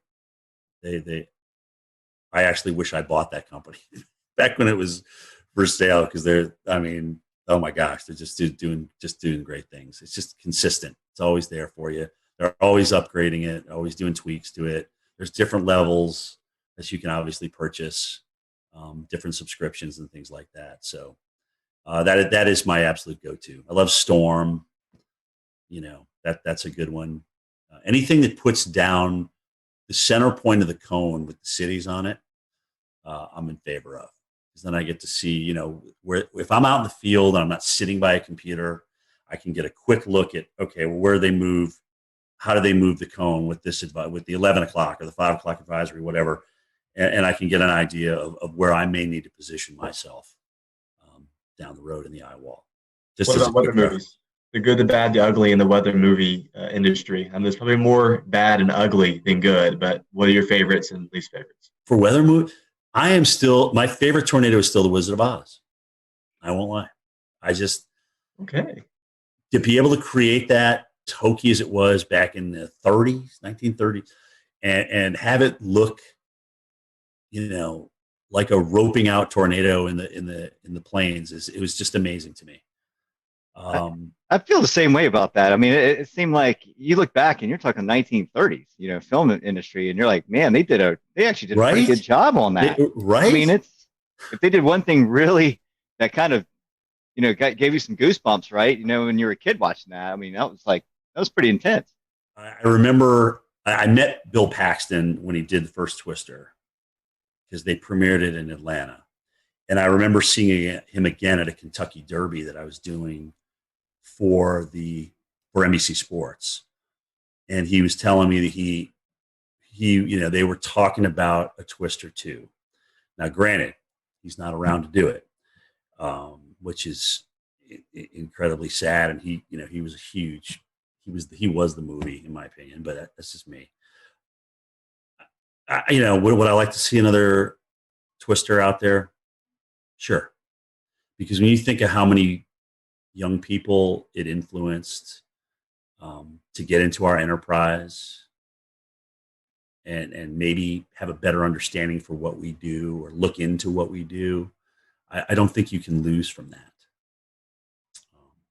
So I'd love to see another Twister. I agree. I don't think Sharknado cuts that. No, I didn't bring that up. I'm always a glass half full kind of guy. I didn't want to bash anybody, but that was a little ridiculous. Well, this last question, and promise it's not loaded. Do you listen to podcasts? I'm not gonna put my career in jeopody on this answer. Right. Exactly. Good. Do you listen to podcasts? And if you do you have a weather podcast that you enjoy listening to? Marshall does some good stuff with our Weather Geeks podcast, and occasionally I'll listen to his stuff. Of course, you guys, come on, you're killing it right now. Jennifer Watson, and occasionally she'll jump into a weather podcast as well. Weather Brains has always been great, and I know it's nice when you know the people that you're talking to a little bit, so you kind of know what to expect. Guys, honestly, anytime that we can educate people that are either interested in meteorology or even our own people that people probably didn't know the Reggie Jackson story before I brought it up tonight, and whether that furthers your weather education or not, no, but it's just something, if you've been watching me for a good chunk of my years, you know what is behind me when people come up to me in the field, kind of how I react now. So yeah, I mean, and I think it's good for the enterprise. It's just all good. It's good to talk about things. You know what? Sometimes subjects aren't great. The radar things is a touchy subject, right? I mean, but we got to talk about it because radar save lives. Early warning save lives. We know that. So yeah, it is. It's definitely another fun topic just because I think I can only speak to Evan and Peter, at least on our panel right here. We are avid TikTok followers, and I've seen you appear in a few TikToks with Stephanie Avery. That's all Stephanie. That's all Stephanie. Trust me. It's funny. She goes, Cantore, just do this with me. Come on, just do it. And Steph just has a way to kind of beg you to do what she asks you to do, what she wants you to do. So you did, and I'm like, you know what? Why not? I mean, it's just like, what the hell? Yeah, I don't want to be a total bore. So I'll jump in and usually make a fool out of myself. But you know what? I'm okay with that. Yeah. I'm okay. I can still sleep at night, and it's all good. So. All right. Well, my last question for you, and let's take weather out of it because I know you've made many trips to North and South Carolina. Yeah. Top 5 destinations to visit in the Carolinas. I mean, I know you've been in the Carolinas covering winter weather, tropical weather, but if you're just coming on vacation to North and South Carolina, what'd be your top 5 spots to visit? Oh, man. Well, I love, first of all, Greenville. Greenville is my number one. I mean, it's a hidden gem. Nobody knows about it. If I had to retire in Greenville, I would do it. Yes. Okay. Greenville, South Carolina. Love it. Absolutely love everything about that city. I got a lot of good friends up there too. So their Euphoria Festival they do every year is second to none. But behind that is Charleston. I love Charleston. It's the charm of that city, just being down in there, being in the thick of it, the history, the weather history. I mean, everything. It's just absolutely beautiful. Wilmington. I've seen them get the crap kicked out of them and come back and be this wonderful, wonderful town. I love Asheville. The Grove Park Inn. I've been there for the gingerbread contest. I mean, that is just unbelievable. It's just a beautiful historic place. The Biltmore, obviously, up there. I mean, holy cow. Gosh, where else have I been in the Carolina? I think it was Winston-Salem. Maybe, or was it Hickory? I can't remember. I got a friend that I went. They had just like refurbished the downtown. I can't remember which one it was in, which one I was in, but I thought that was a pretty cool place. I live close to Hickory, and it's recently been redone. So there it was Hickory. Yeah, I was about to say, you're kind of like, what? Where did this come from? Where did this come from? All right, who did I offend on this answer? No, you didn't offend anybody. You get your martial arts training here in Charleston. We all know that. Yeah, you did great. I'm in agreement with you on Charleston. It's my favorite place to go. Oh, it's beautiful. And Jay loves it too, right? Greenville's number one. Charleston's number two. It really is that, just like that. I tell people, I say downtown Greenville is the most underrated place to visit. It's a beautiful spot. Not a lot of people go. I mean, you can go out on a nice Friday or Saturday night and go eat dinner, welcome the river. It's a beautiful spot. Like I said, if somebody said, all right, Jim, you have to leave Atlanta, you have to go somewhere else, where would it be? It would be Greenville, South Carolina. I know our buddy Wes Grimes, who actually submitted a question earlier. He loved when you visited Boone a couple of years ago during the big snowstorm. And oh my God, that was awesome. I know Boone loves you, so if you ever make it back up there, I know you'll have a lot of folks and friends up in the Boone area. So. By the way, the Boone stick is still around. Apparently, it's in my producer's Steve Pederak's office. I'm like, dude, you got to bring the Boone stick back out. I've never pushed so many cars out of the snow in my entire life than in Boone, North Carolina. Well, I will tell you this, from a guy, Evan and myself living in Western North Carolina, we definitely hope we can copy that sometime soon, because we're in our snow drought. That was the last time we had measurable snow here outside of the mountains, was that storm a couple of years ago. It's going to be tough with La Nina, but we'll see. Especially strong, if we get a strong La Nina. But it's an active pattern, dude, and we got the negative NAO, so you may get a little bonus out of that. We'll see. I'm afraid more ice than anything. That's my concern this year. Yeah, that's the models keep head faking, though. They keep wanting to bring the AO back positive again, but it keeps not happening. And again, well, we all know how those forecasts go sometimes. Right.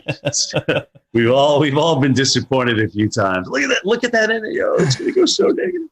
Anyway, we'll see. We'll see what happens. Well, Jim, we certainly appreciate your time.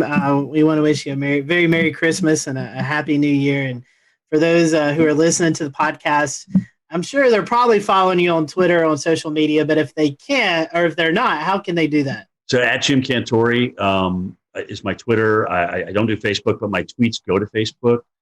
At Instagram, at Jim Cantore on Instagram. That's more of my personal life than. Sometimes I'll throw some weather on there. I have been lately, but that's personal's Instagram, and weather is mostly Twitter. And that's me, man. We appreciate your time, and thank you guys for watching tonight. Yeah. We hope you have a great evening, and we'll see you back soon here on the Carolina Weather Group. Merry Christmas, guys. Thanks for having me.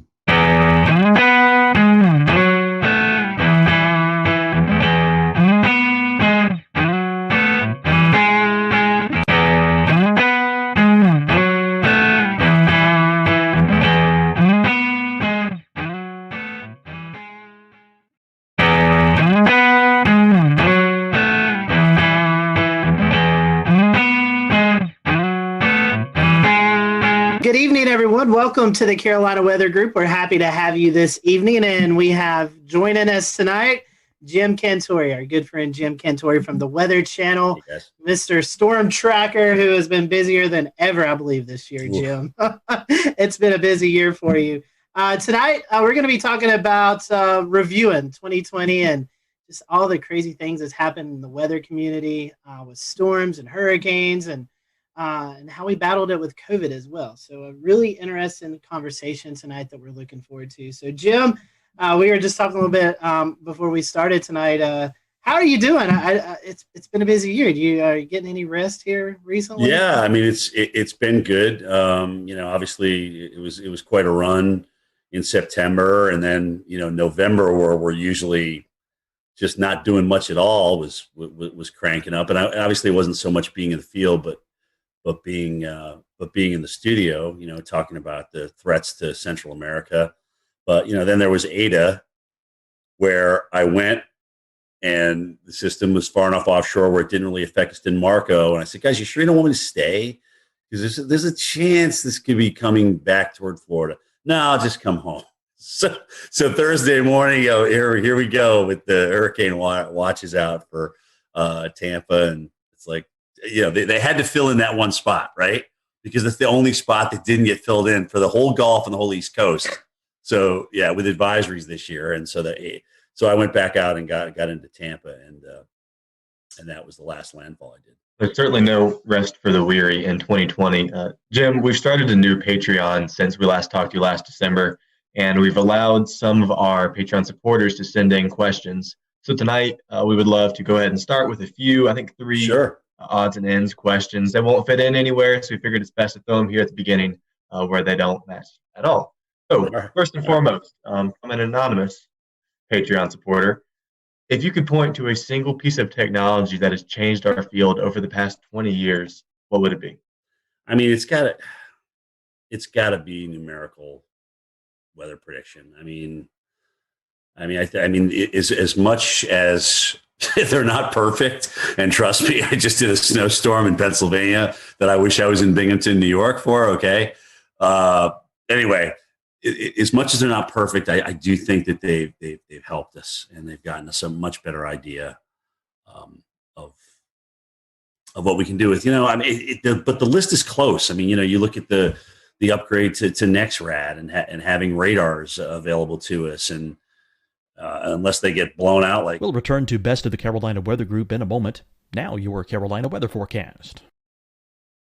Here are today's forecast high temperatures for North Carolina.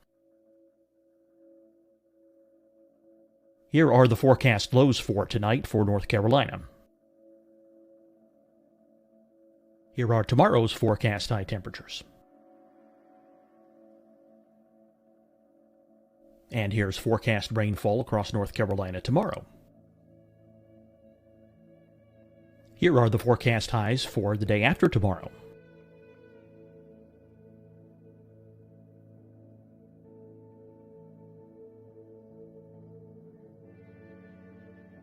And here's the forecast rainfall across North Carolina for the day after tomorrow. This is the total rainfall forecast across North Carolina for the next 3 days. Here's the severe thunderstorm outlook for today from the Storm Prediction Center.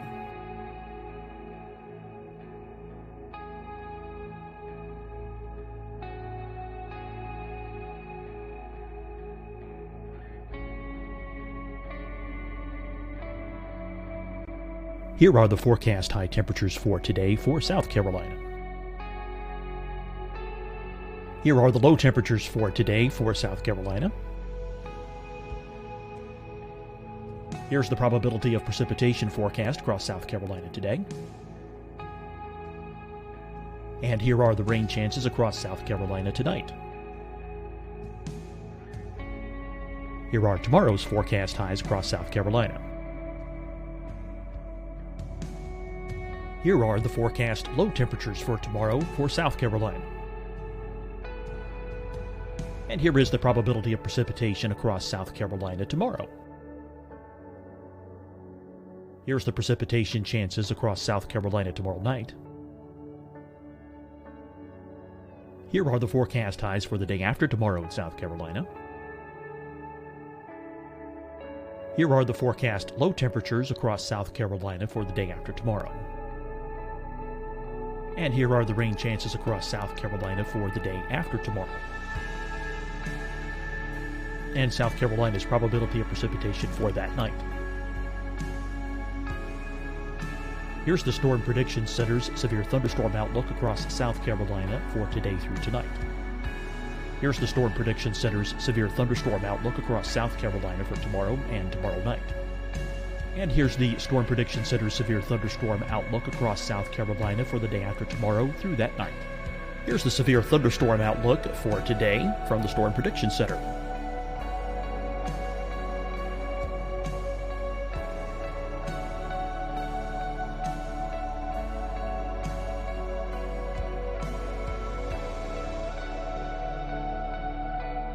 And now here's a live look at weather radar across the southeast. Fight the spread and take a stand against coronavirus. Wear a mask in public. Stay at least 6 feet apart from others. And get tested. Join us and fight the spread. Visit scdhec.gov/COVID-19. Getting tested for COVID-19 helps you to take the steps needed to protect yourself, your loved ones, and your community. Find the testing location at scdhec.gov/COVID-19 testing. Deciding when to wear a mask isn't about who you know or how well you know them. Just ask yourself, will I be with anyone I don't live with? If the answer is yes, get behind the mask. Help slow the spread of COVID-19. Get behind the mask. Learn more at covid19.ncdhhs.gov. Hi, everyone. I'm Dr. Mandy Cohen, Secretary of the North Carolina Department of Health and Human Services. And when you follow the 3 W's, you protect your family and your neighbors from COVID-19. When you leave your home, practice your W's. Wear a cloth face covering, wait 6 feet apart, wash your hands often. Wear, wait, wash. We're in this together. Stay strong, North Carolina. You'll see your Carolina weather forecast at 25 and 55 past. And now back to the best of the Carolina Weather Group on the all-new Carolina Weather Net.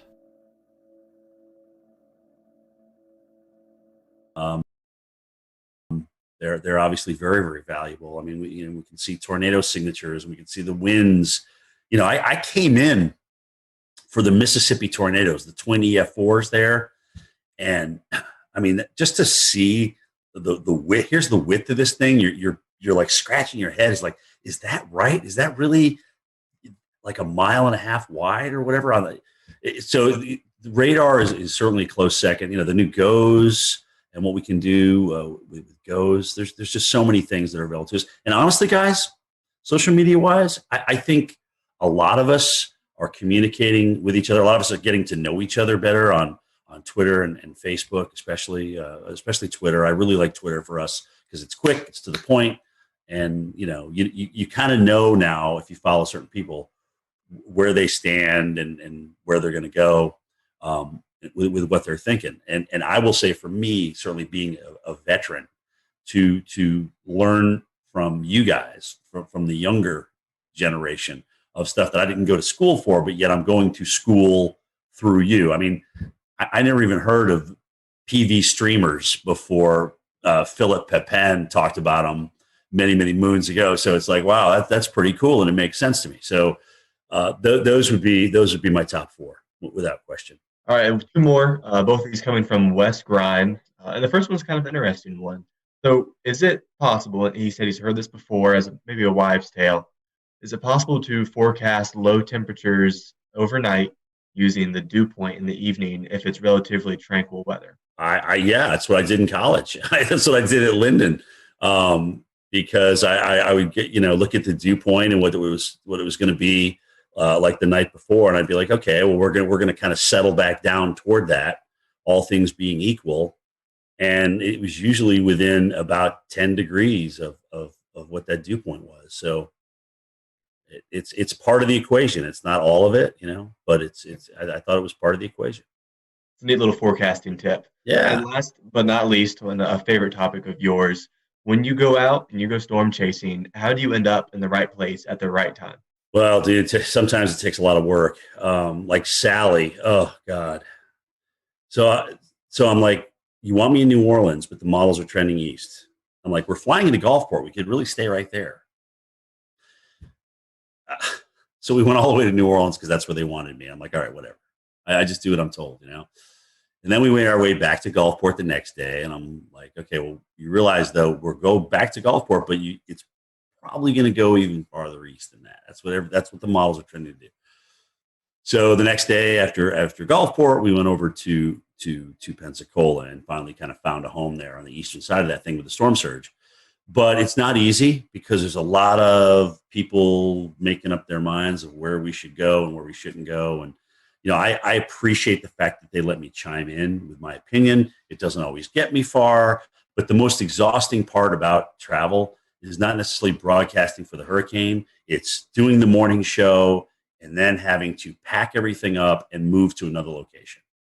Because once you get to that location, it's not just, okay, we're here, let's do our live shots. It's, okay, where are we logistically going to be? What's going to make the best shot? Is there going to be storm surge here? Are we safe here? Is my cameraman going to be protected throughout the live shot? So there's all these logistical things that come into play. So by this point now, it's 6 o'clock at night, and you're exhausted because you've been up since 3, and now you got to get ready to do the whole thing again the next morning. So every time we move on a day we do live shots, it just exponentially wears you out. But I appreciate the fact that they do give me a say in my locations, but it is up to me to get my team in a good spot. Like where we at the Golden Nugget for, oh God, what was it? Beta? I don't even remember the damn name of the storm. What was the Mississippi one that crushed them? You guys jump in. Delta. Okay, Delta. I knew it was a Greek name. I just can't remember which one. So Delta. I'm like, this is going to be a great shot because the water's going to come right in here, and this is just going to be a great shot. So that allows us to get there and really set that up and make sure we had higher ground and get our cars up there and things like that. So it takes a lot of work. What you don't see behind the scenes, I think is just as important, if not more, than what you see on camera. And Jim, this one's coming from me, man. I'll tell you what, this year has been interesting with the tropics. I mean, we've cleared over a third of the Greek alphabet, and it's just been an unreal season. I mean, when we talk about, will we ever see something like this again? Is this going to be the norm going forward? What ingredients come into it? Tell us what your take is on. Do you think a strong signal in La Nina was a triggering factor? Do you think our warm pool in the Atlantic has a lot to do with it? I mean, kind of give us some ideas of why you think we had such a hyperactive season. I mean, it was off the charts. If somebody would have told me we were going to have 30 storms this year, I would have been like, no. I mean, we're going to have an above average season, but that's a pretty bold forecast. I think you hit the nail on the head. I mean, La Nina, certainly coming in and when it did, getting into the mid to strong range. So what that tends to do is just, cut the shear, and the whole basin was warm. There was plenty of warm water. But the weirdest thing was all these rapid developers. I mean, we had all these storms that had developed either late before landfall or developed at some point over like Paulette and whatnot. You had a rapid developer over the ocean and things like that. So a lot of, we just had so many rapid developers this year, and that's kind of the oddity to me, because you can get certainly strong number of storms if you get a warm basin and light shear, but all of a sudden, what's kicking these things into overdrive? And in some cases, at the last minute, when normally the continental shelf will weaken them, we already had a bona fide cold front come through the Gulf of Mexico and South Florida, and here's Ada. Now, granted, I think that did weaken it as it made its approach toward the west coast of Florida, but still, to even get something. I mean, that John Hope was our tropical expert, way back when, and one of his rules was, once you get that cold front through, that's it. That shuts down the Gulf. And we had a couple of storm threats after that. So, I guess in 2020, the 2020 factor kind of applies here. Yeah, but I think it's really interesting how many rapid developers we had, and so many of them close to land. I mean, even look at Iota and Zeta down in Nicaragua. I mean, we had to wait till the last storm of the season to get the Cat 5. I mean, goodness gracious, that's crazy. Yeah, there was definitely a lot of RI this year, and what I felt was interesting is that you didn't see a lot of rapid dissipation. over land. I mean, these things stayed strong over land for some time, whether it could be attributed to brown ocean effect or whatnot. But you brought up a good point. When it got wrapped up along cold front, usually when hurricanes enter into a baroclinic environment, they fall apart pretty quickly, or they get pulled up along it and stretched out. And these storms defied odds this year.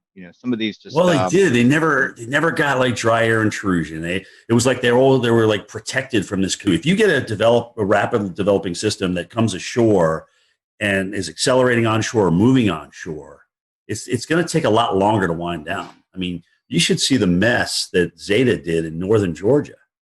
I mean, there's a lot of trees down up here, and it reminded me of Opal back. I think was it 95? Was that Opal? That's right. But it kind of did. It was like one of these storms that actually was a 5, went down to a 3, but it was holding its own, and then it accelerated up in North Georgia. So it takes a while for these things to wind down, but they just cause a whole bunch of tree damage, man. It's a mess. I think I remember seeing the power outages. It was more in Georgia than Florida, than Louisiana per se. It was like over 1 million without power in northern Georgia. So and it kept going too. I mean, we had a lot of trees down in western North Carolina and up into Virginia too. That's true. Once we get off hurricane duty, it's kind of hard to lose track sometimes, or it's actually easy to lose track of what actually happens after that. But it's just been amazing to me, these things as they come ashore, especially this year. Like you said, their damage path has been incredible. And even if it's a TS or a depression, I mean, something, it's like they just don't want to die. They don't want to go away. And that's the year it's been. One more for me. I'm going to pass the baton off to Dan. And the question is, you've been to a lot of places this year. I mean, I probably wouldn't be able to remember off your memory, but give us some of the more significant places you went to experience storm chasing, whether it be hurricane or winter storm, even earlier in the year. Well, yeah, actually, Milwaukee was the only winter storm that I did last year, which was kind of mind-boggling because they're so fixated on the Northeast coast. It's like, well, guys, what if Kansas City gets 2 inches at rush hour on a Tuesday morning? That's a big deal. Plus, they were concerned about the COVID thing and everything toward the latter part of the season. I thought that was awesome being in Milwaukee. Great city, seeing the Lake Michigan just go crazy in Milwaukee was pretty awesome. That's kind of started the year. Then we went through all the hurricanes. I went to New Orleans 4 times. And interestingly enough, New Orleans really never got a big threat. Okay. They had the one storm toward the end there that hit them pretty good, but they never really got a big threat that flooded them. And that's really the biggest issue for New Orleans. But flying there 4 times, I thought I'd never done that before. I think they were in the cone like 8 times or something, 7 or 8 times this year. It's just crazy. And then the snowstorm, I just went Bethlehem, Pennsylvania. I knew Philly would change over. I knew they would mix. I knew we'd actually mix with sleet in Bethlehem. I just didn't know we'd get dry. The dry slotted thing is what really killed us. And then to see 4 states with 40 inches plus, I'm like, this is just absolutely nuts. Absolutely nuts. From a low pressure system that I don't even think broke under the 990s when it was doing its work. I mean, really? That's crazy. I know, non-lake effect too. I mean, that was all just the low. I mean, all-time snow in Binghamton. All-time single day. So they broke their all-time single day by almost twice as much snow. So 18 to like 31 or something. I mean, that's crazy stats, man. Crazy stats. Speaking of, some of the hurricanes this year, we want to, of course, mention Hurricane Isaias is, the Carolinas' kind of biggest hurricane of the year. I was there in Wilmington myself for the storm, and we know you were over in Wrightsville Beach there, Jim. Yep. So we have a video that we want to play, and kind of, the best way to describe, what happened there with you. Video, says 1,000 words. So we're going to play the video and kind of just, if you could kind of tell us what happened over there in Wrightsville and kind of what you experienced.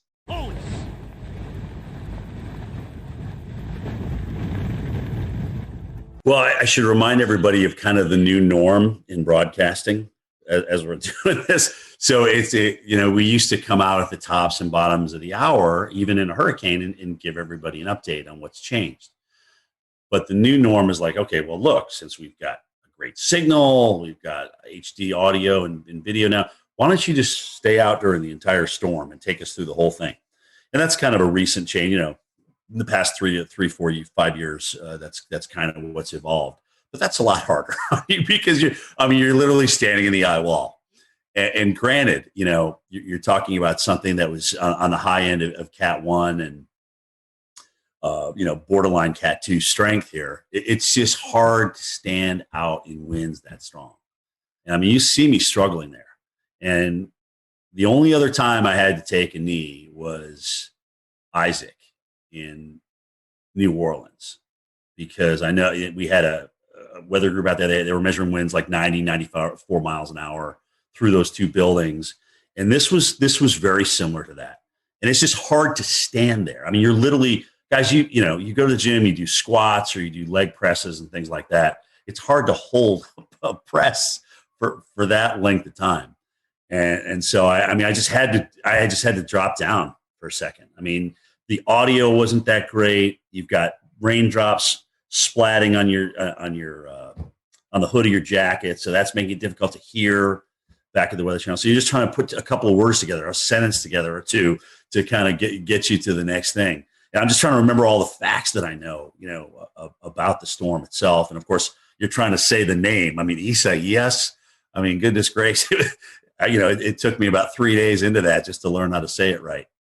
So that was a tough storm. It was, those winds were up there, 80, 90 miles per hour coming around the side of that building. And it was just tough to stand through it. But again, it's like, take us through the eye wall. That's my job. That's what they're asking me to do. I'm going to do it to the best of my ability. The good news that, I didn't get hit by anything. The good news, the wind was essentially coming off the water, and whatever was being blown off the top of the building was being blown inland and not down at me at ground level. I probably should have had a helmet on, frankly. I definitely should have had a helmet on for that storm. Well, Jim, we've all faced the coronavirus pandemic. Yeah, I know, 2020. So how has this pandemic affect your job? Well, first of all, you got to wear a mask everywhere you go. And, people still come out and want to meet you and take pictures with you and things like that. And, my producers Steve Pederak has had to police that the entire summer. It's where people get so excited about taking a picture for whatever reason. I don't know why, but they do. And then they're like, well, you got to stay 6 feet apart. We got to stay 6 feet apart. And I got to put my mask up and things like that. Sometimes somebody will come around the corner. You don't have your mask on. You're just taking a breath, looking at weather data, and they'll just grab a picture without saying anything to you. And then management gets upset with you. So that a lot of that to tell people to kind of like, well, take a picture with me, but you got to move away. You got to stay 6 feet away. But I get it. I totally get it. And we played by the rules as best as we could the entire summer and even into this first winter storm that we've dealt with. But that certainly made it more difficult. You got to get more rations because restaurants and things aren't opening. They're closing down a lot earlier. Some of them never even are open. So we got to make sure we can eat for 3, 4, 5, 6 days. We know we're going to lose power, so it's going to be hot in the rooms and things like that. You just got to the pre-planning was a lot different. We had to make sure everything was buttoned up in terms of being able to eat, being able to follow the COVID guidelines. Remind people that, look, at the shelter that you went to last time may not be the one that you go to this time because they're only taking half the people.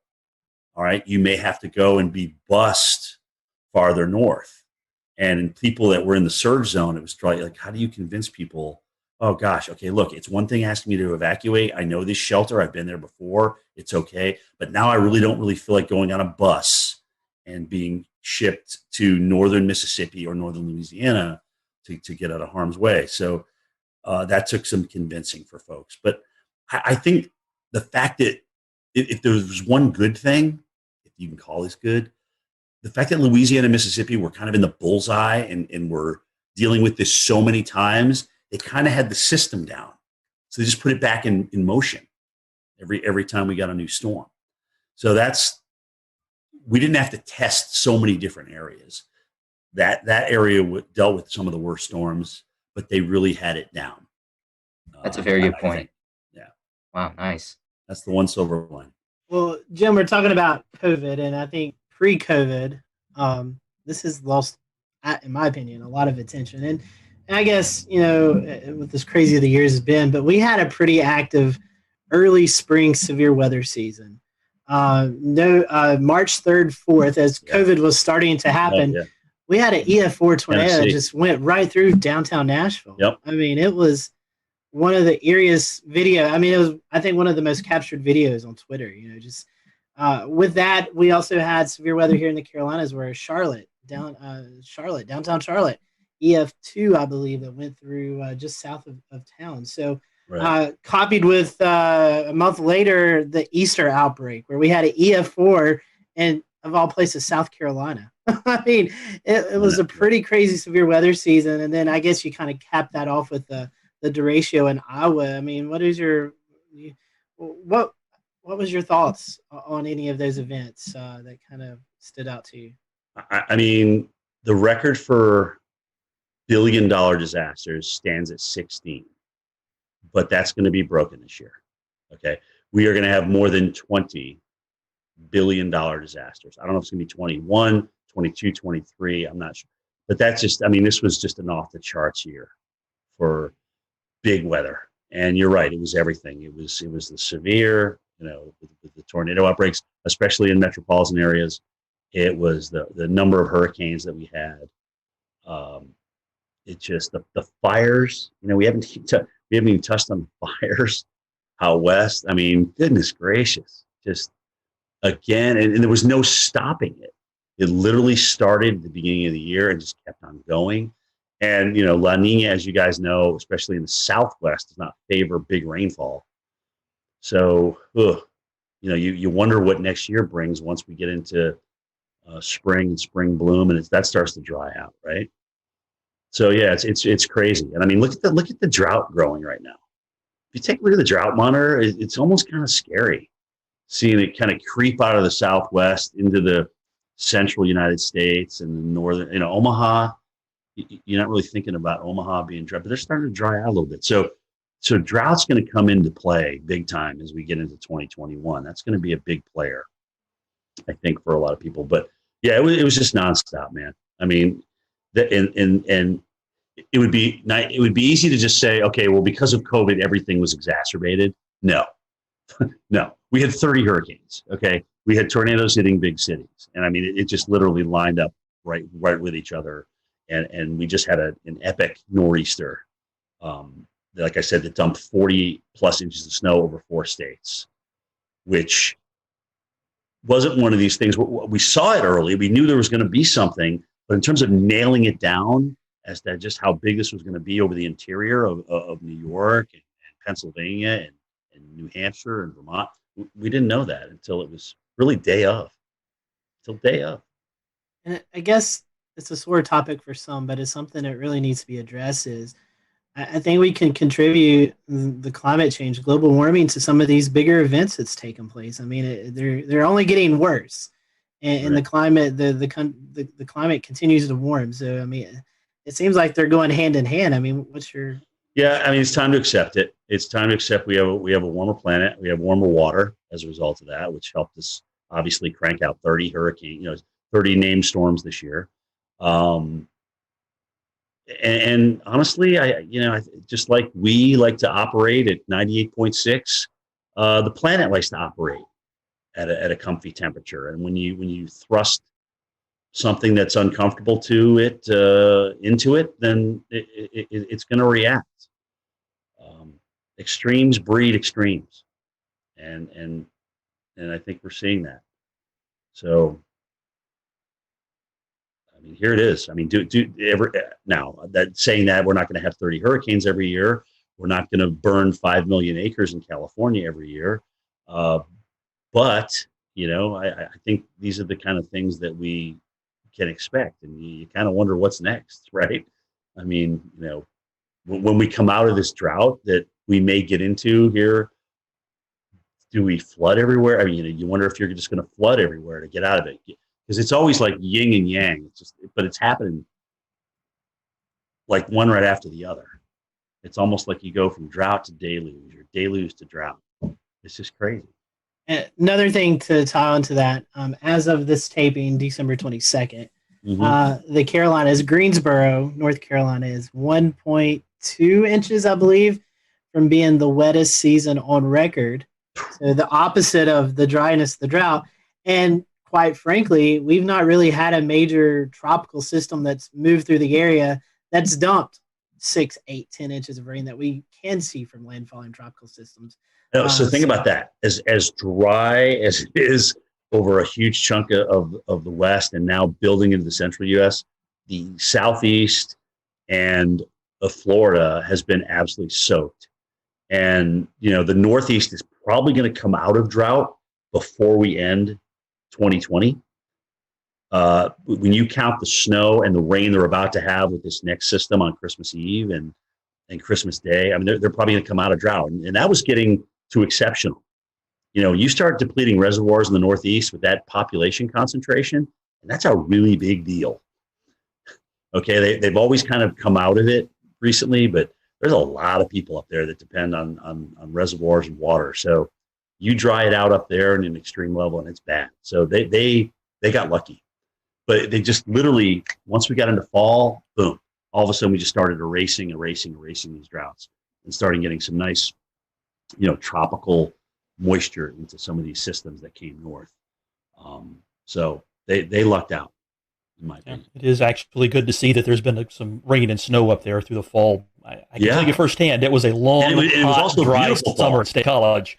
Right, and actually it was a beautiful fall, too. So they got the best of all worlds. Right. Jim, we're going to transition over, speaking of wildfires, to the West. So, again, another crazy year with the 2020 wildfire season. What are your thoughts on the wildfires going along? We'll return to Best of the Carolina Weather Group in a moment. Now your Carolina weather forecast. Here are today's forecast high temperatures for North Carolina. Here are the forecast lows for tonight for North Carolina. Here are tomorrow's forecast high temperatures. And here's forecast rainfall across North Carolina tomorrow. Here are the forecast highs for the day after tomorrow.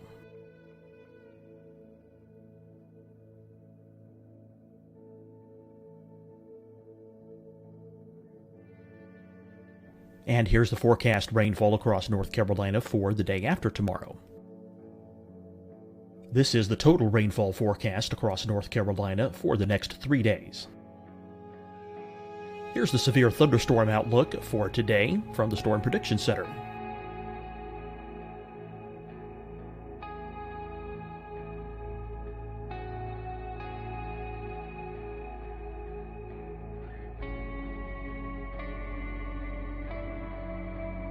Here are the forecast high temperatures for today for South Carolina. Here are the low temperatures for today for South Carolina. Here's the probability of precipitation forecast across South Carolina today. And here are the rain chances across South Carolina tonight. Here are tomorrow's forecast highs across South Carolina. Here are the forecast low temperatures for tomorrow for South Carolina. And here is the probability of precipitation across South Carolina tomorrow. Here's the precipitation chances across South Carolina tomorrow night. Here are the forecast highs for the day after tomorrow in South Carolina. Here are the forecast low temperatures across South Carolina for the day after tomorrow.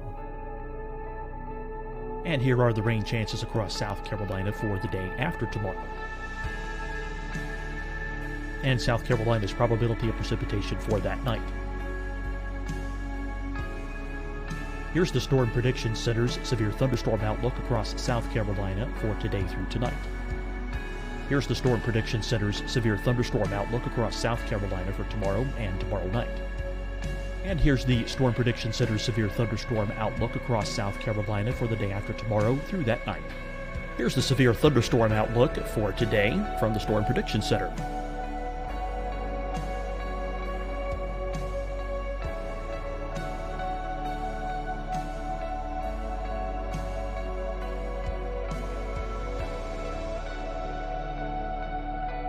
And now here's a live look at weather radar across the southeast.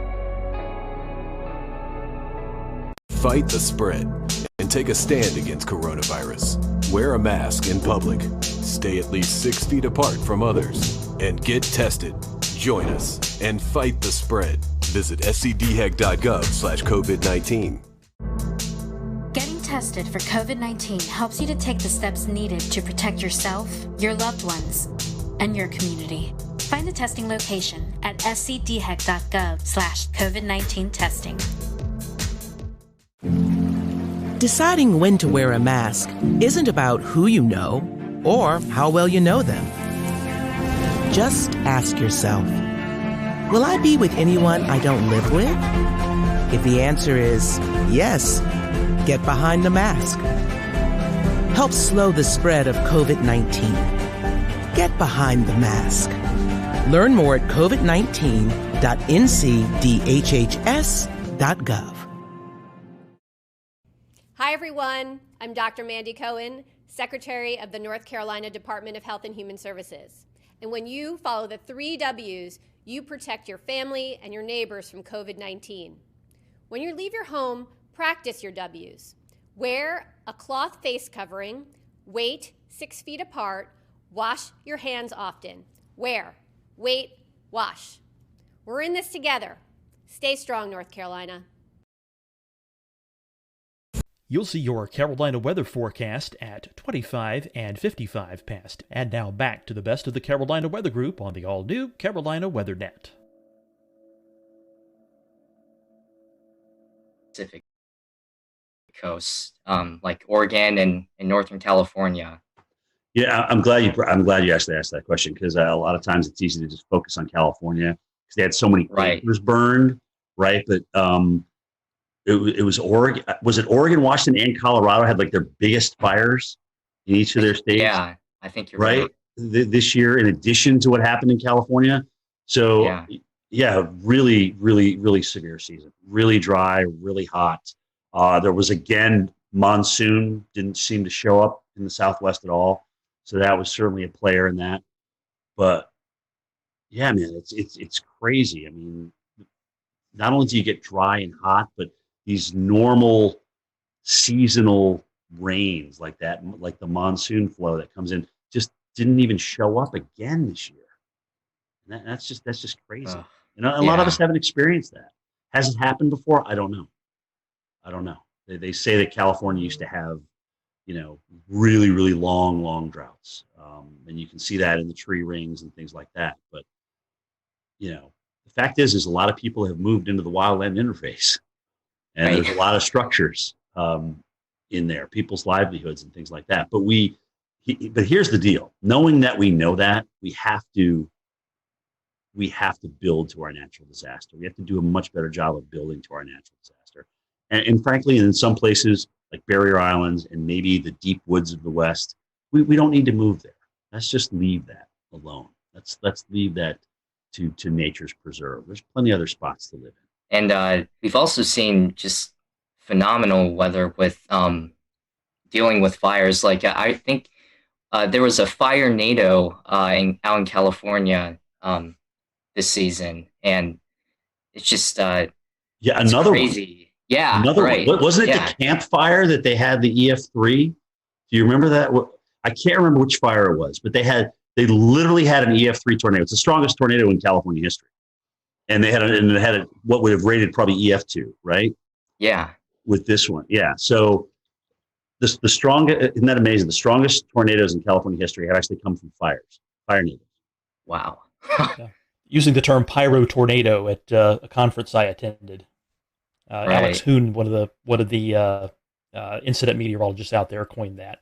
Are they acknowledging that as the strongest tornado, or are they kind of putting an asterisk by that and just saying? I'm not sure if they're calling that the strongest tornado or whether they're had the asterisk like you said, but it certainly has been recognized as a fire generated tornado. Right. I mean, well, there's video of it. You can see it on the radar signature. I mean, the damage. Right. Signified EF3 damage. I mean, I don't know what else you need really. I think that was the Loyalton one, right? That the Loyalton NATO. It was the one with the campfire, I'm pretty sure. Yes, yeah. the camp one was the big one. That was the big one.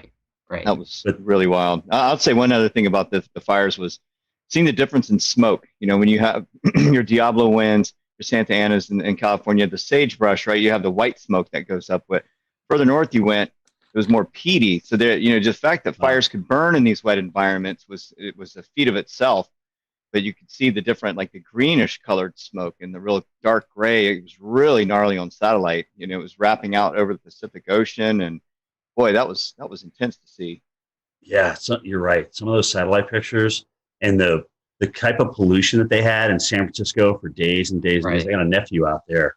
He's just like, you can't even breathe. You don't even want to go outside. It was really bad. Even inside your home, you could smell the smoke. That's how bad it was. So, yeah, man, we need a break. We need a break. Yeah, that's how I'll remember it. Is just day after day of smoke covering almost the entire western half of the country. Yeah, you remember those pictures? There. Yeah, remember those pictures of San Francisco, like orange? Right. I literally orange. That's all you can see is an orange glow. You didn't really see sunlight. It was just an orange glow. No, exactly. It's felt like you're on another planet. Everyone, thank you for watching this episode of the Carolina Weather Group. Stay tuned for part 2 with Jim Cantore coming soon. So we just finished up with James Spann and his count of April 27, 2011. And if you did, maybe you didn't know, but our own panelist, Dan Whitaker, was out in the field. I think this is before any of us knew you, Dan, but he was actually out chasing this big event. So I guess, first of all, let's kind of talk about what you were doing. How did you know to target this area? What was the game plan? Maybe a couple of days leading into this high impact event. Right. So we had been looking at this storm system quite a ways out. It was showing up on long range data. I think a couple of weeks prior, and then it just kept on slowly, seemingly everything was coming together the closer we got to that April 27th date. So I was prepared pretty far in advance to get out there to Alabama was where I was loosely targeting.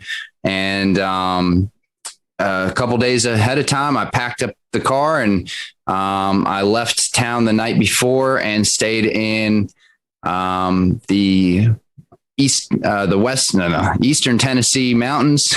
It's Western for us if we're heading that way, but Eastern Tennessee mountains over in Chattanooga, and was prepared for whatever could happen. I've been out to Alabama a bunch of times to go follow and photograph storms, and nothing's come of it. So I didn't know what was going to happen this day.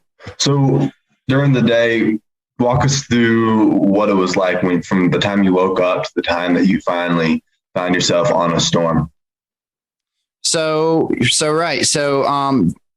I had some kind of omens, if you want to believe in that, at least. At the very least, the atmosphere was showing off for me right away.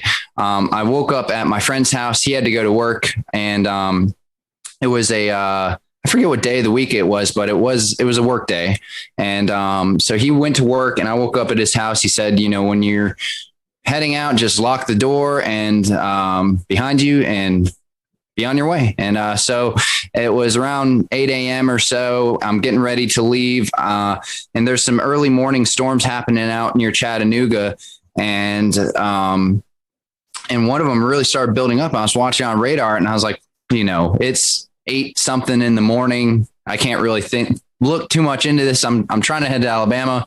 And I shut the door behind me. I lock the door. I get in my car and I pull up at that time I had a full RAM mount, like a computer system in my car. I power on the laptop. It's actually this laptop that I have right here, which is now an outdated laptop system, but it still has some data on it.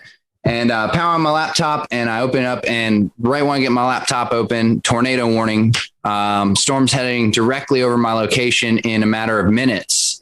And there was a strong kind of velocity couplet there when I looked at the velocity data. So I was like, there's some real reason to believe that this could be a threatening storm with a tornado.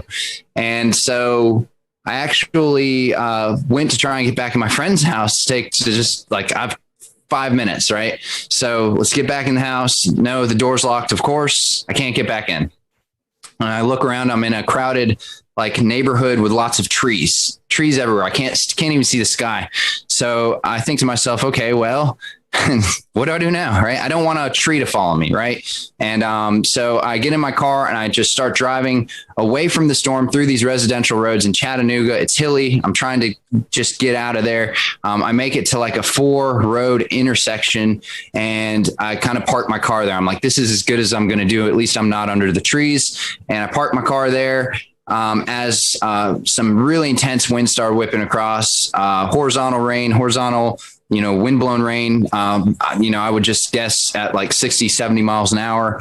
And I was right there in the velocity couplet. And, it turns out there was wind damage and a tornado, but I just must have been very close. But I don't believe I was in the tornado. It was mostly, the winds changed directions eventually, but I believe it was all rear flank downdraft base kind of wind. So I drive back to my friend's house at that point after I'm like kind of in that wind and rain and it passes by me. So I know I'm safe. I just kind of drive back there because I don't know what to do with myself at this point. And the road that I came down just a minute prior, there had been someone driving down that road and a tree fell and actually crushed their car with them in it. I got there before the emergency response did. And, or just at about the same time. So I pull up and so do they, and I kind of get out of my car and I'm like, what's going on? And, the emergency response person, fortunately, they started trying to, do what they needed to do. And I was like, they've got it figured out. They told me to, leave them alone. So I just kept on heading on my way. I was like, I guess I'll go to Alabama now. And that's how I started my morning. So, pretty intense. Dan, wow. I have a question for you. Sorry, Evan, I didn't mean to step on you. Recollection, this was 10 years ago, so I don't think radar scope was a thing. That's right. How did you get this weather data while you're out in the field? It's 2011. Technology has surely come a long ways in the last 10 years, but what was it like back in 2011 getting? You mean, what was it like using a flip phone when I was storm chasing?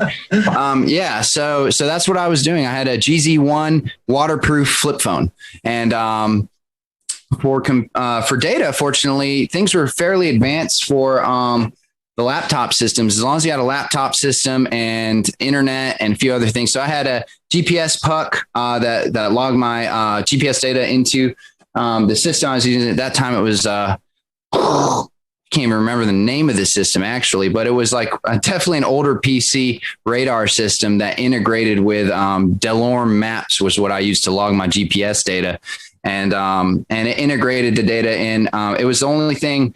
At that time, it was the only program comparable to GR level 2, which is still, a top program for PCs. And, but yeah, no radar scope, no quick data via phone. Like I said in the story, I had to power up the laptop to even see what was really going on. So had that hooked up to a internet puck at that time. There was no hotspots via cell phone. So you had to have a dedicated internet puck. Also to power the computer at that time, there weren't cars built in with power inverters for things like computers, like there are now. Like the 4Runner that I own now, it just comes with power outlets, right? But at that time, there wasn't anything like that. So I actually had to have custom fuses and custom switches and custom wiring for power inverters to run my laptop system. And so it was a lot of electric based stuff and the best technology at that time just to even get online and see what was going on. later in the day, Dan, with all of this equipment that you had, you managed to get yourself on the Coleman, Alabama storm. The storm was severe. It produced an EF4 tornado. Can you tell us a little bit about the experience you had chasing that in the afternoon? Right. So I made it to Alabama after my intense morning, and I'm kind of trying to figure out where to target for storms.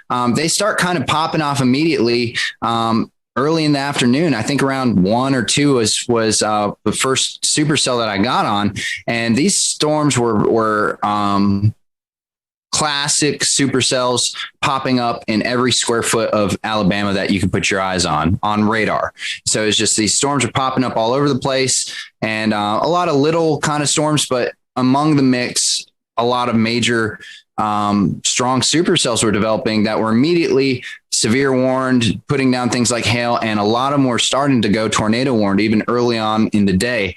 So I chased 4 different supercells, which I believe all 4 of them or 3 of them were tornado warned before I even made it to Coleman. So I had this long,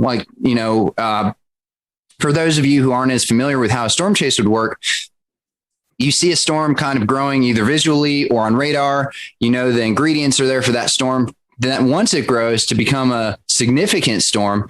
And so you start targeting, you want to target the storm early and get to it before it basically becomes maybe, outdated, so to speak, where it's just overtaken by rain, the visuals are gone, maybe the tornado is gone too. So you want to, if you can be there at the birth of a storm and follow it through, that's ideal.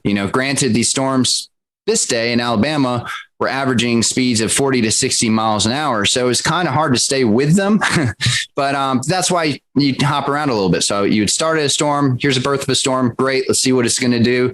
It either outruns you or starts dissipating, and then you pop to the next one. So like I said, I was on, about 4 or 5 of these before I made it to Coleman. And that was a couple hours worth of chasing and driving. I'm starting to kind of almost wear down a little bit, because after you've seen 1 storm, 2 storm, 3 storm, you're like, are any of these going to produce visible tornadoes, or am I just driving under, low hanging clouds and rain and hail? And, so I'm driving towards, I guess this is where the story really starts, right? So I'm driving towards Coleman and into town because I saw a really nice hooked supercell that was heading towards Coleman, and it looked great on radar. It was starting to form a really nice hook, really nice velocity couplet. By nice, I mean strong and visually, from a radar standpoint, a strong and kind of pronounced feature that tends to mean that the storm's going to at least go tornado warned, if not produce a tornado. And like I said, the ingredients were there. This was a day that had been forecasted for a while. We knew that this was a significant day. It was a high risk by the Storm Prediction Center. They were predicting a tornado outbreak, and so we knew it was going to happen, or at least that's what we thought was going to happen. And anyways, the storm, as it's heading towards Coleman, I drive closer, and it's the weirdest thing, because typically when I'm chasing storms, I kind of get in a position where I'm looking at the rotation part of the storm and the part of the wall cloud that is rotating and maybe going to put down a tornado. So I'm trying to be in that area, stay with that area. In this particular storm, I kind of just, as I'm driving into Coleman, I knew what storm I was going for, but I kind of look off to the side, and there in the far distance over a field is a tornado, and it's pretty far out. But I noticed it right away, and I'm like, all right, well, there you go. After 4 storms or so, and here it is. And it's there. I did it, I'm seeing a tornado right now. And this is what all my effort's been funneled to get here. And it wasn't just seeing a tornado. I need to kind of preface this. I'm a trained storm spotter at this time. I've got a couple years, 3 years of experience under my belt. I was very involved in wanting to try and collect data for historic reasons. I had 2 anemometers on my car. I was connected in to try and relay data back to the National Weather Service. And I was tracking all my movements. I was documenting everything with multiple cameras. So the idea was put myself in the close proximity of these storms, get as much data as possible, and then see how I can use that and funnel that in for any sort of storm damage or research purposes. And as well as relay storm reports to help with the public, which is like it's a cutesy thing to say. A lot of storm chasers say it, whatever. But in reality, for a day like April 27, 2011, it turns out that was absolutely necessary. Not only was that something that like sounds good on paper, but the people like me who are out there relaying this information and broadcasting it live actually did save lives. It was that significant footage of these storms coming and hitting towns is what actually made people get into their storm shelters and go to safe places. So anyways, I'm driving into town. I see the tornado out above a field. I had been live streaming for a little bit at that point, but I had a live stream setup going on with a HD webcam, streaming to the site at that time called Chaser TV, which was in the 2010 to 2014 period. It was the hottest thing out there. The public knew to tune to Chaser TV, and the Storm Chaser show was hot, and people were thinking about storms and thinking about storm chasing. And so it had thousands and thousands of viewers that you could get access to if you streamed. And the cool thing about Chaser TV at the time too is they would pay per viewer, pay for pronounced amount of time and stuff like that. So you could actually, come out with a little bit of a paycheck at the end of it too. I start streaming this storm, and immediately I start getting over 1,000 viewers on Chaser TV. My location is in reference to the radar that everyone's looking at. Everyone sees, wow, he's right in this hook of the Coleman storm. And they start clicking on my stream, and sure enough, they're seeing a tornado. And so they start sharing it. It starts getting shared across social media, screenshotted, and immediately that tornado in real time is getting shared around, the fingers of the internet in 2011. And getting rebroadcasted and put in places where people could actually see this storm. So I was live streaming it. I was filming it with another camera. We'll play kind of the video of what that ended up looking like with my other camera. And then I was taking DSLR pictures as well as running 2 anemometers and trying to stay in good proximity and location to this storm. So I was by myself, and so I was trying to do all this stuff, and as well as listen to the scanner radio. Anyways, I see this tornado come through, and it's coming closer and closer. It's coming towards me. I'm trying to figure out, is this storm going to do something where it actually hits my location? Or so at one point, and you may see this in the video, where the tornado seems to get close enough to me where all of a sudden you can't really see the gray funnel anymore. Instead, you see just like a massive dirt. And that's when I think I'm starting to get a little close there. And so I actually back up across the road that was behind me into a gas station. And in my head at that moment, I think to myself, if I drive 30 feet backwards, I can maybe avoid getting hit by this thing and still film it.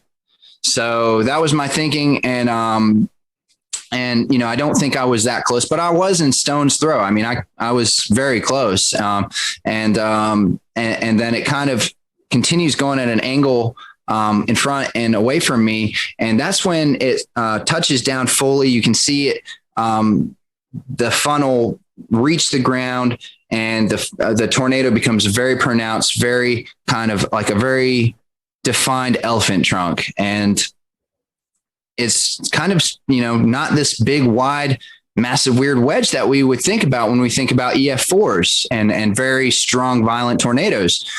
But however, and I know this from the comments on my YouTube channel, where some people are saying this isn't a true EF4. Look how skinny it is. But in reality, it's that tight, strong wind whipping around at the bottom that's causing all the damage. And it was, you can tell in the video that it's a very strong tornado, and it was a very strong and destructive tornado. It went through downtown Coleman, destroyed a number of the commercial buildings there, destroyed some houses, and ended up with multiple fatalities, including a newborn or a young child. And, it devastated the city. So as this is happening, here I am Mr. North Carolina, out of my city in town by myself, in my storm chasing vehicle. Fortunately, I'm prepared for living multiple days out of my car if I needed to, right? That was part of my preparation. So, but I'm thinking to myself, like, what's next? What do we do now? So I tried to follow the storm.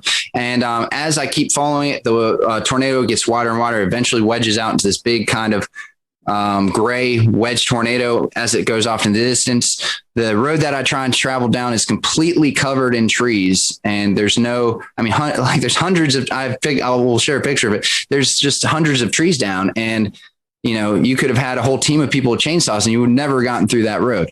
So at that point, I know that my access to continue following this tornado is gone. The tornado is going 60 miles an hour anyways. So it's a lost cause at that point. So I drive back towards town. And here's where it really gets interesting, because this is where things started to really take a turn as far as the reality of the storm. All I could smell was trees and fresh wood.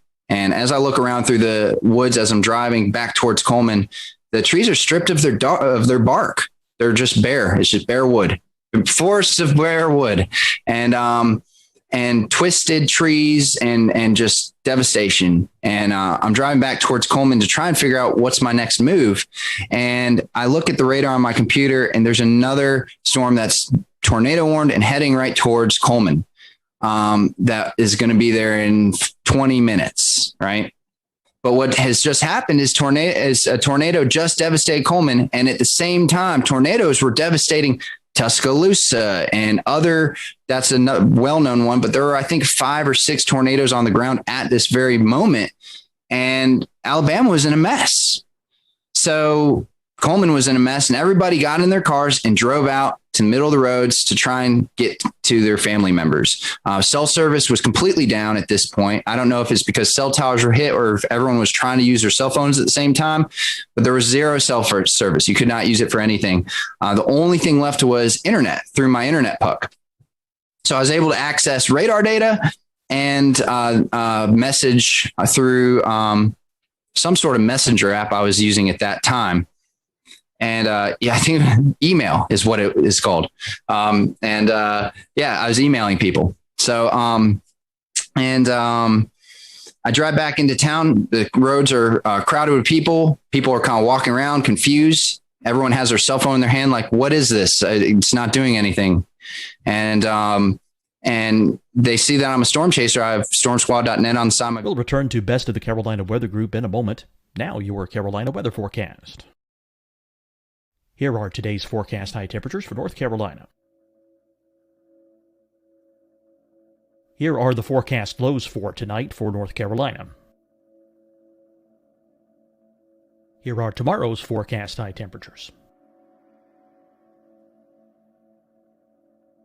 And here's forecast rainfall across North Carolina tomorrow. Here are the forecast highs for the day after tomorrow.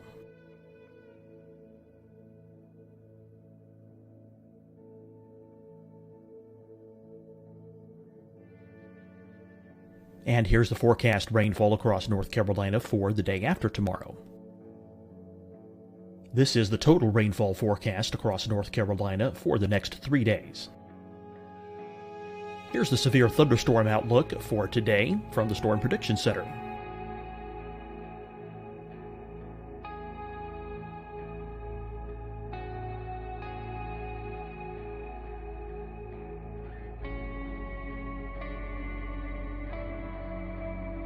Here are the forecast high temperatures for today for South Carolina. Here are the low temperatures for today for South Carolina. Here's the probability of precipitation forecast across South Carolina today. And here are the rain chances across South Carolina tonight. Here are tomorrow's forecast highs across South Carolina. Here are the forecast low temperatures for tomorrow for South Carolina. And here is the probability of precipitation across South Carolina tomorrow. Here's the precipitation chances across South Carolina tomorrow night. Here are the forecast highs for the day after tomorrow in South Carolina. Here are the forecast low temperatures across South Carolina for the day after tomorrow. And here are the rain chances across South Carolina for the day after tomorrow. And South Carolina's probability of precipitation for that night. Here's the Storm Prediction Center's severe thunderstorm outlook across South Carolina for today through tonight. Here's the Storm Prediction Center's severe thunderstorm outlook across South Carolina for tomorrow and tomorrow night. And here's the Storm Prediction Center's severe thunderstorm outlook across South Carolina for the day after tomorrow through that night. Here's the severe thunderstorm outlook for today from the Storm Prediction Center.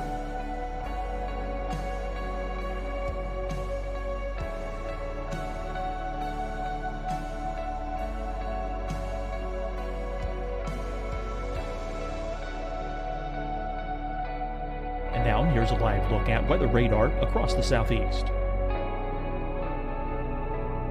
Fight the spread and take a stand against coronavirus. Wear a mask in public. Stay at least 6 feet apart from others. And get tested. Join us and fight the spread. Visit scdhec.gov/COVID-19.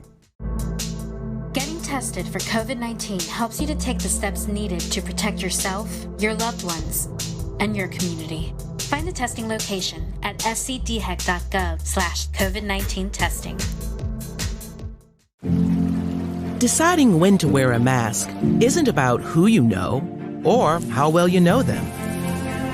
Just ask yourself, will I be with anyone I don't live with? If the answer is yes, get behind the mask. Help slow the spread of COVID-19. Get behind the mask.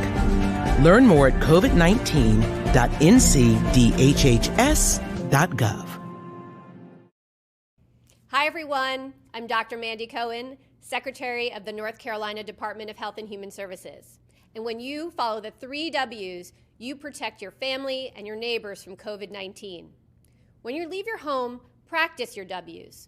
Wear a cloth face covering, wait 6 feet apart, wash your hands often. Wear, wait, wash. We're in this together. Stay strong, North Carolina. You'll see your Carolina weather forecast at 25 and 55 past. And now back to the best of the Carolina Weather Group on the all-new Carolina Weather Net. They're saying, what happened? You know, we're trying to get in touch with our family members. We can't do it. We heard the town was hit. And I was able to actually give as many people as I could the information that I had, which was, you know, there was a tornado, it hit part of town. There's another storm coming. You're going to want to find a place to take refuge. I had a CB radio in my car at that time with a speaker. I got on my CB radio and started driving around and saying, there's another tornado warning coming, because nobody knew. And I drove around the town and yelled at people to find safe shelter. And that was really harrowing. Like, I don't know if that's the right word. There's no words to describe. I mean, it was very sobering. I mean, just like, you know, I was focused. I was trying to, at that point, just go into like storm recovery mode. You know, I'm now part of this Coleman community, right? So how do I help them? And yeah, that was not my last storm of the day. So I actually left Coleman and went and got on another supercell at that point, because there's nothing else I could do in Coleman that, you know, short of I warned everyone I could. The storm didn't hit there, so I left. I went out to go get to another storm and chased 2 more tornado warned supercells. Nothing really produced from those. And then the sun started going down, and still no cell service. But I have my radio police scanner and fire EMS scanner, and I'm hearing that reports that there are no gas stations and no gas available to the first responders. And I look at my gas tank at that moment. The sun was just starting to set. I look at my gas tank and I'm on less than a quarter of a tank. Hadn't anticipated on there not being any gas in the state of Alabama.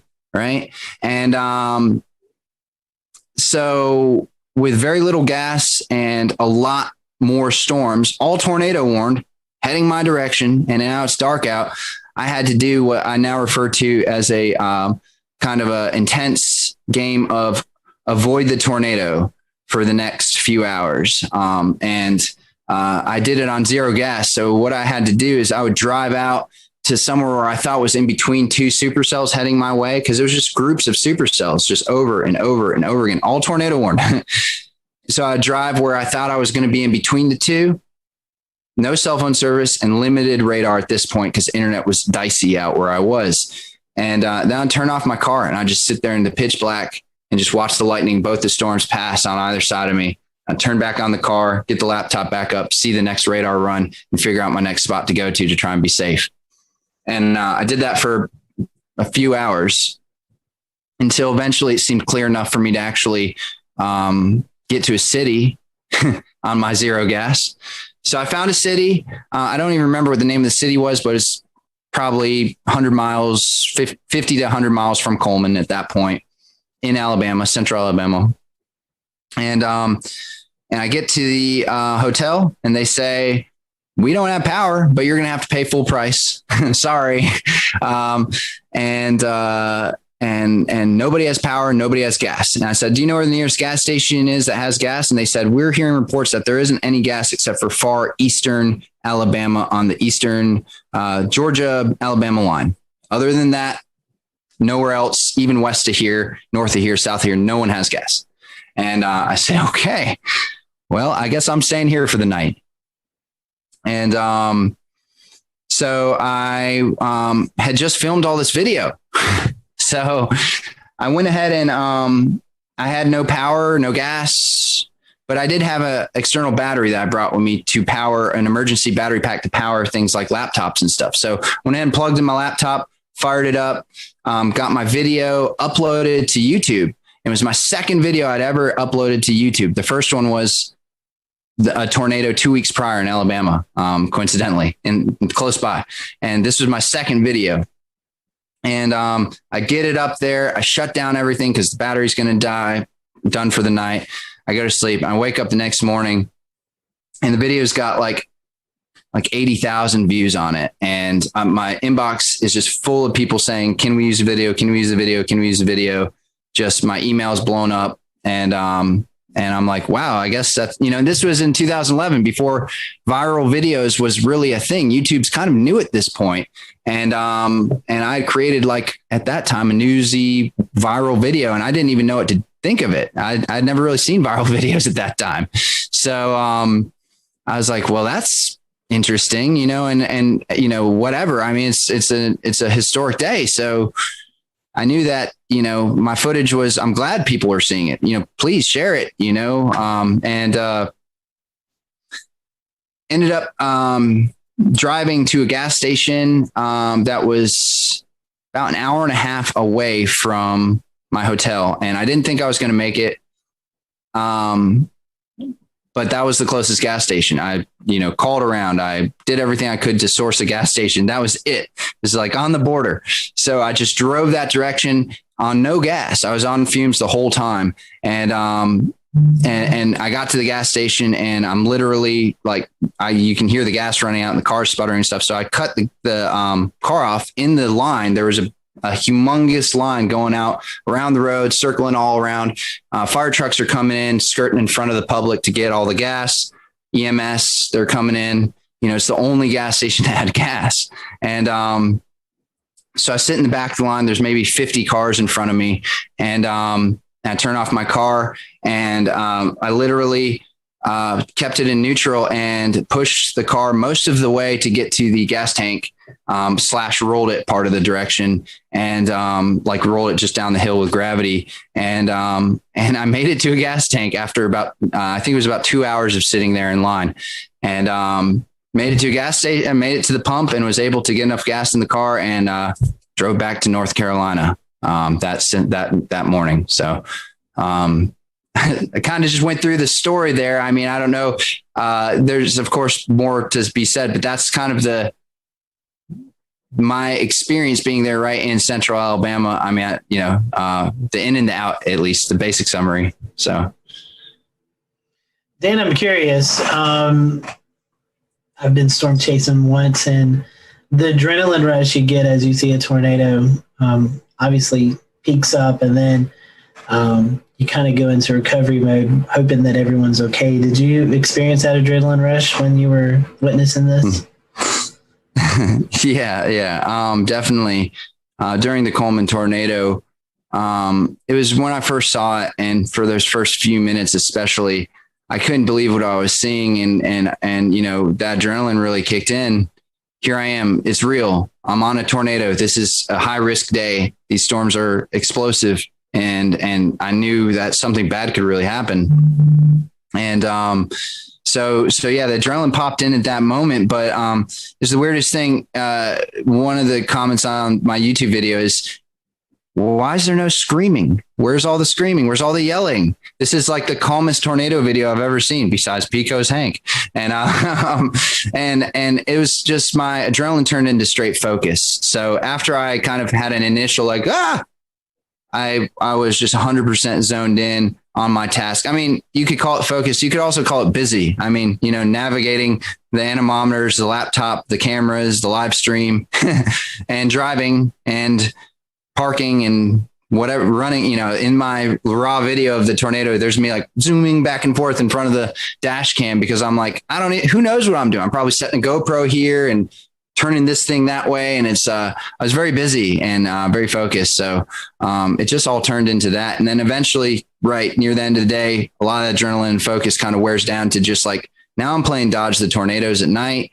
And that part was a little, I wish I could have been back in North Carolina at that point. Dan, real quick before we wrap, can you talk a little bit about the gravitas of watching the storm, the tornado as it came through Coleman, and afterwards understanding that while you were watching it, it killed 6 people? So, I've been at some devastating tornadoes before, but I think the thing that made this more real, and I've been at some killer tornadoes before. I think the thing that made this so real in this particular one is because a lot of people died this day in Alabama, and it was the total destruction of the state. Seeing the Coleman tornado, unless I had actually seen it hit the specific buildings and stuff, it was hard to make a direct connection to who died or how they died or where they died. I did end up seeing the commercial destruction downtown, and that was intense. Seeing that, because you're seeing people wandering around, picking up bricks and trying to figure out what to do. It's like walking into a house that was just completely destroyed by like a group of toddlers, and I say that as a owner of a toddler. I have a 3-year-old, and sometimes you just walk into a room and you say, what happened? And you just pull your hair and you scratch your head and you say, I can't even figure out where to start. Everything's destroyed. And it was the same way watching these people trying to figure out what to do in downtown Coleman, just walking around devastated. And that was really sobering. But the thing that really affected me the most, honestly, was seeing people looking for their loved ones and not having a way to find out where their loved ones were. No cell phone reception, no communication, and being stuck in traffic, and another tornado warning that's coming. So these people are in a bad predicament, and only I knew what was going on. So I was in this really weird place of, nobody knows, and they're all unsafe, and they're all just trying to help their loved ones out. So that was probably the hardest part to be a part of, but the part that I'm most grateful that I was a part of, because I could help, but also because that's the reality of these big storm events is that's what's happening in these communities. And sometimes you don't see that on the news, or you don't know about that, but there's moments there where we're all just trying to look out for each other. And those are the hardest moments. Well, Dan, we certainly appreciate your time and reflecting back on this very somber event that took place on April 27th, 2011. So we thank you and James Spann for sharing their stories of this tragic day, and our thoughts and prayers are still with those folks who are reliving this 10 years later in the state of Alabama. For everyone here at the Carolina Weather Group, we hope you have a great evening, and we'll see you back here real soon.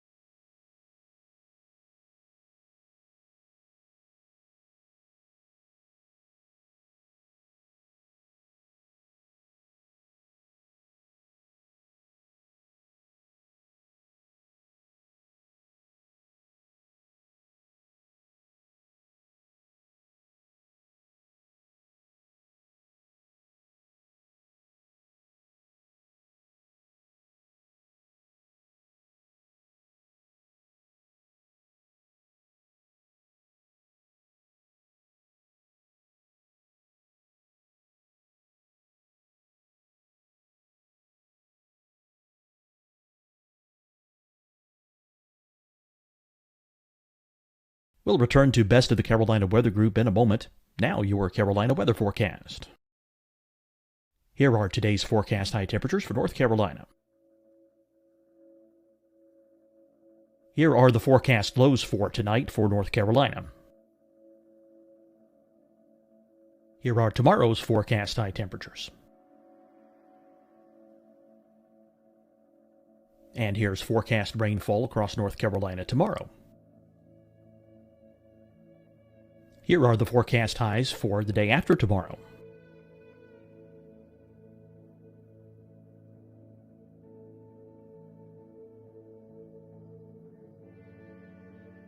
And here's the forecast rainfall across North Carolina for the day after tomorrow. This is the total rainfall forecast across North Carolina for the next 3 days. Here's the severe thunderstorm outlook for today from the Storm Prediction Center.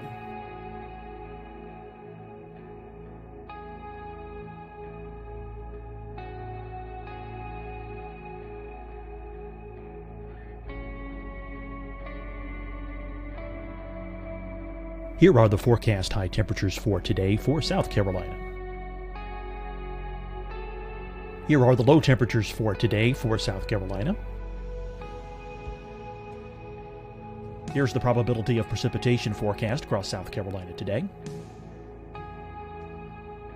And here are the rain chances across South Carolina tonight. Here are tomorrow's forecast highs across South Carolina. Here are the forecast low temperatures for tomorrow for South Carolina. And here is the probability of precipitation across South Carolina tomorrow. Here's the precipitation chances across South Carolina tomorrow night. Here are the forecast highs for the day after tomorrow in South Carolina. Here are the forecast low temperatures across South Carolina for the day after tomorrow. And here are the rain chances across South Carolina for the day after tomorrow. And South Carolina's probability of precipitation for that night. Here's the Storm Prediction Center's severe thunderstorm outlook across South Carolina for today through tonight. Here's the Storm Prediction Center's severe thunderstorm outlook across South Carolina for tomorrow and tomorrow night. And here's the Storm Prediction Center's severe thunderstorm outlook across South Carolina for the day after tomorrow through that night. Here's the severe thunderstorm outlook for today from the Storm Prediction Center.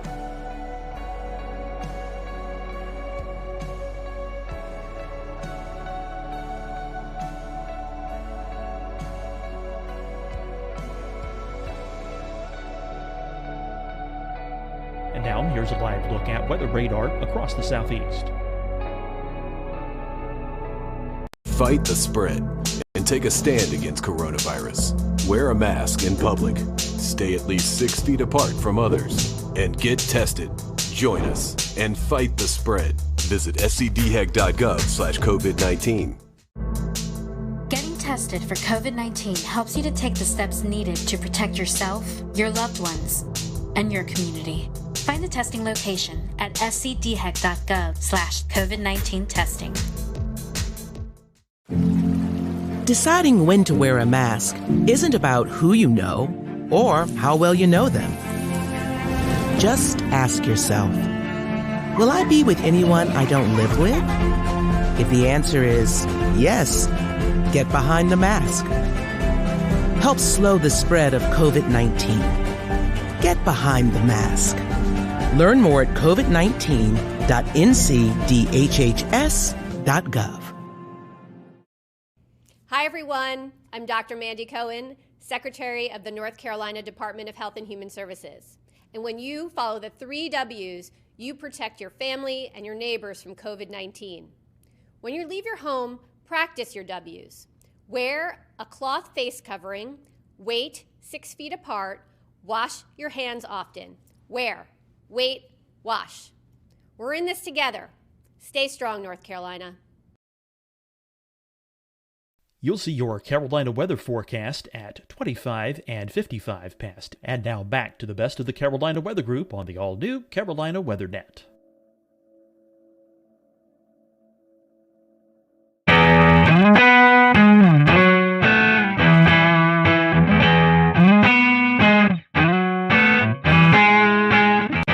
evening, everyone. Welcome to the Carolina Weather Group. This is the April 15th, 2020 edition of the Carolina Weather Group Get Together. If you were tuning in tonight to watch the April 16th, 2011 severe weather look back, sorry, we have a new one to talk about. As many of you know, we experienced quite a bit of a severe weather event over the Carolinas on Sunday night into Monday. So tonight, we are going to turn our attention to that. We have a whole host of guests on tonight. We have Rob Fowler on from Charleston, Ed Piotrowski on from Myrtle Beach, Shane Hilton on from New Bern, Brad Panovich on from Charlotte, Tim Buckley in Greensboro, Efren Afonte in Columbia, Kendra Kent in Greenville, South Carolina, and Brendan Goldner, a reporter at WCNC Charlotte. So we really want to say our thank you to them publicly because we put this together at the last minute. So we're very happy for everyone to kind of donate a little bit of time tonight to talk about this. We are live streaming, so if you have any questions or comments, we'd love to hear about you if you had experienced any of this storm throughout the past couple of days. So I'm going to toss it over to Brandon Goldner. Brandon, you've been out in the field reporting kind of the aftermath of the tornadoes. And something we've been talking about here on the Carolina Weather Group is the COVID-19 pandemic. And so we've talked about storm chasing and doing severe weather coverage from home. I know that you ran a little spot about the recovery efforts in COVID-19. I think we're going to dial that up, and then we'll toss it to Brandon and let him kind of give us a few of his remarks from his story. Brian Morris. You want to carry that one side? Is an essential worker. Go out that way. Let's take it to the van. He's cleaning up this Gastonia sunroom after a tree slammed into it. One of 5 emergencies his company, Custom US, had to go to. It was kind of unique in that they were all very large trees, and that doesn't happen as much. Well, it also doesn't happen as much cleaning up during a pandemic. Morris and his co-workers have to wear masks when going into people's homes. They also have to ask clients if they've been around anyone who's sick. We've been keeping the pace. Utility crews are also trying to keep the pace and restore power to nearly 39,000 customers. North Carolina Emergency Management Director Mike Sprayberry says the largest outages are in Mecklenburg, Anson, and Richmond counties. For families uprooted from their homes, the Red Cross's Robbie Sofoli says volunteers are helping them virtually, using platforms like FaceTime and Zoom to interview clients. We are an organization that really relies on interpersonal connections with our clients and really trying to provide compassion and care. And it's a little difficult to do that right now, but we're adapting and using some of those different digital platforms. Family and friends helped Robbie Clark's parents clean up a tree that crashed through their Kannapolis home, all while following social distancing rules. I'm just hoping that everything gets sorted out pretty quick. All right, so that was a report from Brendan Goldner. Brendan, I'm going to bring you in. This is something we've been talking about, COVID-19 and how it's affected the weather enterprise. As you was out reporting, talking to the folks, what was it like kind of in this new time that we're all experiencing?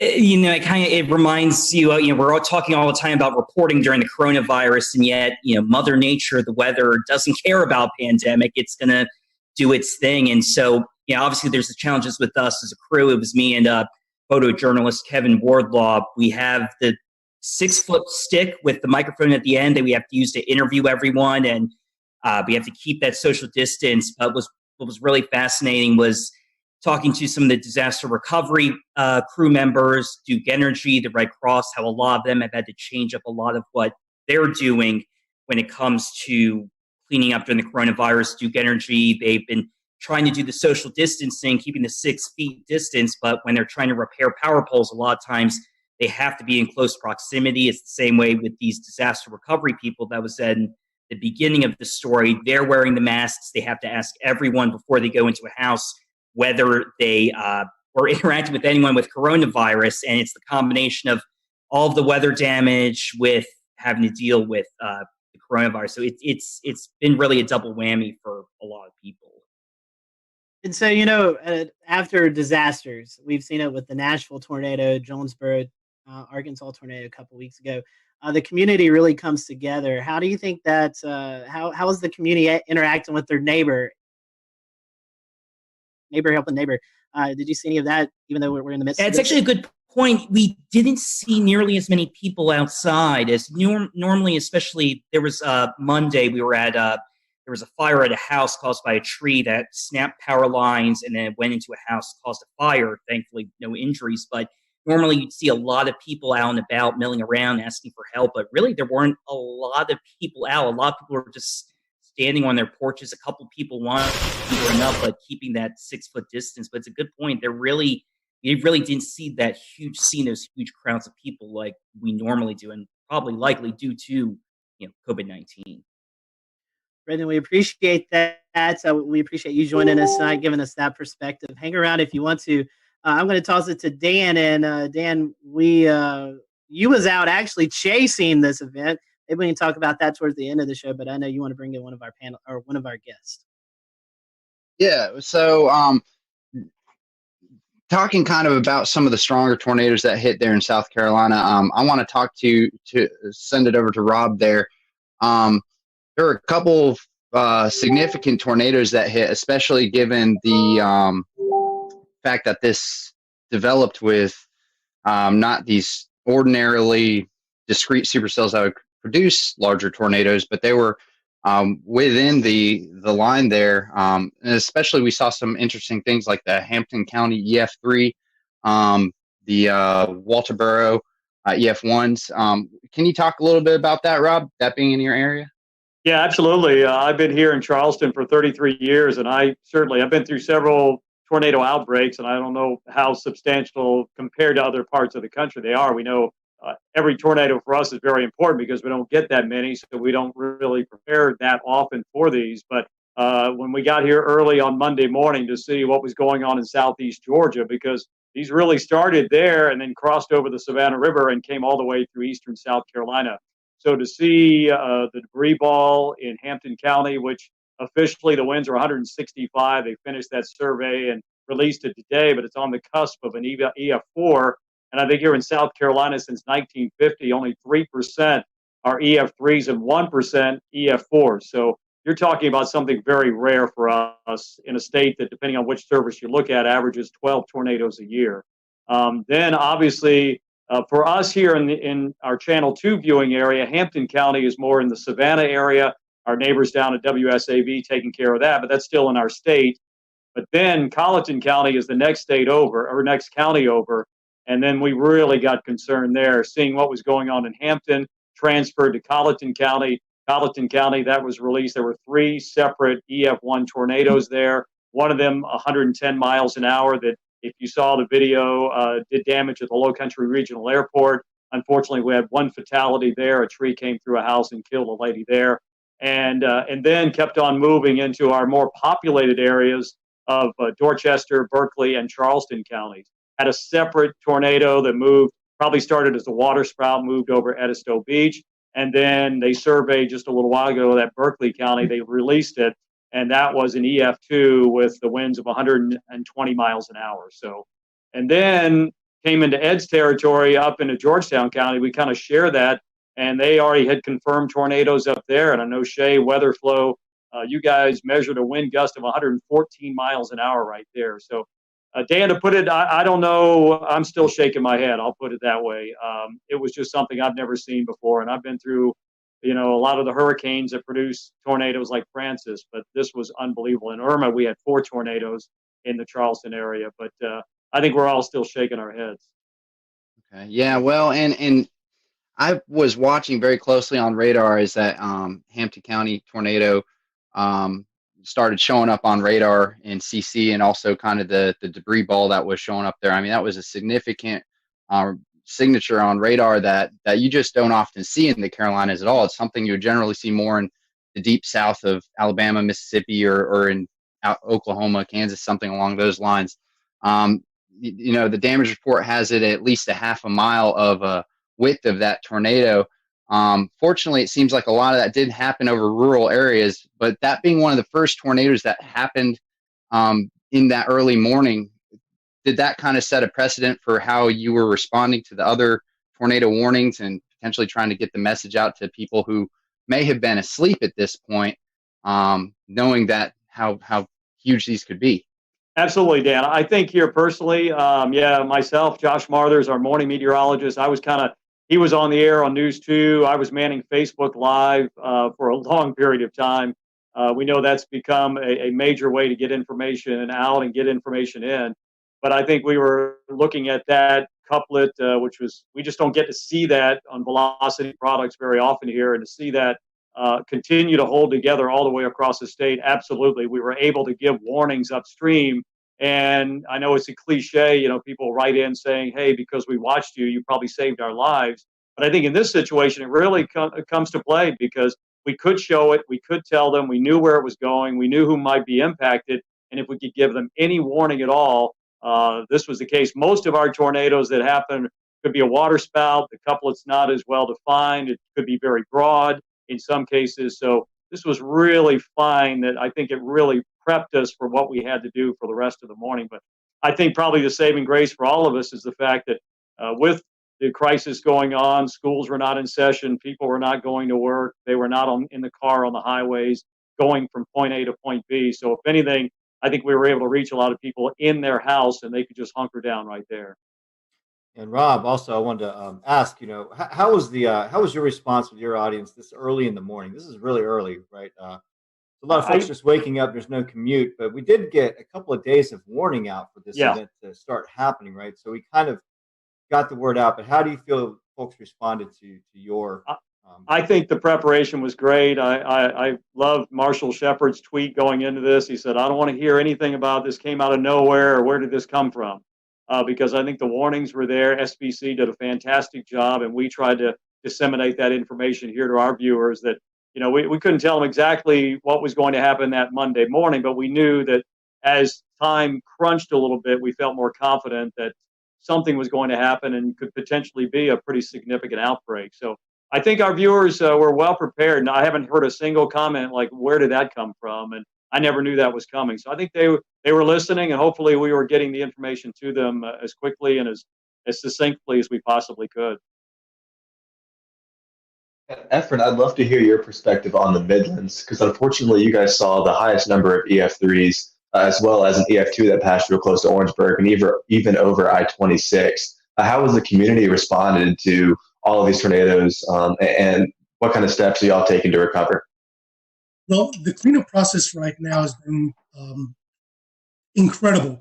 There's been a lot of community help in this, and even with the coronavirus, in which a lot of people are taking heed to that warning, there was a very large presence of people helping out. Now, the EF3 tornadoes that came through part of the CSRA, the Low Country, into eventually our Southern Midlands community, those areas are very rural. And the fortunate thing was that we were already on the air at 4:30 in the morning. And there were a lot of storms that were crossing over the Savannah River into the upstate, but there was already a knowledge of all of our viewers, since we've been talking about it in earnest since Friday, that we're looking at the possibility of strong thunderstorms. That was the message on Friday. The message on Friday was like, there's very likely going to be a severe weather outbreak of some sort in the lower Mississippi River Valley. That message usually is taken with a grain of salt, because it's not us. It's not even near us. And as we got into Saturday, our morning meteorologist, Danielle Miller, started emphasizing that we're looking at the possibility of strong to severe storms in South Carolina. Half of the models from Storm Prediction Center and their risk included the northwest half of South Carolina, and then on Tuesday, the eastern half. So the message was already out there. And by Sunday, it was a clear message that this is going to be an event that we're going to see storms on Sunday, probably late morning, that may be strong to severe, but at least the knowledge that there is going to be storms on Sunday, but that's only the first round. The stronger storms and the worst ones are going to be in the overnight hours, and that was the biggest emphasis that we sent the message. And the worst part was waiting. As a couple of us were talking about before the show started, the Storm Prediction Center alluded to the fact that there were two significant models. One that was indicating that these storms would very likely start entering portions of South Carolina upstate and the high country by late morning, and by midday crossing to the areas from northwestern North Carolina into the Piedmont and the PD down to the Midlands into the early afternoon. that would have been the worst case scenario. The evolution of the storms were far greater, and the magnitude of the damage would have been far greater. The other model was one that verified, showed that it came in a lot earlier. The problem is that when you have storms that early in the morning, and the first tornado warning actually came out, I believe it was 6:30. That was the tornado warning that was in Richmond and Columbia County in Georgia. And then once it crossed over to South Carolina, it was still warned. At that point, we're already talking about it in earnest, that these storms are tornadic. One is already confirmed, and this has got a direction that will be impacting part of our Southwest Midland communities. And at that point, things just exploded. The one interesting thing that we did watch very carefully and with great concern was when the tornado was confirmed crossing out of Richmond County, crossing into Richmond County, Georgia, into Aiken County, South Carolina. Within 3 or 4 scans for about 12 minutes, we noticed that the inflow was pushing at about probably 95 to 100 miles an hour, but there was no debris ball. Once it got right along the county line of Barnwell and Aiken County, there was no doubt a debris ball. Within a span of 5 to 7 minutes, 2 scans later, we now see 2 debris balls. And I mentioned on chat, I was like, guys, do we have twins? And they said, we definitely have a TDS on both storms. Now we got a bigger issue. We now have 2 tornadoes that are heading almost in the same direction, at least parallel. And the message is already out. You have to take your tornado precautions. The craziest part about this is that, and I'm sure a lot of the meteorologists here will say, Rob alluded to it, this is something that does not happen in the Carolinas. We're well known for the Carolinas to have the type of tornadic event that's low cape, high shear, versus when you go out into the central and southern plains, it's the exact opposite. But we've had our fair share of tornadoes that have been low cape, high shear, but nothing to this magnitude. I'm really hoping that the viewers were prepared. Unfortunately, we had 2 deaths out of the EF3 tornado that went through western Orangeburg County in the community of Livingston, and as well as 7 injuries. But this happened at least later in the morning. If this happened 2 or 3 hours earlier, the result could have been significantly different. Efren, you were talking about the twins. There's some speculation on Twitter, and after looking at the radar scans, it could have kind of been like a Fujiwara effect, like they were kind of dancing around each other. Any comment on that? That's a good possibility. Keep in mind that the only data that we can go off, since we can't really go off of any visual satellite, is off of the radar, but that is the possibility. However, both of the debris balls were running parallel to each other, probably about 7 to 8 kilometers apart, but they were going unidirectionally. Usually when you see a Fujiwara effect, you'd see the debris balls that are actually dancing around each other. They really weren't dancing around. They were running parallel. So at the very least, we know that this was 2 confirmed separate tornadoes. Was the debris ball and eventually the second one from the original tornado that came out of Aiken? Because the deadly tornado actually originated in northern Bamberg County, northern Barnwell County, and then eventually moved into southwest Orangeburg County. But just as the initial tornado dissipated, the other one continued going. So I don't believe, in my best experience, that was the Fujiwara effect. It could have been, but I didn't see enough motion between the 2 TDSs to facilitate that idea. Yeah, definitely a busy morning for you guys. I want to bring in Kendra Kent. This is kind of where as the storm system moved in, it kind of hit her area first. Kendra, first of all, we hope we can see you or hear you. Sorry, Scotty. You're fine. We can hear you now. And I just want to ask you, I know you guys kind of started the live coverage first when these storms first moved in. Mm-hmm. Tell us a little bit about your morning and how things went there in the Greenville area.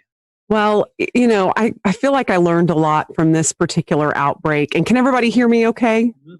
Yes. Okay, good. Sorry you can't see me. I hooked up to a computer that doesn't have a camera, apparently. Anyway, no, we started the coverage a little after midnight. We had a rogue warning. It was a essentially a shower that just started rotating. You could tell how much dynamically was going on in the atmosphere. I mean, it was just things were beginning to blow up. So I think I knew from about 12:30 in the morning that we were going to have a very, very long night. We ended up with an EF3 tornado, and as we were talking about earlier, that's incredibly rare in South Carolina, especially in the upstate. I feel like we get wedged in so much with cool air. It's so rare we can have all of this come together to produce such an event. And this was the biggest in the upstate, the strongest since 1994. It hit Seneca. We were on air with the storm as it moved into Stevens County, Georgia. And I had a unique experience with it because my parents live in Seneca. And that was probably the first time I had to cover a storm while I was slightly emotionally distraught. And I had Isaac Williams, who's also on here. You just can't. He's also without a video, but he was pointing out the TDS, and as soon as I saw that, I got that panicked feeling. I started breathing a little heavy. I thought, oh my gosh, how am I going to get through this? But we did, and luckily my parents were fine. But I'm sure many of you have been through that because we've all, many of us have lived in these areas for a long time, and you get personally impacted by these storms. But what I learned the most is not to underestimate the timing of something. I feel like I didn't write this event off, but I wasn't necessarily expecting anything like this given the time it was coming in. 3 to 6 a.m. I mean, who expects an EF3 tornado to rip through the heart of your area at 3:30 in the morning? And mostly we get these QLCS lines that produce these brief EF0, EF1 tornadoes. That's what we're used to. And seeing something like that and tracking something like that was a true first for me. And, it was just a million different emotions all at once. That's for sure. Kendra, since you said Isaac's there, I'll pose this to both of you guys, both of y'all. You had this coming through the rogue cell, and then like the heart of this event was when people were actually asleep, 12, 1, 2 o'clock in the morning. Talk about how you guys were able to message before the event. And,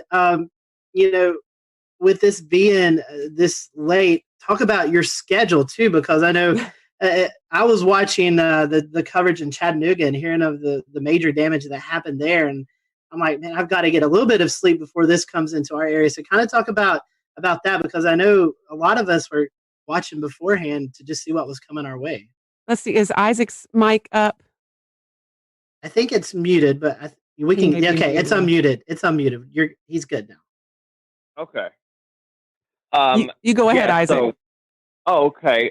Thanks for having me briefly. I'm one of the morning people, so I'm like almost up past my bedtime here. But so just to kind of with the messaging and any rest. Unfortunately for me, I have plenty of interest in Mississippi and Alabama. That's where I'm from, and for whatever reason, a lot of people still ask me, about the weather there, and they depend on me, and that's great. So I didn't actually sleep going into this event. So that's not uncommon for me because I am a severe weather nut. But that being the case, in terms of messaging, we started talking about it, I think, on Wednesday. Just kind of highlighting the threat for storms. That gave people about 5.5 days, and of course we started ramping up, the wording a little bit more once we got to, Friday and Saturday. And, Kendra always, mentioned, like when I first was hired here, we do get a lot of wedge events, and we started that day in the 50s.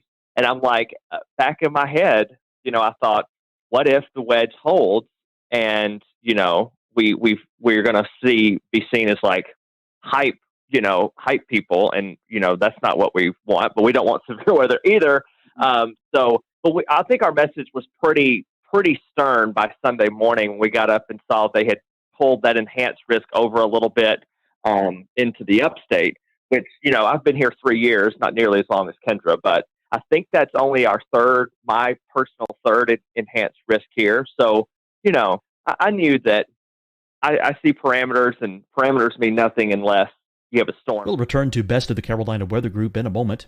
Now your Carolina weather forecast. Here are today's forecast high temperatures for North Carolina. Here are the forecast lows for tonight for North Carolina. Here are tomorrow's forecast high temperatures. And here's forecast rainfall across North Carolina tomorrow. Here are the forecast highs for the day after tomorrow.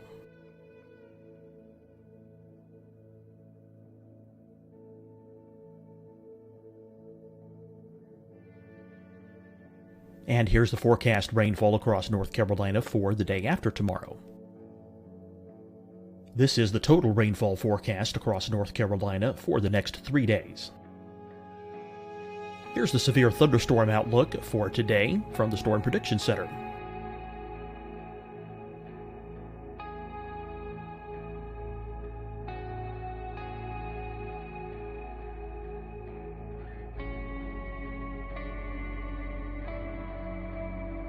Here are the forecast high temperatures for today for South Carolina. Here are the low temperatures for today for South Carolina. Here's the probability of precipitation forecast across South Carolina today.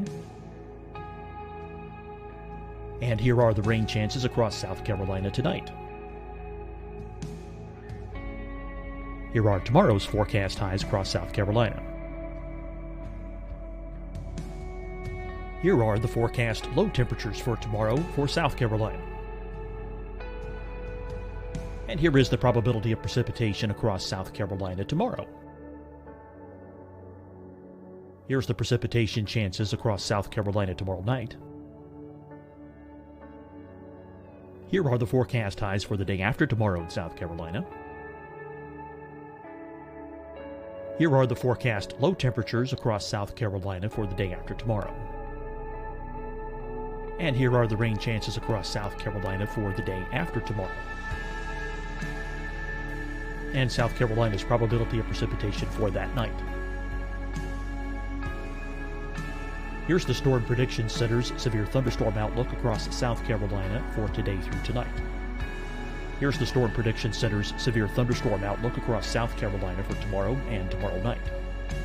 And here's the Storm Prediction Center's severe thunderstorm outlook across South Carolina for the day after tomorrow through that night. Here's the severe thunderstorm outlook for today from the Storm Prediction Center.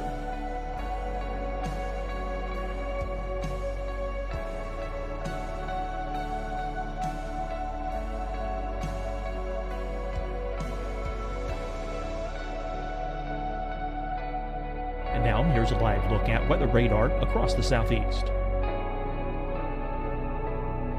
Fight the spread and take a stand against coronavirus. Wear a mask in public. Stay at least 6 feet apart from others. And get tested. Join us and fight the spread. Visit scdhec.gov/COVID-19. Getting tested for COVID-19 helps you to take the steps needed to protect yourself, your loved ones, and your community. Find the testing location at scdhec.gov/COVID-19 testing. Deciding when to wear a mask isn't about who you know or how well you know them. Just ask yourself, will I be with anyone I don't live with? If the answer is yes, get behind the mask. Help slow the spread of COVID-19. Get behind the mask. Learn more at covid19.ncdhhs.gov. Hi, everyone. I'm Dr. Mandy Cohen, Secretary of the North Carolina Department of Health and Human Services.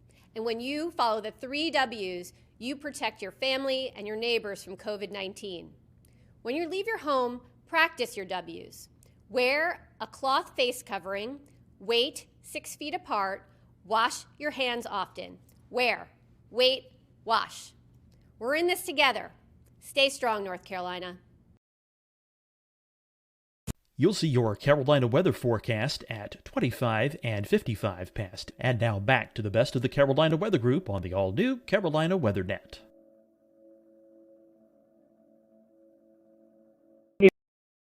With those parameters that we had the potential to have something, fairly unusual happen. But I wouldn't have had I don't work weekends, so I don't even know if I would have said something about a strong tornado even the night before, just because it's just so rare to get them here. Yeah, and I think just given how late it was at night, and we knew this was likely going to be taking at least some linear form. Yeah, I wasn't expecting that either, and it really it caught us off guard. But to see a TDS like that move through our area, and I know the rest of you all saw that too as South Carolina meteorologists. I mean, just something you don't see every day, and it kind of takes your breath away. They're used to that in Alabama and Mississippi. We just don't get that stuff here. Yeah, and then right after that, right after the Seneca one had briefly lifted right over Clemson, we had the EF2, what ended up being an EF2, another TDS outside of Slater, which that's almost in the 3,000 feet elevation, in the extreme northern part of Greenville County. That debunks the whole tornadoes can't happen in the mountains thing, Definitely. So we were watching that, Evan and I, because Evan doesn't live too far from the line there. One last question, and we'll come back to you guys later on in the show. But at the time, we didn't know how long the tornadoes were on the ground. But I think one of the tornadoes there in the Greenville, Pickens County area was on the ground for around 8 miles. So these were not also big tornadoes, but they're also long track tornadoes, something that we're not too accustomed to as well. Yeah, again, that was a huge shocker. But when you saw the signatures on radar, there was no doubt that was going to be a large tornado. And they even put that in the wording of the warning, which I was very happy about. I feel like that really brought people's attention up. And the thing you mentioned earlier too, these were happening at 3:30 in the morning, probably the worst time a tornado could hit. I mean, when people are in their deepest sleep, and all you can do as a broadcaster is beg people to wake up their kids, get their dog, whatever they need to do, get to their lowest level. And so I feel like this was one of the scariest nights for our viewers, hands down, and no less scary for the rest of the state, of course, but at least it was more toward daybreak for some of you guys. But yeah, for us, it was just the dead of night, and we were just hoping that people were heeding the warnings.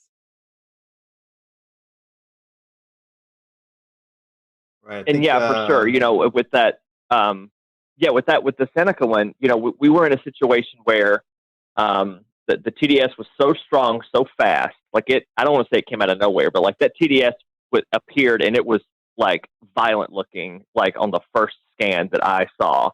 And we were dealing with the situation, like once it went past Clemson, I think we had debris fallout on CC. So we weren't positive that it actually wasn't still down because it still looked like, something could be there. You thought it was like debris being fanned out or whatever, but you weren't sure, even though the circulation looked a little weaker.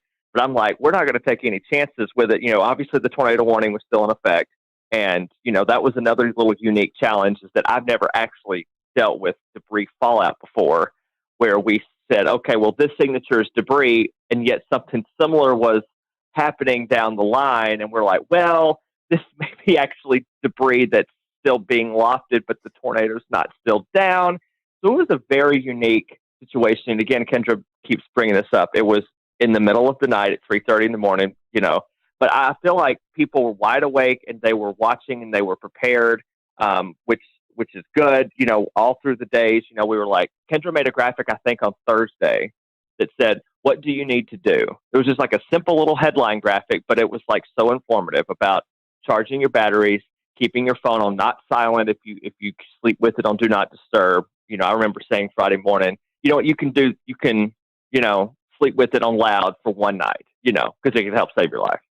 So it was a insane, again, I worked in Mississippi. I've dealt with, plenty of tornadoes in my day, but yet this is still a first for me as well. All right, and I'm going to go ahead and bring Ed Petrowski from WPDE in Myrtle Beach. And Ed, we saw what looked like the tail end of this Hampton County tornado pop out all the way over at Murrells Inlet. Brad Panovich was nice enough to share a link with us. I'm going to pull it up here and share my screen. Let's see if we can get it to work here. And the tornado that you're seeing here in Hampton County, there's some debate of whether or not it started over on the Georgia side of the Savannah River. But if we look at the start of the track and draw it all the way over to where it exited the South Carolina coast here, then we're looking at about 144 to 158 miles, somewhere in that vicinity. And so, we know this continued on, maybe up even into the Oak Island area of North Carolina, but it's just impressive to see the length and track of that storm. It did pop out at Myrtle Beach, where one of our weather sensors for weather flow got a reading of 114 miles an hour. We had a pressure drop of 7 millibars within a 1 minute time span. So that reading went up within 2 to 3 minutes, from 46 to 76 miles an hour to 114. And so talk about that area and how it affected your viewing portion of that area of Myrtle Beach. But for us, considering what happened across the rest of South Carolina, we were relatively unscathed. We had no injuries and no deaths. There was never really any really tight circulation anywhere in our viewing area. We were, of course, watching the ones that were over Orangeburg County and also down near Hampton County in the morning while we were on the air with our regular morning show at 5 o'clock in the morning. And those were the two big storms, the two supercells that we were watching very carefully, knowing that they were heading generally in our direction. The one in Orangeburg County faded away before it ever got to our viewing area. But the one in Hampton County that eventually went over Monk's Corner, eventually got into Georgetown County, and they warned for that one where there was EF1 damage done in Sandpit and Graves. And then you hit a really populated area on the south end of the Grand Strand where Litchfield Beach is located and Pawleys Island as well. And they both took a hit on EF0, EF1 tornado. There was substantial damage done to trees and even some homes in Litchfield Beach and also in Willbrook. In fact, one of the things about a lot of people being home is a lot of people took videos. We were able to get pretty good video of at least damage and high wind knocking over trees, but not necessarily a tornado touching down. And then, of course, it went out over the ocean, became a water spout, and that's when it rolled over the Murrells Inlet jetties with the recording of 114 mile per hour winds. And, I look back in that and I think, my goodness, if that was just a couple of miles west of there, we would have had substantial damage on the south end of the Grand Strand. And if it had paralleled the Grand Strand coast, it could have buzzsawed the entire Grand Strand, nearly 60 miles with extensive damage. So we were very fortunate that it actually went out over the ocean. And that was really the only set of tornadoes from that particular supercell that we had in our viewing area.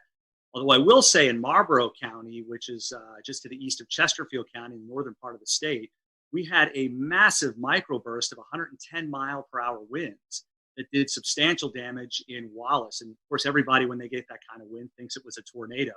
But in reality, it was a microburst. Although on radar, it did have some rotation. It wasn't very tight there either. But Steve Paff, who works with the National Weather Service in Wilmington, those guys do a phenomenal job.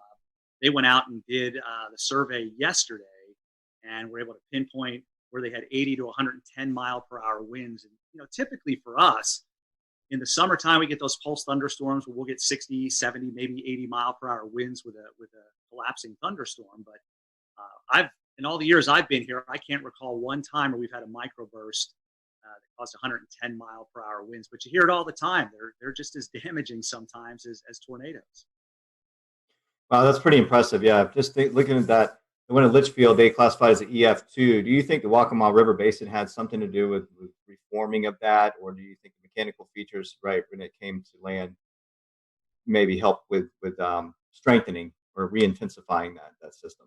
Yeah, there's a lot of, I don't know if you want to call it debate, but there's a lot of speculation out there that there could have been some sort of a influence of the ocean, the wind coming in off the ocean at that time, perhaps creating some sort of a boundary to help intensify the storm itself.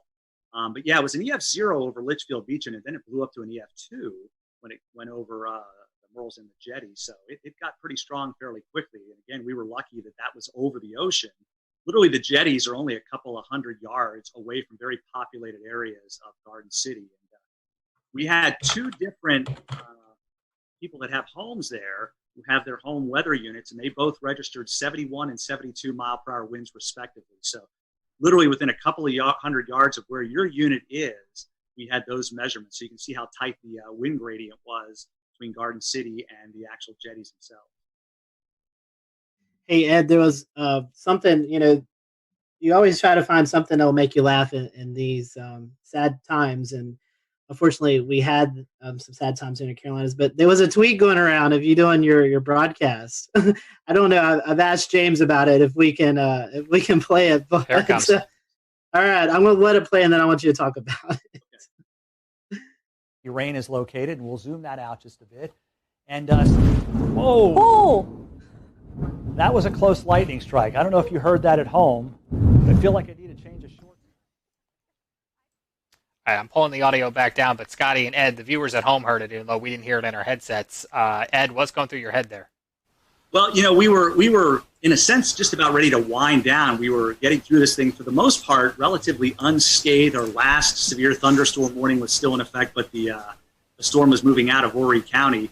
And then there must have been a lightning strike within a couple hundred yards of the station, because it was this loud explosion that you knew what it was, but you're a human being. It freaked me out. And as you saw, I kind of ducked thinking something was going on, and then just used one of my classic lines, I need to change the shorts. Just one of those things. And that kind of went around the viewers. A lot of them had recorded it and were sending it to me, letting me know that they thought it was kind of funny. And it's something that, that they needed after a morning like that, being so stressed, and of course being stressed with COVID-19. It was a little light moment toward the end of the severe weather when we knew we didn't have any injuries, which was a good thing. And of course, nobody was killed. Always good to have a funny moment there. So I want to bring it up to Shane. Shane lives just north of the Myrtle Beach, Wilmington area. Shane, you guys kind of got in on the tail end as well, as the sun was already up. Talk to us about the Newbern, Greenville, North Carolina area and what you guys experienced. Yeah, we were kind of late to the party, I guess, compared to everyone else in regards to receiving the storms, but very much like Ed's situation, very thankful and blessed really to not have any injuries or fatalities with any of our systems. We did end up having 6 confirmed tornadoes, and thankfully for us, the strongest was the EF1 that we had in the Hawes Run area. I believe I've been taking notes here just to make sure it was anywhere from roughly 100 to 110 mile per hour sustained winds. So for us, it was basically like that waiting game where you see the line coming. I was actually filling in for our morning meteorologist. He had a vacation day, but he got reeled back in right towards the end of it. So I was basically tracking it all the way since it was in the mountains, and just waiting, just holding our breath. Our morning broadcast finished up. We had declared it a severe weather alert day for our station, so we were cutting in. We would normally cut in every hour, but our morning meteorologist says, you know what, let's just go ahead and do every half hour. And it was actually very fortunate and wise that we did that, because during the half hour cut in at 9:30, with about maybe 1 minute left in my cut in, our weather radio starts going off in the weather center. And then I said, okay, well, we're starting now. And we were on for an hour and a half with all of the tornado warnings. There just came a point where when we were swapping off, he would just say, we have 4 tornado warnings. And I'd have to interrupt and say, I'm sorry, no, we're at 5 now. I was like, it just keeps on going back and forth. And it was just like a straight line. So in we're trying to describe it for our viewers, it was almost like a complicated mess. And honestly, that's what I started describing it whenever we would switch off and I would be on the screen. I would just say, I know it is very difficult to kind of pin everything out because every warning was overlapping. And I think with my experience with tornadoes, with coverage I've had, which naturally have had many, especially with our hurricane coverage that we've seen over the years, I've never seen that many warnings stacked back to back to back in a straight line. It was fascinating, but also terrifying at the same time, because you feel like you need to give equal coverage to each warning in each area in your viewing area. Even though we knew the strongest one at the time was the one we were seeing to the south, simply because it had held for the longest amount of time. It seemed like it had the strongest signature.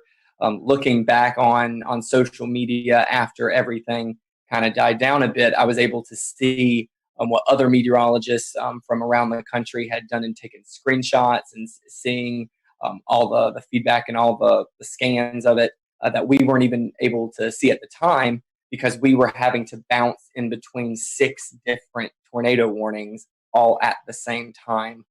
But looking back on it, it was very clear seeing everyone's screen grabs of the tornado warning to the south, that was the strongest one. It had the strongest sustained winds. It had the longest track out of all the tornadoes that we were tracking that morning. And Shane, one thing we were noticing because we were watching that storm is it was going through a fairly populated area. Jacksonville, that's probably one of the bigger cities out eastern North Carolina. So I'm sure that was kind of pressing to want to get that information out to one of the bigger population areas. Absolutely. What was really interesting, something I've never been able to do before while we are doing severe weather coverage, is to be able to pick up anything too crazy on our web cameras. And we did have a webcam situated in the Jacksonville area near the Freedom Fountains. And while we did not see the feature at all, you could see it looked like the flags about to be ripped off of the top of the flagpoles. I've never seen that before, and never been able to capture anything during the height of a storm or during a warning before until this particular system. So naturally, yes, we did have all that concern because even for our specific station, Jacksonville is a very heavy populated area into which they tune into us. They know that we are the closest station to them, so they rely on us heavily. But thankfully, I believe the heaviest damage that was sustained in that area was at a hog farm. So we might have a few pigs that won't be tuning into our broadcast next time. But like I said, just very thankful and blessed that we had 0 fatalities, 0 injuries throughout the entire morning. Shane, I got a good chuckle out of that. Thank you.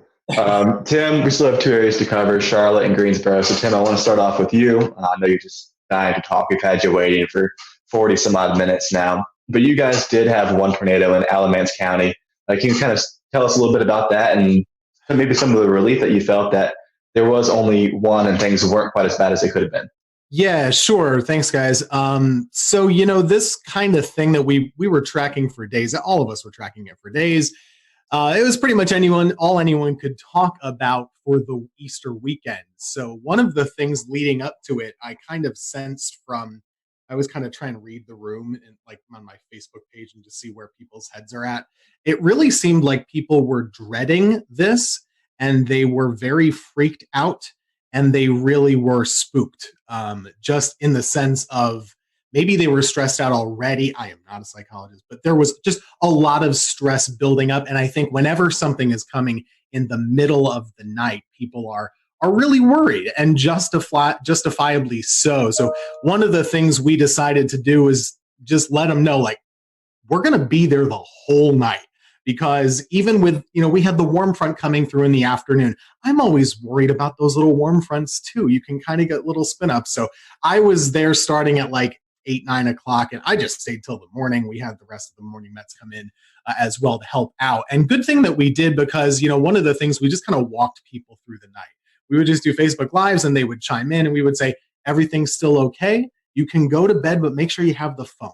And you got to wake up if the warnings are issued. And people really did that, and I think it helped out. But you mentioned we had 1 confirmed tornado in our area. We had 9 tornado warnings, and I had no problem with any of the tornado warnings. And a lot of times I'm complaining in the back of my head about some of them, right? None of them were light tornado warnings at all. There was so much rotation in almost every storm that was pushing across our area. Everyone in this chat knows this. We have a radar issue here. The radar beam is so high. So, of course, when we're showing these warnings, it's showing more mid-level rotation. It's not at the ground. So all we can do is say, hey, this storm is spinning like crazy. Our first tornado warning came in at 4:20 in the morning, and we had continuous tornado warnings until 7 in the morning. So we were on for a while with all of those different storms. And it turned out that the last one in Alamance was the one that, in fact, was confirmed. And we confirmed it on air, too. We were watching it, Taran Kirksey and myself, and there was a clear as day debris ball just a few scans after the first couplet showed up. So I believe they talked about this in South Carolina too. Some of these, they formed, they came right down, and they did the damage right away. And it was very quick. And thank goodness, the Weather Service did a bang up job. They had a warning on it right away. And we were just bouncing around. It was a very busy morning. But I think people were very appreciative that we were there the whole time with them, just kind of holding their hand. There's this storm. Here's what you do. Grab the kids, grab the dog, put a helmet on, put shoes on, and get ready to go. And, we made through it. Thankfully, there weren't there were no injuries or fatalities in that one tornado. On the same token, in the squall line itself, we did have a tree, unfortunately, kill somebody in their home. And one of the things with this line that we also tried to do, you have to give the highlight coverage to the tornado warnings. But this whole squall line, we knew it was capable of putting down 80 plus mile per hour gusts just with all the wind fields. So we did try and bounce around and say, hey, you're not in a tornado warning in Guilford here right now, but this line is nasty. So you should probably be in your safe spot too. So it was a very busy morning, but we anticipated it. Everybody in the weather enterprise talked about it for days. People knew about it. And I actually think it's a big success story that in the middle of the night, people were still well prepared and took good action. And the fatalities really, I think, were minimized, at least in the Carolinas, as far as I can Ted, you're already kind of making my transition easy, because the second question I wanted to ask was about, there was some information going around on Facebook before the storm that was a little bit unsettling for a lot of viewers, and it was definitely not accurate information.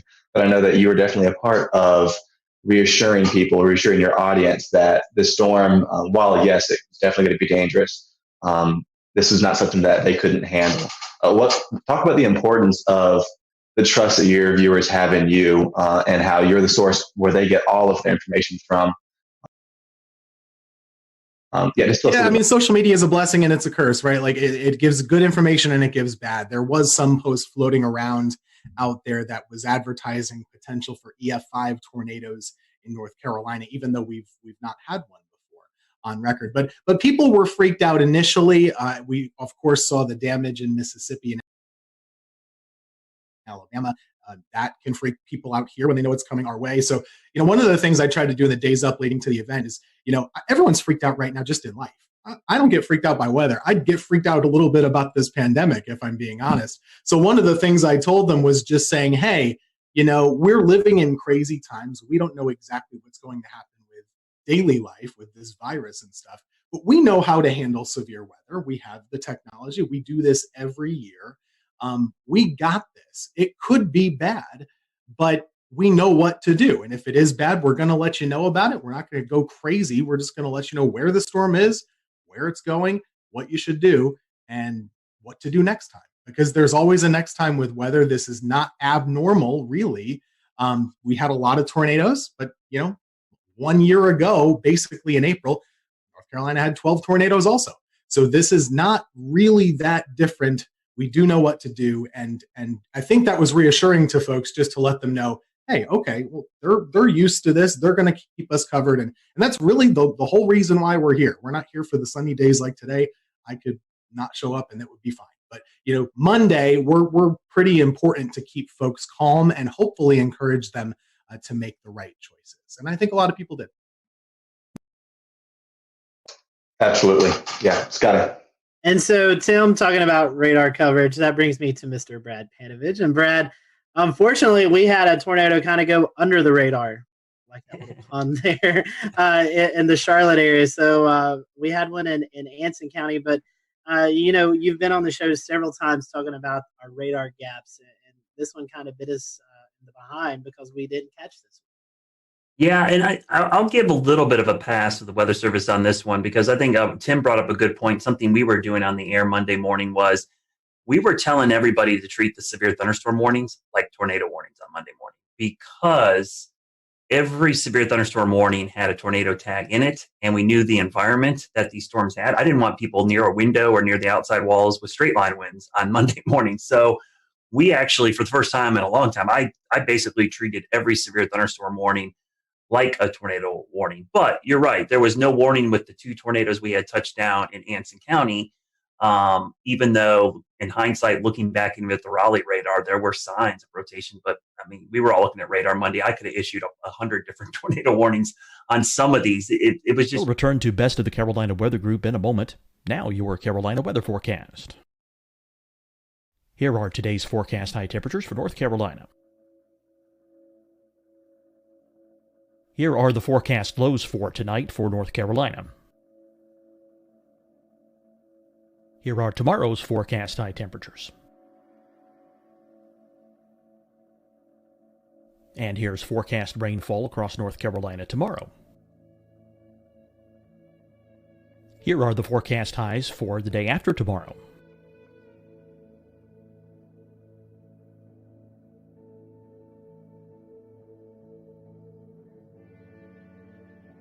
And here's the forecast rainfall across North Carolina for the day after tomorrow. This is the total rainfall forecast across North Carolina for the next 3 days. Here's the severe thunderstorm outlook for today from the Storm Prediction Center.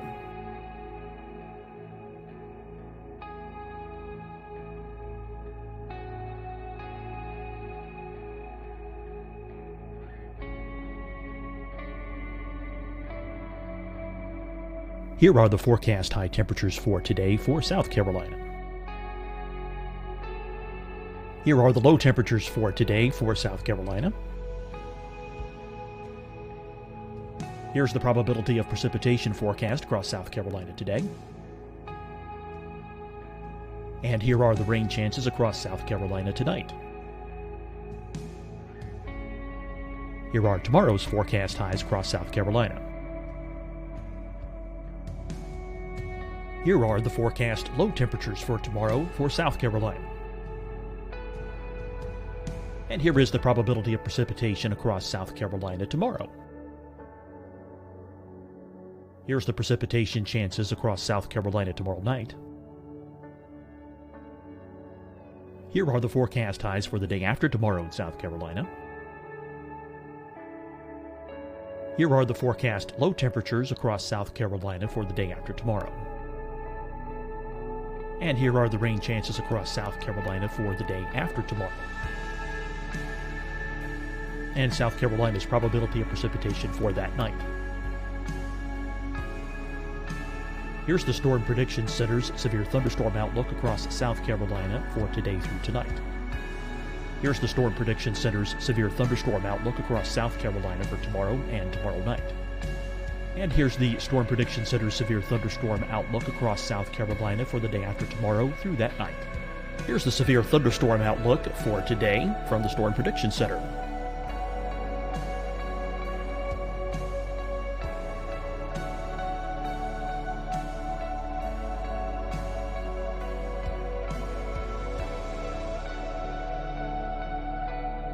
And now here's a live look at weather radar across the southeast. Fight the spread and take a stand against coronavirus. Wear a mask in public. Stay at least 6 feet apart from others. And get tested. Join us and fight the spread. Visit scdhec.gov/COVID-19. Getting tested for COVID-19 helps you to take the steps needed to protect yourself, your loved ones, and your community. Find the testing location at scdhec.gov/COVID-19 testing.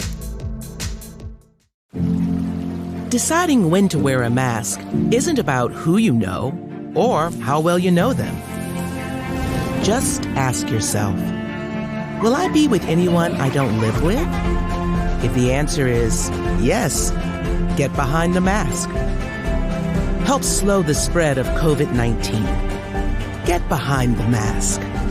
Learn more at covid19.ncdhhs.gov. Hi, everyone. I'm Dr. Mandy Cohen, Secretary of the North Carolina Department of Health and Human Services. And when you follow the 3 W's, you protect your family and your neighbors from COVID-19. When you leave your home, practice your W's. Wear a cloth face covering, wait 6 feet apart, wash your hands often. Wear, wait, wash. We're in this together. Stay strong, North Carolina. You'll see your Carolina weather forecast at 25 and 55 past. And now back to the best of the Carolina Weather Group on the all-new Carolina Weather Net. There were several times I saw little couplets trying to spin up where you saw that inflow notch starting to increase, and you're waiting for the outflow to kind of kick in, and it never did. So, there probably was numerous small spin ups in there that we never recognized, but it does highlight the same issue, right? We've had this huge radar hole over the Charlotte metro area that goes up into the Greensboro metro and really out towards the Fayetteville area. It's kind of that triangle of just horrible radar coverage. So the Raleigh office, they're trying to issue a warning in Anson County, which is basically closer to Charlotte than it is Raleigh. And the two radars they're looking at is Raleigh, Greer, and a terminal Doppler at Charlotte Douglas, which doesn't actually have the range to make it into Anson County. So it's a tough situation in a morning like that. Unfortunately, that tornado did damage about 10 homes. It was an EF2, and we had several farms damaged. So it did quite a bit of damage, actually picked up a couple mobile homes. But it does highlight the issue. I just hope that at some point, I think this COVID night thing has kind of set back our North Carolina radar project to do some private-public partnerships. But this problem's not going to go away. And hopefully in the very near future, we'll have the goal is to have 3 C-band million-watt dual-pole radars spaced out over that radar gap to enhance radar coverage going forward. But man, that was, every time this happens, I'm like, I wish I had a better look. I wish I had, especially that time of the morning when no one's spotting these things. You need that radar coverage. And it really makes it difficult. And I'll just say one of the things about the coverage that morning, everybody knew this was coming. The only messaging issue that I had with this whole event was because of the timing being between day 1 and day 2 outlooks from SPC, there was a lot of disconnect about this thing like skipping over us. And the one thing I tried to do Sunday night and Monday morning was like, hey, you got to understand the day 1 outlook goes from 8 a.m. Sunday to 8 a.m. Monday. And then the new one comes out for Tuesday. It's 8 a.m. Tuesday to 8. And so it looked like it was going to jump over the Piedmont, but it really was just an artifact of it being right at that time of day between the two outlooks. So that was the only issue I had communicating. A lot of people thought this was going to happen on Sunday, and it really was a Monday morning event. So from that standpoint, I'm glad a lot of people paid attention, but the timing was a real problem because of the way the outlooks are issued from SPC. Ideally, we'd like to have had it from midnight to midnight. I think that would have had a much better perspective of what's going on. For the viewers, a few asking about radar. For those who may not be familiar with radar, tell us why the Charlotte area, the Greensboro area, Fayetteville area is kind of in that hole. Why does the radar miss those areas? Oh man, it's a lot of politics. I'm not going to lie to you. When the Weather Service was reorganized, for whatever reason, Charlotte, which is, I'm biased, I live here, but it is the biggest city between Atlanta and Washington, D.C., all right? It does not have a radar within 50 miles of the biggest population center in this part of the country. And that doesn't just affect us. It affects Tim up in Greensboro and Winston-Salem. It affects Hickory, Boone. It affects a large area. And so there's some little stopgaps, and I hear this all the time from people, well, you got a terminal Doppler radar. I'm like, all right, terminal Doppler is a Band-Aid. It's like a little tiny Band-Aid that helps fix a little bit of the issue. But, if I had to tell another meteorologist, hey, I'll take your 88D out and put a C-band, non-dual pole radar there to take you up, they would never want that, right? They would want an 88D dual band radar. And so it's just a Band-Aid approach.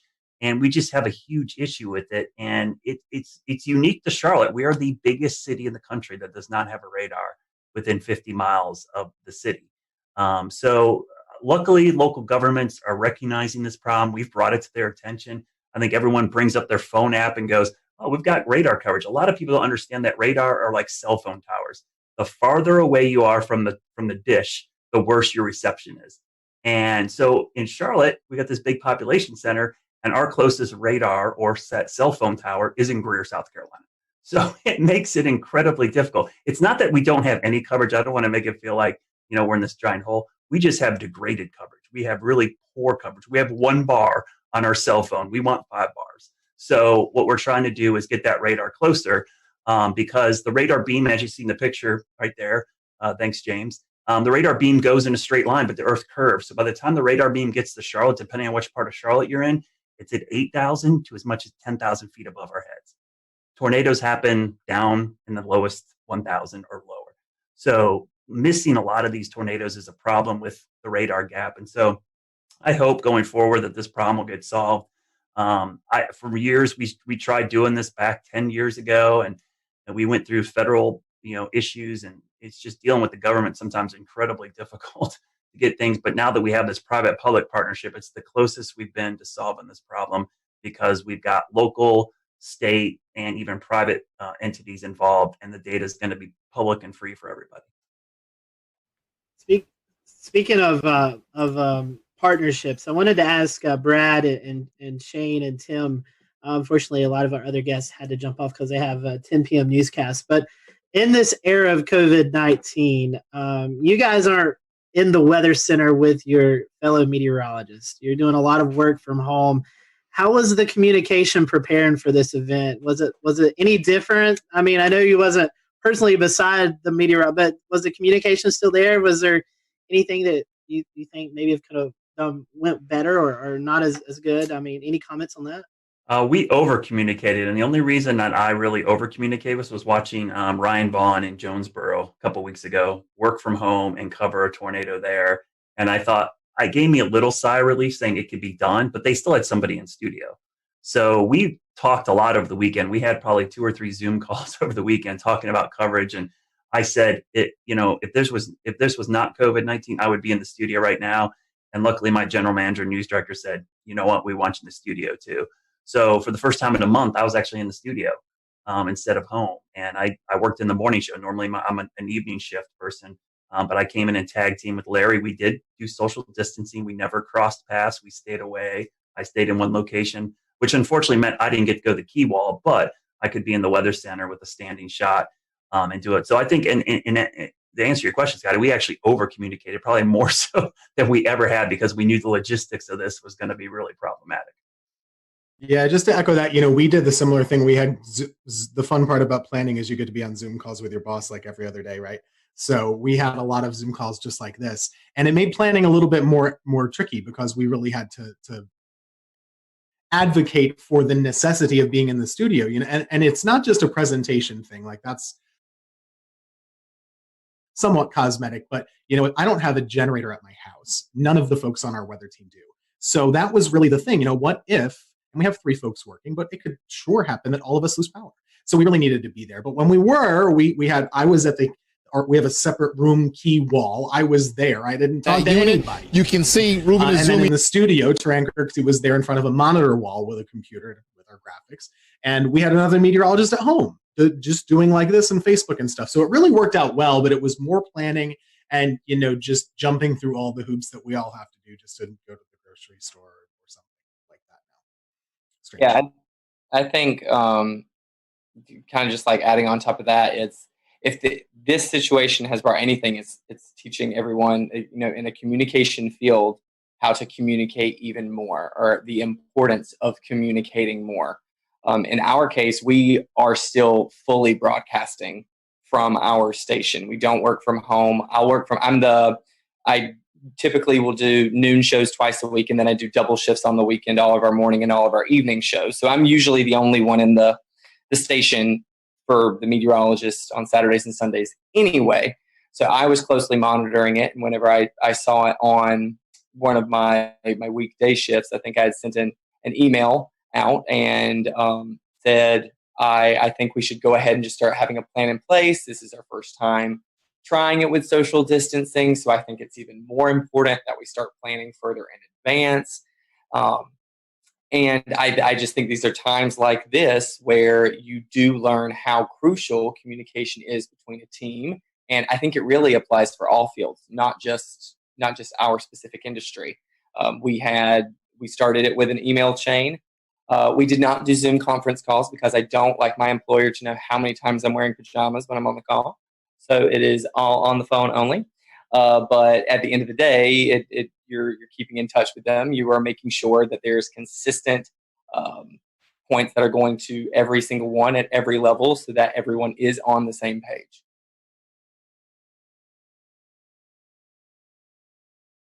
Yeah, I was gonna say real quick, Tim, we had that same issue. That was our biggest concern, was the generator issue. You know, I have a great setup here. I'm great, but man, if I lose power, out of luck. You know, I have backup for my router, but I don't have backup power to my computer or backup power to any of the lights. So that was a big concern. And I thought for sure with just the wind field that we were going to have trees and power lines down all over the place, so we would lose power. So yeah, that was an easy call for us. And honestly, it was kind of nice to be in the station. Not that I wanted to be covering severe weather at 2:00 in the morning, but man, it wasn't nice. That's the first time I saw my morning meteorologist in a month. So it was really cool to be in there. One weather thing, actually, you know, the surprising part, we talk about how many tornadoes there were. We kind of expected a lot of tornadoes. The fact that the wind field didn't materialize as much in regular severe thunderstorms, I thought was surprising. There wasn't a lot of widespread damage in the squall line. There was a lot, but not as much as I thought there maybe could have. Yeah, I agree. Only thing I'll say is that, and I'll give a shout out to Shay and Weatherflow, because I have 2 Weatherflow stations on my roof. I had 30 minutes of continuous gust over 50, which was the highest sustained gust above 50 since probably Hurricane Michael came through here. I've had those things for 2 hurricanes passing overhead, or at least the remnants, and that was by far the highest. So yeah, it was really impressive. And what happened in our viewing area was we had a lot of wake up calls. People just heard that roaring sound of the wind and the rain hitting their windows, and people were freaking out. They woke up, and so it was easy for me to get people to act because it was so loud. It woke people up from a sound sleep. That sound, and we had a lot of people sheltered in their bathroom for these straight line winds. But yeah, I'm surprised we didn't have more damage, Tim. But I was really impressed with the data from my roof. I looked at it and I'm like, I actually had a camera up there that swung around and broke off, and I had to fix it again because my house got hit by a tornado back in February. So. And I had a 71 mile-an-hour wind gust with that storm. So it's been crazy having all these events at my house and having this data now collecting from my house. My wife's texting me. She's like, the kids are freaking out. Should we go downstairs? I'm like, yes, go downstairs. Well, Brad, what a way to QC those stations with a camera breaking, right? And then the stations are still standing. But I mean, that's pretty impressive if you think about the mechanical features over land. How trees and other homes block wind, and you're still getting gusts like that. You could almost assume that just above homes, right at the treetop level, probably several notch stronger just because of those mechanical features. But yeah, you know, even here along the coast, just like Tim said, I was surprised we didn't see a lot of those, you know, those gust fronts or those really strong convergences right ahead of the storms. It never really materialized here. I mean, we got 30 to 40 knots. And then maybe one little spike upwards, but we didn't see any of these big blasts of wind like we normally do here at the coastline, where the energies just drop out of the storm, and then we get a long line of really strong wind. So that was a good thing because it was less damage over the entire area, even though we did have one tornado along the coastline, immediate coastline, and even one just inland. But you know, a lot of folks just saw a lot of heavy rain, lightning, and just some gusty wind at times. It wasn't terrible. So I mean, there's a little bit of reprieve from that storm, at least here along the immediate South Carolina coast, except for Murrells Inlet area, Litchfield. Yeah, so today's date, I think, is kind of significant too. The initial thing we were going to air today was going to be about the 2011 tornado outbreak that everybody really thinks about when they think about the strongest storm system maybe they've lived through or seen. You know, we chose to do this instead because this was such a significant severe weather outbreak. Going kind of back to you, Brad, and anyone else who wants to talk about it, is there any sort of feedback that you're receiving from the public that this is going to be kind of the new thing in their heads as the biggest severe weather threat that they've seen? Or how do you think this compares as far as response to what we kind of saw on April 16th, 2011?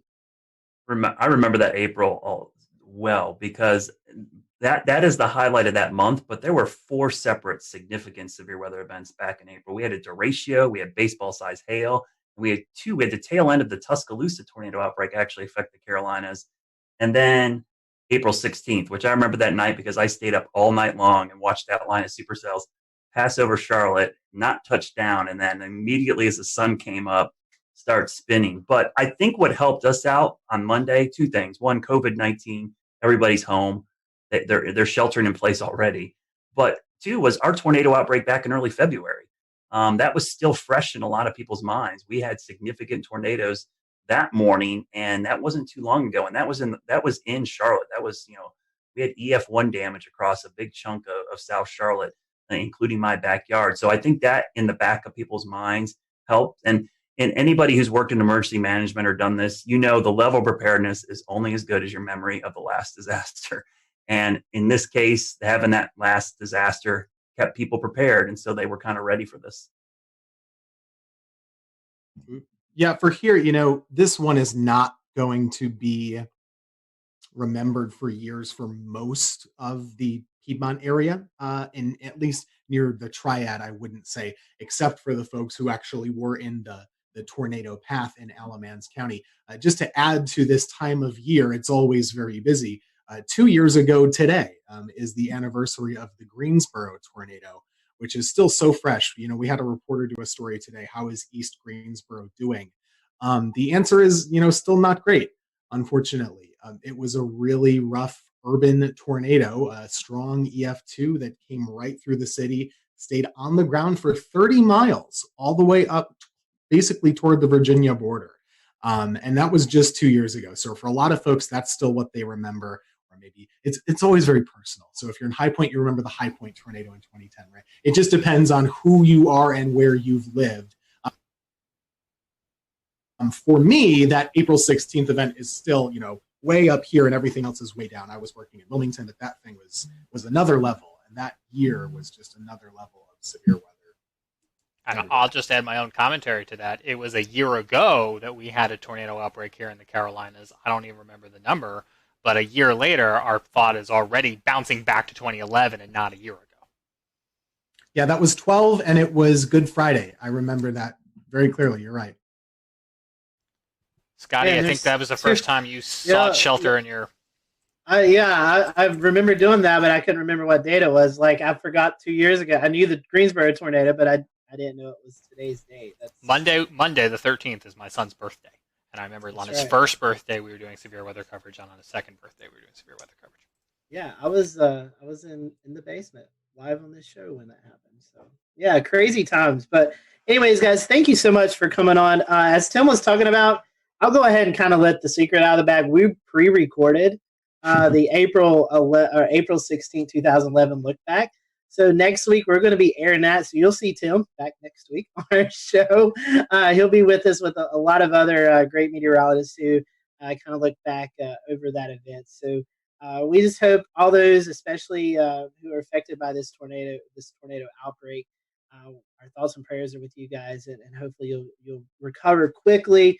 And like Tim and Brad has said, this is the peak season for severe weather in the Carolinas. So we'll continue to monitor the weather for the rest of the month and even into May as is really kind of a high peak for severe weather. So we appreciate you joining us tonight. Big thank you to all of our guests tonight. This was a last minute show, and we got coverage from every market except the Raleigh market, but I don't really think there was much going on severe weather-wise with tornadoes in that market. So we appreciate everyone coming on tonight, and we will see you back here next Wednesday night for another edition of the Carolina Weather Group, and we hope you have a safe and happy weekend.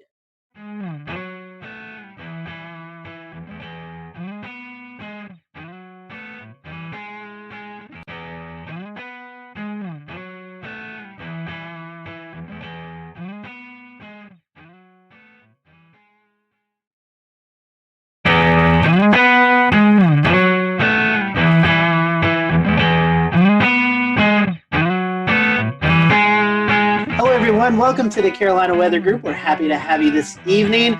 Tonight we're going to be talking about the 9-year anniversary, April 16, 2011. If you live in North Carolina, anywhere around that time period, or even now, you remember the major tornado outbreak that occurred.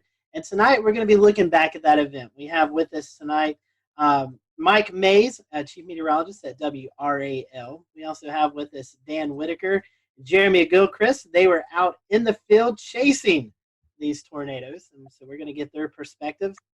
Also with us, we have Tim Buckley, who is the chief meteorologist at WFMY, but at the time was working in Wilmington, North Carolina at WWAY.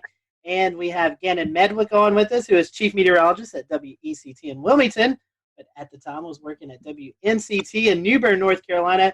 And we have with us Jeff Orrock, and he is the meteorologist in charge at the NWS office in Wakefield, Virginia, but at the time he was also working at the NWS in Raleigh. So we have a big group of guests with us tonight. So looking forward to each and everyone's perspective of this event. I do want to hand it off to Mike first, kind of let him give a brief background of his recall of this event, because he has to run and get some things done. So Mike, I want to kick it off to you first, and tell us a little bit about your perspective. I know you was on the air during the event, so kind of talk to us about the lead up to the event and any memories during covering the tornado that you remember.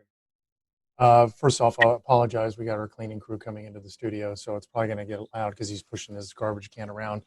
I recall a few days prior to the event, which happened on a Saturday, SPC putting us in a risk. I believe it was moderate on that Friday, and then Saturday morning I woke up to a high risk. Now, at the time, Greg Fischel, who was the chief meteorologist at the time, was out of town. He had a family emergency up in Pennsylvania, so he had to leave. So I have never covered an event as massive as the one that happened on that Saturday without him being here. So it was kind of like he's Batman, I'm Robin, and then Batman's gone and Robin has to take over. So for somebody who's never been in the lead, it was kind of nerve-wracking. But I had Nate Johnson with me, who had tornado coverage experience. He was the chief meteorologist in Abilene, Texas. You guys probably all know Nate. So that morning, just the way the atmosphere felt, you could tell something was coming. And around lunchtime, 1 o'clock, we started having the tornadoes develop over the Sandhills. The first one, I believe, was in Sanford, had caused the damage to the Lowe's home improvement store there and tracked to the north and east. Now, I've been here in North Carolina since 1994. I've been in tornado coverage, but I've never had tornado coverage of long track tornadoes like the ones we saw that day. And at one point, we had 4 tornadoes on the ground, and Nate and I were juggling back and forth, where I was handling 2 tornadoes, he was handling 2. It was just an incredibly rough day, and I'm sure everybody here in this group has their own stories about what happened.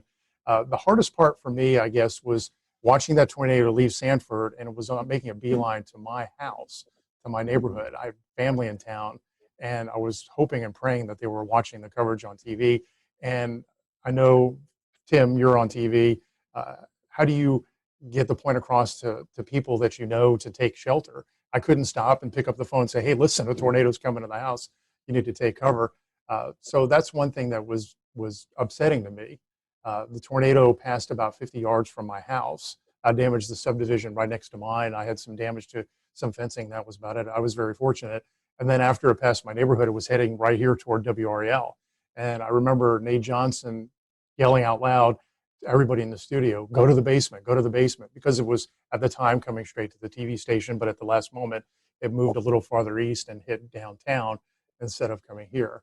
So it was a really, really rough day. And I thought after all was said and done, because we were on there from 2 in the afternoon to 11 o'clock at night nonstop. I mean, we had continuous coverage the whole time. And when it was done, I thought, okay, this is going to be the worst. This is the benchmark of the worst coverage of a storm that I'll have in my career. But then we had Florence, and it was just days upon days of coverage with that. But yeah, it was not the best. And Jeff, from a National Weather Service perspective, how did y'all prepare, and how were y'all getting the message out in the days ahead of the event? Yeah, I mean, the fact that we had the moderate risk the day before, and we already had a feeling we were headed into a high risk, to be honest with you. So, we were already heavily staffed for that day. We already had a pretty good game plan. And I want to say by the time the storm started to move in from the west and really get going, I want to say we had at least a dozen people in the weather office, and we sectorized warning operations so that we could have 3 or 4 different folks issuing tornado warnings simultaneously, and at the same time, folks working with Skywarn. I was kind of helping lead operations and also doing a lot of phone calls to the emergency managers. There's a lot of spin up ahead of this. There was a lot of email traffic, a lot of email briefings the day before. I remember even briefing Seymour Johnson Air Force Base because they were at the high risk at that point. We'll return to Best of the Carolina Weather Group in a moment. Now your Carolina weather forecast. Here are today's forecast high temperatures for North Carolina. Here are the forecast lows for tonight for North Carolina. Here are tomorrow's forecast high temperatures. And here's forecast rainfall across North Carolina tomorrow. Here are the forecast highs for the day after tomorrow.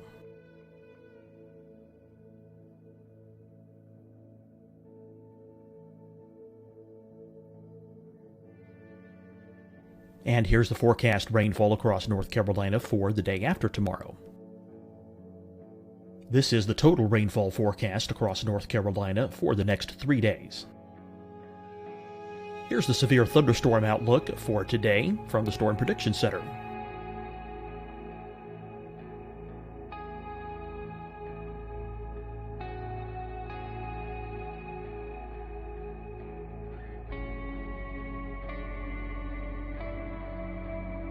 Here are the forecast high temperatures for today for South Carolina. Here are the low temperatures for today for South Carolina. Here's the probability of precipitation forecast across South Carolina today. And here are the rain chances across South Carolina tonight. Here are tomorrow's forecast highs across South Carolina. Here are the forecast low temperatures for tomorrow for South Carolina. And here is the probability of precipitation across South Carolina tomorrow. Here's the precipitation chances across South Carolina tomorrow night. Here are the forecast highs for the day after tomorrow in South Carolina. Here are the forecast low temperatures across South Carolina for the day after tomorrow. And here are the rain chances across South Carolina for the day after tomorrow. And South Carolina's probability of precipitation for that night. Here's the Storm Prediction Center's severe thunderstorm outlook across South Carolina for today through tonight. Here's the Storm Prediction Center's severe thunderstorm outlook across South Carolina for tomorrow and tomorrow night. And here's the Storm Prediction Center's severe thunderstorm outlook across South Carolina for the day after tomorrow through that night. Here's the severe thunderstorm outlook for today from the Storm Prediction Center.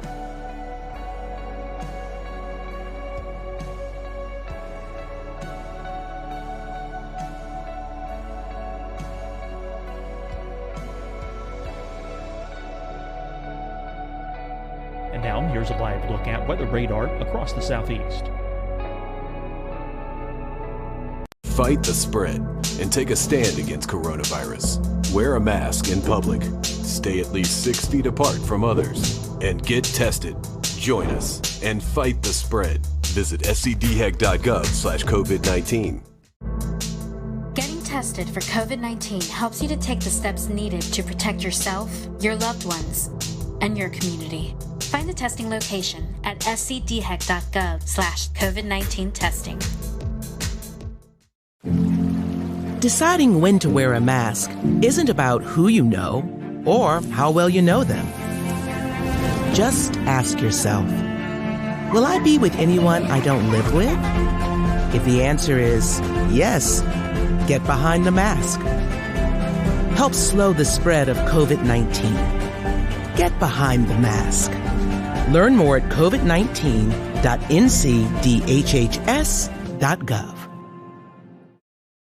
Hi, everyone. I'm Dr. Mandy Cohen, Secretary of the North Carolina Department of Health and Human Services. And when you follow the 3 W's, you protect your family and your neighbors from COVID-19. When you leave your home, practice your W's. Wear a cloth face covering, wait 6 feet apart, wash your hands often. Wear, wait, wash. We're in this together. Stay strong, North Carolina. You'll see your Carolina weather forecast at 25 and 55 past. And now back to the best of the Carolina Weather Group on the all-new Carolina Weather Net. Cautious they were taken down there, in the east. So there was a lot of preparation for it. Yeah, it's kind of one of those things where, like Mike was saying, everybody knew something bad was about to unfold. And I had been through Gerald, Texas, the tornadoes out there, and so going into this event, that was kind of the back of my mind that we're headed into something pretty big. And I do remember talking with Wake County and trying to explain what does a high risk day mean. I mean, the way we taught this in Texas was that someone's going to die today. I mean, these are going to be big, long track tornadoes, and this is going to be some serious stuff. Jeff, you're talking about Skywarn, the Storm Spotter group, and Jeremy and Dan. I want to bring you in here in just a second. But I imagine, like we were talking about, social media not really that big of a thing at the time, with tweeting in reports, giving Facebook reports of the storm. How key were the Skywarn Storm Spotters for you that day?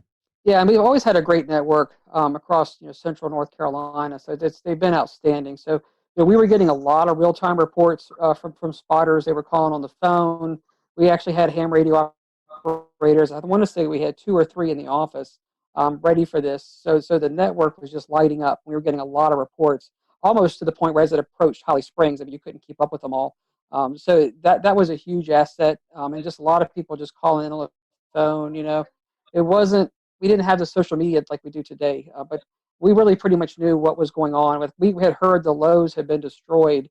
About the time it was getting into Wake County, we'd already heard that the Lowe's hardware had been severely damaged or destroyed down there. And of course, you could see the debris ball on radar. So you kind of had a sense that this was really serious stuff going on. But there was a lot of great real-time reports, not only across the Raleigh area and down towards Sanford, but also with the Fayetteville up to a Wilson tornado. I mean, we had a lot of great reports with that as well. Mike, one question for you made me think. You're saying that before Florence, this was the biggest event you covered. Do you see any storm fatigue, even from 9 years from now, people kind of comparing severe weather events to April 16th? There was a lot of anxiety every time a risk would come up. You'd feel that. You'd feel what happened on April 16th. I would worry every time we had a SPC 3-day outlook, and on the 3-day outlook there was like an enhanced risk or maybe just a slight risk, and what it would be when we finally got to that day. And I got to the point where I was dreading severe weather coverage because of what happened that day. I'd get anxiety, I'd get scared, but I've gotten past that, and that's a good thing. I remember that day when we had the 4 tornadoes on the ground at one time. I was worried about, okay, how are we going to cover this? You can't show everything at one time. And we had to make sure, Nate and I had to make sure that we spent enough time on each storm to let people know that, it was coming to their communities, that they had to remain safe. But how do you juggle 4 tornadoes, inform everybody in their paths, and make sure you allot enough time so they know what's going on? We tended to hang with the one that went through Raleigh more and Fayetteville more because it was affecting larger populations, but that was the hard part and the worrisome part, that we weren't giving enough, coverage to one tornado and giving too much to another one. Tossing over to Tim and Gannon as well real quick. This was a career-defining event, one of the biggest, or definitely the biggest in North Carolina. Are there any specific memories or stories that you remember hearing about that day from viewers? So I was in the Wilmington area, and if you look at the map, the final one with all the red lines, it confirms where all the tornadoes were. Oftentimes, the worst stuff doesn't quite get to Wilmington, right? And in this case, it didn't either. So city of Wilmington was fine. A lot of the populated coastal centers were fine. But on the periphery and the rural areas, most of the tornadoes that we were covering for about 8 hours that day, Robeson County, Columbus County, Duplin County, Onslow County, those counties inland were the ones we were talking about the most. Bladen County had I think, a 4 fatality storm.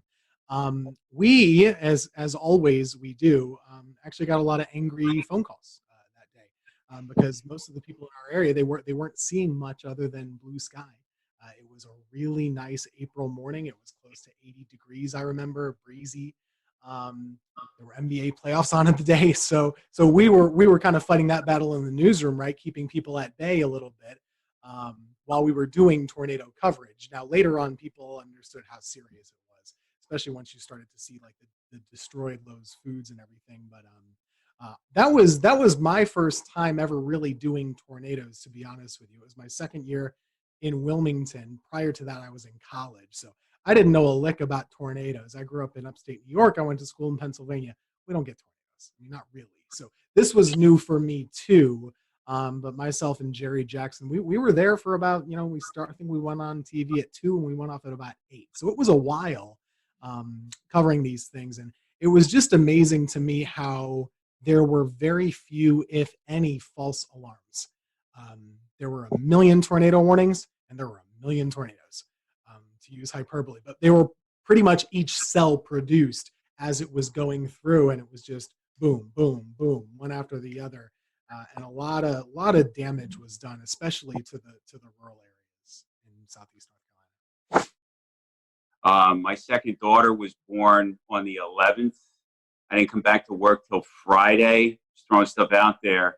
Saw the slight to moderate risk, alerting for storms going into Saturday. I was third on the pecking order to be coming in because we had our weekend person, we had our chief, and I was doing mornings. But it became clear, especially what was going down in central North Carolina.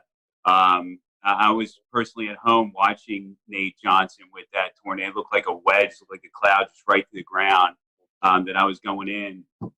And it's coming back to memories about just making sure you spend time on one storm to identify where the rotation is and give enough lead time before you have to move on to that next storm. And at some points, there were 6, 8 active warnings. Just a blur the way it just continuously unfolds. You hit a storm, you move on to a storm, you circle back.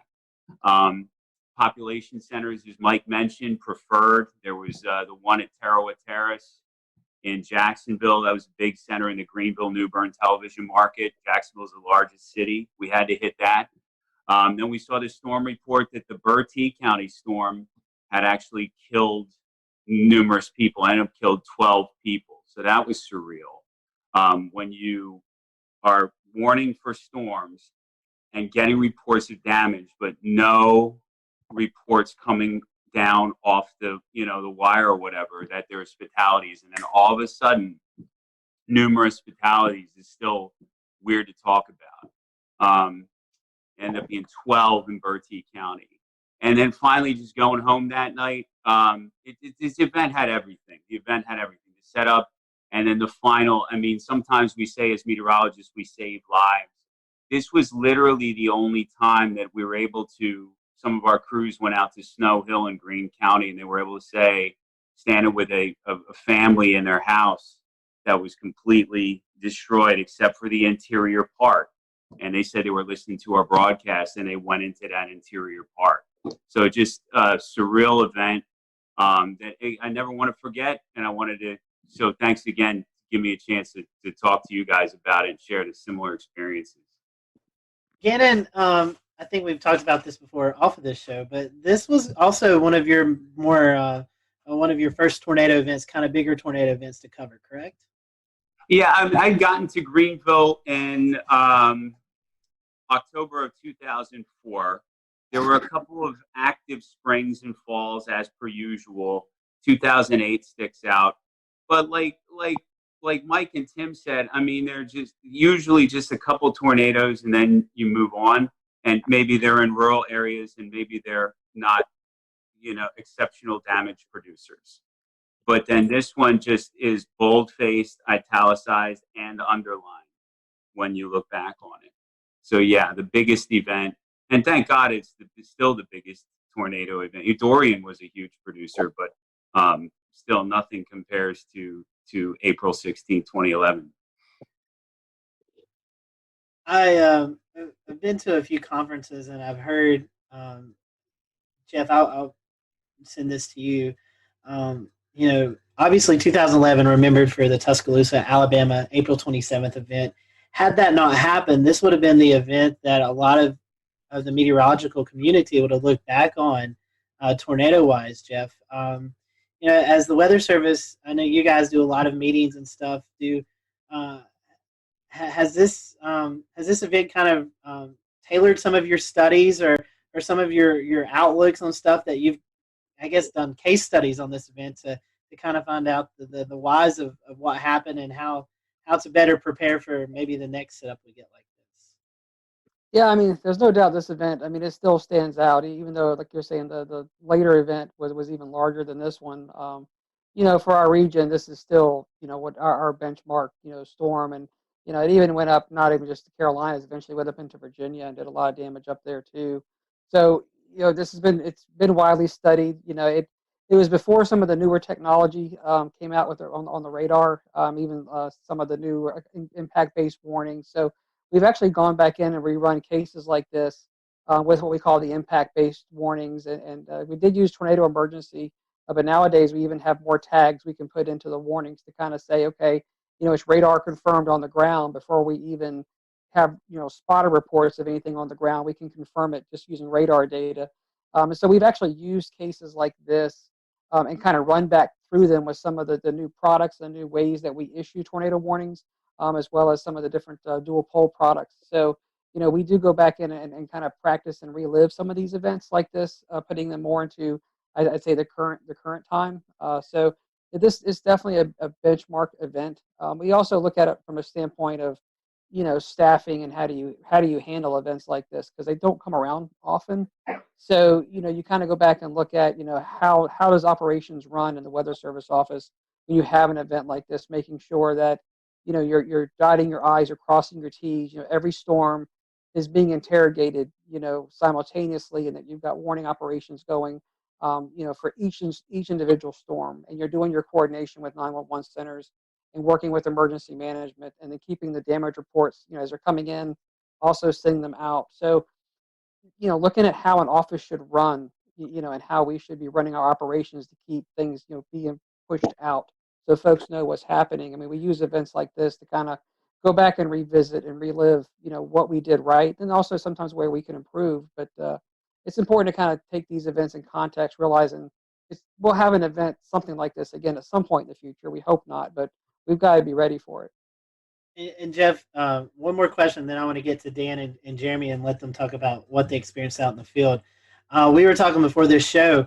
You guys, at a point in time, I think it was 5, 6, 7 minutes, were backed up by the National Weather Service in Blacksburg. Can you talk to our viewers tonight who may not realize in these situations when the Weather Service is actually in danger of getting hit by a tornado, you actually pass the coverage off to a neighboring office? Yeah, so it's similar to what Mike was saying earlier. About probably just shortly after the tornado went through Sanford, and you could see the massive debris ball on the radar. Before it got to Holly Springs, we realized that this thing was coming into most likely southern Wake and eventually the south side of Raleigh, where the Weather Service office was. So I remember I picked up the phone and talked to the Blacksburg office, so we're paired so that a neighboring Weather Service office can really kind of basically restart their computer system, and they can come up as if they're, the Raleigh Weather Service office. So we called them probably almost half an hour out and just said, hey, look, we may get to the point where we've got to be backed up if this thing gets too close, so be ready to go, giving them a chance to get the radar up and running, the warning system up and running, things that they would need. And I think we called them back, I want to say about probably 15 to 20 minutes later, and we basically said, okay, this thing may really come get us now. And so I basically remember saying, if you hear from us again, you've got it. And so then what we started doing is we had 12 people in operation. So as it got closer, we started funneling some folks downstairs into the lower part of the building. And we kept 3 of us up in operations. And literally about the time we could see insulation and things falling outside the window, we picked up the phone and basically told Blacksburg, okay, you've got it. We're sheltering at this point. And we had already issued the tornado emergency for Raleigh. So the warnings were already out for Raleigh. And then we sheltered downstairs, like you're saying, for probably about 7 minutes, and then came up. And the tornado passed just to our east, going up South Saunders Street. Dan and Jeremy, y'all had a very different kind of experience. You guys were actually out in the field chasing these long track tornadoes. I guess, Dan, we'll start with you since you're the first on my screen. Kind of give us the firsthand perspective. What was it like actually being there within a mile of these monsters? One of the things that we had at the time that we still use that was very active was the NC Storm Chasers and Forecasters group on Facebook. And fortunately, there's a lot of information coming in through there being funneled in as well. And I remember I was in Alabama, I caught the storm, and all of a sudden there started being people kind of looking at some of the parameters for the next day in North Carolina. This was when it was at a moderate, I guess, before it got pushed to a high risk. And one of the things that was being looked at was how the storm system I was currently inside and what was turning into a squall line in Alabama was going to keep pushing across into North Carolina. And they were seeing on the HRR runs how basically that squall line eventually was going to break apart into supercells, and that's when really the tornado potential would strengthen. And so when that started coming into play, I just hauled it right straight back towards North Carolina, drove all night long, and made it into Greensboro, Burlington area for the start of where the tornado warnings really kind of got going. Followed the storm in front of it. I actually was able to bust through it because I was inside of it / behind it until about Charlotte to Greensboro, somewhere in there. I busted through the front of it and got in front of the squall line, and then was in front of it near Burlington to Raleigh, somewhere in between there, maybe kind of close to Durham. And that's kind of when it went tornado warned, and it started to kind of quickly overwhelm my vehicle and me and my ability to keep chasing it. There's a couple things that were very clear about this storm system and about these storms, which is one, they were very fast moving. I remember they were going about 60 to 80 miles an hour. Was what I was trying to keep up with and stay in front of, and position myself in hook echoes so that I could try and get a good visual of these, for the most part, pretty rain-wrapped, low nature storms that were just hard to spot. I had had great luck in Alabama the day before. I actually found myself up on a hill is kind of how I was able to see that tornado so well for such a long period of time. But this day it seemed, in North Carolina, a lot more heavy rain, a lot more heavy wind. I basically ended up inside of some severe winds going, just at a guesstimate, 50 to 70 miles an hour at the very least, sideways blowing rain. Once I got out of that, I tried to get back in position, ended up in that again. Eventually just kind of the whole storm inside of that tornado warning just overwhelmed me and got in front of me right as it got into Raleigh. And just waiting for this line, and we're sitting there going, "Oh man, this thing is not breaking up. There's no supercells. What's happening?" All of a sudden, obviously, within a few frames, it started to go. And so we're in Newton Grove still, and which was the right area to be. We just got a little impatient and saw the first one. By then, it was already hitting Sanford in the lows, and we decided to speed on towards Raleigh to try to get it there. And I do remember, as Mike May said earlier, the broadcast, Kevin had his ham radio with us. He had a ham radio in the car because he was doing the storm spotting. But I do remember that specific broadcast said, "Do not approach Raleigh, stop where you are," and all this stuff. And one thing I do remember about that whole day is just a surreal feeling that I can't even describe in the atmosphere. And the winds, even outside, the thunderstorms are blowing 40 to 50 miles an hour. Lots of inflow into these supercells from a long distance away, blowing dust and all of that. But when we got to Raleigh, as it was said, it went up South Saunders Street. We were not far from there, coming onto the Beltline. And it was, I remember specifically seeing the power flashes just to my left as we were coming in. And we stopped right there because we knew it was rain wrapped. We couldn't see it. And we looked for an exit after that.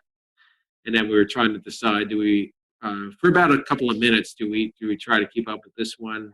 We all knew that the storms, as Dan said, were doing, forward speeds of 60 to 80 miles an hour. We're already behind it. We're in a metro area. We're like, no, let's get out of here. Let's go for the next one down the line. That was the Wilson storm. And interestingly enough, that storm hit Fayetteville first, that next cell down the line. And I have a friend there who was in contact with me pretty much before we were chasing the Raleigh one, saying, do I need to take shelter? Is this the real deal? And I looked, and the couplet was almost on top of him, and I'm like, yes, get in, And they got into a closet, and the tornado did hit their house. Fortunately, at that point, it was the start of that tornado's path, so it was weaker. They had a few shingles gone, but up the road from them, it turned into EF3 damage. So, but they were, they did take precautions, and they were fine. I didn't find that out till later, but so then I had to beat the forward flank of that next cell. So coming out of Raleigh, so I was speeding definitely to beat that forward flank to get. I didn't want to get cored and then stuck and miss knowing how fast these storms were moving. So I was driving a Volkswagen Beetle at the time, and finally made it to 795 area. I got just a little bit south of it, and because I did want to get a clear view if there was a tornado. And then we were going up 795 northbound, so we get a straight on look at it. And I looked to my left, and I saw the rotation. I looked to my left, and like, is that what I think it is? Because it was there wasn't that much contrast at that point. And it was open field, and so we just decided to stop there. And then it came out from some trees, and sure enough, that's the tornado, which many of you have probably seen the video of. Marker 5.5, looking north-northeast. Large tornado on the ground, all the way to the ground. Multiple times. Kevin called it in. I think the tornado was about 100 yards wide at that point. We were about a mile and a half away. I could have gotten a lot closer to it, but I did not know the area that well, so I didn't know if I was going to pull up. That's the only reason I didn't. I didn't want to lose the view we had, and I knew how fast it was moving. I knew we had one shot to get a look at it, and that was going to be it, and then it was going to be gone. And so we decided, all right, we got a good view here. We're not super close, but we'll just stay where we are, and we're safe here. So we watched it, and then kind of faded into the rain from where we were as the rear flank downdraft came around, and we got hit by that a little bit. And then after that point, we took off for the next cell down the line, which we ended up in Farmville outside of Greenville, and we just missed it. We just moved. We weren't fast enough. These storms were moving way too quickly. So we just had to find a safe. We actually had to use an escape route and go into the rain and hail so we get away from the couplet and let it pass because we weren't going to be able to see it from where we were. And then, so we did. And then we went into Farmville, and we saw the damage there. It just happened, but immediately, amazingly, the emergency crews were there. They were probably there within a minute or two after the storm passed. And so we took a look for a minute, and I remember letting, again, cell phone. I mean, smartphones were relatively new, but I did have one, Pickle 3. And I remember just letting a guy whose house got damaged use it to call his family. And then we wanted to get out of the way of the emergency services as quickly as we could. So then that was it. And then there was a squall line behind that. That was it. And we went home after that. And then the last thing I remember is going to the NC State Library to upload my footage to YouTube, since I had the super fast connection, as quickly as I could.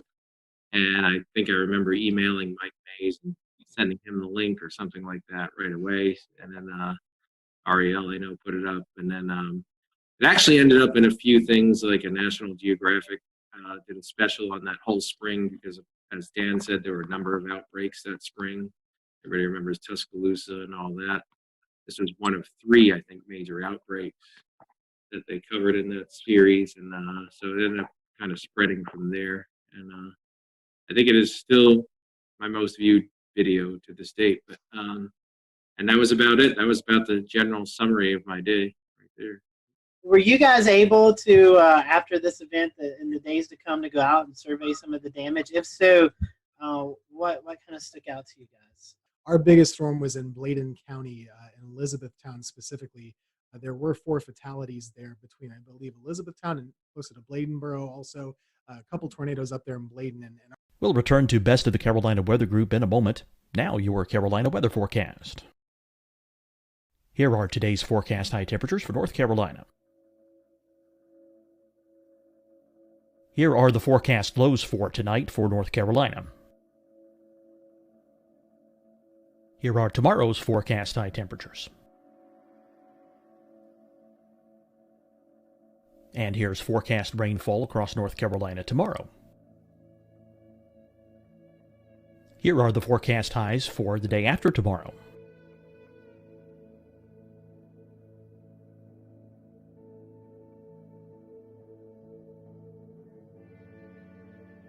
And here's the forecast rainfall across North Carolina for the day after tomorrow.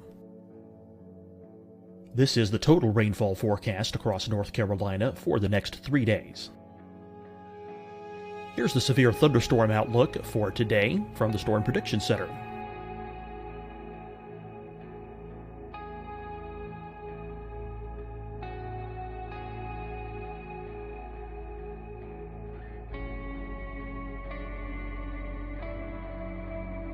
Here are the forecast high temperatures for today for South Carolina. Here are the low temperatures for today for South Carolina. Here's the probability of precipitation forecast across South Carolina today. And here are the rain chances across South Carolina tonight. Here are tomorrow's forecast highs across South Carolina. Here are the forecast low temperatures for tomorrow for South Carolina. And here is the probability of precipitation across South Carolina tomorrow. Here's the precipitation chances across South Carolina tomorrow night. Here are the forecast highs for the day after tomorrow in South Carolina. Here are the forecast low temperatures across South Carolina for the day after tomorrow. And here are the rain chances across South Carolina for the day after tomorrow. And South Carolina's probability of precipitation for that night.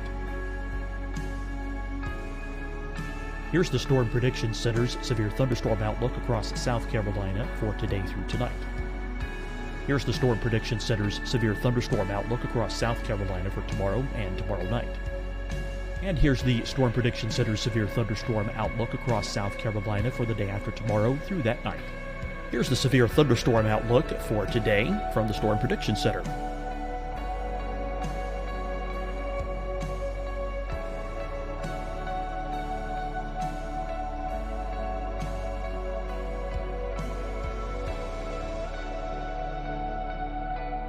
And now here's a live look at weather radar across the southeast.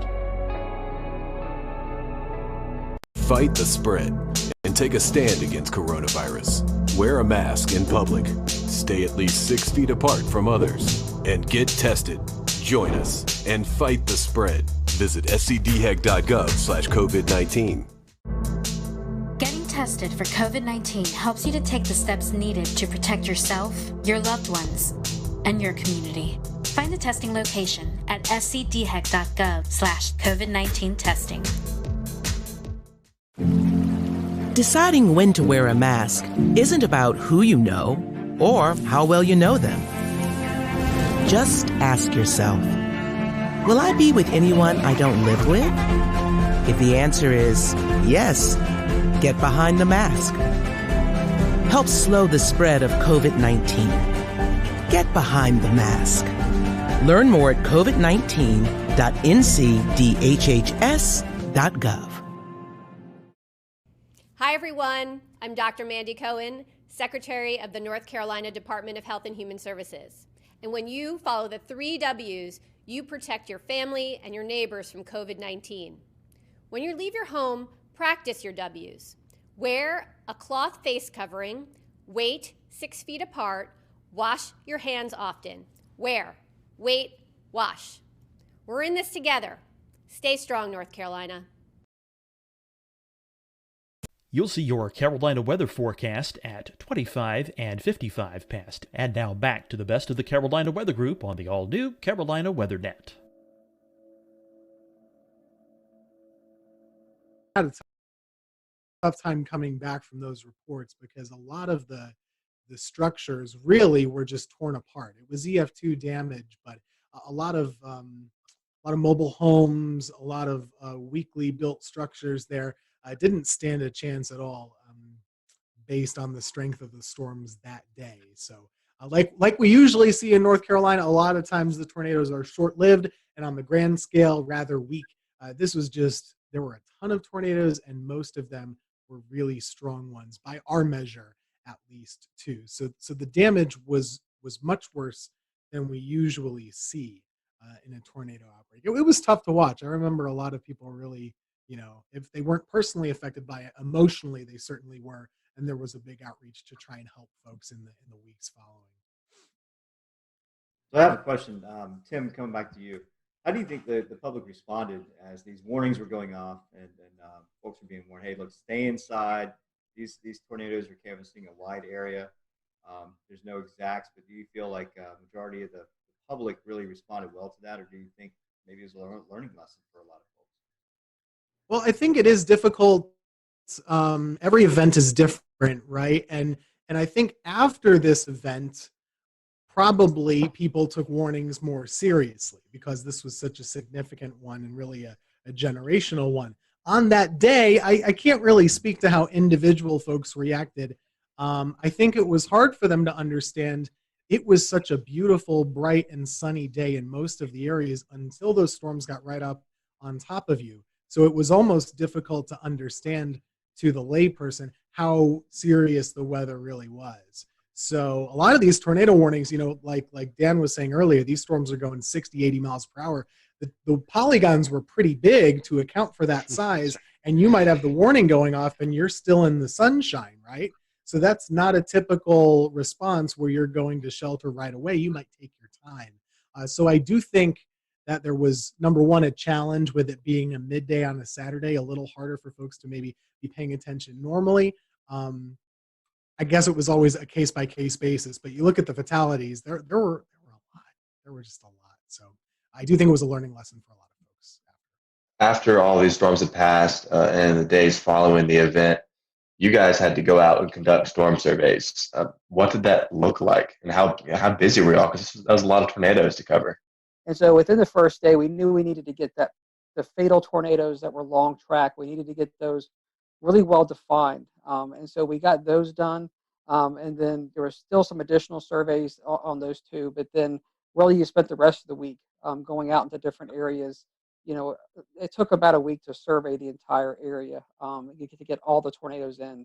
But we focused on the ones that we knew were the worst, that there was the most attention on, just to get the EF rating, the tracks, the intensity, really identifying how the people died. When we lost people, that's a tough thing to have to do, to go out there and work with families that have lost everything. And a lot of times they're out there picking over their stuff. You want to learn what they've gone through a little bit, but you've also got to be very careful. But most people really do want to talk to you and tell you their story. So we get out there and interact with them. The Lowe's was just an incredible story where they had heard the warning.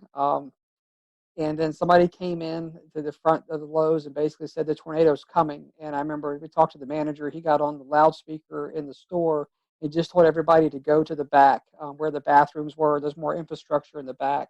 And of course, the tornado hit.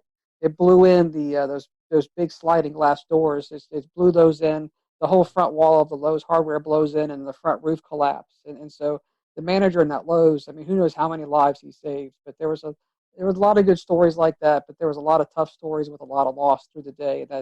That makes it tough. But it took us a week to get our hands around all of the damage across central North Carolina. What's your lasting memory from this event? If you could share it with the folks who are watching, what's your lasting memory from the event? I'll start with you first, Jeremy.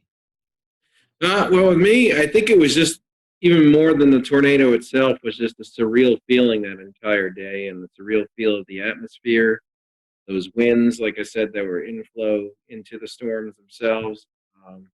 Just the, I don't know, kind of nervous, like Mike Mays almost being a little bit scared. I think we all were a little bit. I mean, at least I was at the same time as being, excited to possibly see a tornado. Of course, I don't want to see anyone get hurt.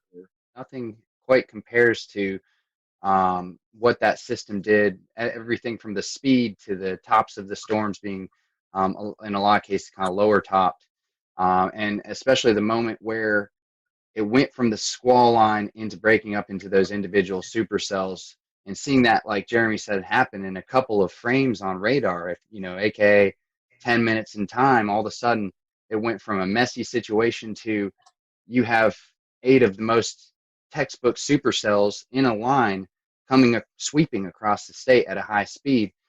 Being in the middle of that and seeing the actual sun break through the squall line as those storms separated was just a surreal moment, something that I haven't seen happen in North Carolina since, or anywhere really for that matter. I mean, every now and then a strong storm system will separate from a squall line to supercells, but I've never seen anything to that degree. This was a long week event for us because it took a long time to get all the surveys done. But I mean, going back to that day, things I remember, obviously being in the office, but just how well everything did work. We did lose, more people than obviously you never want to lose anybody. We saved a lot of lives that day, and so going out there and seeing how much devastation there was and how many people were doing the right thing and seeing how well things went in the weather office. I remember watching WRAL, like Mike was talking earlier, and they had tornado emergency just in big, bold red across the bottom of the TV set. They were on wall-to-wall coverage. We were getting great spotter reports. It was one of those days where everybody was intensely worried. We were all had a heightened awareness, but everything really worked the way it was supposed to work. I mean, everything we had practiced, all the work we've done with the media and Skywarn and the training inside the office, it just all came together. And so, while we lost people that day, and that's always a tragic thing, there was a lot of things that did work, and a lot of people came together and I'd say performed at a top level. And at the end of the day, it saved lives. For me, I was definitely still a kid at the moment. I think I was 23 years old or 24 years old or something like that. And thankfully, Jerry Jackson, who I was working with at the time, he had drilled with us very basic severe weather coverage do's and don'ts. Like 3 simple things. Tell folks where the storm is, where it's going, what they should do, and then tell them again. And if you have more than one storm, do 1, 2, 3, however many you have, then go back to the first one. So we really boiled it down to basics. I think we did a pretty good job that day. And I think, this event really prepared me for further events down the road, to not get too amped up, too nervous or whatever. Just kind of keep it simple, tell folks what they need to know and what they need to do. And that's really the whole reason why we're here, right? So this is a big moment for North Carolina, and just personally for me, and kind of seeing what the weather can do and why we're here. I do remember one point. I couldn't tell you what time it was, but it was just we had a little Viper radar system from Barron in the office. That was our primary drive thing. And I remember we would go out and expand and zoom into like Kansas or Oklahoma when they would be having their events, and we would see what the radar would look like. And I remember just thinking to myself at some point, I should be seeing I-35. I should be seeing like OKC and Wichita as delineators here. Instead, I'm seeing Kinston and Goldsboro, and it was just really crazy to see those kind of returns. Everything classic supercells all lined up in a row. Gentlemen, we definitely appreciate your time tonight. Thank you for going over this with us. Thank you guys who are watching tonight. Thank you for allowing us to step back in Carolina weather history and talk about this event. Be sure to check out this week. We'll be posting some more updates about this event throughout our social media pages, so be sure to check that as well. So for everyone here at the Carolina Weather Group, we hope you have a great evening, and we'll talk to you next time.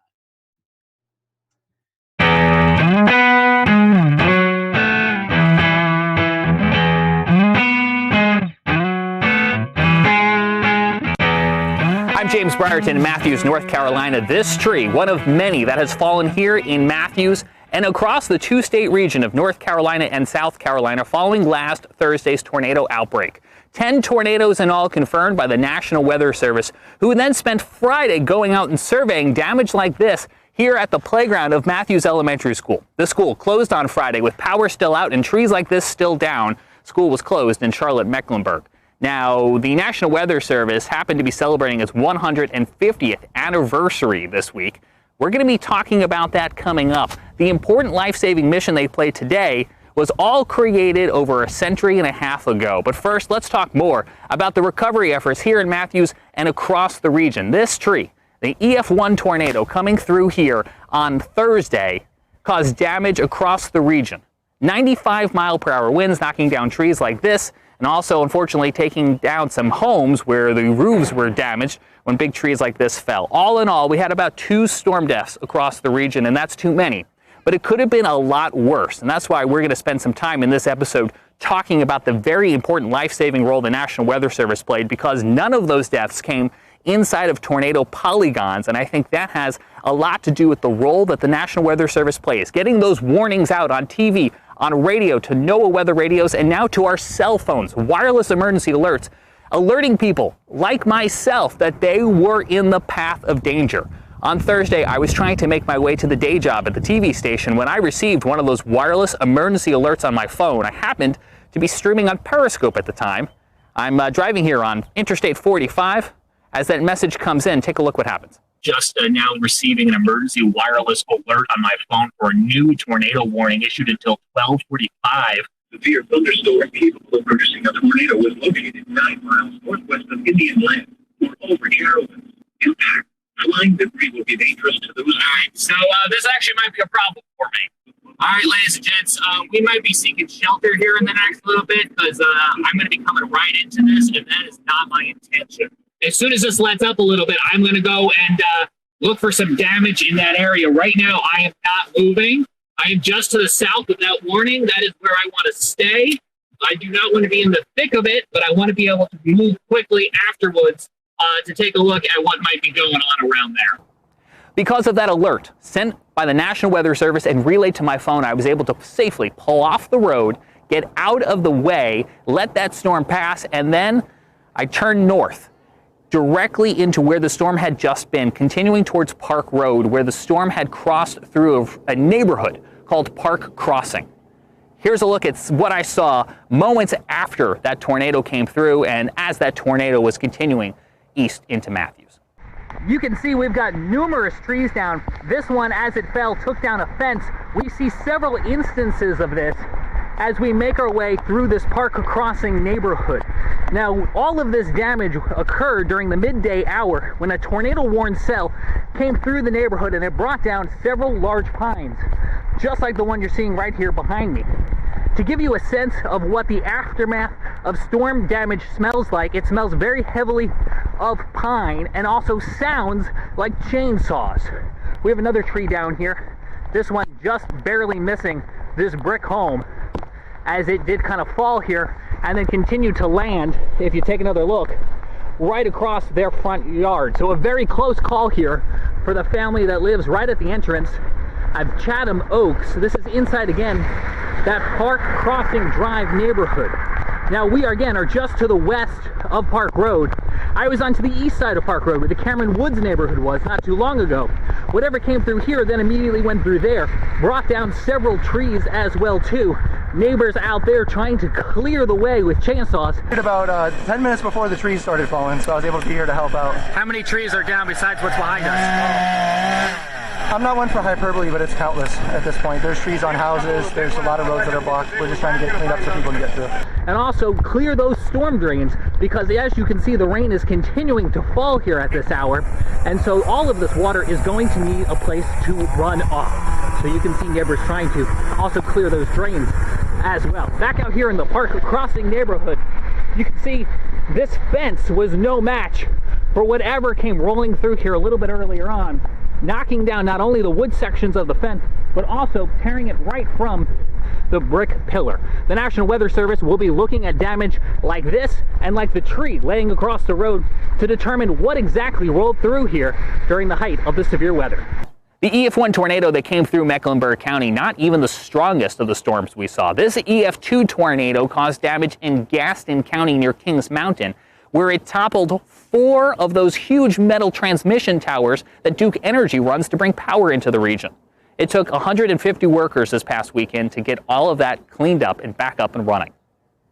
And when they twisted and laid on the ground, I mean, it just the structures were twisted. If you're going to look at the footing of that, you'll see where it was a twist.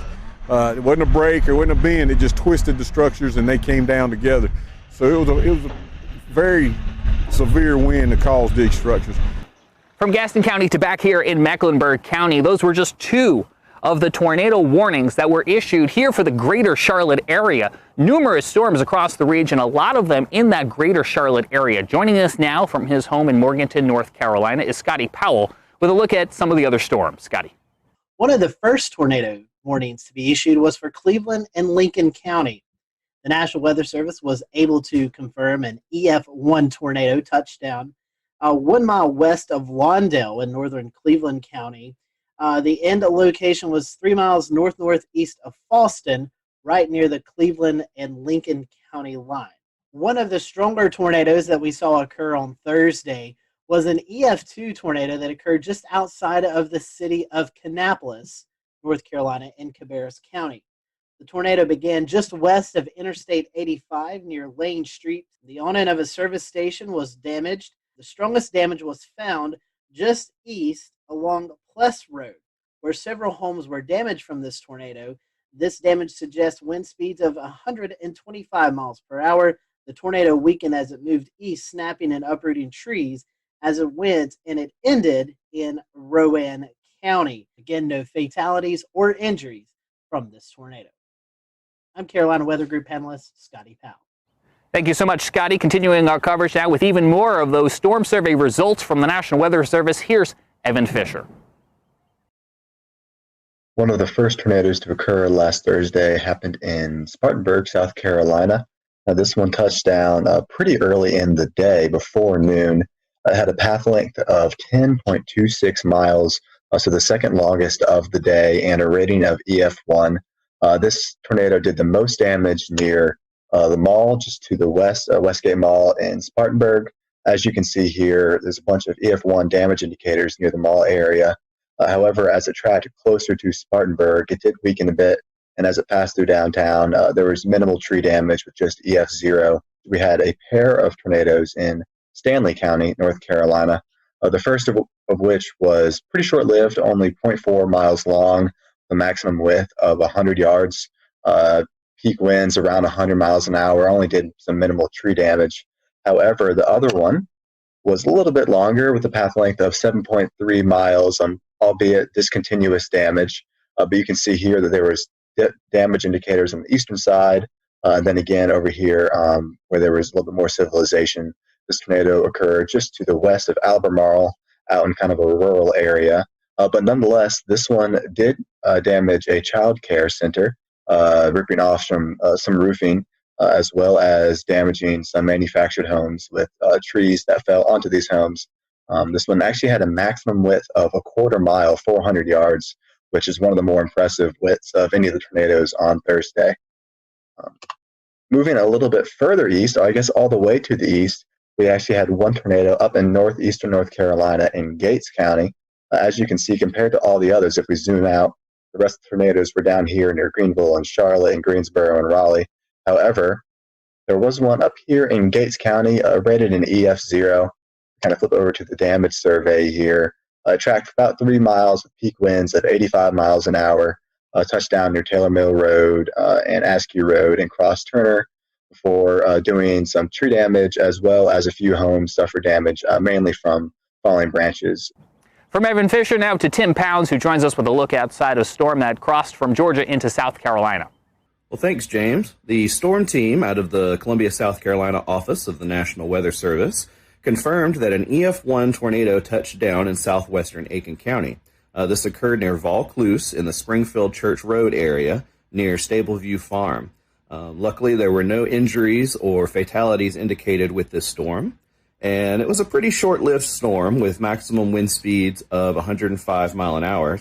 The tornado only had a path length of about 1.15 miles and a maximum width of 75 yards.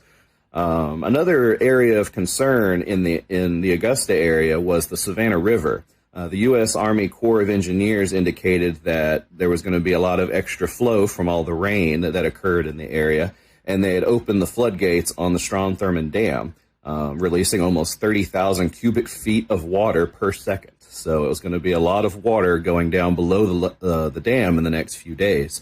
But other than that, that's about the extent of the storm report here in Augusta. James? So had a lot of water that fell. A lot of water that fell from the sky, making it possible for big trees like this to fall in very spongy soil, but also challenging the water systems, the watersheds, the rivers, the creeks that now have to take all of that water that fell and eventually funnel it out to the Atlantic Ocean. We're watching rising waters along rivers and creeks and waterways that are now having to try to cope with all of that water. When you take a look at the debris that remains days after the tornado outbreak of last week, you have to pause and think for a moment and realize that it could have been a lot worse. But if it wasn't for the folks who tirelessly put in long hours at the National Weather Service, not only forecasting and warning about storms like this, but then spending hours and days afterwards going out into the field and looking at debris and conducting their storm surveys, well, frankly, if we didn't have the National Weather Service, we'd be in a lot of trouble. Now, the National Weather Service celebrated 150 years on Sunday. We, of course, wish them a very happy birthday. Now, we had Tom Nizzle on our program a couple weeks back. Now, Tom spent years at the National Weather Service in Buffalo, New York, before coming south to work at the Weather Channel. He now resides just across the border in Tennessee, and he's a bit of a National Weather Service buff, you could say. And he was very happy to spend some time with us to enlighten us on the history and the important role that the National Weather Service has played in its first 150 years and counting. Tom, you got to know the National Weather Service from the inside. What does this 150th anniversary mean? Well, I'm old. I'm not quite that old, but man, I look back. I have 32 years in the National Weather Service. They're celebrating their 150th anniversary. So do the math, man. I've been there for 1/5 of their entire history. I am old. But I'll tell you, I love going back and look at the history of a National Weather Service for the United States. And a lot of it has its roots back to my hometown, Buffalo, New York, which was one of the original 24 forecast offices in the U.S. when the National Weather Service, under a different name, began back in 1870. It's amazing when you think about the United States and think about the roots of weather and weather observations.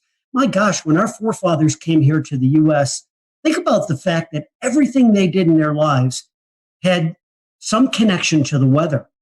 I mean, they spent most of their time outside. It was an agrarian society. So two of our most famous weather observers and our most famous original weather people in the United States were two of my favorites, a guy by the name of Ben Franklin and Thomas Jefferson, right? Franklin was amazing. He was one of these Renaissance men that was interested in everything, and he was a great scientist. Franklin, by the way, was the first person to really study and chart something that's right offshore of the Carolinas, known as the Gulf Stream. That really was actually discovered in a way in a scientific basis by Ben Franklin. Franklin also took weather observations every day. How about Tom Jefferson, another Renaissance man? This guy took weather observations on a regular basis, and he shared those observations and developed a network with people that were around him. In fact, the cooperative weather observers in the United States today, their top honor that they can get is the Jeffersonian Award for them taking weather observations. So those are two of the guys that really started things off. You know, we get into the 1800s, and as the country began to expand out to the west, all right, now the beginning of the 1800s, Weather Service actually went into a national operation in 1870. So 70 years before that, the U.S. was moving out and expanding to the west, and based on Thomas Jefferson's suggestions, the Lewis and Clark expeditions, they wanted to take science observations. Most of the Army surgeons who were trained as scientists would take weather observations on a daily basis. And they would mail them back in. They would, arrive months later into places like the Smithsonian where they would gather this information and bring all this information together, begin to plot it onto maps and try to understand this array of data that we were gathering across the country. But my gosh, none of it was timely. It took months to get that information. So you come across to about the mid 1840s, and we had this amazing invention that takes the science of meteorology and rockets it forward. And it was called the telegraph. Because once you got... We'll return to Best of the Carolina Weather Group in a moment. Now your Carolina weather forecast. Here are today's forecast high temperatures for North Carolina. Here are the forecast lows for tonight for North Carolina. Here are tomorrow's forecast high temperatures. And here's forecast rainfall across North Carolina tomorrow. Here are the forecast highs for the day after tomorrow.